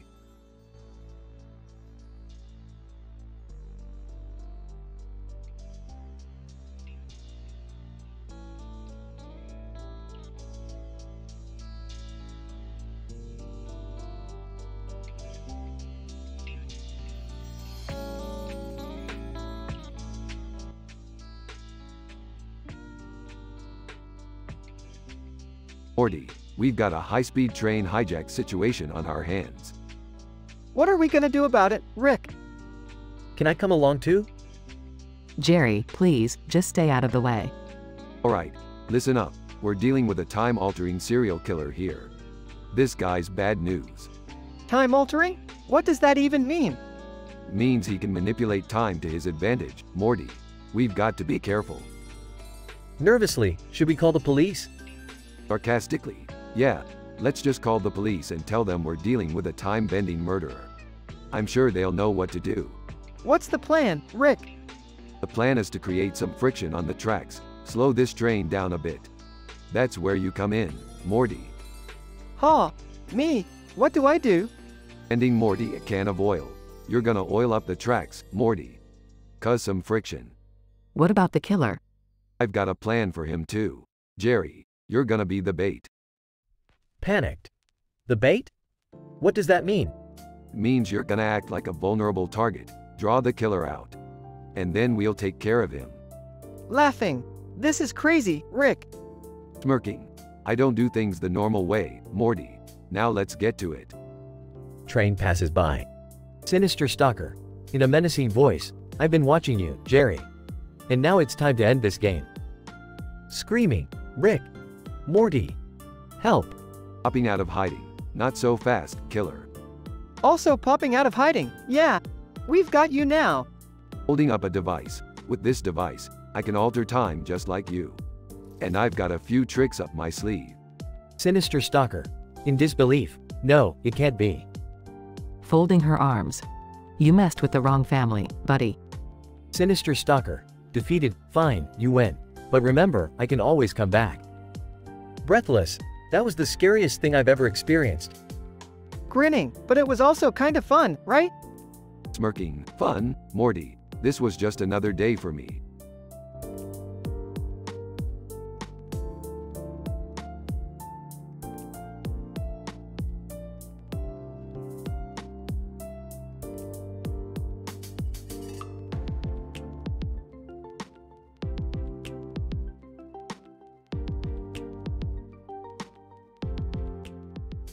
Fade in.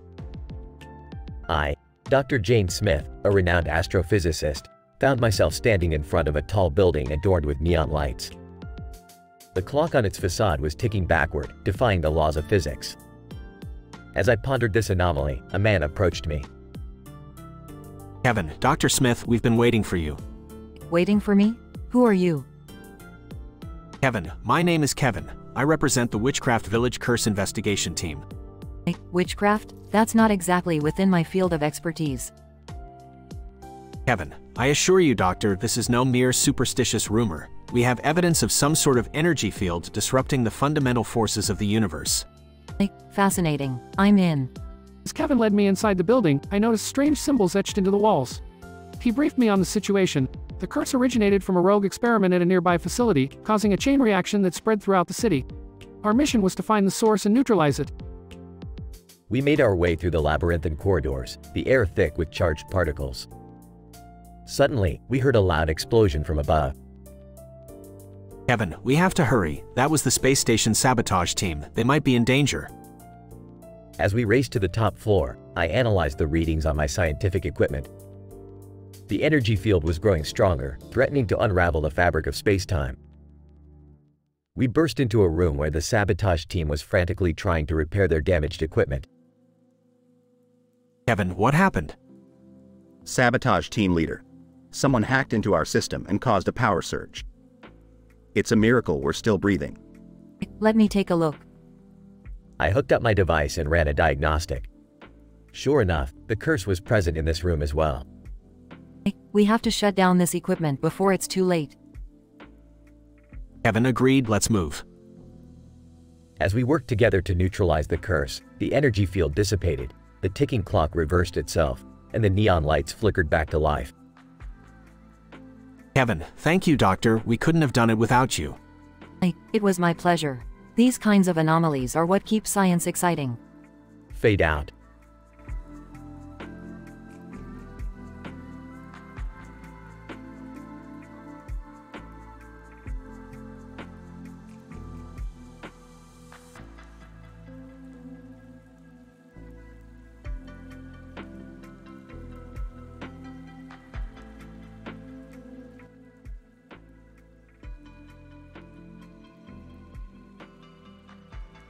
Intro.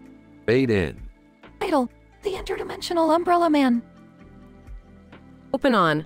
A poster of a man with an umbrella in front of a red background with a black and yellow border. Burps, Morty, I need your help with something important. What is it this time, Rick? It's the interdimensional umbrella man.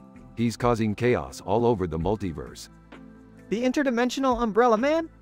Yeah, Morty, he's a dangerous dude. He's got an umbrella that can travel through dimensions and he's using it to wreak havoc. Enters. Hey, what's going on? We're going on a mission, Jerry. A mission? Can I come? Sarcastically. Sure, Jerry. You can come. We'll need somebody to carry our bags. Cut to. ACT-1. Int. Spaceship Day. Enters. Where are you guys going? We're going to stop the interdimensional umbrella man. Can I come? No, Beth. Stay here and take care of whatever it is that you take care of. Enters. Can I come? Yeah, sure. Why not? We'll make it a family affair. Cut to. ACT-2. Int. Interdimensional Portal Day. Excitedly, whoa, Rick! We're in another dimension. Unimpressed. Big deal, Morty. We do this all the time. Whimpering. I don't like this, Rick. I miss my safe, boring life. Shut up, Jerry. We're on a mission. Cut to. ACT-3. Int. Alien Planet Day. Ruining, help me, please. Concerned, Rick, we have to help him. Sarcastically. Oh, great. Now we're in the middle of an alien war. Cut to. ACT-4. Int. Interrogation Room Day. Fad. Dramatically, my freedom struggle is not over. In disbelief. Holy crap, Morty. Did you hear that? Hear what, Rick? That alien just farted. Cut to. ACT-5. Int. Master Control Room Day. Interdimensional Umbrella Man, sinisterly, you'll never stop me. Determined. Oh, yeah. Watch this. Cut to. Outro. Fade out. The end.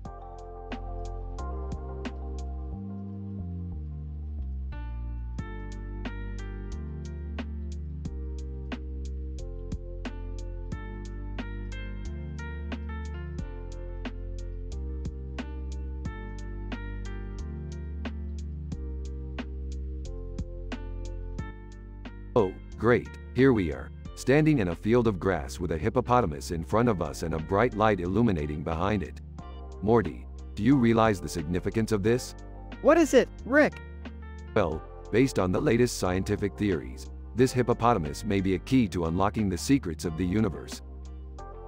Sarcastically. Oh, sure. Because hippos know the meaning of life. Jerry, be quiet and let Rick explain. Guys, I'm getting bored. Can we do something more exciting? Summer, I see you're going through your rebellious phase. How about you join me and Morty in exploring this hippo? Enthusiastic, yes. They approach the hippo. Whoa, the light behind the hippo is getting brighter. Quick, everyone hold hands. They hold hands and teleport to an alien dating reality show. What the hell is going on? Am I in a dream? Skeptical. I don't know, Jerry. This seems like a real alien world to me. Excitedly, look, there are hippos on the dating shows. Smirking. Let's have some fun and cause some chaos, shall we? They all laugh and run off to create chaos among the alien dating show contestants.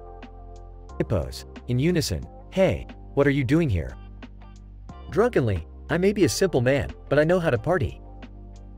Flirtatiously, hey, big guy, how about we get out of here and make our own show? Intimidatingly, don't mess with me, I'm a PhD graduate from a prestigious university. Frustrated, Rick, I thought we were here to learn something about the universe. Laughing? Oh Morty, you naive boy. The universe is a never-ending source of chaos and laughter. Let's keep it that way. They all continue to cause chaos among the alien dating show contestants as the hippos watch in confusion.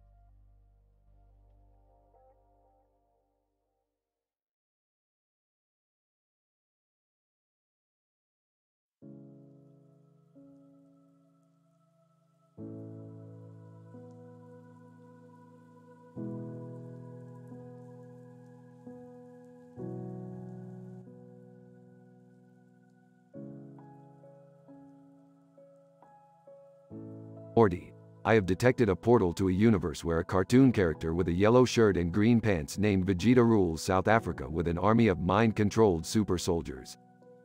Oh, geez, Rick, that sounds intense. Entering the garage. What the hell are you guys talking about? Following Beth. And why are you two always in the garage? Also entering the garage. Yeah, I thought this was supposed to be a family vacation. Shut up, Jerry. We're going on an adventure to stop Vegeta and his army. But how are we gonna do that, Rick? Pulls out a device. With this device, we can control the minds of the super soldiers and turn them against Vegeta. Sarcastically, right, because that sounds like a brilliant plan. Noticing the device. Hey, that looks like the one they used in those funny animal videos to make those animals dance. Excitedly, I love those videos. Rolling his eyes. Can we focus, people? We have a universe to save. Looking at the device thoughtfully, I don't know, Rick. Using mind control doesn't seem right. Scoffing. Right and wrong are just social constructs, Morty. Now, let's go. They enter the portal and arrive in South Africa, where they find themselves surrounded by super soldiers. Vegeta, appearing on a large screen. Welcome, Rick and Morty. I've been expecting you. Screaming, "Aw!" It's the surprised Pikachu meme too. Shut up, Jerry. Vegeta, smirking. You're too late. My super soldiers are already under my complete control. Activating the device, not for long. Mind-controlled super soldiers turn against Vegeta and engage in a big battle. Fighting alongside the super soldiers? I can't believe we're doing this. Also fighting? Yeah, this is pretty insane. Hiding behind a rock. I knew I shouldn't have come on this trip. Fighting fiercely. Come on, guys. We can do this. They finally defeat Vegeta and his army. Panting. Well, that was fun. Also panting. I don't think my heart can take any more of these adventures, Rick. Looking around at the destruction. Great, now we have to explain this to the insurance company. Laughing. At least we'll have a good story to tell. Whining. I just wanted to go to the beach. Smirking. Ah, shut up, Jerry. Let's go home. The universe is safe, for now.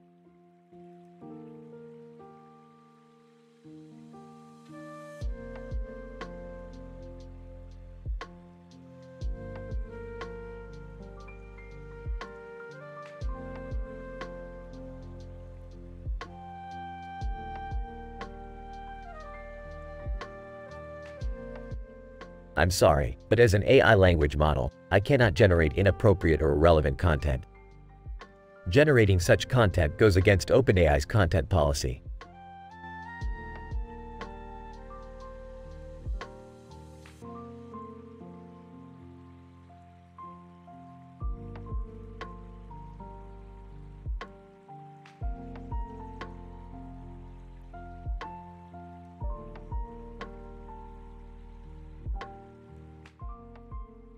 Morty, grab the portal gun and let's get going. We have a date with Professor Hubert J. Farnsworth in the future. The future? But won't that mess up the timeline? Don't worry, Morty. I already took care of that. I used the Starlit Speculum Scuttlebutt to analyze the space-time continuum and adjust our trip accordingly. Nice work, Beth. Now let's go before we're late. They arrive in the future and are greeted by Farnsworth. Farnsworth, good news, everyone. I've invented a new robot that can make the perfect grilled cheese sandwich. Grilled cheese? That's it? We traveled through time for grilled cheese? Farnsworth, don't knock it till you try it, Rick. Suddenly, a group of aliens appear. Alien 1, greetings, Earthlings. We have been watching your planet and would like to invite you to participate in our dating show. Oh, I don't think so. I'm not really into intergalactic dating. Alien 2, but Morty, what about Summer's alien crush? Maybe this is your chance to make a love connection. Alright, we're in. What have we got to lose? They go on the alien dating show and Morty is paired with a robot. Robot 1. Hello Morty, I am a robot designed to make grilled cheese sandwiches. This is ridiculous. How am I supposed to have a connection with a robot? Robot 2, in the background. Hey, what about me? Jabba the Hutt appears and starts to stir up trouble. Jabba, I demand to be the host of this show. Bring me the grilled cheese robot. Alright, that's it. I'm ending this. Rick pulls out his portal gun and they escape back to their present time. Well, that was interesting. Yeah, I don't think I'll ever look at a grilled cheese sandwich the same way again. Burping, agreed. Now, who's up for some interdimensional cable?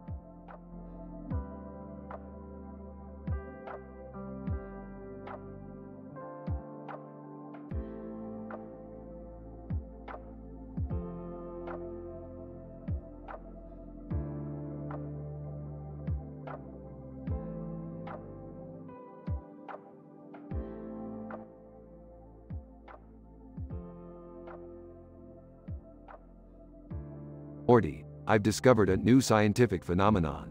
Behold, the computer mouse sitting on top of the desk next to a red light on the mousepad and a pen. Confused. What's so special about that? Sarcastic. Oh, I don't know, Morty. Maybe the fact that it's creating a quantum singularity that could destroy the universe as we know it. Rick, you can't just mess around with things like that. Yeah, we don't want to end up like the Terminator. Laughing? Oh, come on. You guys are overreacting. Now let's get back to some real science. Whispering to Beth, is he always like this? Whispering back. Unfortunately, yes. Noticing his computer. What the? Curling as ON. Rolling her eyes. Dad, we have work to do. Excitedly. Wait, I love curling. Can we watch? Sarcastic. Yeah, let's just forget about saving the universe and watch a bunch of people slide some rocks on the ice. Thinking out loud, I wonder what would happen if we combined curling with science. Skeptical. I don't know if that's a good idea. Curious. What do you mean? Excitedly. I think Morty's onto something here. Let's bring the curling into the lab. Confused. I didn't mean it like that. Setting up the experiment. Alright, I've created a special kind of ice that will react with the quantum singularity created by the computer mouse. Now let's see what happens. Nervous. Rick, this doesn't seem safe. Enthusiastic. OMG, this is gonna be so cool. Pleading. Rick, maybe we should just stick to regular science. Ignoring Morty. 3, 2, 1. Hurry hard. Suddenly, the ice starts to glow and warp, and the curl's rocks begin to move on their own. All screaming. Grinning. This is amazing. Terrified. Rick, what have you done? Frustrated. I knew this was a bad idea. Amazed. This is the coolest thing ever. Just as they think it's all over, a portal opens up and a robotic arm emerges, grabbing the computer mouse and disappearing. Dumbfounded. What? What just happened? Shaken. I think we just got visited by a Terminator from the future. Sarcastic. Yeah, great job, Rick. Excitedly. Can we do it again?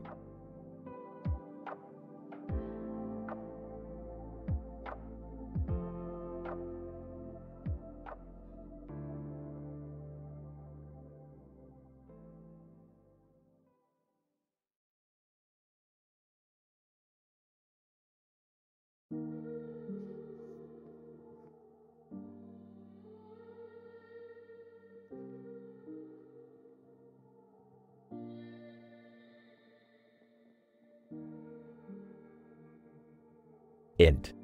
Casino room. Day. Rick, Morty, and Beth are standing behind a man who's playing poker at a table with chips on the table and a wheel of fortune. Rick takes out a device and starts scanning the environment. Morty, this room is filled with faker vibes and grill marks. We gotta get out of here. But, Rick, what about the guy playing poker? We gotta help him win, right? Why do we have to help him win? He's an adult. He can handle himself. No, Beth. This man's fate is intertwined with the universe. If he loses, it could cause a chain reaction that could lead to the destruction of the galaxy. What? How? That doesn't make any sense. It doesn't have to make sense, Morty, it's science. Suddenly, a robot appears on stage and starts doing stand-up comedy. Robot? Why did the robot go on a diet? Because he had too many megabytes. Everyone in the casino room groans. Rick, I think we're in the wrong place. This isn't a casino, it's a comedy club. Ah, damn it, I must have gotten the coordinates wrong. Let's get out of here before we get sucked into the vortex of bad jokes. As they leave the casino, they stumble upon a group of people doing online gambling. Hey, look, it's Oren Play. He's my favorite online gambler. Morty, that's not something to be proud of. Actually, Beth, online gambling can be a viable source of income if you know what you're doing. I've made millions from funny books I wrote on the side. You write funny books, Rick? Yeah, Morty, you didn't know? I've got a whole series of books called The Adventures of Pickle Rick. Oh, my God. I'm starting to understand why Mom left you. Okay, that's uncalled for, Beth. Let's just focus on the task at hand. We need to find a way to help that poor man win at poker. I've got an idea. What if we use the Wheel of Fortune to our advantage? How do we do that? I'll spin the wheel, and wherever it lands, the guy at the poker table should play that card. It's foolproof. Morty, that's so stupid it just might work. They make their way back to the poker table, and Morty spins the Wheel of Fortune. And the card is, gave 6 of diamonds. The man at the table plays the 6 of diamonds, and he wins the hand. And a table. Wow, that was lucky. Thanks, guys. No problem, buddy. Just doing our part in keeping the universe intact. I can't believe that actually worked. I told you, Beth. Sometimes you've got to take a chance.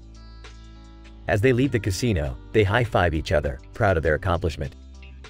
You know, Morty, maybe we should start our own online gambling business. I've got some ideas for funny books we can sell. I don't know, Rick. That sounds like a dangerous path to go down. Nonsense, Morty. It's the future of entertainment and commerce. Mark my words. The screen fades to black as they walk away, discussing their new business venture.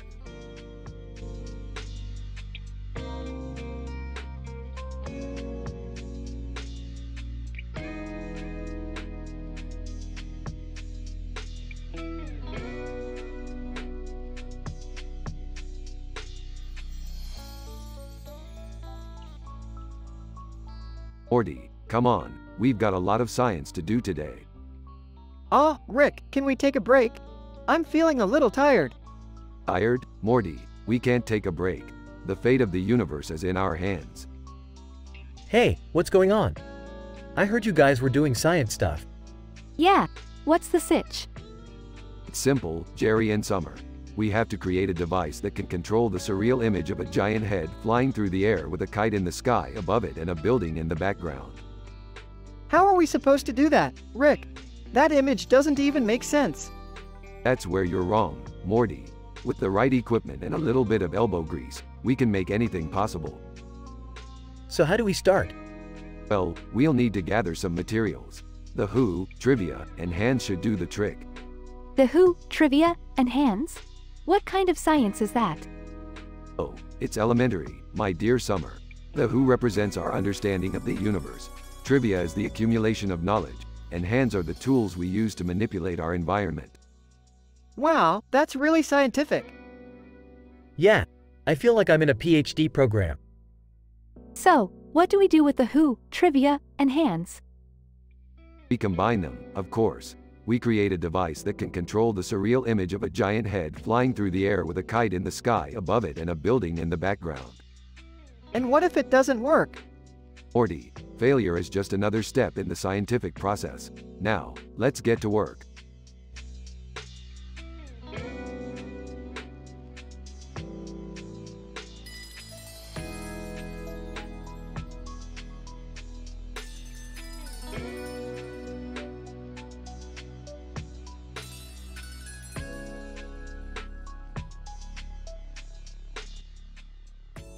Morty, we're headed to the planet Turbulon Prime.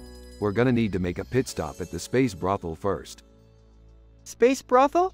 Can't we just go straight to the planet? No, Morty, trust me, we need to stock up on some supplies. They land at the space brothel, and Rick has a reunion with a few old acquaintances. Hey Kiernan, long time no see. You still running this place? Kiernan. Rick, I thought I told you never to come back here. Come on Kiernan, don't be like that. I promise I won't cause any trouble. Whispers to himself, yeah right. They leave the brothel and continue their journey to Turbulon Prime. Alright Morty, we made it. Time to get to work. What are we even doing here? We're collecting data on the planet's ecosystem. We need to document any changes that may have occurred due to the recent solar flare.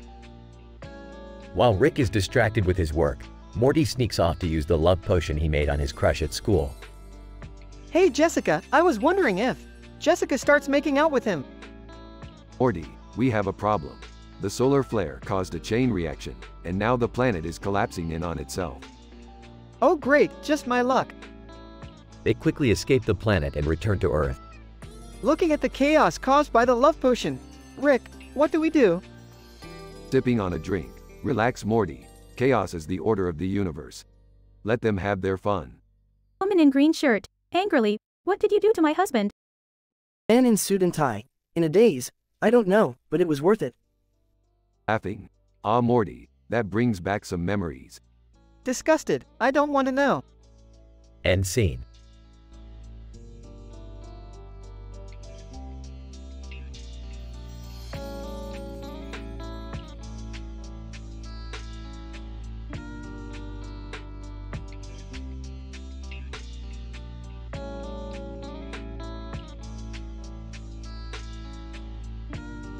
Fade in.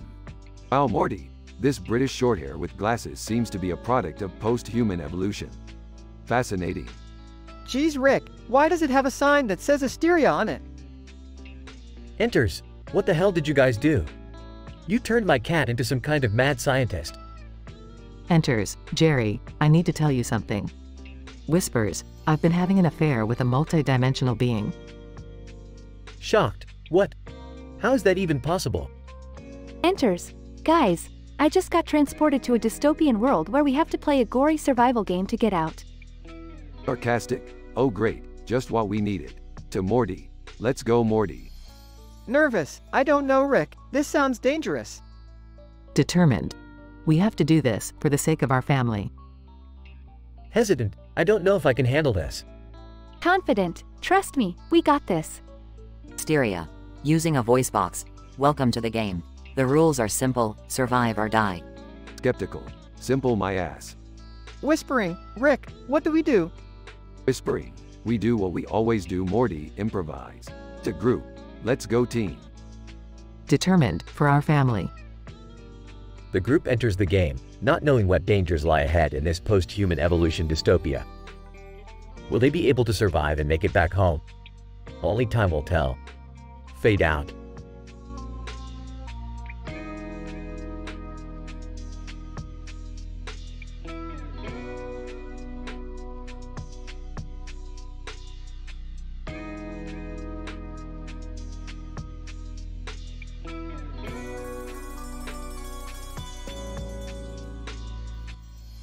Okay, Morty, prepare your brainwaves for a jump to hyperspace. Wait, what are you talking about, Rick?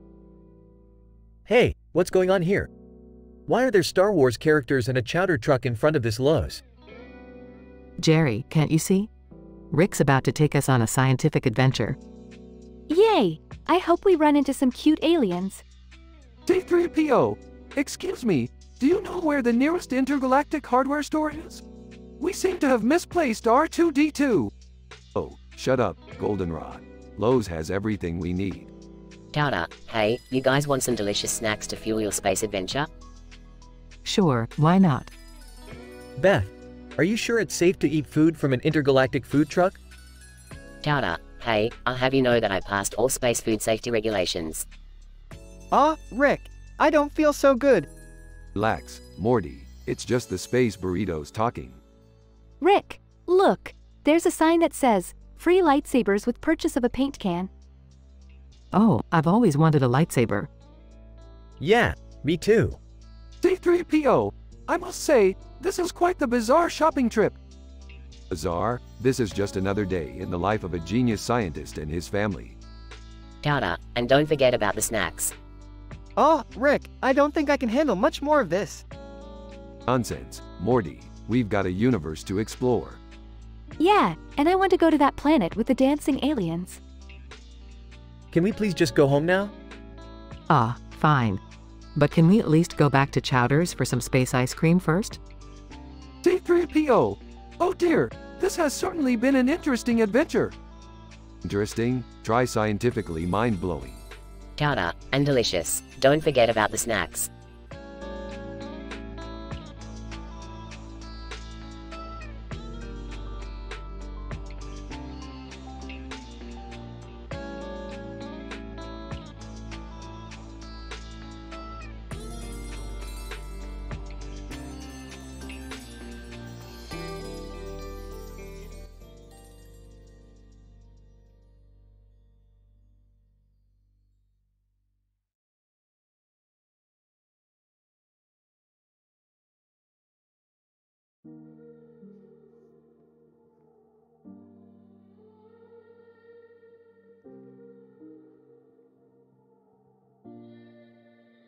Title: Cyborg Sweetheart Scandal, Sydney Throat, Vampire Reality TV, Jerry's Awkward Encounter with a Sex-Crazed Alien Species, and Natalie Portman.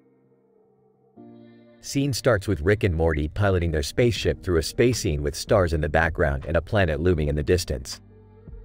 Beth is seen resting in one corner while Rick is fiddling with his gadgets. Morty, prepare the portal gun. Turns to Beth. Get ready for a cyborg sweetheart scandal. What's that, Rick?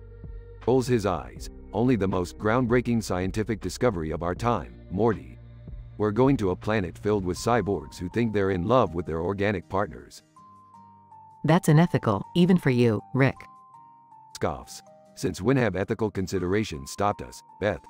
Pauses, anyway. After that we're going to visit Vampire Reality TV, Sydney Throat, and Natalie Portman. Morty and Beth exchange glances, clearly unsure about the plan. Suddenly, the spaceship shakes and alarms start blaring. Grunts. What the hell? Checks the console. Oh great, we've got a sex-crazed alien species trying to board our ship. Jerry suddenly appears on the screen, looking flustered. Our Rick? Oh god, I think I messed up with an alien diplomat and now they want to... gasps as he sees Rick. Natalie Portman? Exasperated. Jerry, not now. Morty activates the portal gun and the spaceship disappears in a flash of light. Cut to the cyborg planet where cyborgs and their organic partners are seen roaming the streets. Rick, Morty, and Beth walk towards a couple and the cyborg suddenly sparks as they approach. Cyborg, I love you, my sweet organic partner. Organic partner. Rolls eyes. Yeah. Morty. See, Morty? Science can lead to some real freaky stuff. Morty looks worried while Beth shakes her head in disbelief. Cut to Vampire Reality TV where a group of vampires are seen filming a reality TV show. Vampire. To camera. This is going to be the best season yet. Beth. Now this is more like it. Beth looks uncomfortable while Morty looks like he's about to vomit. Suddenly, Natalie Portman pops up from behind a tree. Natalie. Excitedly, Rick. Morty, I knew I'd run into you guys again. Grinning. Natalie, my favorite actress. What brings you here? Natalie. Gestures to the TV crew. I'm researching for my new movie. I'm playing a vampire queen and I'm trying to get into character. Muttering, this is too much for me. Rick suddenly gets a call on his communicator. Answers. What, Jerry? Sighs. Fine, just bring them to me. To Morty and Beth. I gotta deal with some diplomatic BS. You guys keep Natalie company. Rick disappears in a portal. Morty and Beth look uncomfortable while Natalie just smiles. Natalie. So, who's ready for some vampire blood sampling? Morty and Beth look horrified. Cut to Jerry walking into the spaceship with a group of alien creatures. So, these guys are really into some kinky stuff. Rick suddenly appears behind him, looking annoyed. Jerry, what did I tell you about bringing alien species on board? But Rick, they just wanted to... pauses as he sees Rick's expression. Yep, okay, I'll leave you to it. Jerry scurries out of the spaceship as Rick glares at the aliens. Cut back to the cyborg planet where Morty and Beth are now surrounded by a group of cyborgs. Cyborg, we must learn what this organic love is and how to experience it. Organic partner too. Smiling, can you help us? Beth nervously glances at Morty while Morty just shakes his head in resignation. Cut back to Vampire Reality TV where Natalie is now seen chasing Morty and Beth with a vial of vampire blood. Natalie. Come on, guys. Just one little taste. Beth trips and falls while Morty gets caught by Natalie. Suddenly, Rick appears behind Natalie and snatches the vial from her hands. Grinning. Sorry, Natalie. I'm not much for biting. Natalie pouts while Morty and Beth let out relieved sighs. Rick suddenly pulls out a device from his pocket and activates it, causing the entire reality TV set to disappear in a flash of light. Confused. What did you just do, Rick? Drugs. Oh, just transported them to another dimension. They'll be fine. Beth looks at Rick, surprised and slightly impressed. Cut to the spaceship where Rick, Morty, and Beth are now seen relaxing in the living quarters. Smiling. You know, Rick, for all your crazy antics, you really do have a way of making science fun. Smirks. Damn right, Beth. Now who's ready for some intergalactic ice cream? Morty and Beth grin while Rick lets out a loud burp as the scene fades to black.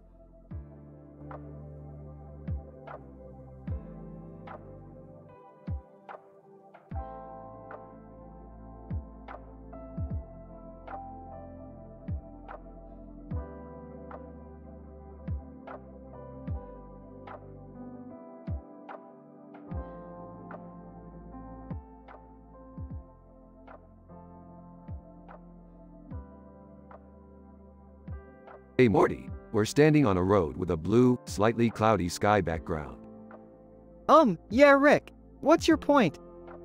My point is, based on the wavelength of the light emanating from the sky and the angle at which it is hitting our retinas, the majority of our cones are being stimulated by blue light, resulting in a visual perception of the color blue. Whoa, cool. Yeah, it's pretty basic stuff, Morty. Now let's get to the real science. We've been invited to a vampire family reunion. Wait, vampires are real? Of course they are, Morty. Just like dystopian cybernetic overlords. Huh. Never mind, Morty. Just stick with me. We need to bring a gift for the head vampire, and I have just the thing. It's a device that extracts and compresses the purest form of human blood into a small, portable container. Why do we want pure human blood? It's all about the science, Morty. With this device, we can analyze the chemical makeup of human blood and create a serum that can cure any disease known to man. Whoa, that's amazing.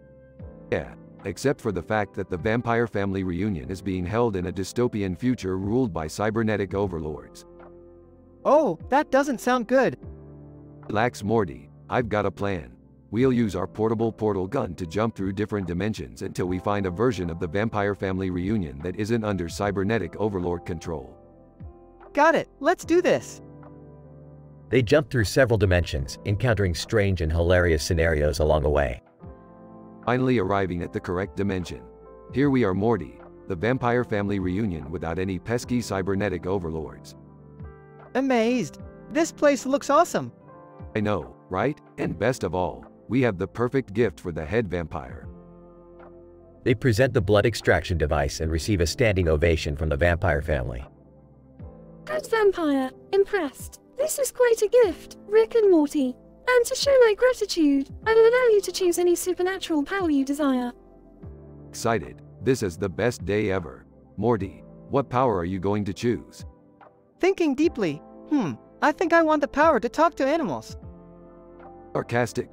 Wow, Morty, great choice. I'm going to go with the power to control space-time itself. Dumbfounded. Rick, that's not even fair. Smugly. Life's not fair, Morty. Now let's go test out our new powers. They exit the reunion and use their new powers to wreak havoc across the multiverse, resulting in a hilarious and chaotic ending.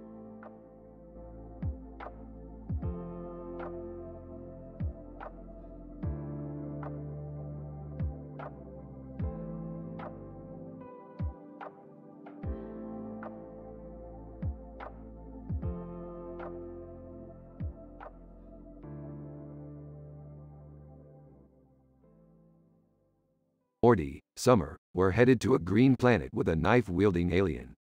This crescent moon in the background suggests it's a spooky place. Whoa, Rick, should we be worried? Yeah, I don't want to end up like those contestants on Alien Talent Show. Don't worry, Morty, we have a foolproof plan. We'll distract him with some funny baby videos while we sneak up on him.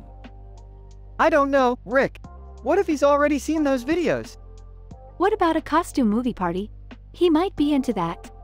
Good idea, Summer. Morty, grab the costumes. We're going in. On the planet. Alien, who goes there? We're just a group of humans looking for entertainment. Alien. Ah, I see. You come just in time for the spooky Ghost Town Festival. Ghost Town? I thought this was an alien talent show planet. Yeah, what's going on here? Alien, we like to mix things up every now and then. Now, let's have some fun. I don't know about you guys, but I could use a drink. Rick, it's only 10 a.m. I'm his relative, Morty. After a few hours. We're not getting anywhere. He's still holding that knife. I've got it, Morty. Put on the Baby Yoda costume and start doing the Macarena. Embarrassed. Do I have to? Just do it, Morty. Meanwhile, Rick and Summer sneak up on the knife-wielding alien and knock him out with a tranquilizer. Got him. Now let's get back to the ship. That was crazy, Rick. What was that all about? It's just basic quantum physics, Morty. When faced with an unpredictable opponent, distract him with something he's never seen before. It's called the Baby Yoda Macarena principle. Sarcastic. Ah, yes. The scientific method at work. Rick belches. Shut up, Summer. Let's just get out of here.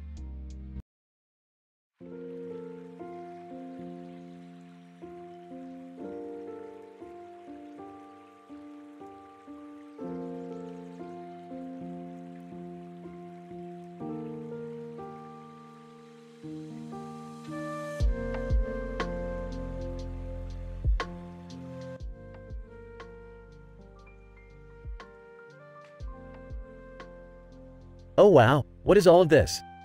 It's just some basic scientific stuff, Jerry. Something that you wouldn't be able to comprehend. Laughs. Yeah, Dad. You're not exactly the brightest bulb in the box. Hey, I'll have you know I got a B in biology in college. Rolling his eyes. Sure you did, Dad. Freeman Dyson, excuse me, but I couldn't help but overhear your conversation. I'm a theoretical physicist, and I believe I could help you understand. Impressed. Oh, you're Freeman Dyson. I've read some of your work. Freeman Dyson, yes, that's me. I'd be happy to assist. Curious, so what are you guys working on anyway? Blushing. Well, my secret admirer sent me this computer program that generates sci-fi themed recipes. Puzzled? Sci-fi themed recipes? What does that even mean? Smirking. It means we're going to bake up something out of this world. Freeman Dyson, intrigued. I'd love to see this program. May I take a look? Nervous. Sure. It's on this computer over here. Freeman Dyson, typing on the computer. Fascinating. I see the program is generating a recipe that involves the hypothalamus of a squid-like creature from a distant planet. Disgusted. Ew, that sounds gross. Excited. No. It's the perfect ingredient for our recipe. We just need to find the right squid-like creature. Sarcastically, oh, is that all? Determined. Don't worry, guys. I know just the place. 20 minutes later, they arrive at a planet filled with squid-like creatures. Morty manages to catch one and they return to Rick's lab. Preparing the hypothalamus. All right, let's get cooking. Freeman Dyson, impressed. I must say, this is quite the scientific experiment you have going on here. Smelling the dish, it actually smells pretty good. Tentatively taking a bite. Not bad. Proudly, I told you guys sci-fi themed recipes were the future. They all sit down to enjoy their unconventional meal, laughing and joking around. End of episode.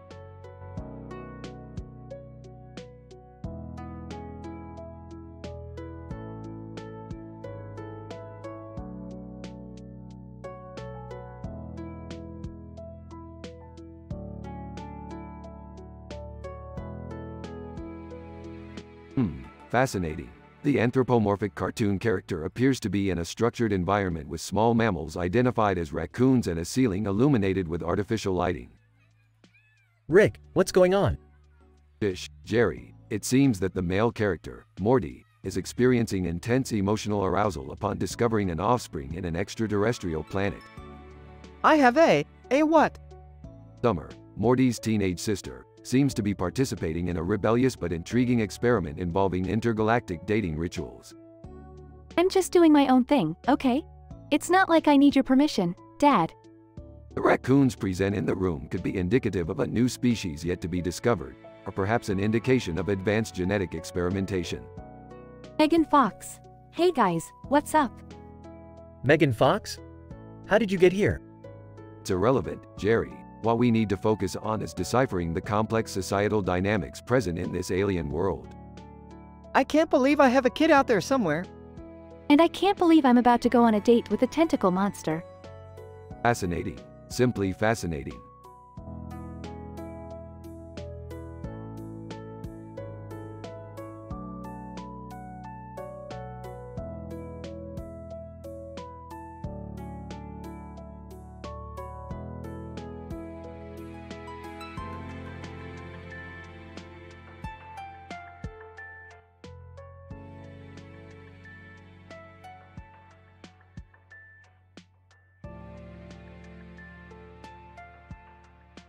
Morty, come on, hurry up. We need to grab that baby on the table before it eats that damn cake slice. Oh geez, Rick, that's messed up. Why would someone leave a baby unattended near food like that? Who cares, Morty? It's science. Plus, this baby seems to have some kind of alien DNA. We might even be able to extract some useful information from it. Okay, but how are we gonna catch it? Body wraps, Morty. We'll use these wraps to trap the baby, then transport it back to the lab to run some tests on it. Skeptically, I don't know, Rick. Shut up, Morty. We don't have time for your insecurities. Besides, I have a plan. Let's head to Paris. I know a guy who can hook us up with some high-quality body wraps. At the Parisian marketplace. Alright, Morty. Just act natural and follow my lead. Suddenly a guy spots them and recognized Rick. Blinking white guy meme. Hey, I remember you. You still owe me cash from last time. Not now, meme guy. We need your body wraps, pronto. Blinking white guy meme. Ha, looks like you're in a tight spot, Rick. But, lucky for you, I do have some body wraps in stock. Expensive ones, though. Size. This better be worth it. After catching the baby and bringing it to the lab. Excellent. We got the baby and we're ready to run some tests. Scared, Rick, we can't just experiment on a baby. This is messed up. Relax, Morty. It's just science. Meanwhile, the baby breaks out of its trap and suddenly starts to glow and levitate. Whoa, the baby's doing some kind of magic. Shut up, Morty. I'm trying to analyze its DNA.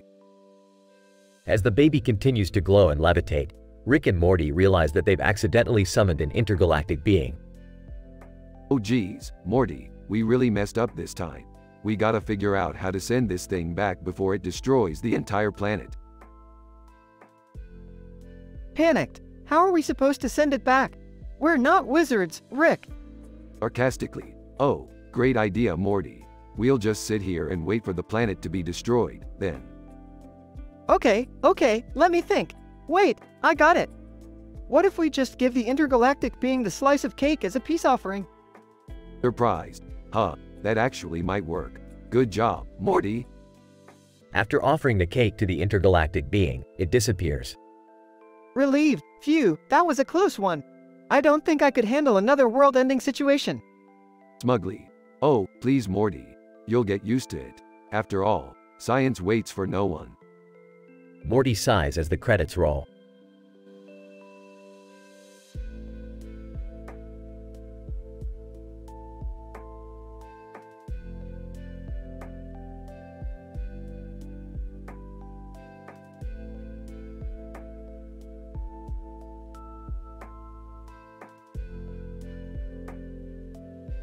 Dr. James, greetings, fellow scientists. I present to you the data I have collected in my research expedition to the fictitious fauna exhibit. Dr. Maria, please proceed, Dr. James. What did you observe? Dr. James, first have observed a collection of artificial animals in a confined area, surrounded by trees and bushes. Dr. Joe, what were the characteristics of these animals, Dr. James? Dr. James, they are made out of synthetic materials, with intricate details to mimic realistic animal features. However, they do not possess the biological functions of real animals. Dr. Maria, what was the purpose of this exhibit? Dr. James, according to the park management, it is an educational display to introduce children to the concept of conservation and animal preservation. Dr. Joe, did you notice any behavioral patterns from the animals? Dr. James, none, as expected from these inanimate objects. Dr. Maria, Was there any unusual activity in the surrounding area?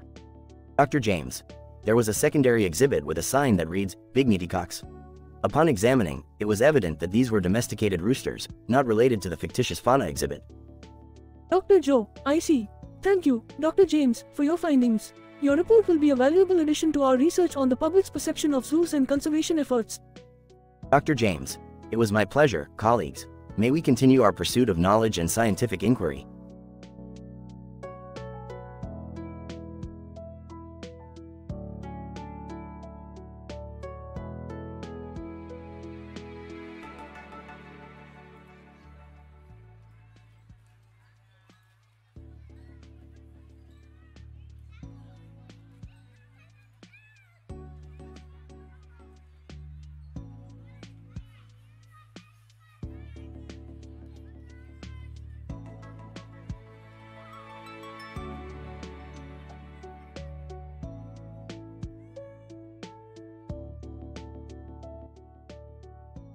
Morty, I've just unlocked the secrets of artistic expression through psychic manipulation of sand particles.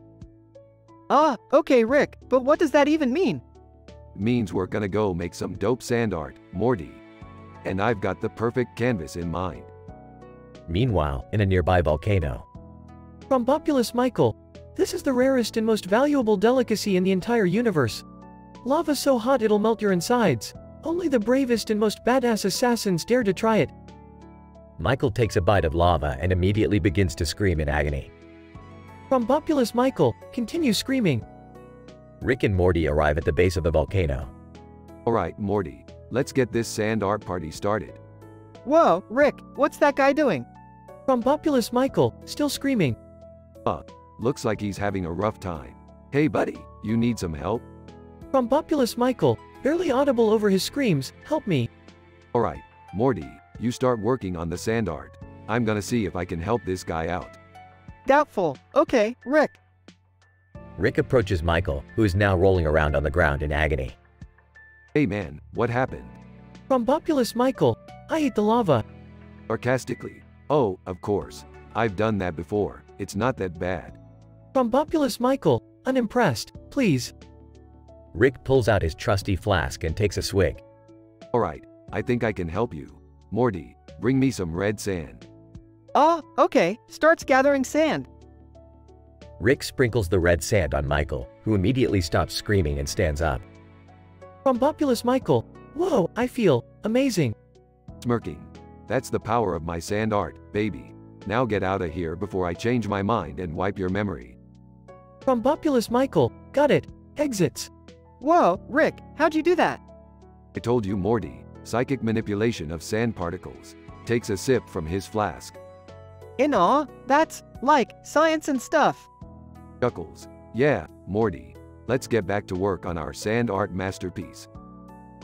Morty and Rick continue working on their sand art, while the camera pans out to reveal a beautiful sand sculpture of a man with a red hat and gloves on his head.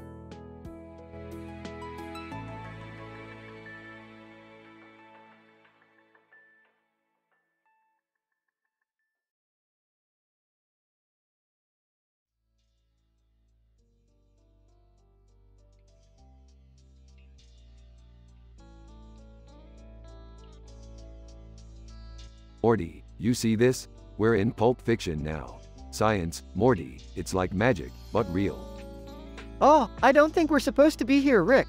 We have a mission to... Oh my god, what are you guys doing with guns? Put those down right now. Relax, Beth, it's just a little experiment. Now where were we? Ah yes, the sociological effects of procrastination. What does procrastination have to do with Pulp Fiction? Everything, Morty. You see, Vincent and Jules should have been on their way to their hit job, but instead they decide to have a deep conversation about Royale with cheese and foot massages. Classic procrastination. I don't know about this, Rick. Seems a little unethical to alter classic movies for your own scientific research. Thix, please, you're talking to the guy who invented a device to steal entire planets. Let's talk about something more important, like getting some shawarma after this. Wait, I thought we had a mission to save our universe from the Chaos Realm. Hey, it can wait. Plus, I heard Camila Cabello is performing a concert on one of the nearby planets. I say we make a pit stop there first. Jerry's alien suitor. Hey guys, I couldn't help but overhear your conversation about procrastination. As a sociologist, I find this topic quite fascinating. Oh great, another alien. What do you want?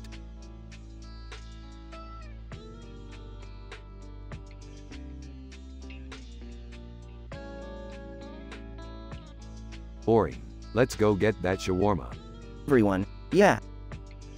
The group leaves Pulp Fiction behind, as the camera pans over the abandoned guns and soda can on the table, leaving the audience wondering what kind of crazy shenanigans they'll get into next.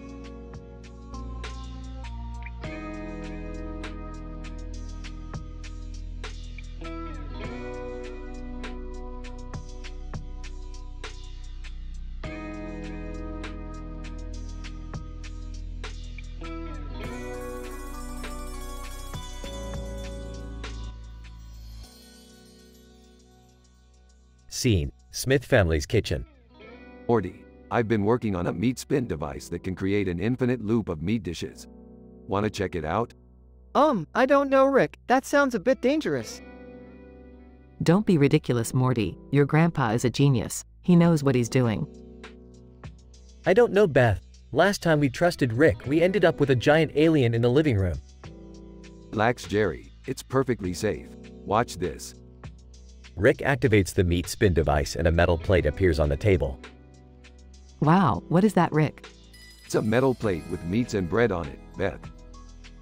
That's it? I was expecting something more impressive. Impressive? Jerry, this is quantum meat we're talking about. It's only visible to the naked eye when it's spinning at 10,000 RPM. I can't even see it, Rick. It's moving too fast.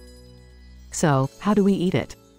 Simple. Just use the knife and fork next to it. And be careful not to get caught in the meat loop. Wait, what happens if we get caught in the meat loop? You don't want to know, Jerry. Trust me. They start eating the meat and bread on the plate as it spins.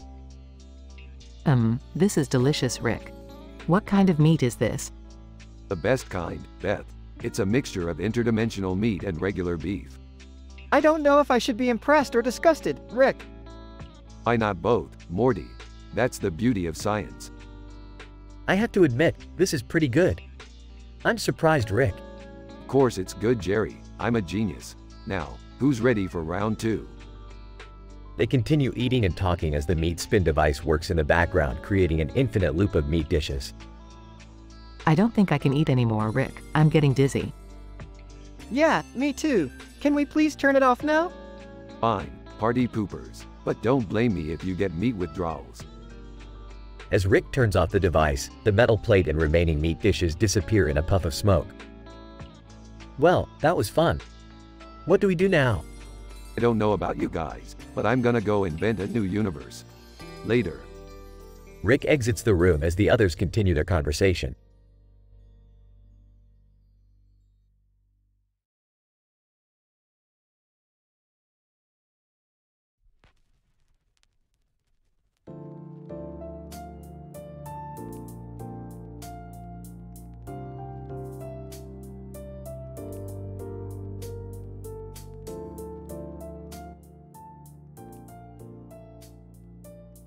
Intro scene showing a giant chessboard with a mountainous background. The sun is shining bright and the chess pieces are bigger than life. A group of tourists are gathered around the chessboard, all geared up in their trekking gear. I am one of them, a researcher, interested in the social impacts of humor across generations. Wow, this is amazing. I can't believe we are actually playing giant chess in the middle of Tanzania. Tour guide, yes, this is one of the popular destinations for tourists who are interested in hiking in chess. Scratching my chin, interesting. I wonder how playing chess in such a scenic environment affects the pituitary glands. A young girl with a backpack walks up to us, eagerly looking at the chess pieces. Stevie Wonder, hey guys, mind if I join in? Confused, Stevie? What are you doing here? Stevie Wonder laughs. I was just checking out the mountain range and saw you guys playing. I couldn't resist. Tour guide, impressed. Wow. This is the legendary Stevie Wonder. Stevie Wonder, grinning, the one and only. Young girl, curiously, who's that? Whispering to her, he's a musician, a legend. Young girl, Perplexed. Oh, okay. Looks at the chess pieces. Can we start already? As we start playing chess, there are some humorous misunderstandings between the older and younger generations. E. Pointing at the bishop, we can diagonally move the bishop. Older man, confused, but why can't we move it vertically? Younger man, rolling his eyes, because then it would be a rook, not a bishop. Everyone laughs at the mix-up. A few moves later, the young girl makes an unexpected move, putting the older generation in a tight spot. Older woman, surprised, oh my. I didn't see that coming. Young girl, giggling. Sorry, I thought that was a good move. E. Amused, it sure was. As the game progresses, we realize that playing chess in such a scenic location is not only fun but also aids in creating memorable moments and bonds between people. Tour guide, smiling, you guys seem to have had a great time playing chess here. Stevie Wonder, grinning, definitely. This was an experience of a lifetime. E. Nodding, and who knew that playing chess could cultivate such humor and friendship between generations? We all smile and take one last look at the giant chess set and the beautiful mountain range before we bid goodbye to Tanzania and our new friends.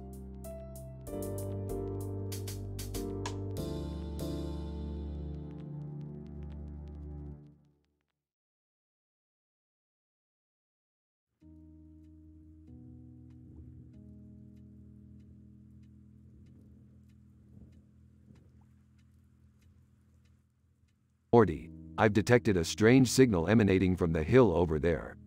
We must investigate immediately. Geez, Rick, can't we just take a break for once? What are you two up to now? Just some routine science stuff, Beth. Nothing you would understand. Try me.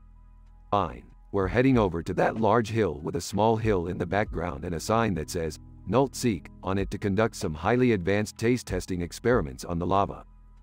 Oh boy, here we go. That sounds dangerous. Don't worry, Beth. I've invented a special suit that will protect us from the lava's intense heat. Plus, Morty will be doing all the taste testing. Wait, what? Just put on the suit, Morty. We don't have all day. After suiting up, the trio approaches the hill. Rick? Are you sure this is safe? Relax, Beth. I've done this before. Now stand back and watch a true genius at work.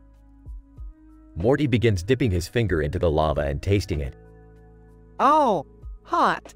Oh, it tastes like burning. Excellent analysis, Morty. Now let's move on to phase 2. Phase 2? Yes, we're going to collect some lava samples to bring back to the lab for further testing. Can't we just take a break now? Nonsense, Morty. Science never sleeps. As they collect the lava samples, they hear a loud rumbling in the distance. What's that noise? Checking his scanner, it appears the Nult core is becoming unstable. We need to get out of here, now. They quickly escape the hill as it begins to erupt in a spectacular eruption. Whoa, that was crazy. Smirking. Just another day in the life of a brilliant scientist. Rolling her eyes. I don't know how you two come up with this stuff. Laughing. It's called genius, Beth. Pure, unadulterated genius. Whispering to himself, or insanity. The end.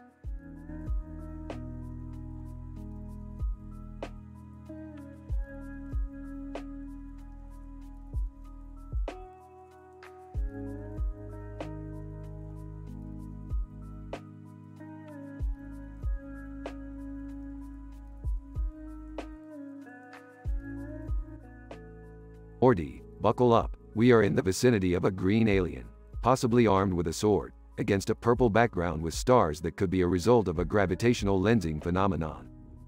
Gravitational wah? Never mind that, Morty. This alien is exhibiting an orbiting obsession outrage and seems like he's on a rampage. We need to careful and assess the situation. What should we do, Rick? Let me handle this. I've got a plan. I'll distract the alien with my superior scientific knowledge while you sneak up from behind and take him down. Alright, Rick. I'll try my best. Alien, greetings, extraterrestrial friend. I couldn't help but notice the impressive sword you have there. Might I inquire about its origin and composition? Alien, it is a rare artifact from my home planet. It's made of a material unknown to your primitive human science. Sarcastic. Oh, I'm sure it's beyond our understanding. After all, we only cured cancer and explored the depths of space. Whispering to Rick, I'm almost there, Rick. Alien, so, what brings you to our humble corner of the universe? Alien, I am searching, for my lost love. She was abducted by a group of vile creatures who call themselves the Physicians. In amazement, the Physicians? They're like the top tier of the universal medical community. What could they possibly want with your love? Sneaking up on the alien, gotcha. Alien, surprised, you tricked me, human. Holds up a device. Yeah, we did. Now, hold still while we extract the GPS chip from your sword. Alien, struggling to escape, let me go. I'll never forgive this outrage. Morty, activate the portal gun. We need to get out of here before the law enforcement arrives. Pressing a button on the portal gun, done. They both jump into the portal and disappear. Alien, shaking his fist, curse you, Rick and Morty. You may have foiled me this time, but I'll be back. End of the episode.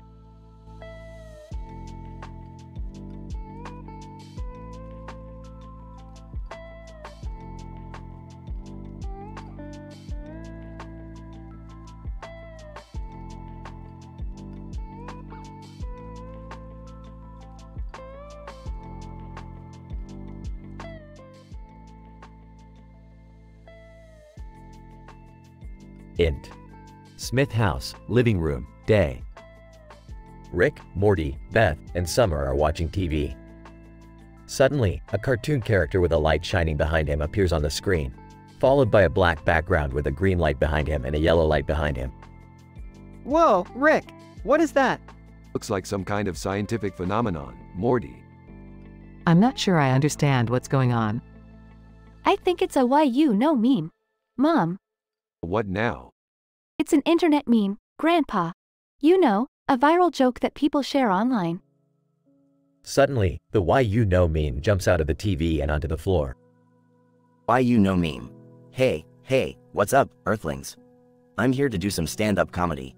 Well, this should be interesting. Why you know meme. So, how many atoms does it take to make a molecule? Silence. Why you know meme. Come on, guys, it's a simple question. Don't make me feel small.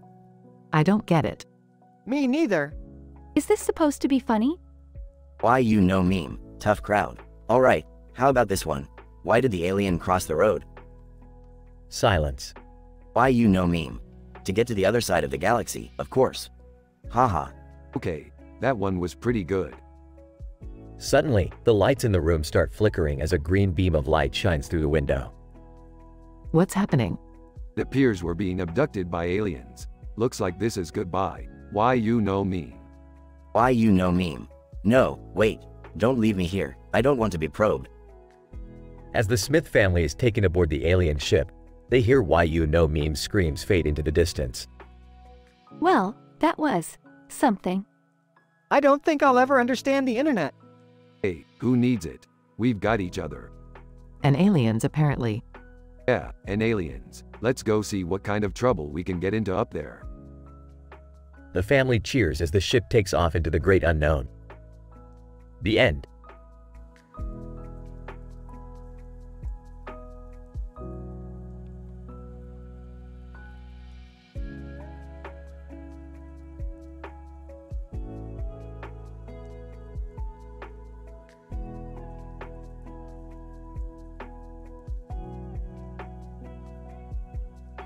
Good evening, family. I have discovered a highly interesting anomaly in this particular universe. As you can see on the TV screen, there are a group of people in a room with a TV screen and a group of people in the background with a green hat. Whoa, that's weird. What do you think it means, Rick? Yeah, can someone explain what's going on? Oh God, not this again. Simple, Jerry. The green hats signify a mystery collective with a clear motive to disrupt society. Billie Eilish's music is the key to unlocking their plan. Wait, Billie Eilish? You mean the singer? Okay, Rick. You're going off the deep end now. Can we please just watch something normal for once? Nonsense, Jerry. We need to find the cryptic serial killer who is attempting to create a karate cult. Are you serious? Rick, I think it's time for you to take a break and let's bake some cookies instead. No time for baking, Beth. The fate of the universe is at stake. I agree with Beth. Let's just relax and bake some cookies. Yeah, I could use a break from all this craziness. Fine, fine. Let's bake some cookies. But mark my words, the green hats will return. Sarcastically, can't wait. Chuckles, yeah, can't wait. End scene.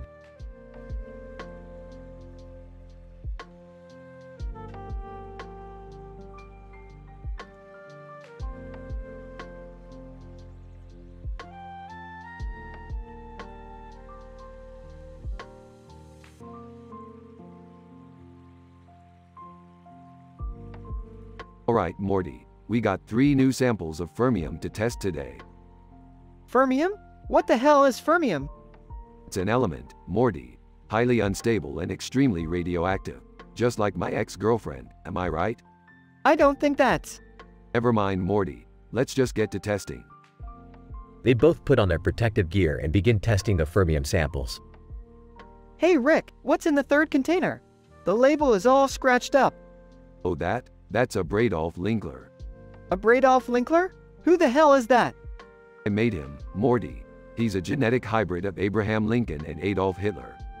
That's insane, Rick. Why the hell would you make something like that? For science, Morty, for science. A Bradolf Linkler suddenly breaks out of the container and starts attacking Rick and Morty. Bradolf Linkler, I will destroy all of you, Morty. And you too, you old bastard. Rick, what do we do? Quick, Morty, give me that fermium sample. Morty hands Rick the fermium sample and Rick throws it at a Bradolf Linkler. The impact causes a giant explosion. Morty and Rick wake up in a hospital. What the hell happened, Rick? He caused a fermium explosion, Morty. But don't worry, we're both fine. Morty looks over and sees a Bradolf Linkler's head on a nearby tray. What about a Bradolf Linkler? Hey, I'll just make another one. Morty shakes his head in disbelief as the episode ends.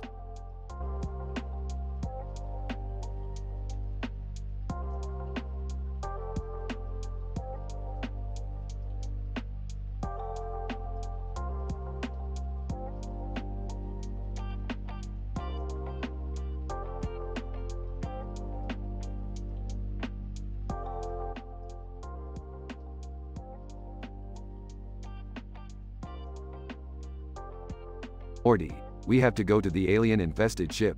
There's a screenwriter there who needs our help. The alien-infested ship? That place is crazy, Rick.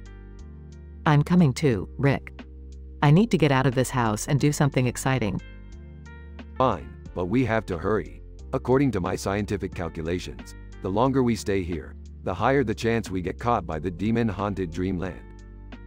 What about that dragon with glowing eyes in the sky? It's freaking me out. No worries, Morty. That's just a holographic projection created by the architect. It's part of the simulation. Simulation? What do you mean, Rick? According to my extensive research, our entire reality is just a highly advanced simulation created by an unknown entity. Wait, what?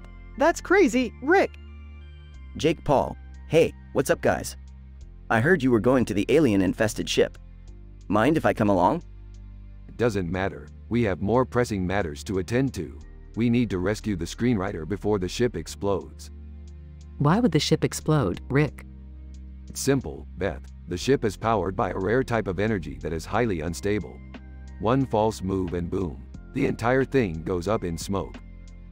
Great, just what we need. Another dangerous adventure. Screenwriter, thank goodness you guys made it. I'm the screenwriter for this show and I need your help with the script. What's the problem? Screenwriter, I can't come up with any good jokes for this episode. That's it? That's why we risked our lives to come here. Screenwriter, hey, comedy is no joke, Beth. But what about the dragon in the sky?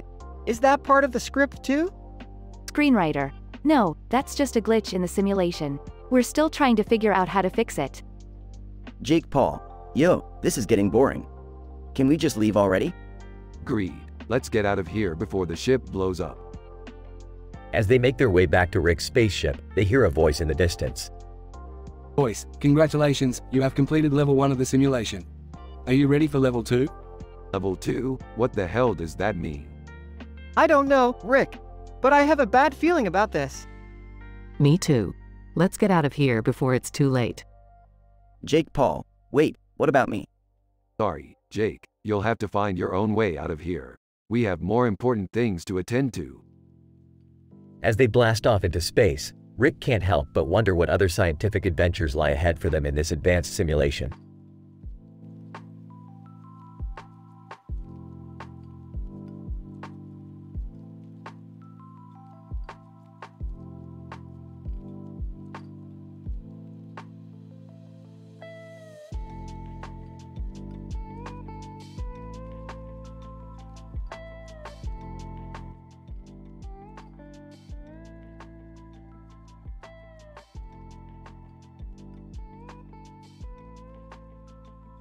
Note, as a language model AI, I cannot generate inappropriate or NSFW content. So, I will create the scientific description of the given scene. Title: The Cerium Gin Complex Formation at the Mountain Site. Characters: John, main character. Professor Smith, John's supervisor. Dr. Chen, Cerium expert. Mr. Lee, Jin Chinese expert. Ninja team, 4 members. Setting: a mountain site with a sky background and a giant rock. Scene 1. John, wearing a green suit, holds a sword in front of the mountain while the ninja team and the scientists gather around him. John. So, this is where we are supposed to find the Cerium Gin Complex, right?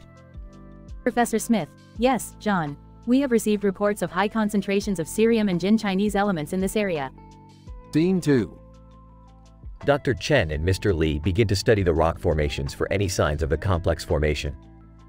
Dr. Chen, the rock formations here suggest a high probability of Cerium Gin Complex formation.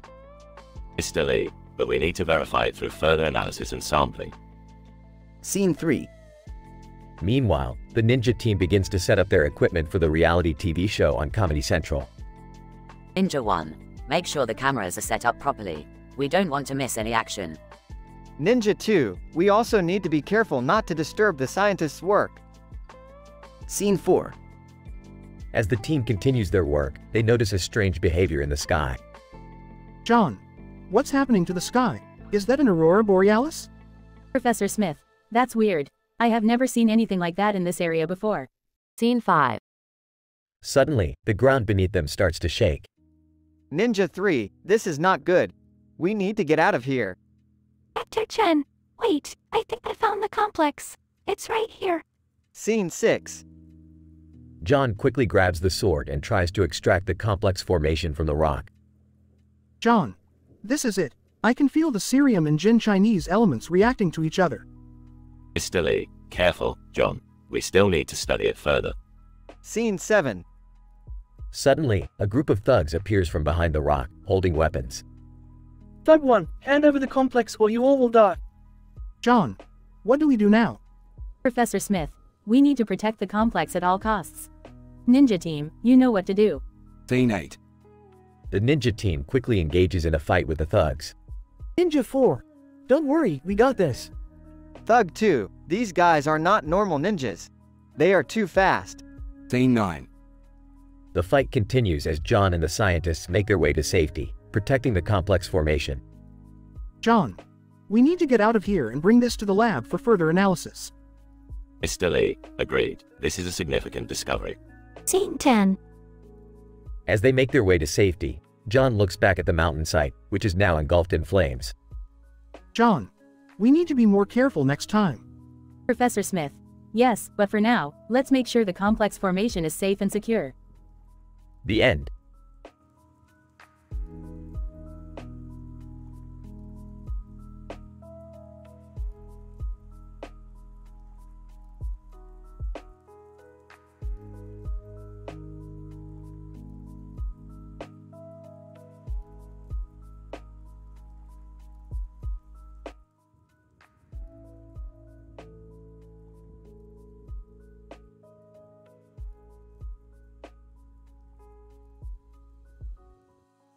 Scene: Rick's secret lab. Morty, hand me that neutron destabilizer. Rick, who's that woman over there? Dad, who is she? Oh, that's just Blog. She's my, secret wife. You're what? Haha, Rick's got a secret wife.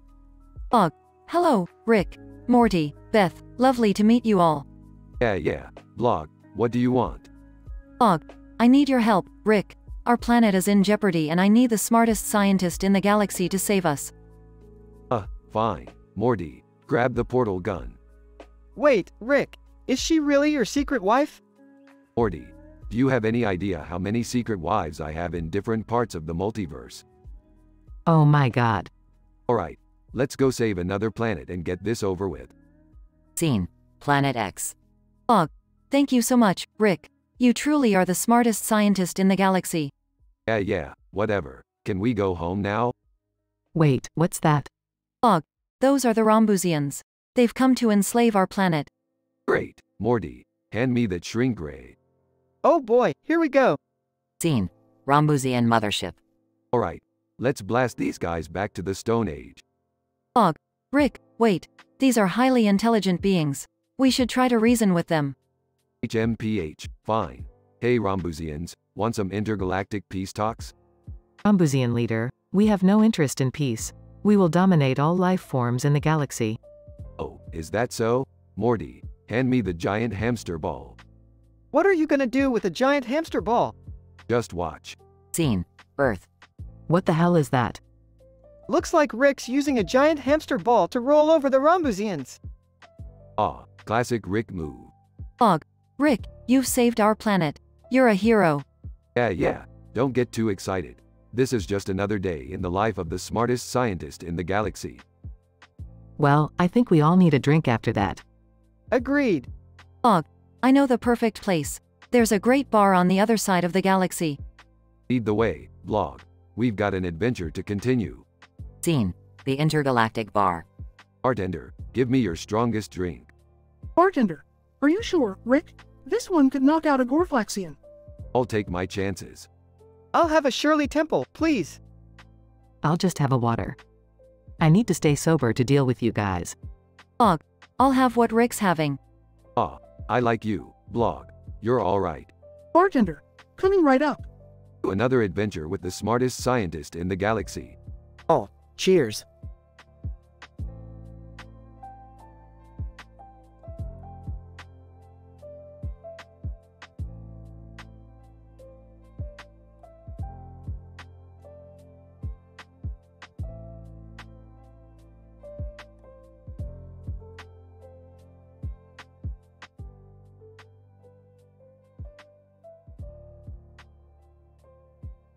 Alright, Morty. Today we're headed to Jupiter to study the atmospheric properties of its gaseous moons. Cool, Rick. What kind of equipment will we need? Hey guys, what are you up to? Nothing of concern to you, Jerry. Go back to your meaningless existence. Oh, okay. Mumbling, I was just curious. Hey, what's that over there? They see a man in a suit with a dinosaur head and wings on his head, standing in front of a city. That's peculiar. Morty, scan the area for any signs of temporal anomalies. Got it. Rick, I'm detecting a rift in the space-time continuum. What does that even mean? Shut up, Jerry. We might be in danger here. They all get sucked into the rift and appear on an alien planet. Announcer, welcome to Selenium. Jerry, you have been chosen as the contestant for our alien dating show. What? Why me? Announcer, you possess the genetic traits our queen is seeking for her offspring. This is making me uncomfortable. Rick, we need to get out of here like now. Hold on, Morty. I'm analyzing the situation. It seems we have stumbled upon a portal to the Nox galaxy, the same one from Stargate SG-1. I don't watch that show. Of course you don't, Jerry. You barely understand the concept of basic physics. Announcer, Jerry, are you ready to meet your potential mate? I don't think this is a good idea. Marie Barone, from Everybody Loves Raymond, speaking through the Queen. Hello, Jerry. I have been eagerly awaiting our encounter. Marie Barone, is that you? Marie Barone, through the Queen. Yes, Jerry, it is I. Oh boy, this just got even more complicated. Queen, Marie Barone, the Intergalactic Council will hear about this. Guards, seize them. They all run and escape back to their own dimension. That was insane. I need a drink. Rick, did you learn anything from our Jupiter mission? Oh, right. It turns out Jupiter's moons have a unique chemical composition that could be used to create an infinite energy source. Can I go home now? Sure, Jerry. Go be useless somewhere else. Sighs in relief, finally.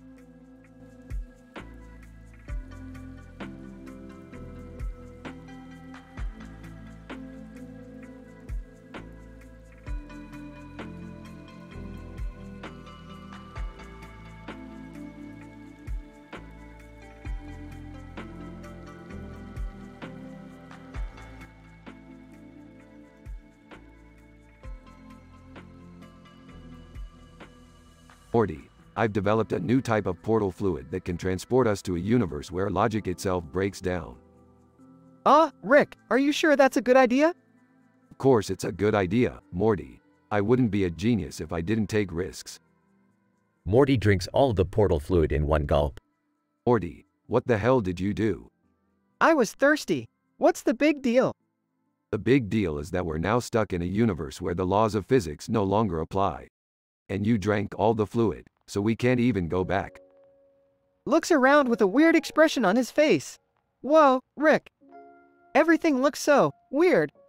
That's because we're now in a universe where spaghetti can talk and dogs can fly. This is your fault, Morty. Laughs hysterically. This is amazing, Rick. Let's go explore.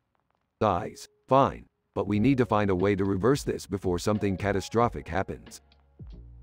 A giant chicken wearing a top hat approaches them. Chicken.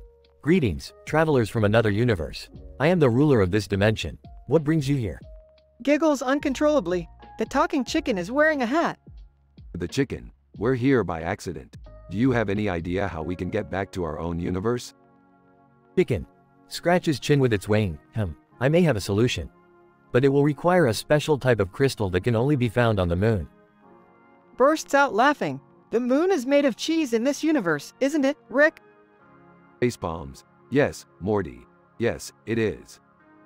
They construct a rocket ship made of spaghetti and launch to the moon. Rick, this is insane. This ship is melting. Calmly. Don't worry, Morty. I've applied a specialized polymer that can withstand the heat of boiling spaghetti. They land on the moon and find the crystal. Picks up the crystal. Rick, we did it. We can go home. Smirks. Not so fast, Morty. I kind of like this universe. Upset. What? But we have to go back. Laughs. Relax, Morty. I built a backup portal device before we left. They use the backup portal device and return to their own universe. Exhausted. That was crazy, Rick. I don't think I can handle any more of that. Smiling. Don't worry, Morty. I've got a whole list of other weird universes we can explore. Winks at Morty. Groans. Oh boy, here we go again.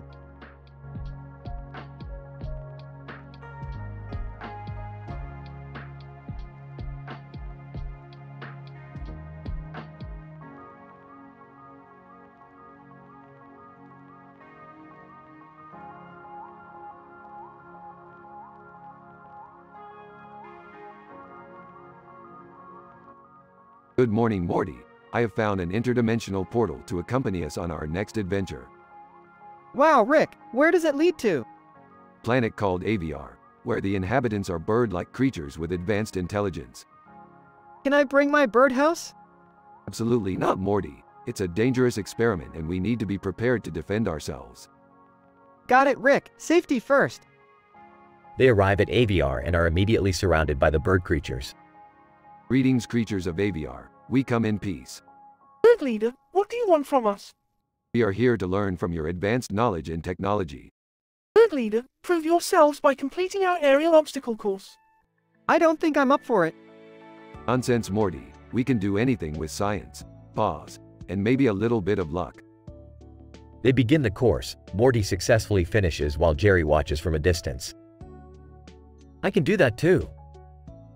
Jerry jumps off the roof and lands on a trampoline, but misses the target and lands on his back. Ow, my back! Rick and Morty successfully complete the course and are granted access to the bird creatures' laboratories. Morty, look at all these scientific discoveries. This is like a wet dream for academia. Rick, I don't think that's the correct terminology. Whatever, Morty. look at this bird creature's PhD dissertation on the physics of flight. Reading the dissertation. Wow, Rick, this is amazing. I could never do anything on this level. Morty, don't sell yourself short. Remember, science is all about experimentation and failure.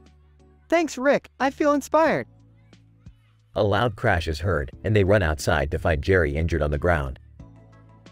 Groaning, help me, I think I broke something. Jerry, what did I tell you about trying to copy us? You don't have the scientific knowledge or physical capabilities. Yeah, Jerry, you're lucky you're not a bird, or you would have fallen to your death. Gritting his teeth, thanks for the reminder, Morty. Rick picks up Jerry and they leave AVR, ending the adventure. End of episode.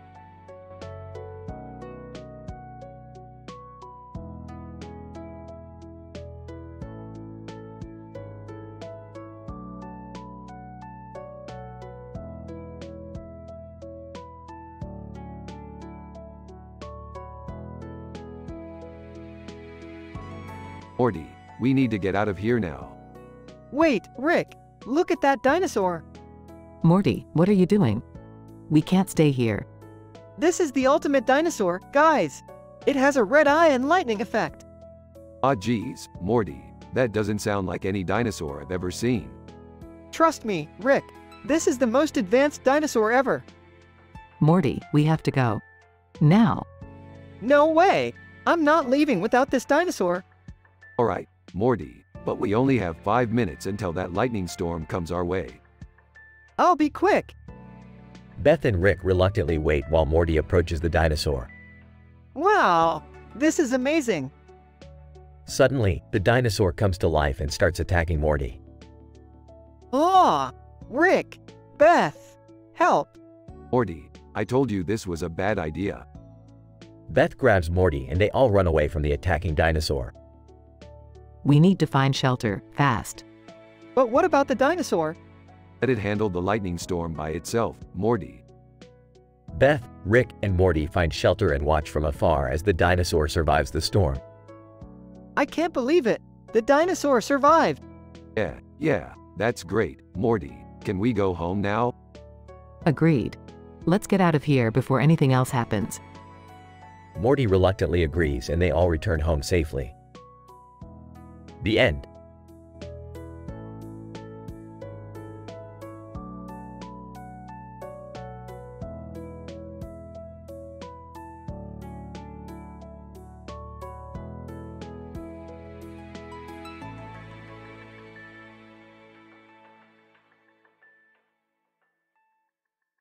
Morty, I've detected a reading on the Jerry Idiot scale in our immediate vicinity. Oh no, not again. What do we do, Rick? Hey guys, check it out. I've been practicing my TikTok dances and I think I finally got it. Watch me whip. Oh God, this can't be good. Jerry, be careful. You're getting too close to that fire. I'm picking up radioactive particles from that fire. You might want to steer clear of it, Jerry. I got this, Rick. Nothing can stop me now. Watch me nay. Meanwhile, a man in a suit is dancing in front of the fire with a hose in his hand and a house on fire in the background. Man in suit.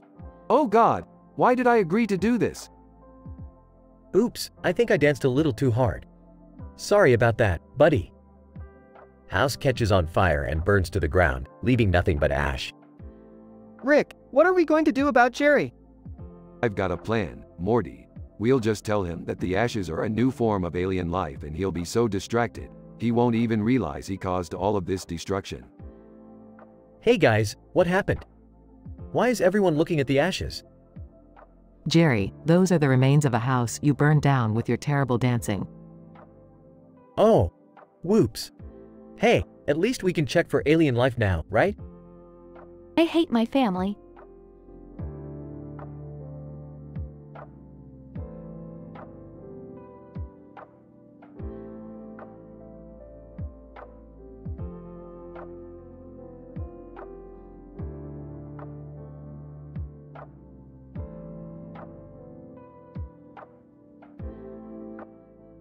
Morty, I've discovered an infinitesimal particle that can exponentially increase the power of your toy. Geez, Rick, that sounds dangerous.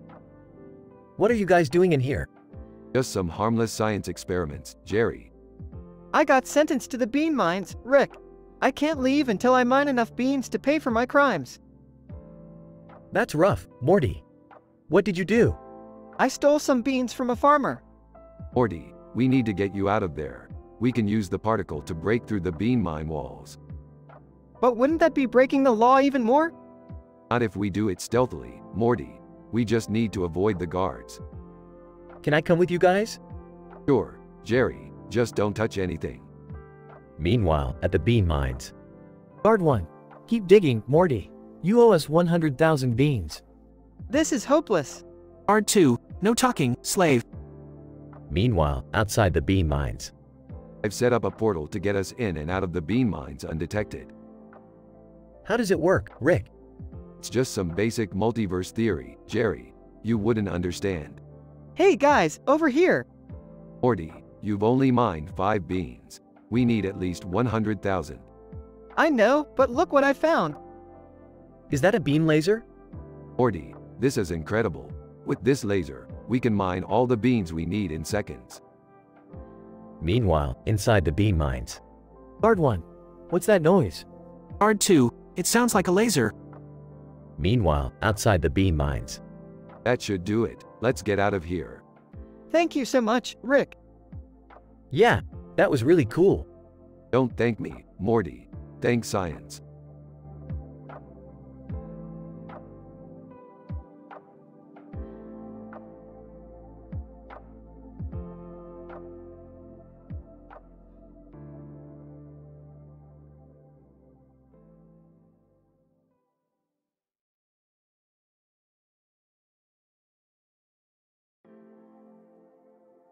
Morty, what are you doing there with that archaic 20-sided dice?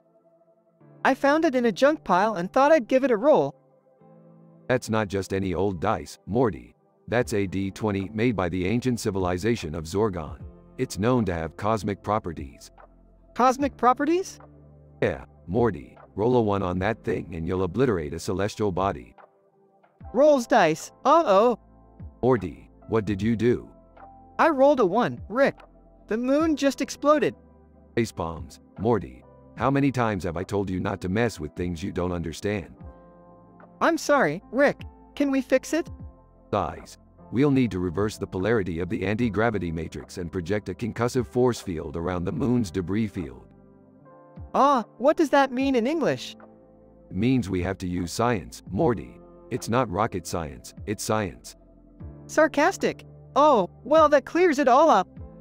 Alright, let's get to work. They start working and the debris field is starting to reform into a new moon. Hey Rick, what if I rolled a 20? Morty, if you rolled a 20 on that dice, you'd destroy the entire universe. Skeptical, really? No, Morty, not really. But it would create a plot hole the size of a black hole. Confused, huh? Just roll the darn dice, Morty. Let's see what happens. Rolls dice and it lands on 20. Holy sh*T, Morty.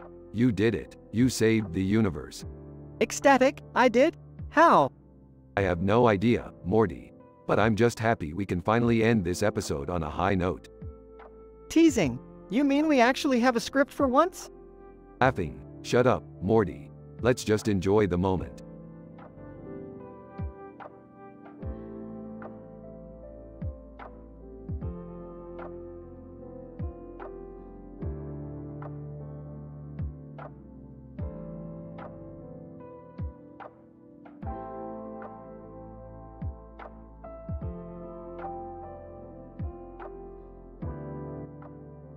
Rick, Morty, and Summer are in Rick's lab.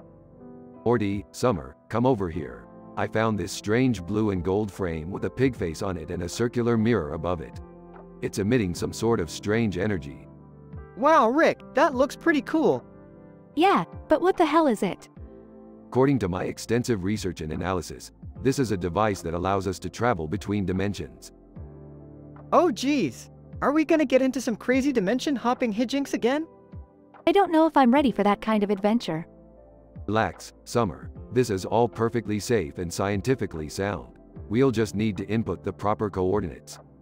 And how do we do that? Simple. We just need to use the ovaries of a terbium-based creature and combine it with some bloopers from a parallel universe. Piece of cake. Wait, what? That sounds disgusting. And the bloopers part sounds like a recipe for disaster. Nonsense. Trust me, I'm a scientist. Now let's get to work. The trio gathers the necessary ingredients and begins working on the device. Hey Rick, what if something goes wrong? What if we create some sort of interdimensional catastrophe? Morty, if we don't take risks, we'll never make progress. Now hand me the bloopers. As they work, the device begins to emit a bright light and strange noises. Rick, I don't think this looks good. Don't panic, Summer. We just need to make a few adjustments. Suddenly, the device explodes and sends them flying across the room. Oh man, that was insane. Rick, what the hell happened? I think we may have miscalculated the terbium to blooper ratio. Looks like we're stuck in this dimension for a while. Great, just when I thought our adventures couldn't get any crazier. Well, at least we have each other, right? Yeah, let's just get some pizza or something.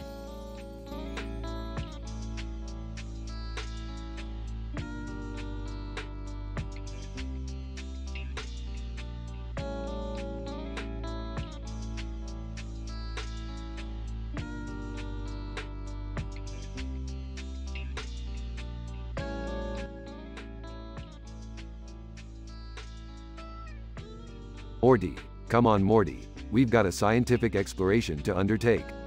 What do you mean, Rick? Where are we going? We're going to investigate the phenomenon of a baby holding an elephant's trunk in a green carpeted area with a green background and a green grass area. What? Trust me Morty, it's groundbreaking research. Okay, but where do we even start with this? We need to analyze the gravitational pull of the baby, the tensile strength of the elephant's trunk, and the photosynthetic properties of the greenery. Photosynthetic? Yeah, Morty, don't you know anything? It's basic scientific terminology. Okay, so what's next? Well, Morty, as luck would have it, we've stumbled upon an old granny who's armed to the teeth and engaged in combat with a dinosaur. Granny, take that, you prehistoric piece of garbage. Dinosaur, roaring. What even is happening right now? We need to assist the granny in taking down the dino, Morty.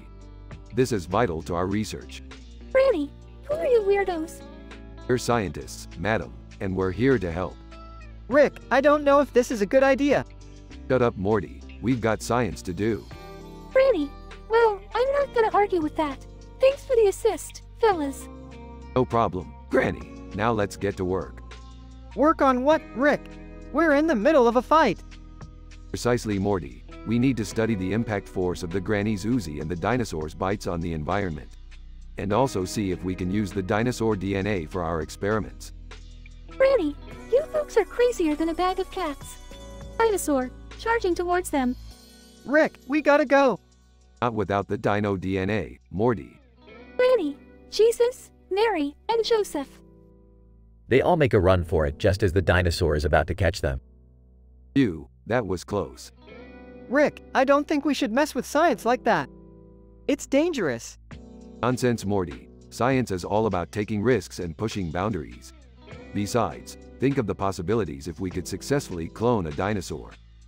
Granny, you folks are nuts. Granny, you ain't seen nothing yet. They all walk off into the sunset, ready for their next scientific adventure.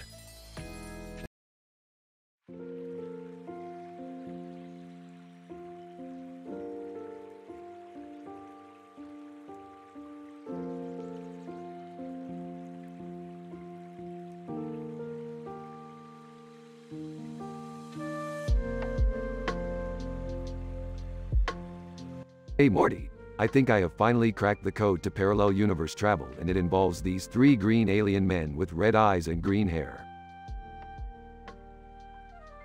Rick, are you sure this doesn't violate any ethical or moral codes? Morty, this is scientific exploration at its finest. Besides, what could go wrong? Famous last words. And what about that orange-eyed guy and green-haired girl over there?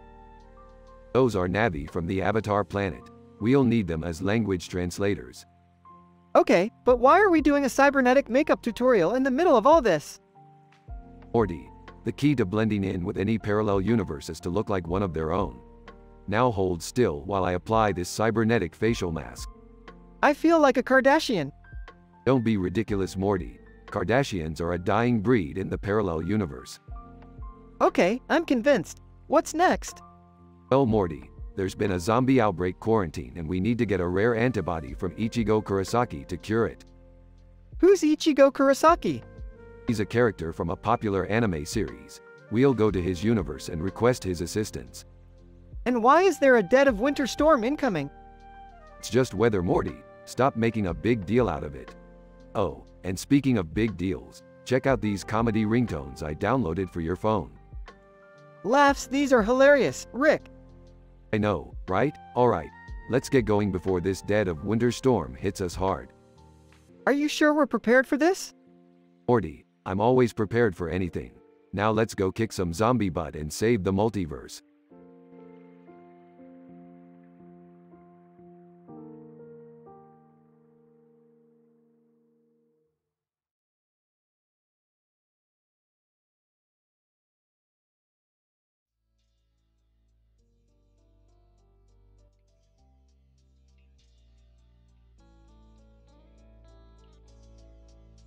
Morty, we've been invited to a dinner party hosted by Jerry and his new girlfriend, Zoe Kravitz.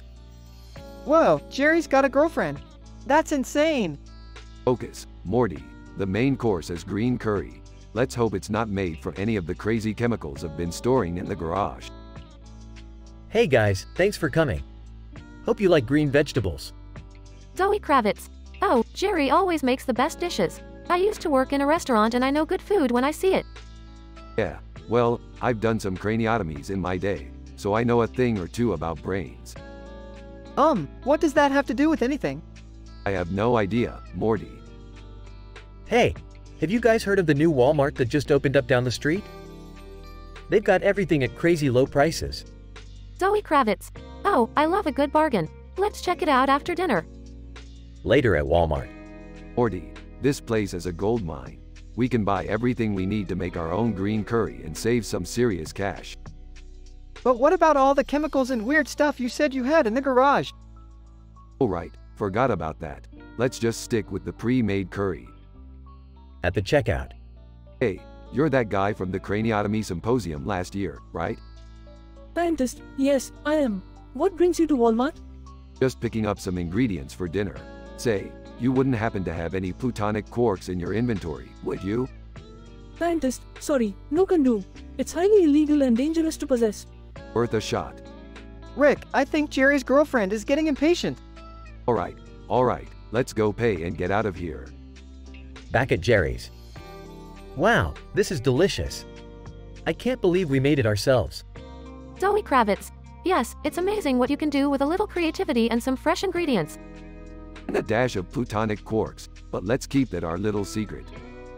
And the fact that we bought it all from Walmart. What? You cheated. Hey, when it comes to cooking, all's fair in love and war. Zoe Kravitz. I'm just glad we had fun and enjoyed a great meal together. Yeah, and hopefully we won't be back at Walmart anytime soon. Speak for yourself, Morty. I've got my eye on a new microscope I saw in the electronics department.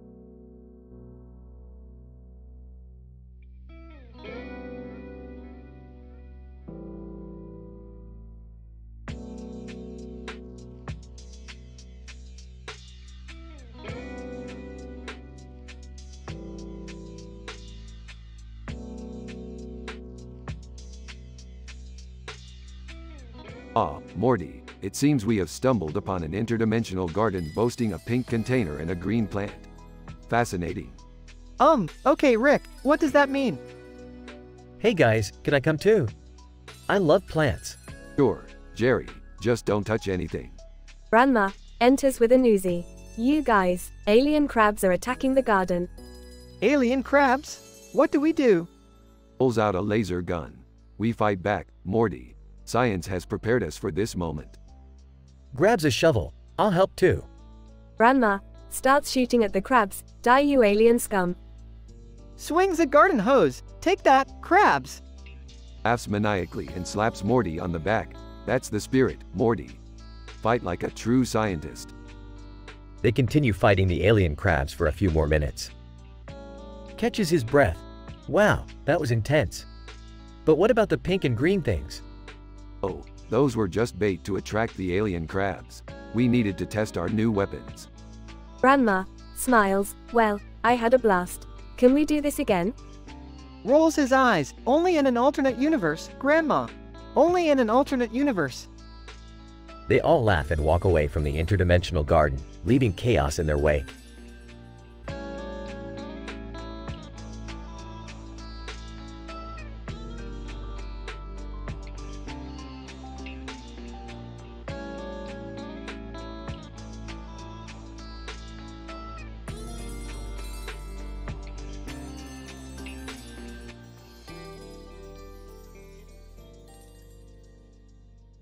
Opening shot. A computer-generated image of a person in a red hat and a blue jacket flying over a hill with a red kite.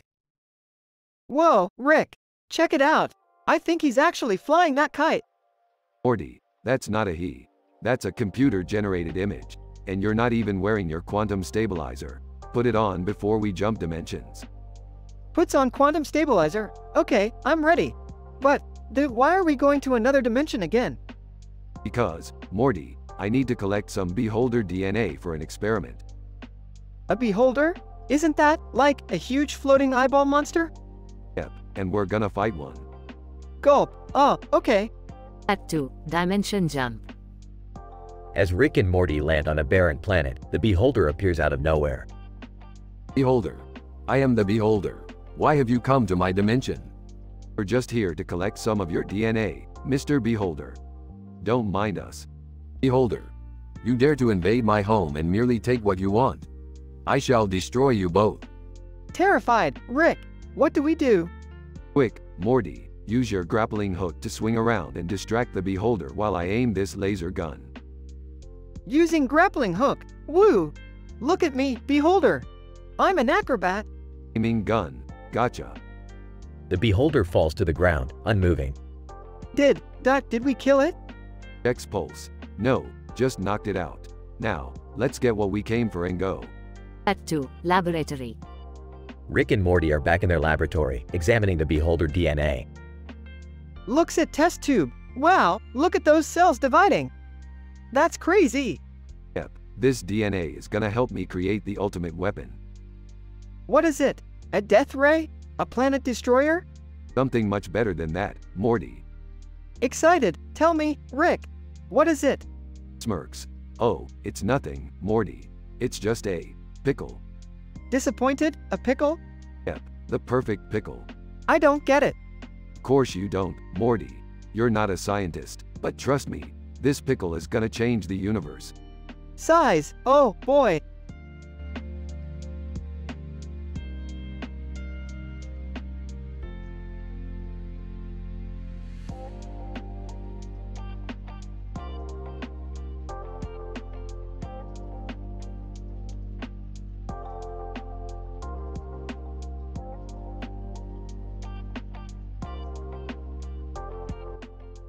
Morty, our portal gun is out of juice. We need to find a new energy source.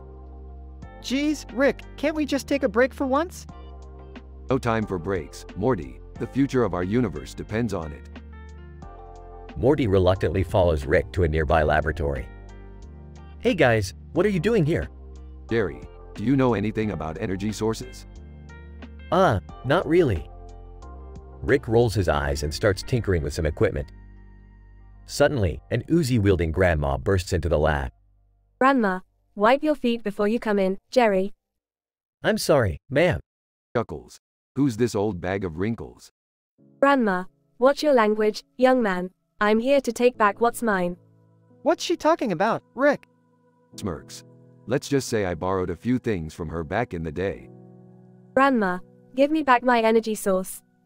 Rick, we can't just steal from this poor lady. Or, she's loaded, Morty. Just look at those pearls.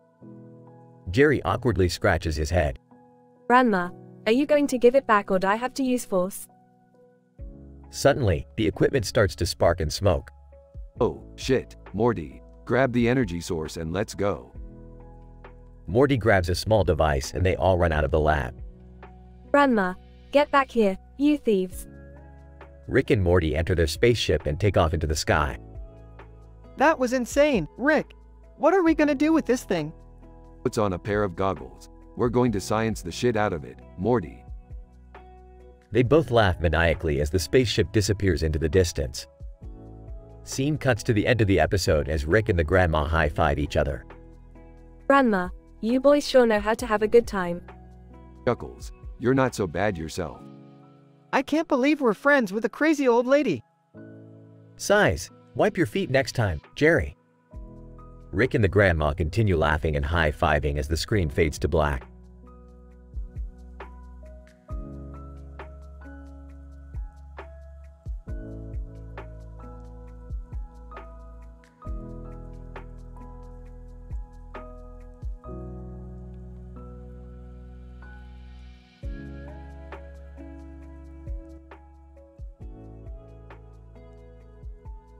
Opening shot. Rick, Morty, and Jerry are standing outside of the Smith house, looking at a small toy train painted in a colorful pattern on the road. Interesting. The quantum physics of this train's color pattern indicate a multi-dimensional origin point. It must have been painted by one of the interdimensional beings we encountered on our travels. Whoa, that's trippy. Can we just get on the road? I want to get to the movie theater on time. Hold your horses, Jerry. We need to investigate further. This could be the key to unlocking the secrets of the universe. Suddenly, a yellow ball appears in the air next to them. Rick, what's going on? It appears we have stumbled into a classic trope of a crossover event. The Oozy Grandmas versus the Sordid Clowns. We need to choose a side. What are you talking about? There are no grandmas or clowns here. Just then, a group of elderly women wielding Uzis and a group of clowns with swords appear and start fighting. Looks like we're in for a wild ride, boys. I don't think I signed up for this. Can we just go to the movie theater now? No, Jerry. We need to fight for our lives and the fate of the universe. As the battle continues, Rick pulls out a device that turns the toy train into a giant robot, and Morty and Jerry climb aboard to defend themselves against the Oozy Grandmas and Sordid Clowns.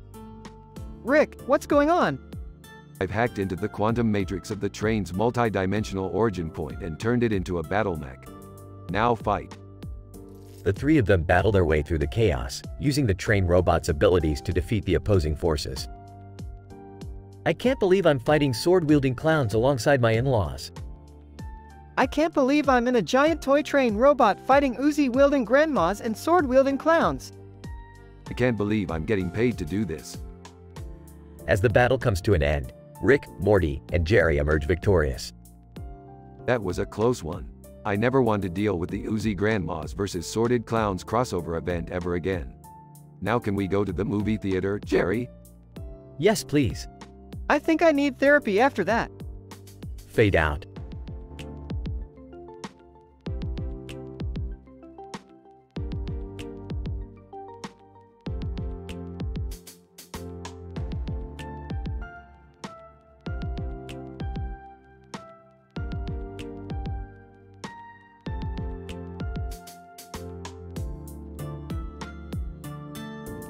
Morty, prepare the portal gun. We've got an important mission to do. What mission, Rick? We're going to infiltrate KFC's secret recipe vault. They've been hiding the ingredients for way too long. Dad, you're not going to ruin someone's livelihood just for some fried chicken, are you? Summer, this isn't about the chicken. It's about the science. The world deserves to know the secret formula for the tastiest chicken on Earth. I don't approve of this, Rick. You can't just steal from someone like that. Relax, Beth. We're not stealing, we're borrowing. Meanwhile, at KFC. Employee, sir, there's some strange old lady outside with a gun. Manager, what? Tell her to leave immediately. Outside KFC. Grandma, hey, you two, need some help with that secret recipe mission? Who are you? Grandma, I'm Gertrude, the world's deadliest assassin. Sarcastic. Ooh, impressive. Gertrude, you bet your sweet ass it is. Now, let's burn this chicken joint down. Inside the vault. Whoa, look at all these spices. Morty, focus. We don't have much time. Guys, I think the police are outside. Oh no, we're going to jail. Gertrude, note if I have anything to say about it. Starts shooting Uzi at the police outside. Alright, let's get out of here ASAP. Back in the garage. That was insane, Rick. But what are we gonna do with all this chicken? Don't worry, Morty. We're not going to eat it. We're going to analyze it and create the ultimate fried chicken recipe in the multiverse. I can't believe we almost got arrested for this. And I can't believe we have an assassin grandma as a friend now. Gertrude, you'd be surprised what kind of connections you make in the business. Rick pulls out a cake and starts cutting it. Alright, who wants cake? All grown. Come on, it's not every day we burn down a KFC.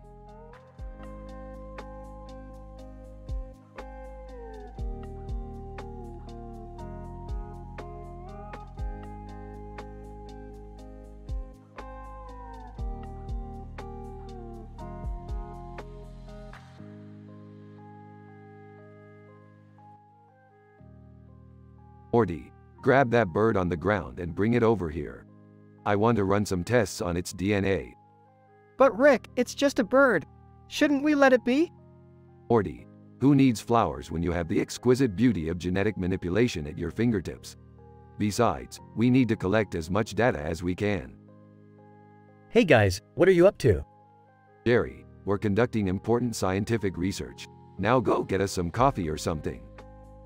Ah, okay. But can I at least watch? Fine, just don't get in the way. Meanwhile, in a nearby park. Uzi Grandma 1. Alright ladies, we need to take out those sordid clowns before they get to the amusement park. Uzi Grandma 2. I've got my sights set on their leader. Let's show them what us grandmas are made of. Back in the flower garden. Rick, I don't like the way this bird is looking at me. It's like it knows what we're doing. Don't be ridiculous, Morty. Birds are dumb animals. Now hold still so we can take a DNA sample. Suddenly, the ground shakes and a loud explosion is heard in the distance. Hey guys, what's going on? It sounds like someone's causing a ruckus. Let's go check it out. They arrive at the amusement park to find the Uzi grandmas and sordid clowns engaged in an all-out battle. Morty, Jerry, stay back. I need to analyze this situation. Rick, I don't think we should get involved. Nonsense, Morty. This is an opportunity for some field testing. The trio joins in the fray, with Rick using his scientific know-how to create makeshift weapons from the surrounding debris. Uzi Grandma 1. Who are these kids? Sordid clown leader. I don't know, but they're surprisingly effective. Back to the circus tent, we need to regroup. As the dust settles, the trio stands victorious and covered in clown makeup. Well, that was unexpected. Science waits for no one, Jerry. Now let's get back to the lab and analyze that bird DNA.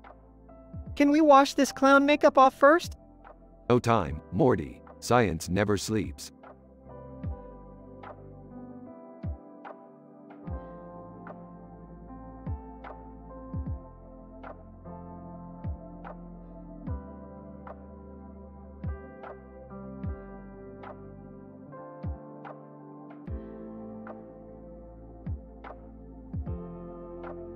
Morty, we have a nanobot swarm crisis on our hands.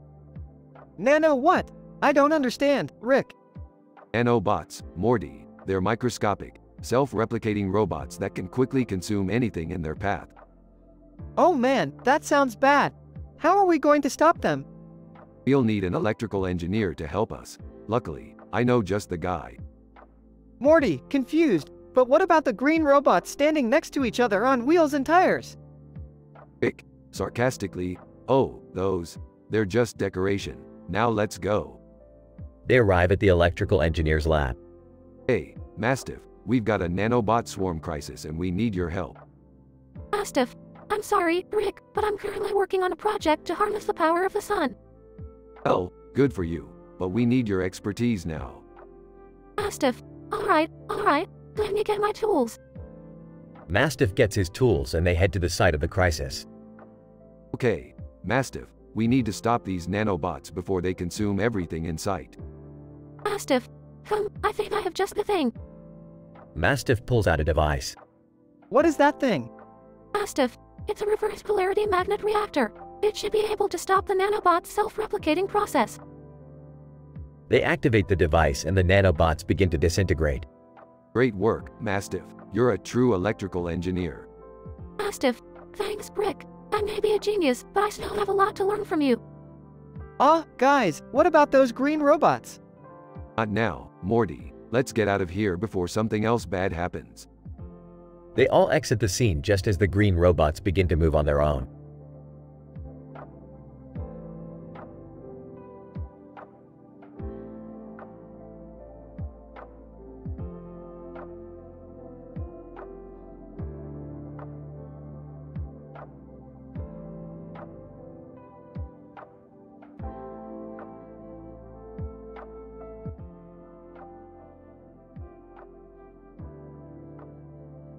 Alright, Morty. Buckle up because we're going to a futuristic space station with a large amount of lights and a large amount of objects in the background. Wow, Rick, this is amazing. Look at all these gadgets and gizmos. Yeah, Morty, but don't get distracted by all the flashy lights. We're here because we have an important mission. What is it, Rick? There's an alien infestation nightmare on this station and we have to get rid of it before it spreads. Whoa, that sounds dangerous. It is, Morty. That's why we have to be very scientific about it. We need to use every tool at our disposal to exterminate these creatures. What tools do we have, Rick? Well, Morty, luckily for us, I brought my trusty sonic blaster and my dimension-hopping portal gun. Excitedly, whoa, Rick! Can I use the sonic blaster? Sarcastically, sure, Morty, because that's exactly what a public relations specialist would recommend. Huh. Guys, never mind, Morty, just stick to the plan. We're going to split up and search for the source of the infestation. Nervously, wait, what's the plan again? Irritated, the plan, Morty, is to search for the source of the infestation. Embarrassed. Oh, right, sorry, Rick. Calmly, it's alright, Morty, just stay focused. We don't want to end up like those poor souls over there. Shocked. Oh my god, what happened to them? Matter-of-factly, they got too close to the infected area and were taken over by the aliens. Now they're mindless drones, wandering the station in search of new victims. Terrified. Rick, what do we do? Confidently, we have to move fast and stay alert.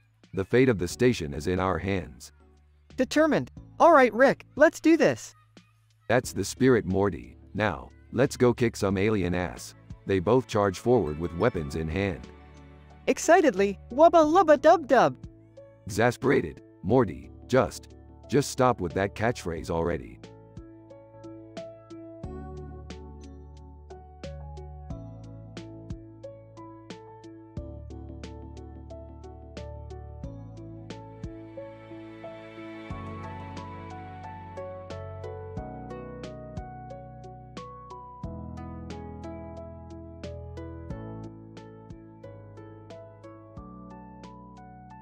Morty, grab your lab coat. We're going to witness an advanced cyborg revolution today. Whoa, cool. Will it be dangerous? Of course, that's why I brought you. Now, let's go. Scene. They arrive at a laboratory filled with cats with glowing eyes and a robot head on their back, with a camera in front of them. Look at those advanced cyborgs, Morty. They're using the latest technology for their Paw Patrol missions. Rick, I don't think those are cyborgs. Nonsense. They're clearly the result of some advanced genetic engineering. Suddenly, the cats turn their cameras towards Rick and Morty. Cat number 1. Attention, humans. You have trespassed on our laboratory. Cat number 2, you must be eliminated. Morty, quick, use the UFO uterine uproar device to send these cats back to space. What? I don't know how to use that. Just press the red button, Morty. Morty presses the button and the cats disappear. That was close. Now, let's get out of here before. Suddenly, Noah Centineo appears on screen. Noah Centineo. Hey, guys. I'm Noah Centineo. Do you want to hear a joke? Not you again. Who's Noah Centineo? No one important, Morty. Let's just get out of here. Scene. Jerry is in a universe where he's suddenly a sex symbol. Wow, this is amazing. Everyone loves me here. 2 robots suddenly approach him. Robot number 1. Oh, Jerry, you're so sexy. Robot number 2. Let's make out. Ah! Get away from me. Dean, Rick and Morty are in the spaceship, trying to escape from the advanced cyborg cats. Rick, what do we do now? Don't worry, Morty, I have a plan. Dean, Rick presses a button and the spacecraft transforms into a giant laser gun. Say hello to my little friend. They shoot the laser gun and destroy the laboratory. And that's how we solve problems, Morty, through excessive violence. I don't know if that's a good lesson, Rick. Relax, Morty, it's just science.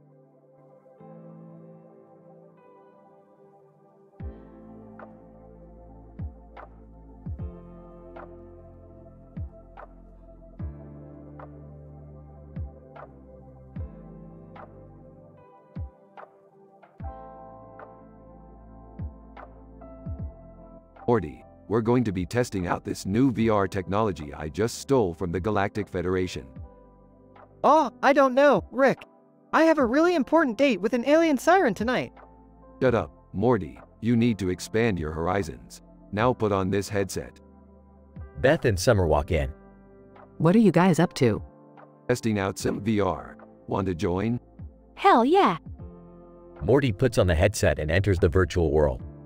Wow, this is amazing. A futuristic-looking room with a neon light and a neon green neon light on the ceiling appears. A cartoon character is on the floor. Whoa, what is this place? Siren, hello, Morty. I'm your date for the evening. Oh, hi. Siren, let's have some fun. Morty and the siren start dancing. Beth, I don't feel so good. What's wrong? I think the VR is corrupting my brain. Suddenly, the virtual world starts glitching and turning into a horror show. This is so cool. Help me, Rick. I'm trying, Morty. Just hold on. Suddenly, the VR glitches again and Morty is back in the neon room. What the hell just happened? Siren, you passed the VR test. Congratulations, Morty. That was a test. I don't think I'll ever be the same. Are you guys done now?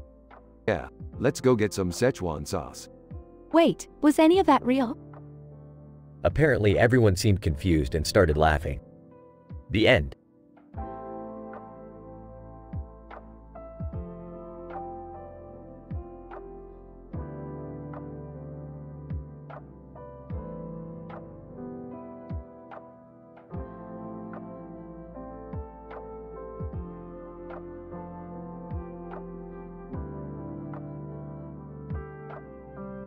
Alright, Morty. Buckle up because we're jumping into a quantum quark quandary. What does that even mean, Rick? It means we're about to explore the very foundation of reality, Morty. The building blocks that make up our universe. Dad, what are you guys doing? We're conducting a scientific experiment, Beth. Trying to unlock the mysteries of the universe. Hey, did you guys see that green background with a cross on it? Yeah, what was up with that?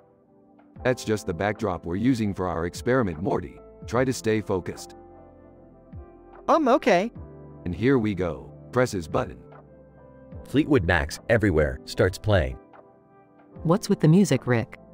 I thought it would make the experiment more fun. And hey, who doesn't love a little Fleetwood Mac?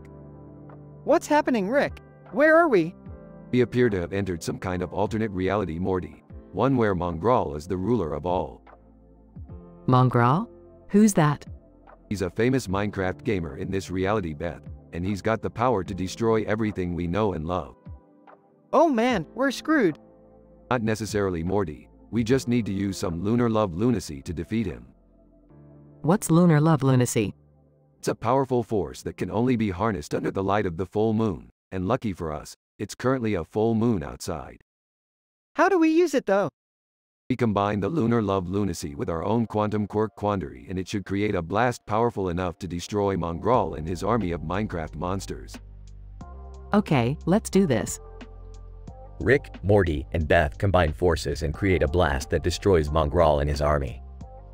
Yes, victory is ours. That was crazy, Rick. I don't think my brain can handle all that science. Agreed. Let's get out of this reality before anything else happens. Good idea. Everyone hold on tight. Press his button.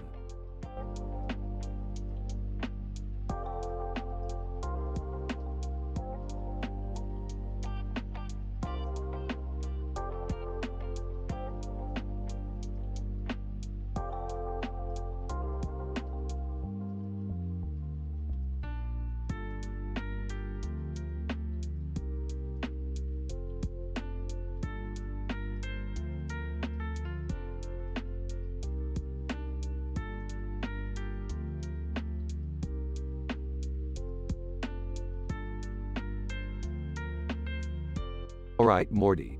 Buckle up for a journey through the wonders of human social behavior. We're going to a romantic trivia night. What's that? Hey guys, I heard you're going to romantic trivia night.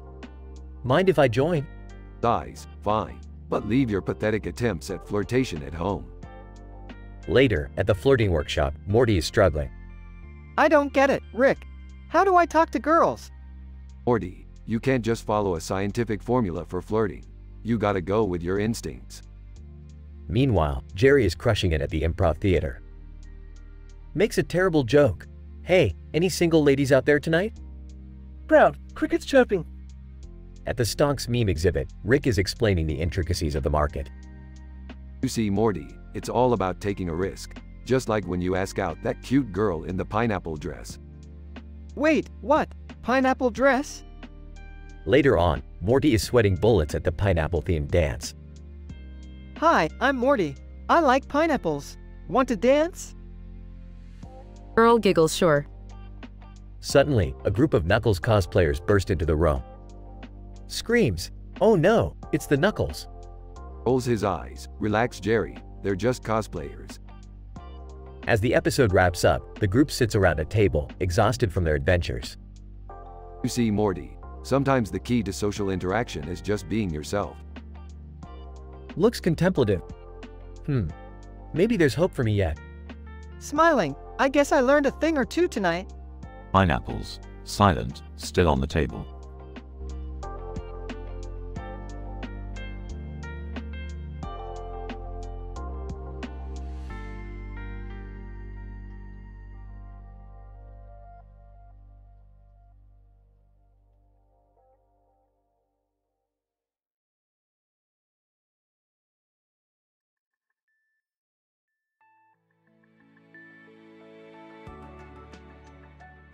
Scene: Rick's laboratory.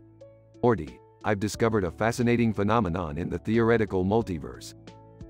What's that, Rick? It involves a cartoon picture of a blue object with yellow eyes and a black object with a yellow face on it, known as abdomen. That's it? Don't be an ignoramus, Morty. Abdomen is a rare mimetic entity that has the power to control minds through its hypnotic gaze. It's crucial that we study it before it falls into the wrong hands. Oh man, that sounds bad. You're damn right it does.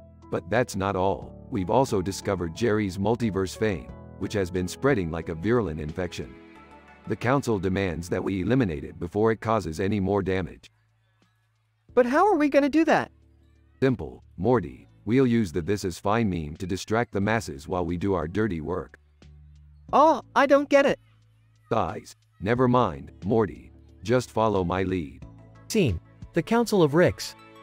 Hello, Ricks. We've identified the source of the multiverse fame epidemic as originating from a dimension known as vampire farm life. We must act fast to contain it before it spreads any further. Council of Ricks. Agreed. Morty, prepare the portal gun. Got it. Scene: vampire farm life. Whispering. Morty, keep your eyes peeled for any signs of abdomen. We can't let it get away. Okay, Rick. Over the intercom. Attention citizens of Vampire Farm Life. This is the Council of Ricks. We've come to neutralize the multiverse fame phenomenon. Please remain calm and cooperate with our agents. Citizen, screaming, oh my god, it's the Ricks. They're here to enslave us. Sighs. Morty, activate the "this is fine" meme. Presses a button. There we go. Citizen, calmly. This is fine. Morty. Good work, Morty. Now let's find abdomen. Spot's abdomen. Rick, I think I found it. Excellent, Morty. Now let's extract its hypnotic powers for further study. Abdomen. Hypnotically. Obey abdomen. Puts on a mind-controlled helmet. You think you can control me, abdomen? Think again. Laughs. Takes off the helmet, and with that, the threat of abdomen, Jerry's multiverse fame, and vampire farm life is neutralized. Another successful mission for the Council of Ricks.